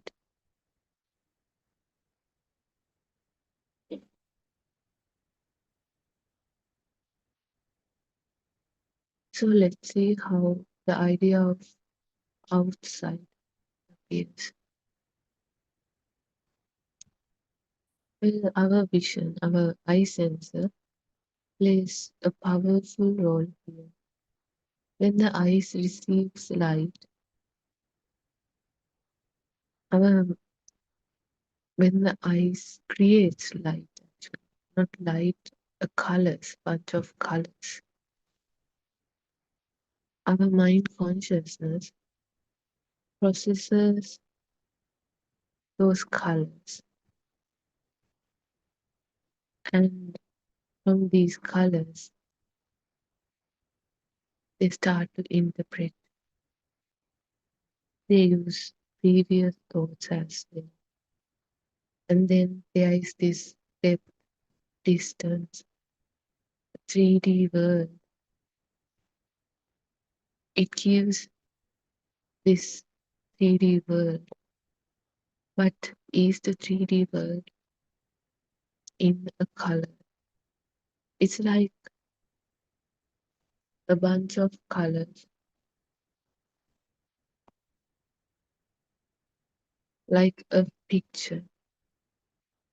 Is there a depth in a picture? Is there a 3D world in a picture? But when the pictures are constantly sparking, occurring, like in old movie frames, it looks like a continuing movie. Now there is this step, there is this 3D world. With this distance, it creates the feeling that objects exist here, over there. But if you notice something carefully, the eyes themselves do not see a distance. They just create some colors. They only detect colors.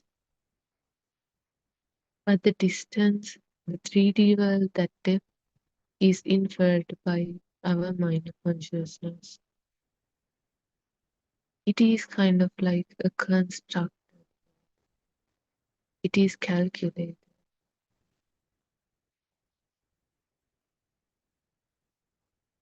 Because it is extremely fast, it feels immediate. So we assume the world exists exactly as we perceive it. But the perception is already interpretation. It's hard to see through when we are adults because we have got used to it. We have used it for so long. But if a child get that idea, can understand that, he will see it in that because he is still learning to see the world through their senses. So they will get that perception. But for as an adult, it's really hard to see through it because they have got used to it for a long time. Now it has become natural and the reality for them. That is the illusion of our mind consciousness. That's how we have stuck in that illusion.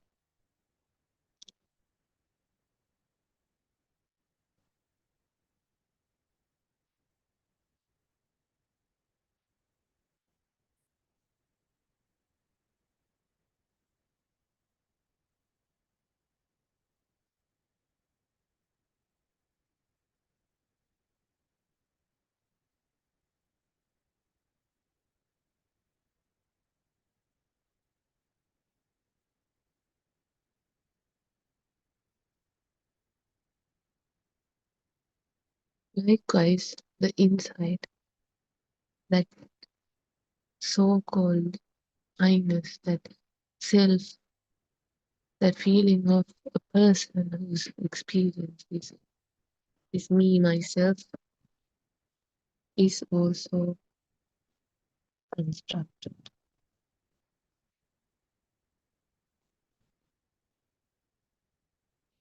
That also happens through thoughts, through learning and keep using it. habitually, repeatedly.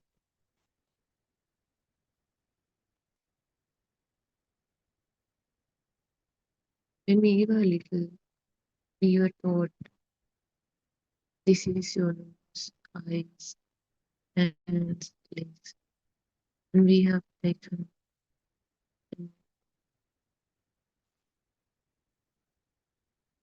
and showed us in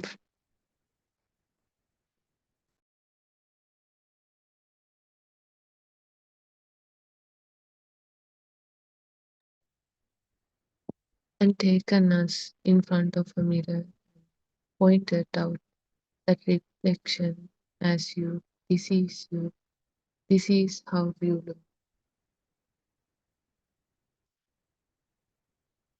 So at the same time, another set of patterns, thoughts created,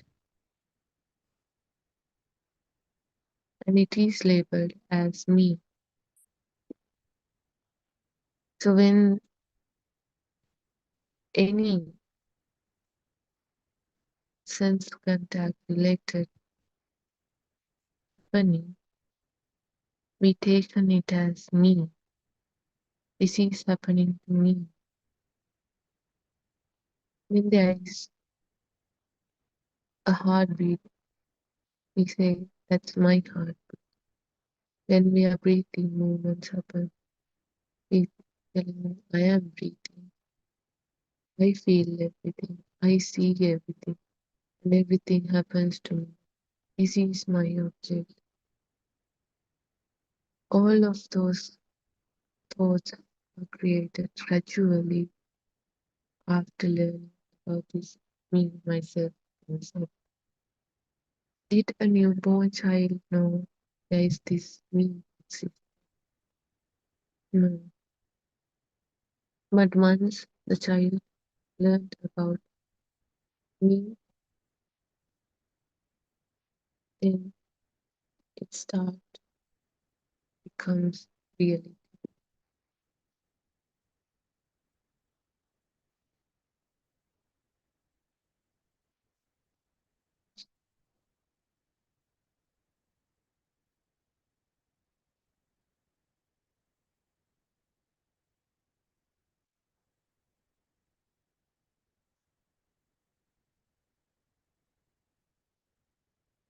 When the labels become habitual,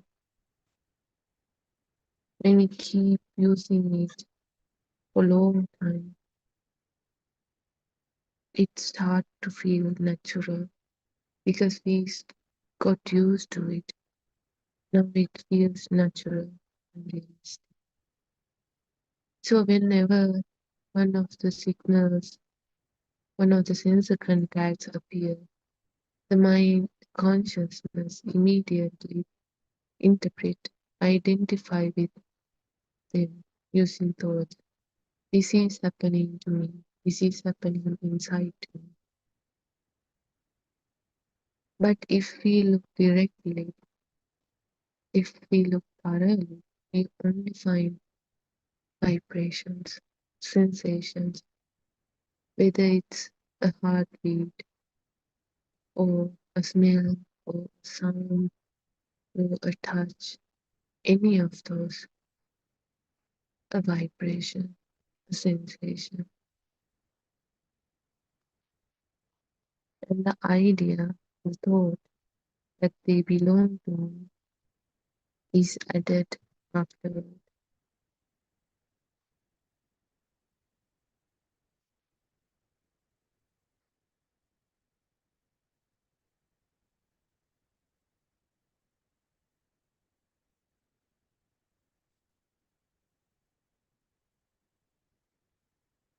Now we have two groups, two worlds, me and that outside world.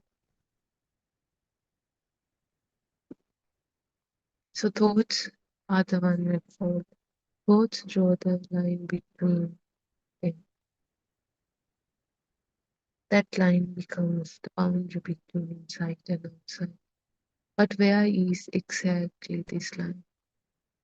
If we search carefully, if we look thoroughly, we cannot find it as a physical thing. We just only find sensations from our sense contacts. And only 5 sensor contacts we have. Any sensor contact, any sensation from one of those 5 sensor contacts.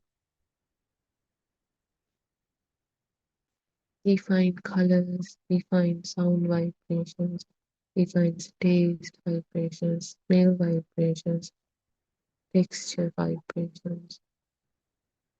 That's all. There's no outside or inside in those vibrations. But this dividing line is conceptual. It only exists as a mental distinction.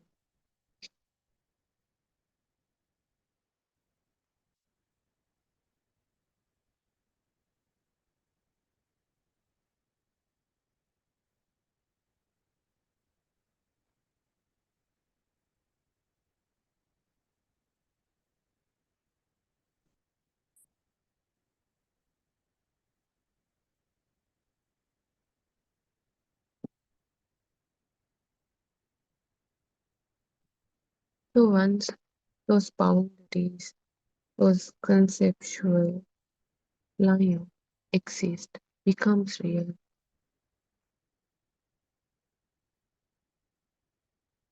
There is this person, a life feeling, but now it has become more realistic. There is this outside world, a realistic 3D outside world, and there is this me inside to experience all of those, an observer, an owner, a doer.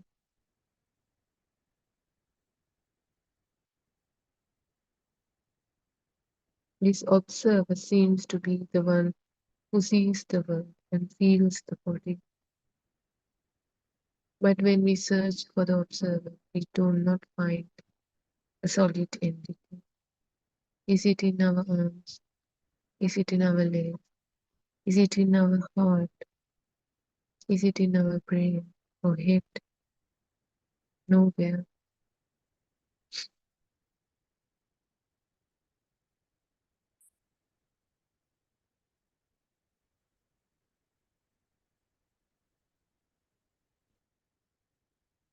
We find just only sensations, sense contacts.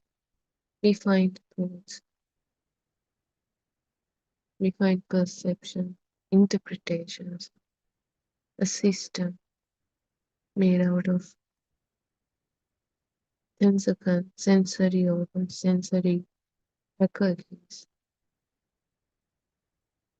And that observer itself is another thought.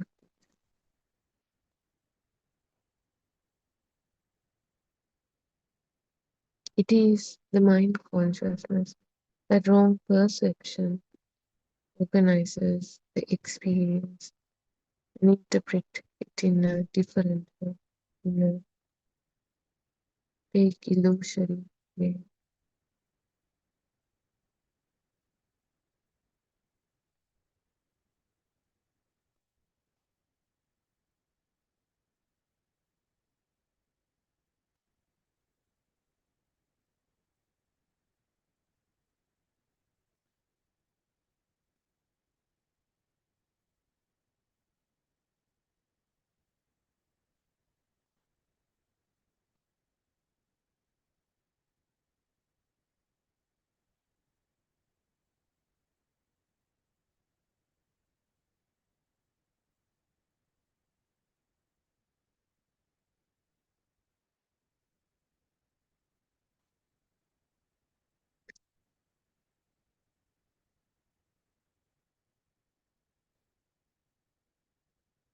So one reason, a sense of self and that outside world feels strong Real is that thoughts appears continuously. One thought leads to another. It happens so fast. It's not the same thought existing, but a lot of thoughts occurring and ceasing, one after the other. Because it's happening so fast, it feels continuous. This sequence seems endless. This creates the impression of a thinker who is producing the thoughts one after another.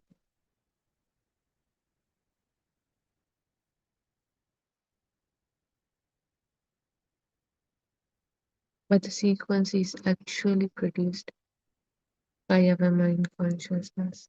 Association is rapid speed.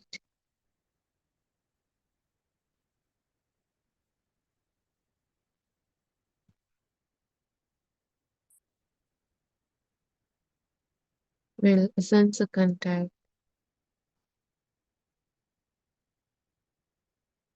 activates a thought, and the thought activates related patterns.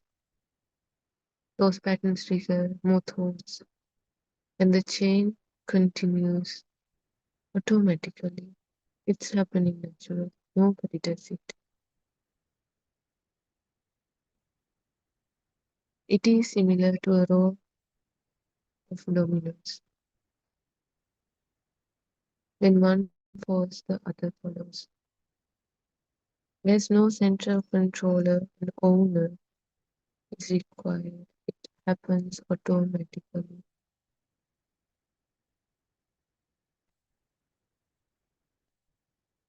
A spark happening one after the other, continuously.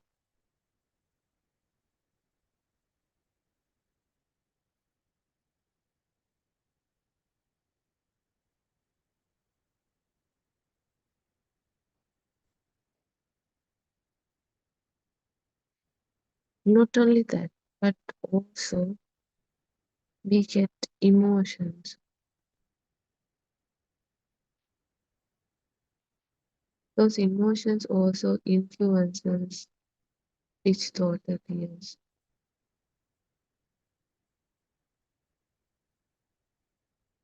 Like fear, desire, hatred.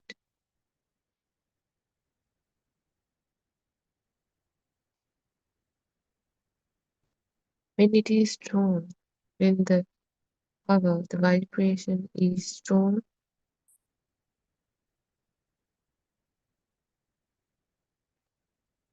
they become more, and thought patterns become more likely to appear.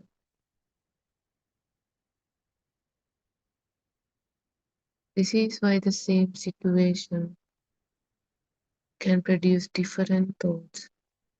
When it has more power, it creates more thoughts, more clinginess, more burden. Because thoughts are a power, a vibration. When there are a lot of thoughts, it is heavier. It is a burden itself.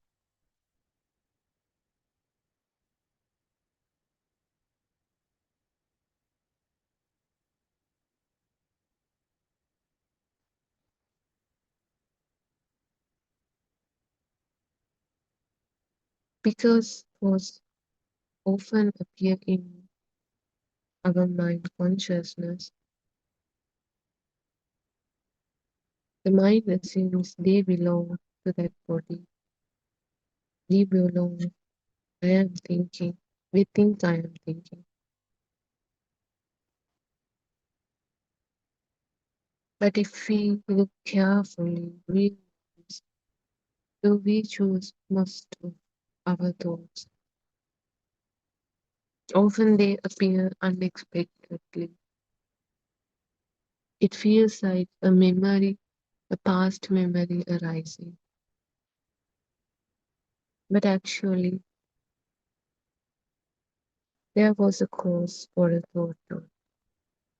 It can be any of our sense contact, figure, or a thought, another thought could be picture.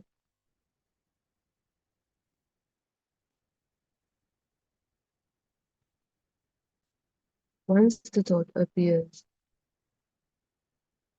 that interpretations also come with.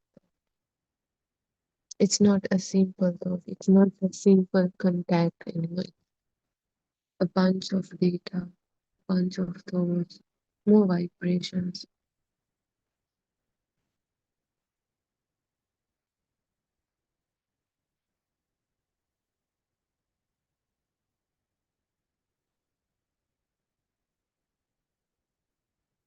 We think, I am thinking, an idea came to me, but we are unable to see what's behind it.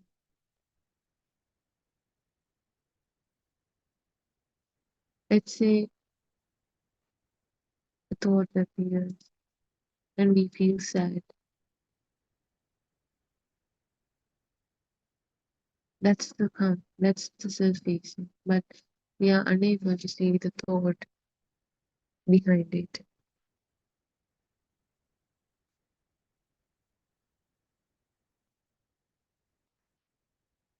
If we were truly creating every thought deliberately, there wouldn't be any more surprises because some thoughts we don't even want from, but they come to us.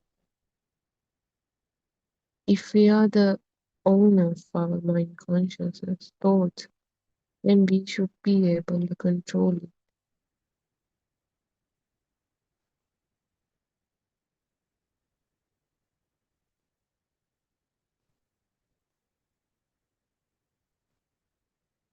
So this tells us that thoughts are created by the mind consciousness, and a thought is a process rather than a personal, rather than having an own done by someone.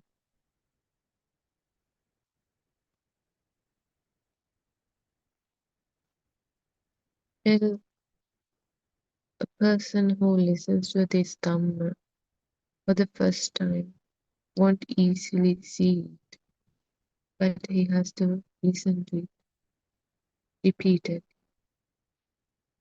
Then the process becomes clearer through the observation. They need to experiment it by themselves.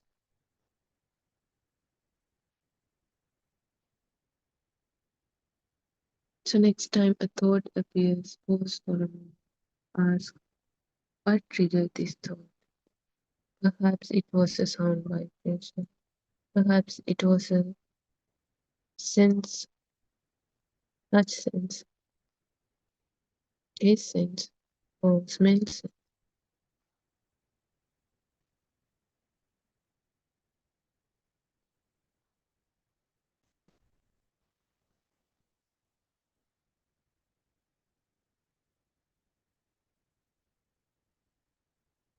Perhaps it was another thought. If you can trace the chain carefully backward, you will discover a small sensory event at the beginning. A sound, a color, taste, smell, maybe a thought. And that small event has activated a vibrations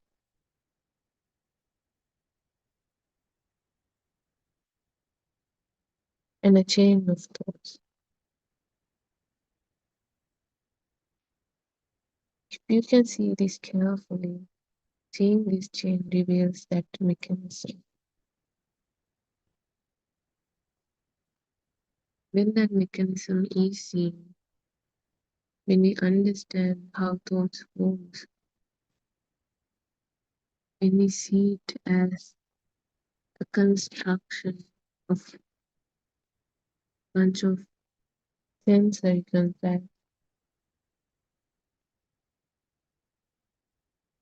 we start to see different. Not actually, I mean in a physical way, but through our mind consciousness, through our perception.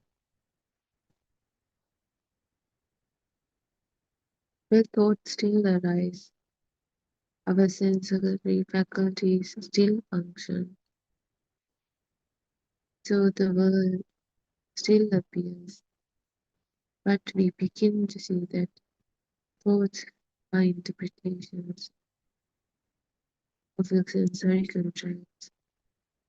They are construction built from those sensory contacts.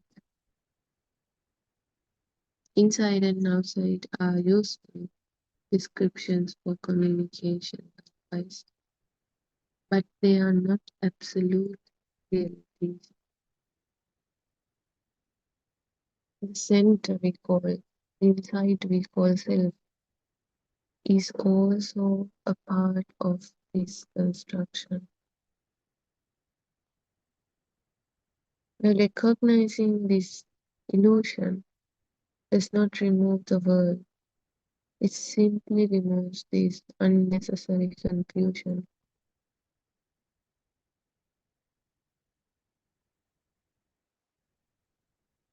The illusion we are trapped in.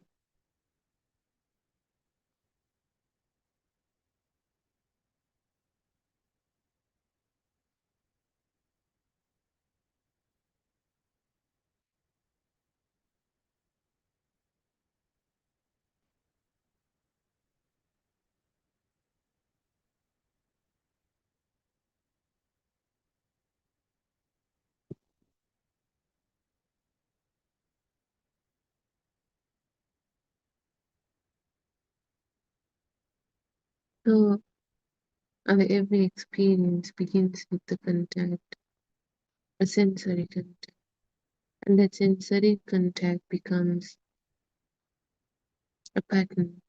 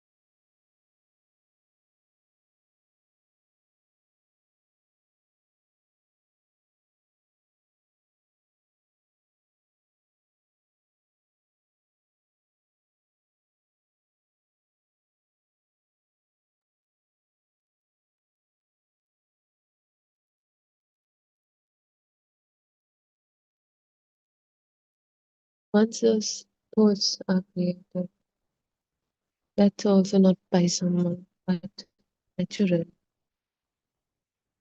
Those thoughts organizes the world, that illusion. To that organization, the idea of inside, outside,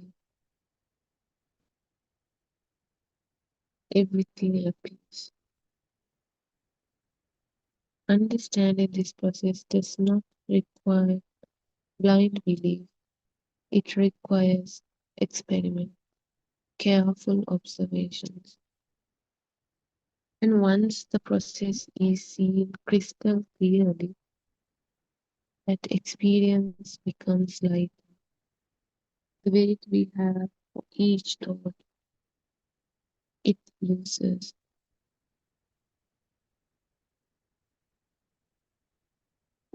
Because we recognize that much of what felt solid is actually constructed moment by moment. This recognition, this knowingness of the truth brings clarity, and it brings the freedom from our mind, this illusion.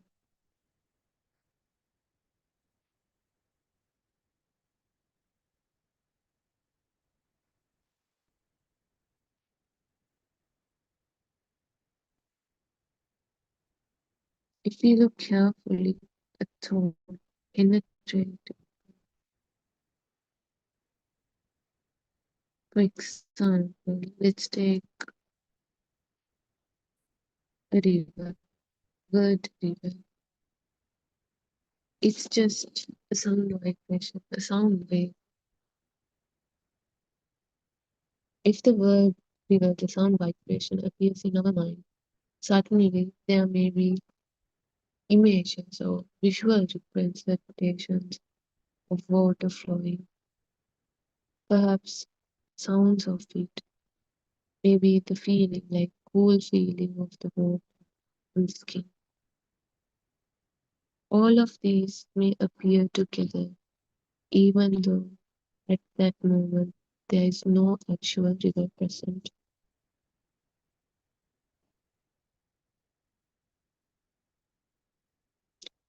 This shows something very important. The mind is capable of assembling the whole experience from the fragments or aspects, vibrations. Because is the river present at this moment? No. But didn't we experience the river? Yes. So where do these fragments come from? These fragments come from each sensor contact. Every time a sensor encounters something, that sensor contact creates added to a thought by the mind consciousness. Nobody does it, it happens automatically. And those signals, those sensor contacts, does not disappear completely. They are in that thought.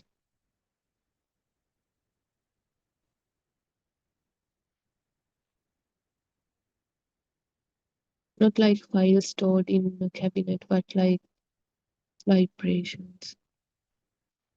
Not stored in, but exist. It occurs, it telepathizes when the right conditions are.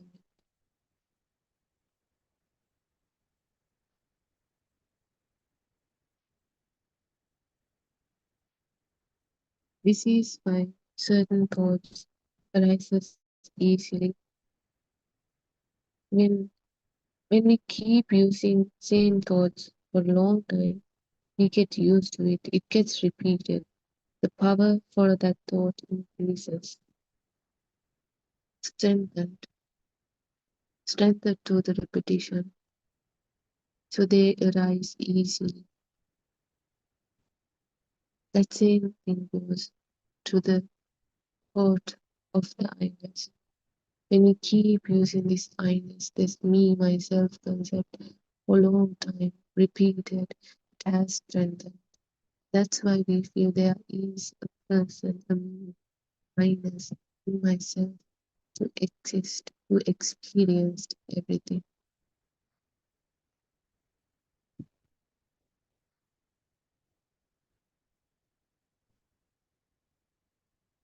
When a child hears about me, when a small child,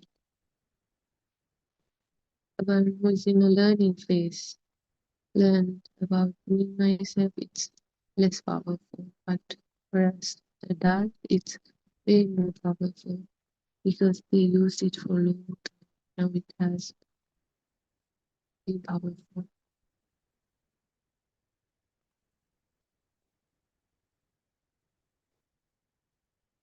So the child mind conscious has to work harder to recognize it with the object, use thought, generating. But as for adult, it's easy. It's happening naturally. The more they have used it, the more way more easy it becomes.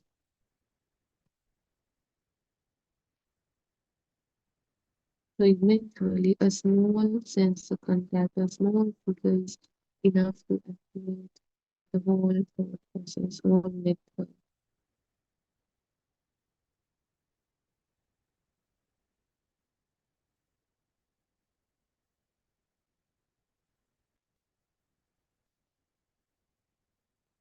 For example, let's us take mango. So someone says a word mango, and immediately several things arises. It comes as a mango and a 3D object that has taste, colors, shape, textures, smells, everything. Not just sound wave, mango. So immediately several things arises. The color of the food, the sweet taste, the smell, that slightly sticky feeling on the fingers, all of these sensations. But they are not present physically at that moment, not even in that name, that sound vibration, mango. All of these are gathered by the mind because the mind consciousness can do it.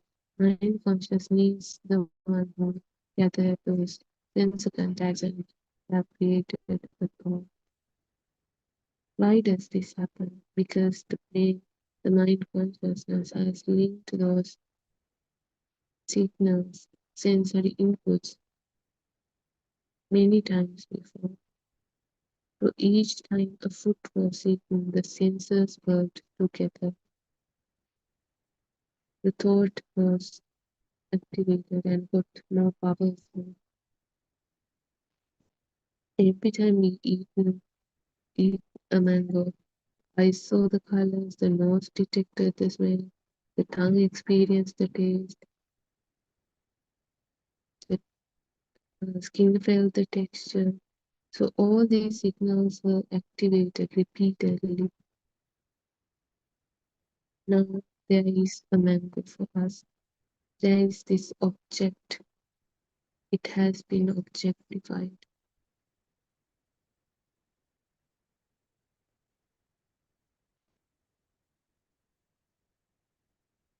Once the mind consciousness connected those into a single pattern, it's called thought. So when we hear a mango, let's say we hear a sound wave, mango, or we taste something, or we smell something similar, the entire network, the entire process comes and the thought appears fully formed as object.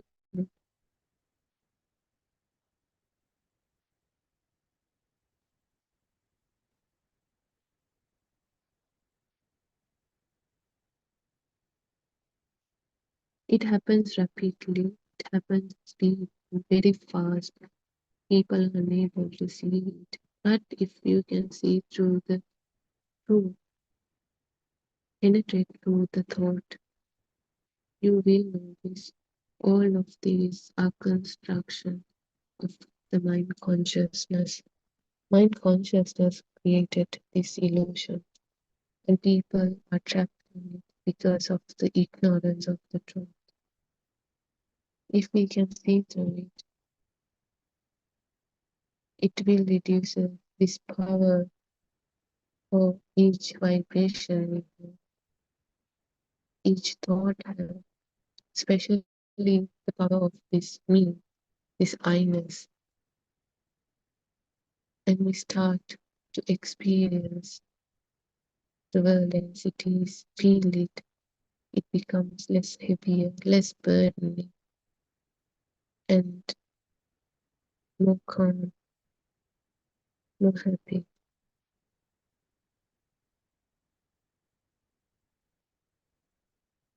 So we'll end our discourse today.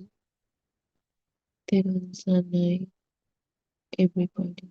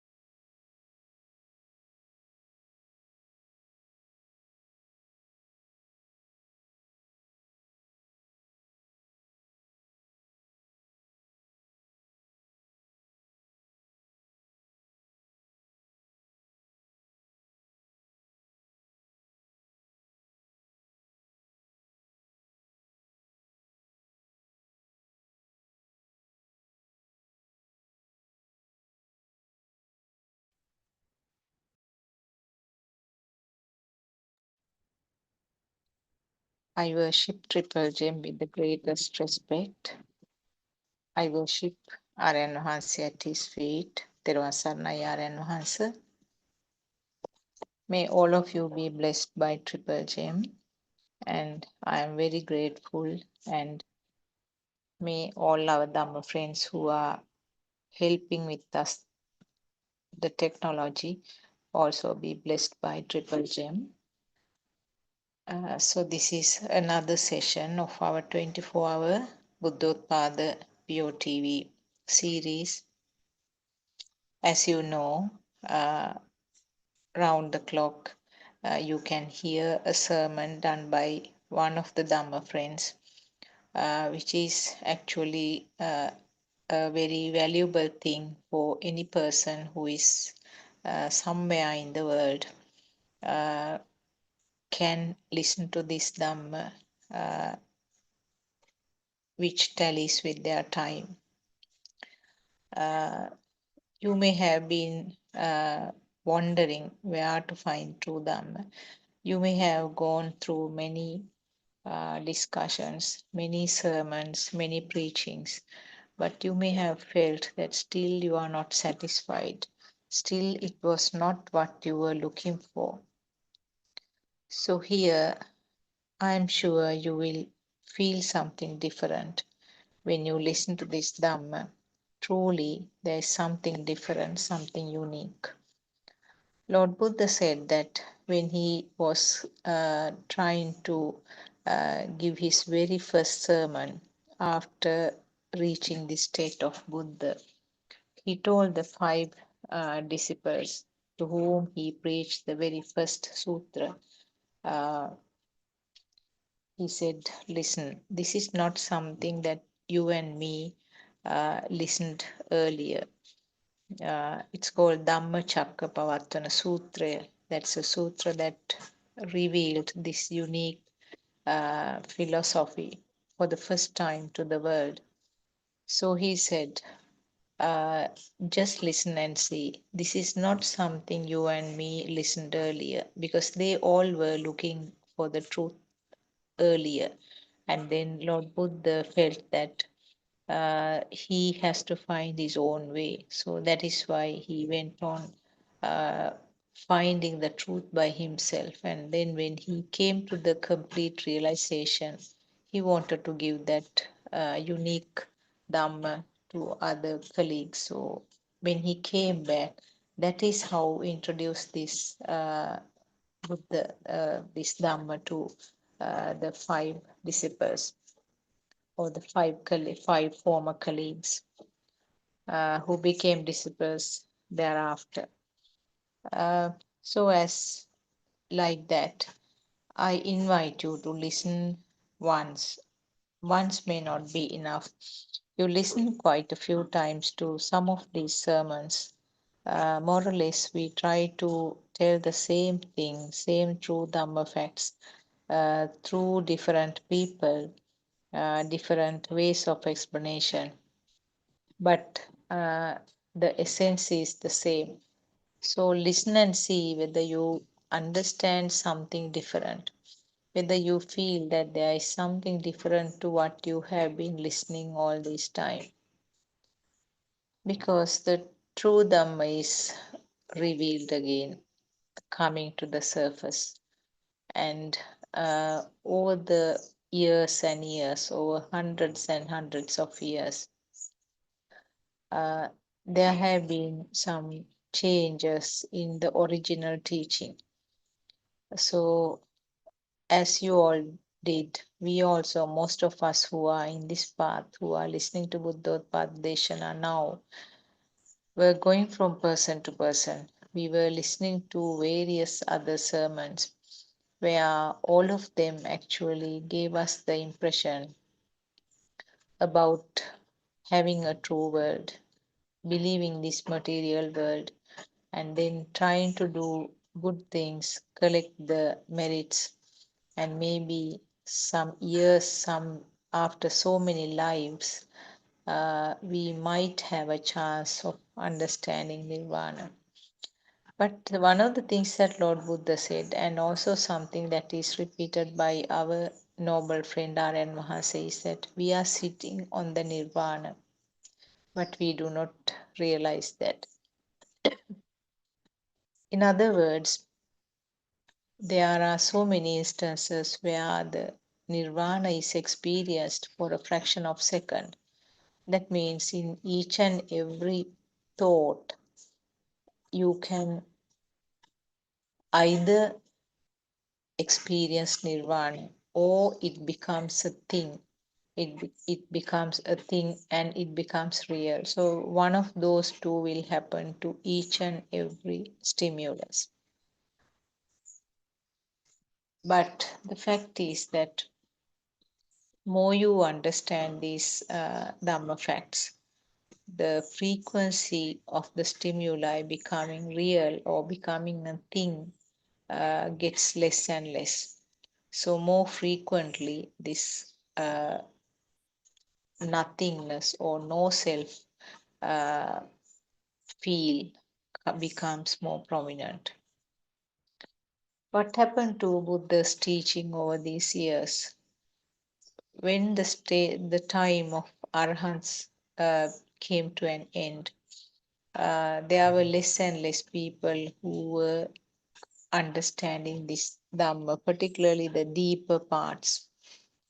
So what happened was the deeper and the more fine, important parts which are essential for this understanding of the Nirvana were skipped actually. And only the easy parts were picked up and only the easy parts were preached as Dhamma. So people took it easy. People thought, okay, this is what Lord Buddha has taught us. And according to this Dhamma, there's no way of understanding or arriving at this nirvana state in this life. So the talks about bhavaya or the existence or being born again and again was coming to the concept, accepted concept. What is meant by bhavaya?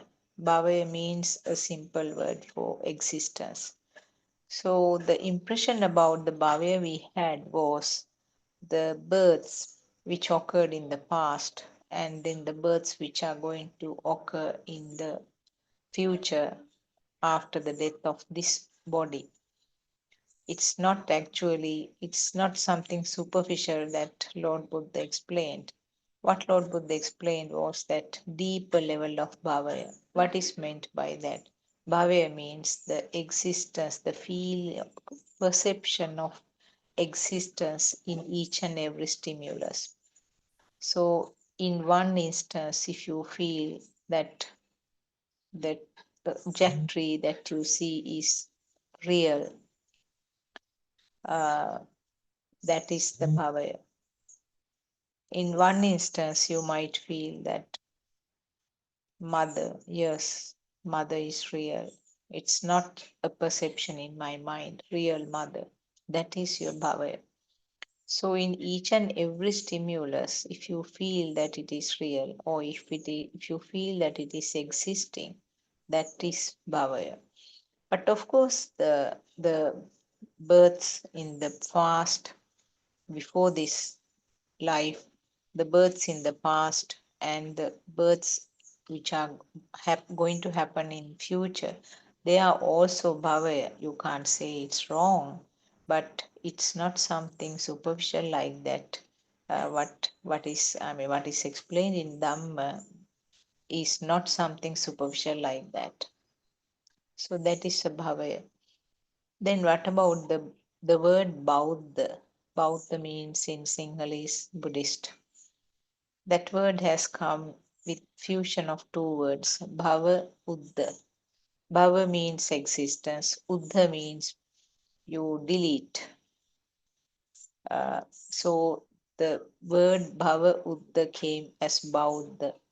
So really speaking, Bauddha means it should be a mental state where the existence is deleted or existence is no more considered as true.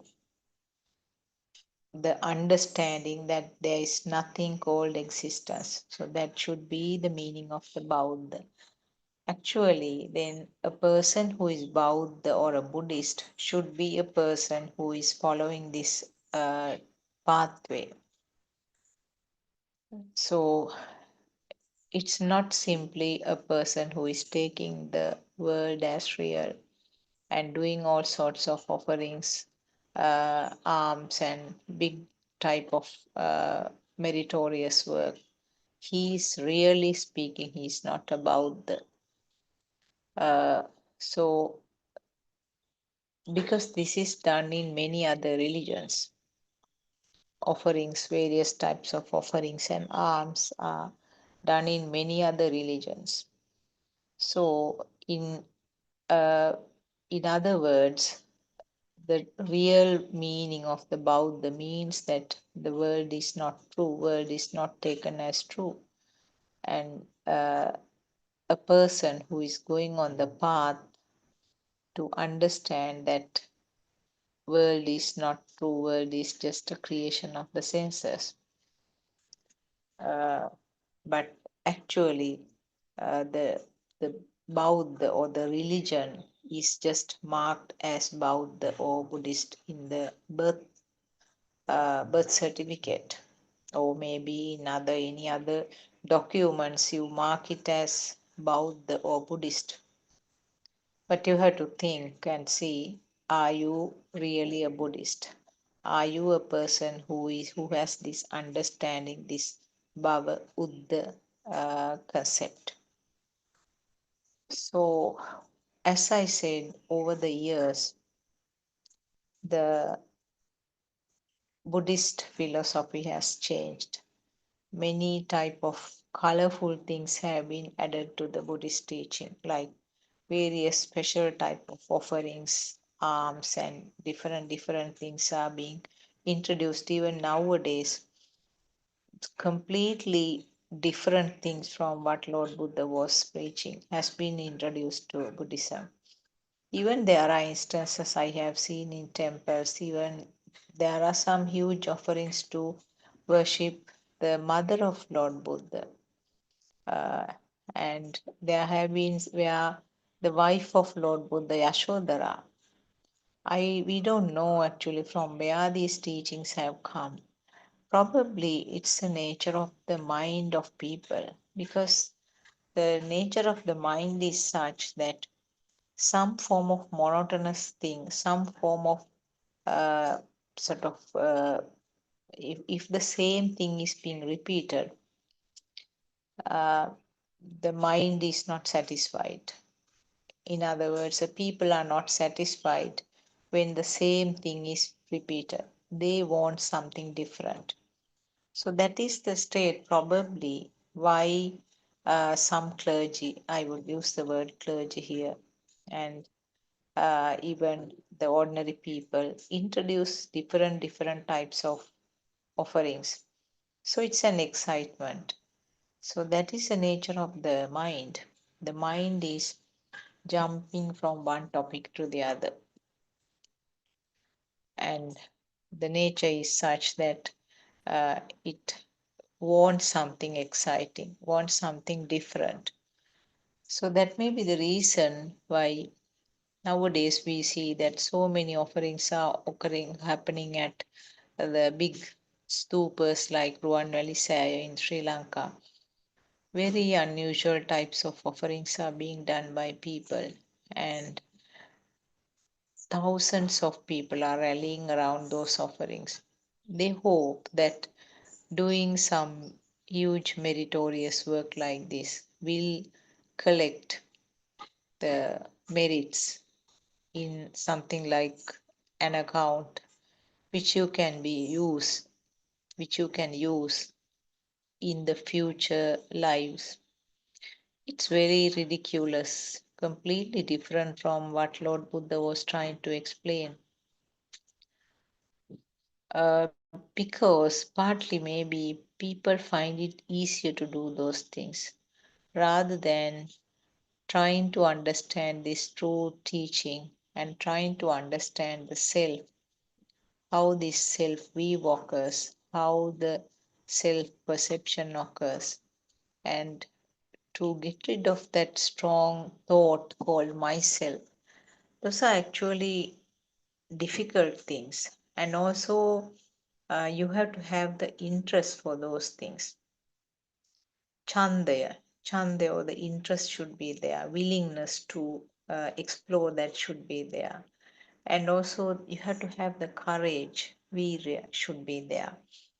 So when the courage and the interest is there, automatically uh, the system tend to research by himself. What is this happening here? What is this thought? What is meant by this self-view? How can I understand these facts? So those curiosity open up. So without those actually, those are called Satara Samyak Pradana Virya in Pali. Chanda Chitta, Chanda Virya Chitta Vimansa. Chande means the willingness or the interest to have it. Chitta, you have to think about it, and you have to have the courage. And Vimasa is your research yourself. So without those four, actually, you can't get into this Dhamma. Instead, people that it is very convenient to do those big offerings, and the concept is that being born somewhere in one of the good realms and understand nirvana, maybe some lives and lives afterwards. But without realizing that the what Lord Buddha said, that You are sitting on the nirvana. You are sitting on the nirvana and trying to find it out. You can't find it because you are sitting on that. So that is the pathetic side, because it's at your hand. It's already here with you, but you don't understand. You don't recognize it. And you are just being uh, carried away in the stream of water, like a twig which has fallen into water. And you are just going along the current. What is this current? Current is the world, isn't it? Current is the world, the physical world, material world, and you are just a part of that material world. And you get flown down on that river water, in that current. And during this downstream, what are the things happening? Sometimes you are very happy, sometimes your vibrations are very strong. In the sense, you may be very happy, you may be sad, you may be having anger, hatreds, cravings for certain things. So, those instances, your vibrations are strong. The power generated at that time is very strong.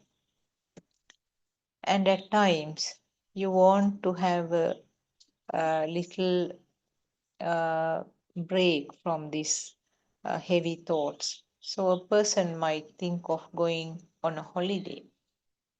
So, there you go and be with the nature for some time,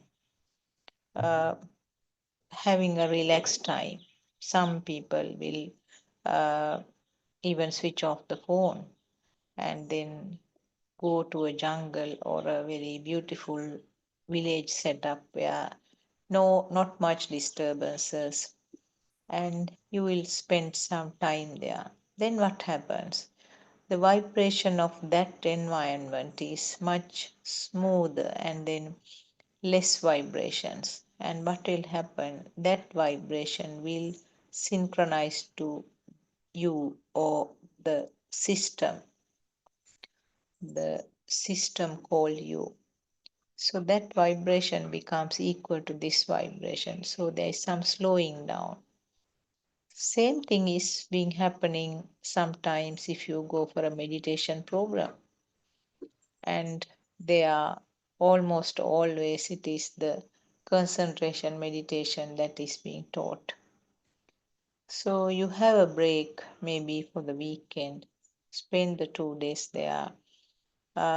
You have a very simple meal pattern, no communication, the phone is switched off, and everybody else around are also having low vibrations and simple clothing, and be with the nature, calm and quiet surrounding, serene surrounding, so that the vibrations will slow down. So you think you are reaching some good state. Actually, it's not happening like that. You return to work after the weekend of maybe a few days in that retreat. What happens now? You are back on the race. Again, it's something like that you kept a plate of food on your lap, and suddenly you stand up without realizing that you need to remove it, and the plate of food is on the floor. So you have lost everything. This is actually what happens with the concentration meditation. You feel that you have slowed down. You feel very happy, relaxed, and calmed down. And after some time, when you return and you are back with all types of stimuli which are bombarded to you as usual, what happened to that relaxed feeling that you get? It's shattered, isn't it? You are back in square one now. So, this is the situation. This is what is called life. So, you have all types of ups and downs, ups and downs. You have high vibrations, and then you when you reach a particular level, you are stressed and you want to get rid of it, and either with the help of a holiday, so-called holiday, or a meditation retreat, you tend to calm down the system. But it is never a permanent solution.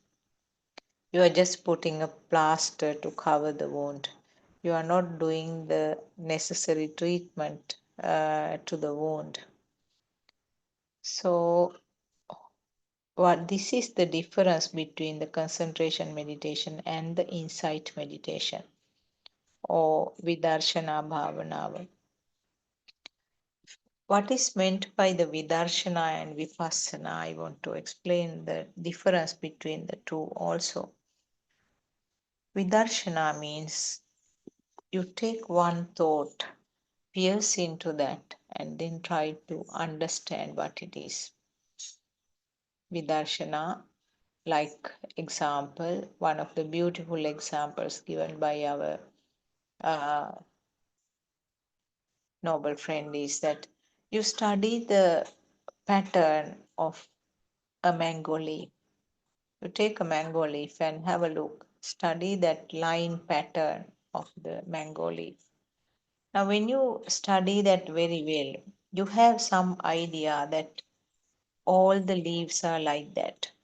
So you don't need to uh, check each and every leaf of the tree to come to an understanding. Now you know, you have done Vidarshana, you have studied one very well. That is your insight meditation. And then you know that it's the same and it is applicable to every thought or every stimulus. What is meant by Vidarshana is something that you actively do. For you to do the Vidarshana, the most important thing is that to have a knowledge about how the thoughts are formed, how this self-feeling occurs. What is meant by this self-view and self-perception? So you need to be armed with that very good knowledge first. This you can do by listening to Deshana done by our RN Vahanse.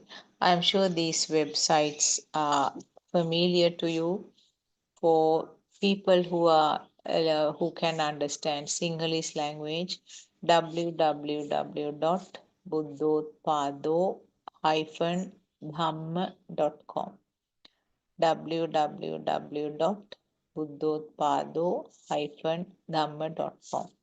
Now, in this, you have beautifully categorized parts where each topic, if you type the topic, you can get the deshana or the preachings under each heading. For our English speaking friends, www.wisdomofasia, which is written as one word, wisdomofasia.com. That is a website for the English speaking friends. So, having a knowledge about this darshanaya or this mechanism, what is happening, that is essential before you do the vidarshana. Because when you now hear, what you do is how the thoughts are formed, what is meant by mind, what is meant, or what is this self view, why is it so important, what is meant by the senses, what is meant by the sense of function, how is the world created, how is this myself created. Now, those are the things which are covered in this Darshana Deshana. When you are armed with that knowledge and when you study one thought, how it happened, that is your Vidarshana. And we know that how the thoughts are formed. We have discussed it earlier. I'm sure most of the listeners who have listened to this again and again, if I tell briefly, uh, everything is a result of a vibration. vibration do occur because there was some remnant current left.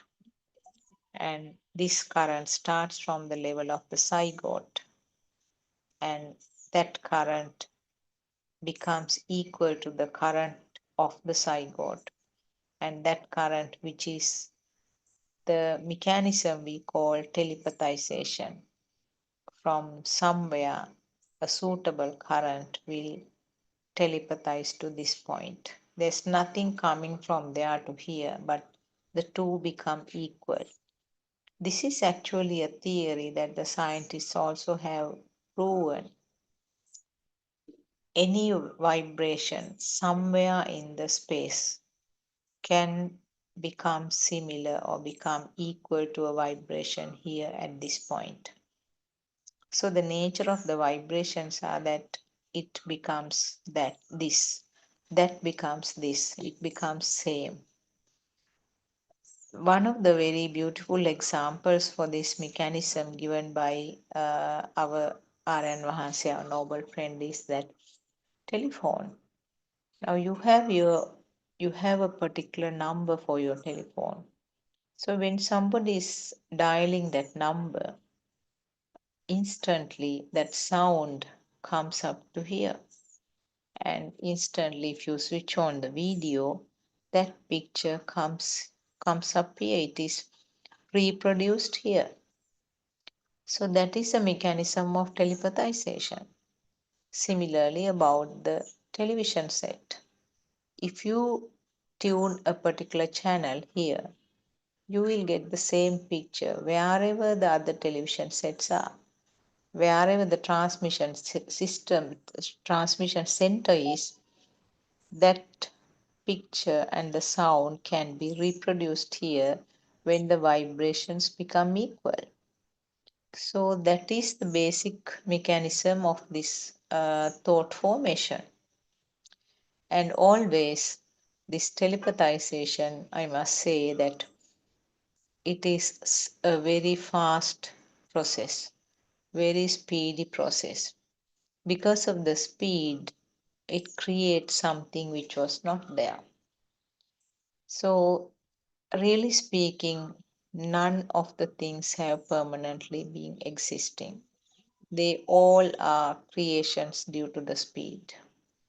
And the speed story, we know that the example metaphor given by Lord Buddha was that spinning a ball of fire at a very high speed and you create a circle instead of single ball. So either way, you can't say yes or no to this fireball. You can't say there is no fireball. You can't say there is a fireball because it's something created due to the speed. So if by somehow, if the speed can be stopped in this concept, you will not be able to experience anything. So this is the process of the thought formation. So the Vidarshana, you try to study this process, how the senses are creating something, and the sensor functions collectively create a different type of vibration which we name as thought. And that thought is fastly vibrating again to give the feeling of existence. Now you have the coconut tree, you have the house, you have the sun, you have your mom. So the final product is that myself. So that is how this thought is formed, how the thought is empowered. So that is what you have to study in this Vidarshana. Also another example, beautiful example given by our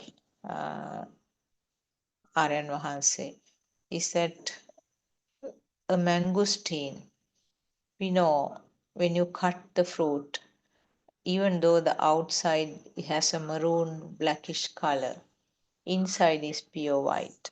The inside part is, the juicy part is pure white. Now when you cut one mangosteen, you know how it looks like inside.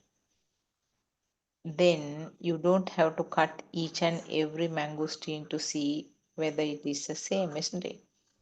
When you research with one, when you cut one and see, now you know that all are the same. So that is your Vidarshana. So you study properly, armed with the knowledge about the Darshana. You study a thought in detail. And then what is Vipassana? Vipassana is that now when you know the pattern of one thought, whatever the thought which is coming, you know that it is the same. Every time a thought is felt, you know that the method of formation or method of the construct of this thought is the same.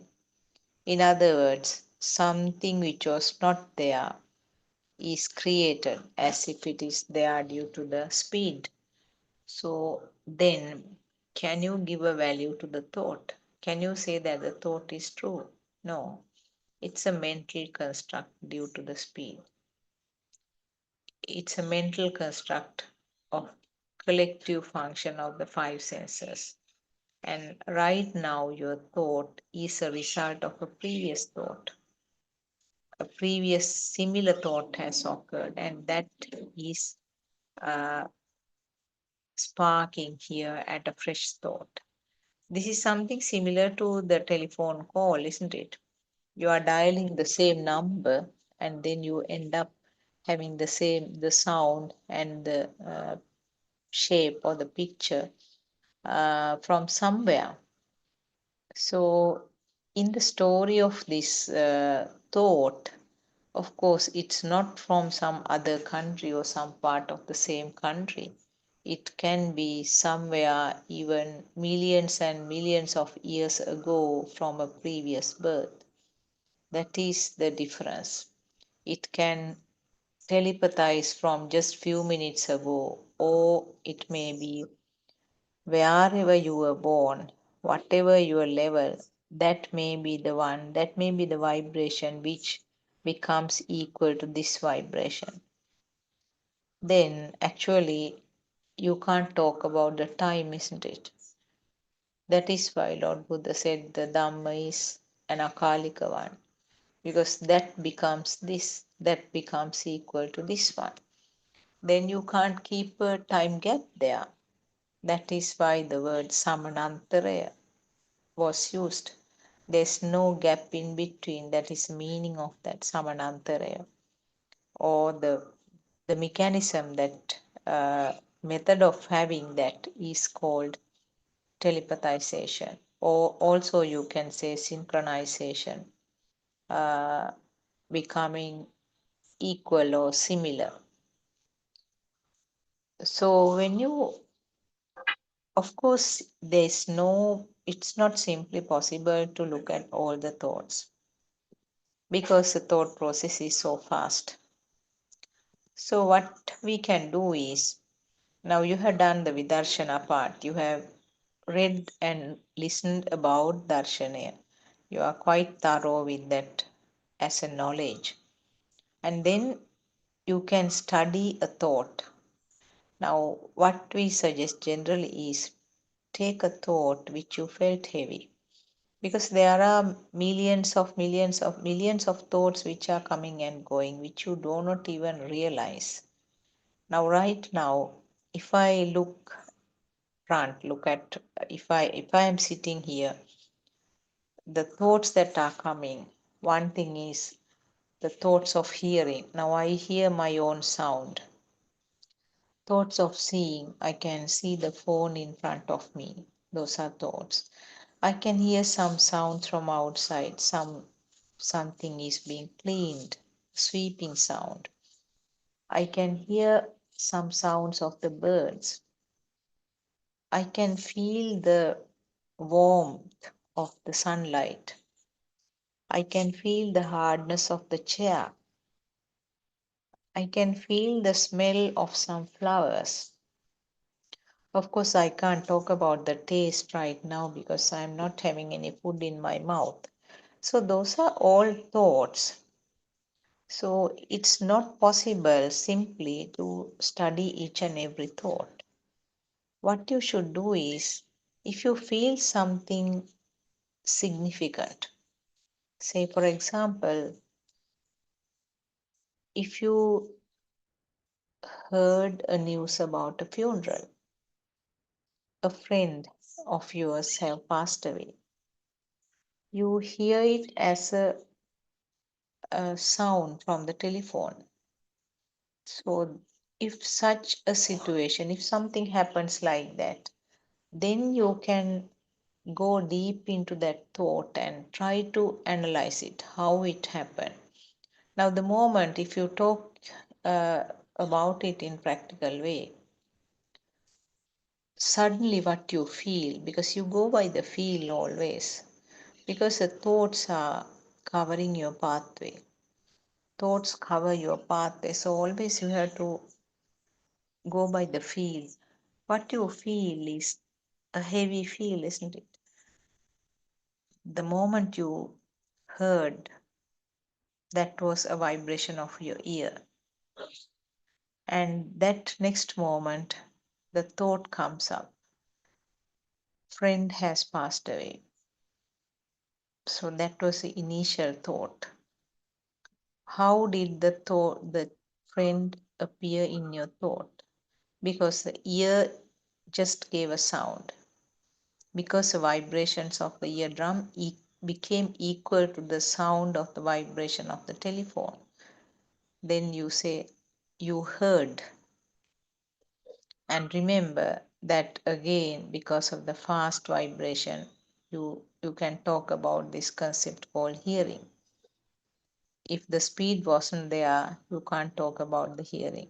So with the sound, something was created, and next fraction of second in the mind, the friend has passed away. That is your thought.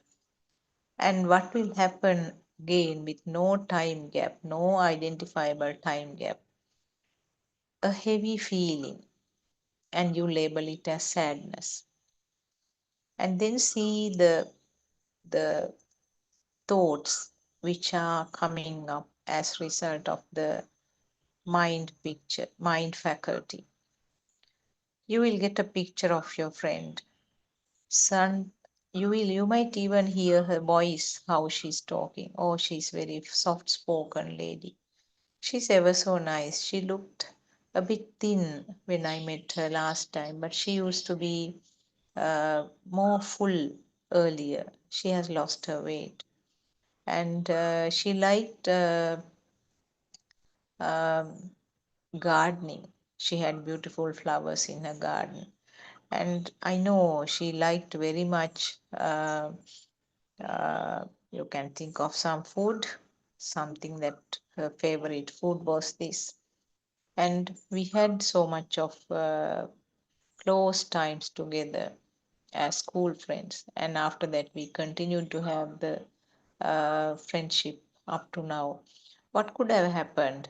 She was all right, but I didn't know that she had any illnesses and quickly must make arrangements to go there.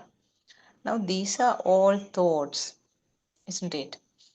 What happened was just a vibration of the ear. And the initial thought was so and so has died because there was some recognition. Now, the rest of the thoughts, the whole list of thoughts, along with the pictures, along with the sounds, along with the smells, all of them were instantly constructed in your mind, isn't it? So, and also that heavy feel or that sadness, you call it sadness, also was an instant construct.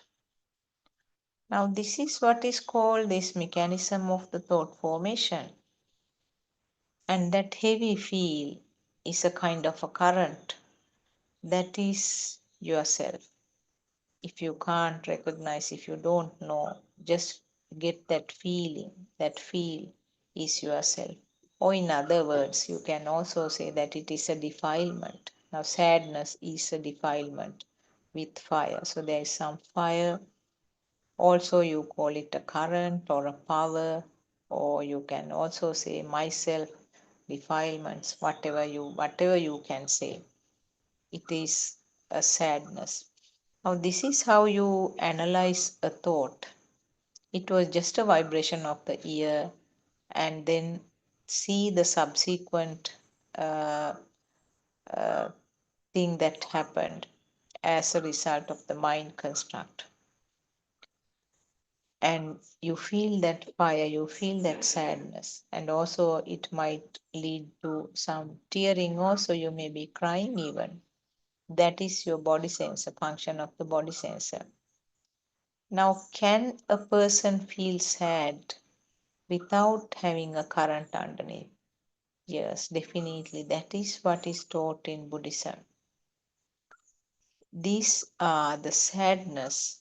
Sadness is a product of the mind sensor. Sadness, happiness, sometimes anger, those three can be creations of the mind sensor. But if you have it without a deep-seated burning, if you have them without that deep-seated fire within you, that is a normal thing. That is where there is no self. You take it and understand it as this normal mechanism. But if you feel that burning fire underneath along with that message, then you are there. Then yourself is there. So see the difference between the two. What happens actually with the with time is that you understand the difference of these two. Having these feelings without fire and having these feelings or the emotions with fire. So with fire means there's a self. Without fire means that is the normal system. That is, you are understanding this, what this Lord Buddha was trying to explain. So when you do the vidarshana like that, as I said, each and every thought cannot be analyzed. So you have to take the thoughts which this is actually what I am talking is for a person who is beginning to listen to this Dhamma. In Sinhala we say, Deyakkuna situvili balanna. What do you mean by that? Deyakkuna means something that you felt burning or something that you felt with the power or with the burning. So such thoughts you can always analyze. And when you analyze, you realize that it is just a simple act of the senses. And the thoughts that are coming.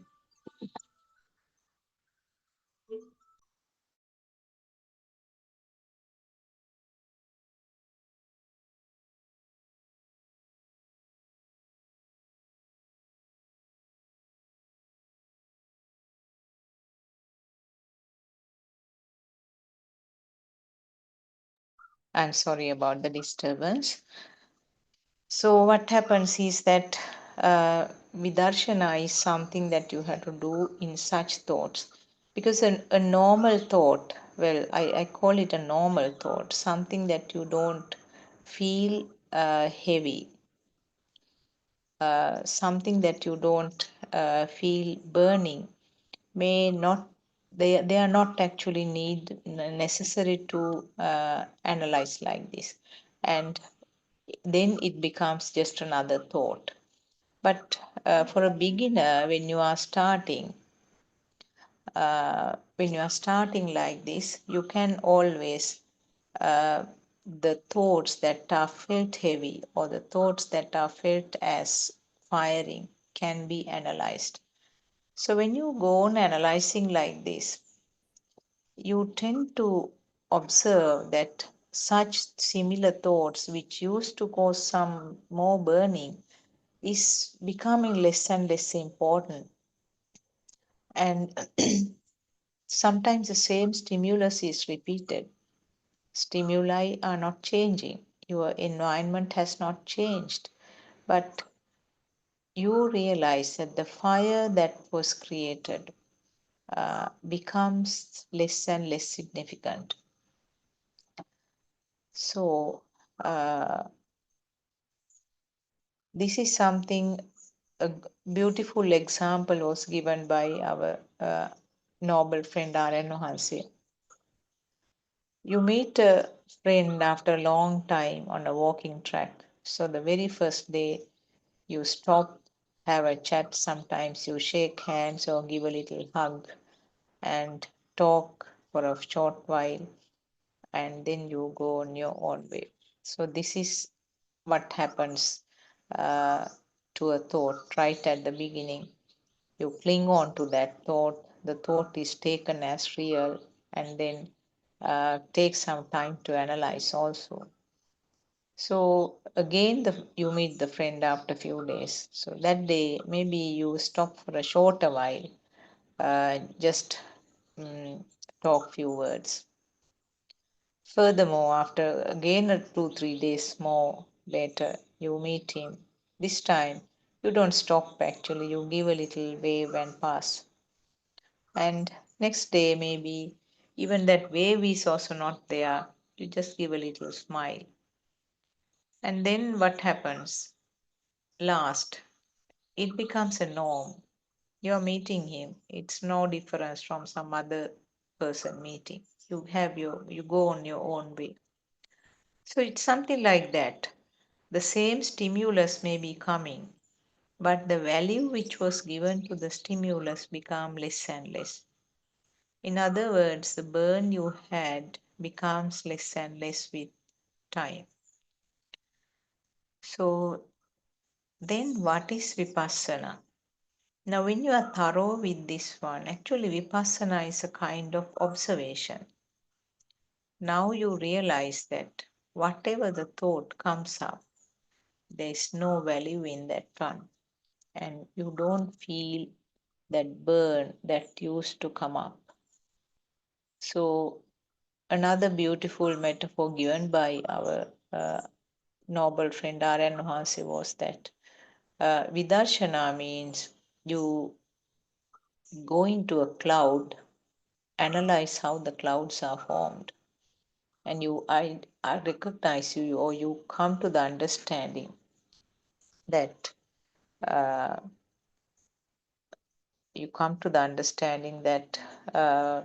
it's all made up of droplets of water, maybe kind of smoke. So whatever the constitution of the clouds, you are thorough and you understand it very well. So whatever the clouds which are coming are going to be the same, isn't it? It's like that mango leaf, the line pattern you have studied very well. Now that you know every leaf of the mango tree is the same. So similarly, the cloud also, now you don't have to go into the cloud and try to analyze each and every cloud which is coming. You know that all are the same. So it's like the space observing clouds. Clouds will come and go, whatever the shape, whatever the color, whatever the heaviness, whether it is a rainy cloud or a beautiful pink cloud of the evening. Whatever, the consistency is same. And with that understanding, you do not have any particular attachment or any particular aversion towards the clouds, isn't it? You just let them come and go. So that is your vipassana. So vidarshana and vipassana, two things. Vidarshana means you go deep into that and have a detailed study. And vipassana means when you are armed with this knowledge about or this understanding about each and every thought, or you have done the vidarshana part very well, then you know that all are the same. So whatever the thoughts which are coming, going to be treated in the same way. You do not cling on to that. You do not try to give life to that. Actually speaking, I want to correct the words I was using because we always still tend to use the words myself or you or us, but simply must say that there was no self at all whatsoever and never existed. So the self is simply a thought, simply a wrong view, a very wrong concept. Something which never existed is taken as true. So that is your vipassana and vidarshana and vipassana. Vipassana is a kind of observation. Now, is there an observer? Is there a person who is observing this? Actually, there is no observer. So then who is noticing this? Who is noticing that there is no self in this and it is just a mechanism, a stream of activities or stream of incidents? That is the jnana or the wisdom. Wisdom is a one. It's a kind of something coming up from the system itself. So jnana is the one which recognizes that there is nothing in each and every thought. When the system feels that there is nothing in each and every thought, it gives rise to a very calm and very relaxed state of the mind, which we call a samadhi. And it's called an animitta samadhi. Animitta means there is no focus taken as real.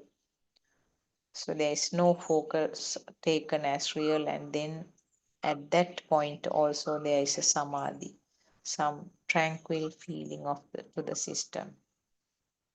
So what happened to the Buddhism actually over the years? There was one example given by Lord Buddha from that time. It's explained in the sutra called Ani Sutra. What is meant by Ani Sutra? What is meant in that?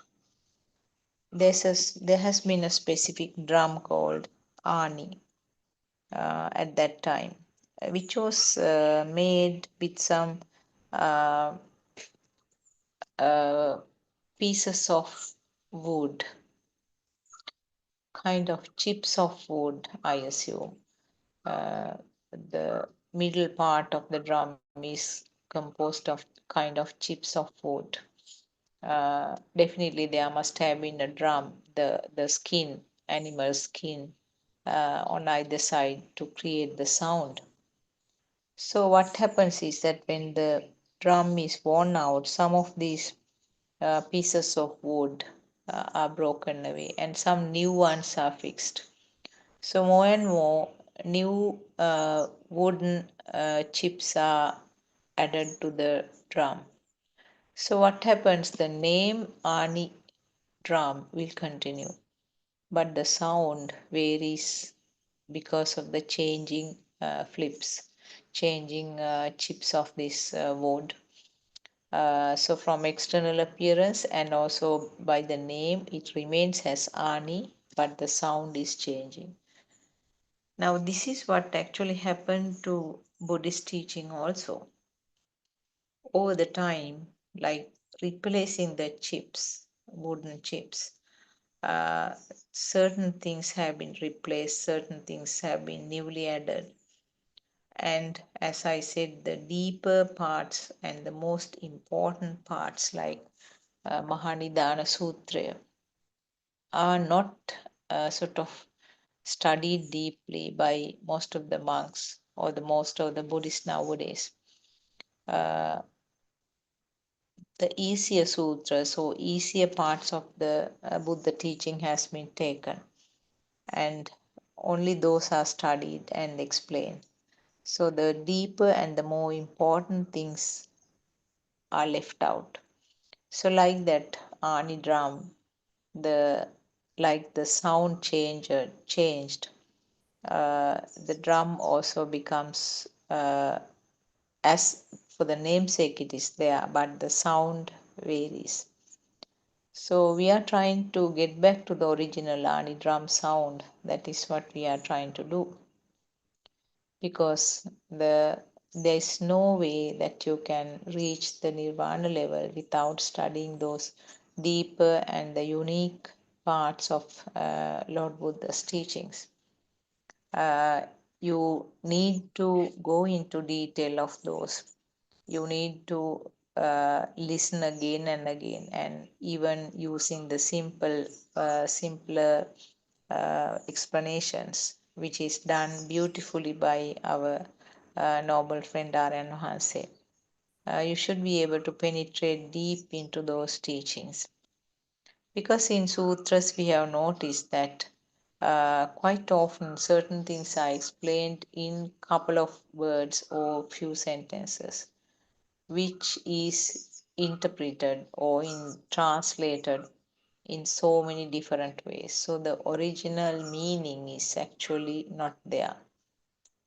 Depending on the translator or depending on the person who is preaching, depending on the level of inner transformation, or depending on the level of understanding, it will be interpreted. So there can be many differences in the present day teachings, which you have to be careful actually. So how can you find out whether you have found the true Dhamma? Look at your own self. Am I getting my defilements less? Am I experiencing my defilements less? So the way that you were trying to promote or get your senses enjoyed or satisfied with various things, the way you felt about them. In other words, the defilements you can give a long list of the defilements if you try to give by names. As I said earlier, the anger, ill will, jealousy, hatred, sadness, feeling inferior or feeling superior, grandiose type of thinking, or feeling very much inferior, and maybe clinging, aversion. So you can give a long list of names for the defilements. That may be depending on the situation, that environment, you can give a different word. But defilement is always something that the system feels, isn't it? So how the system feels is that it is just a fire. Feels as if something burning.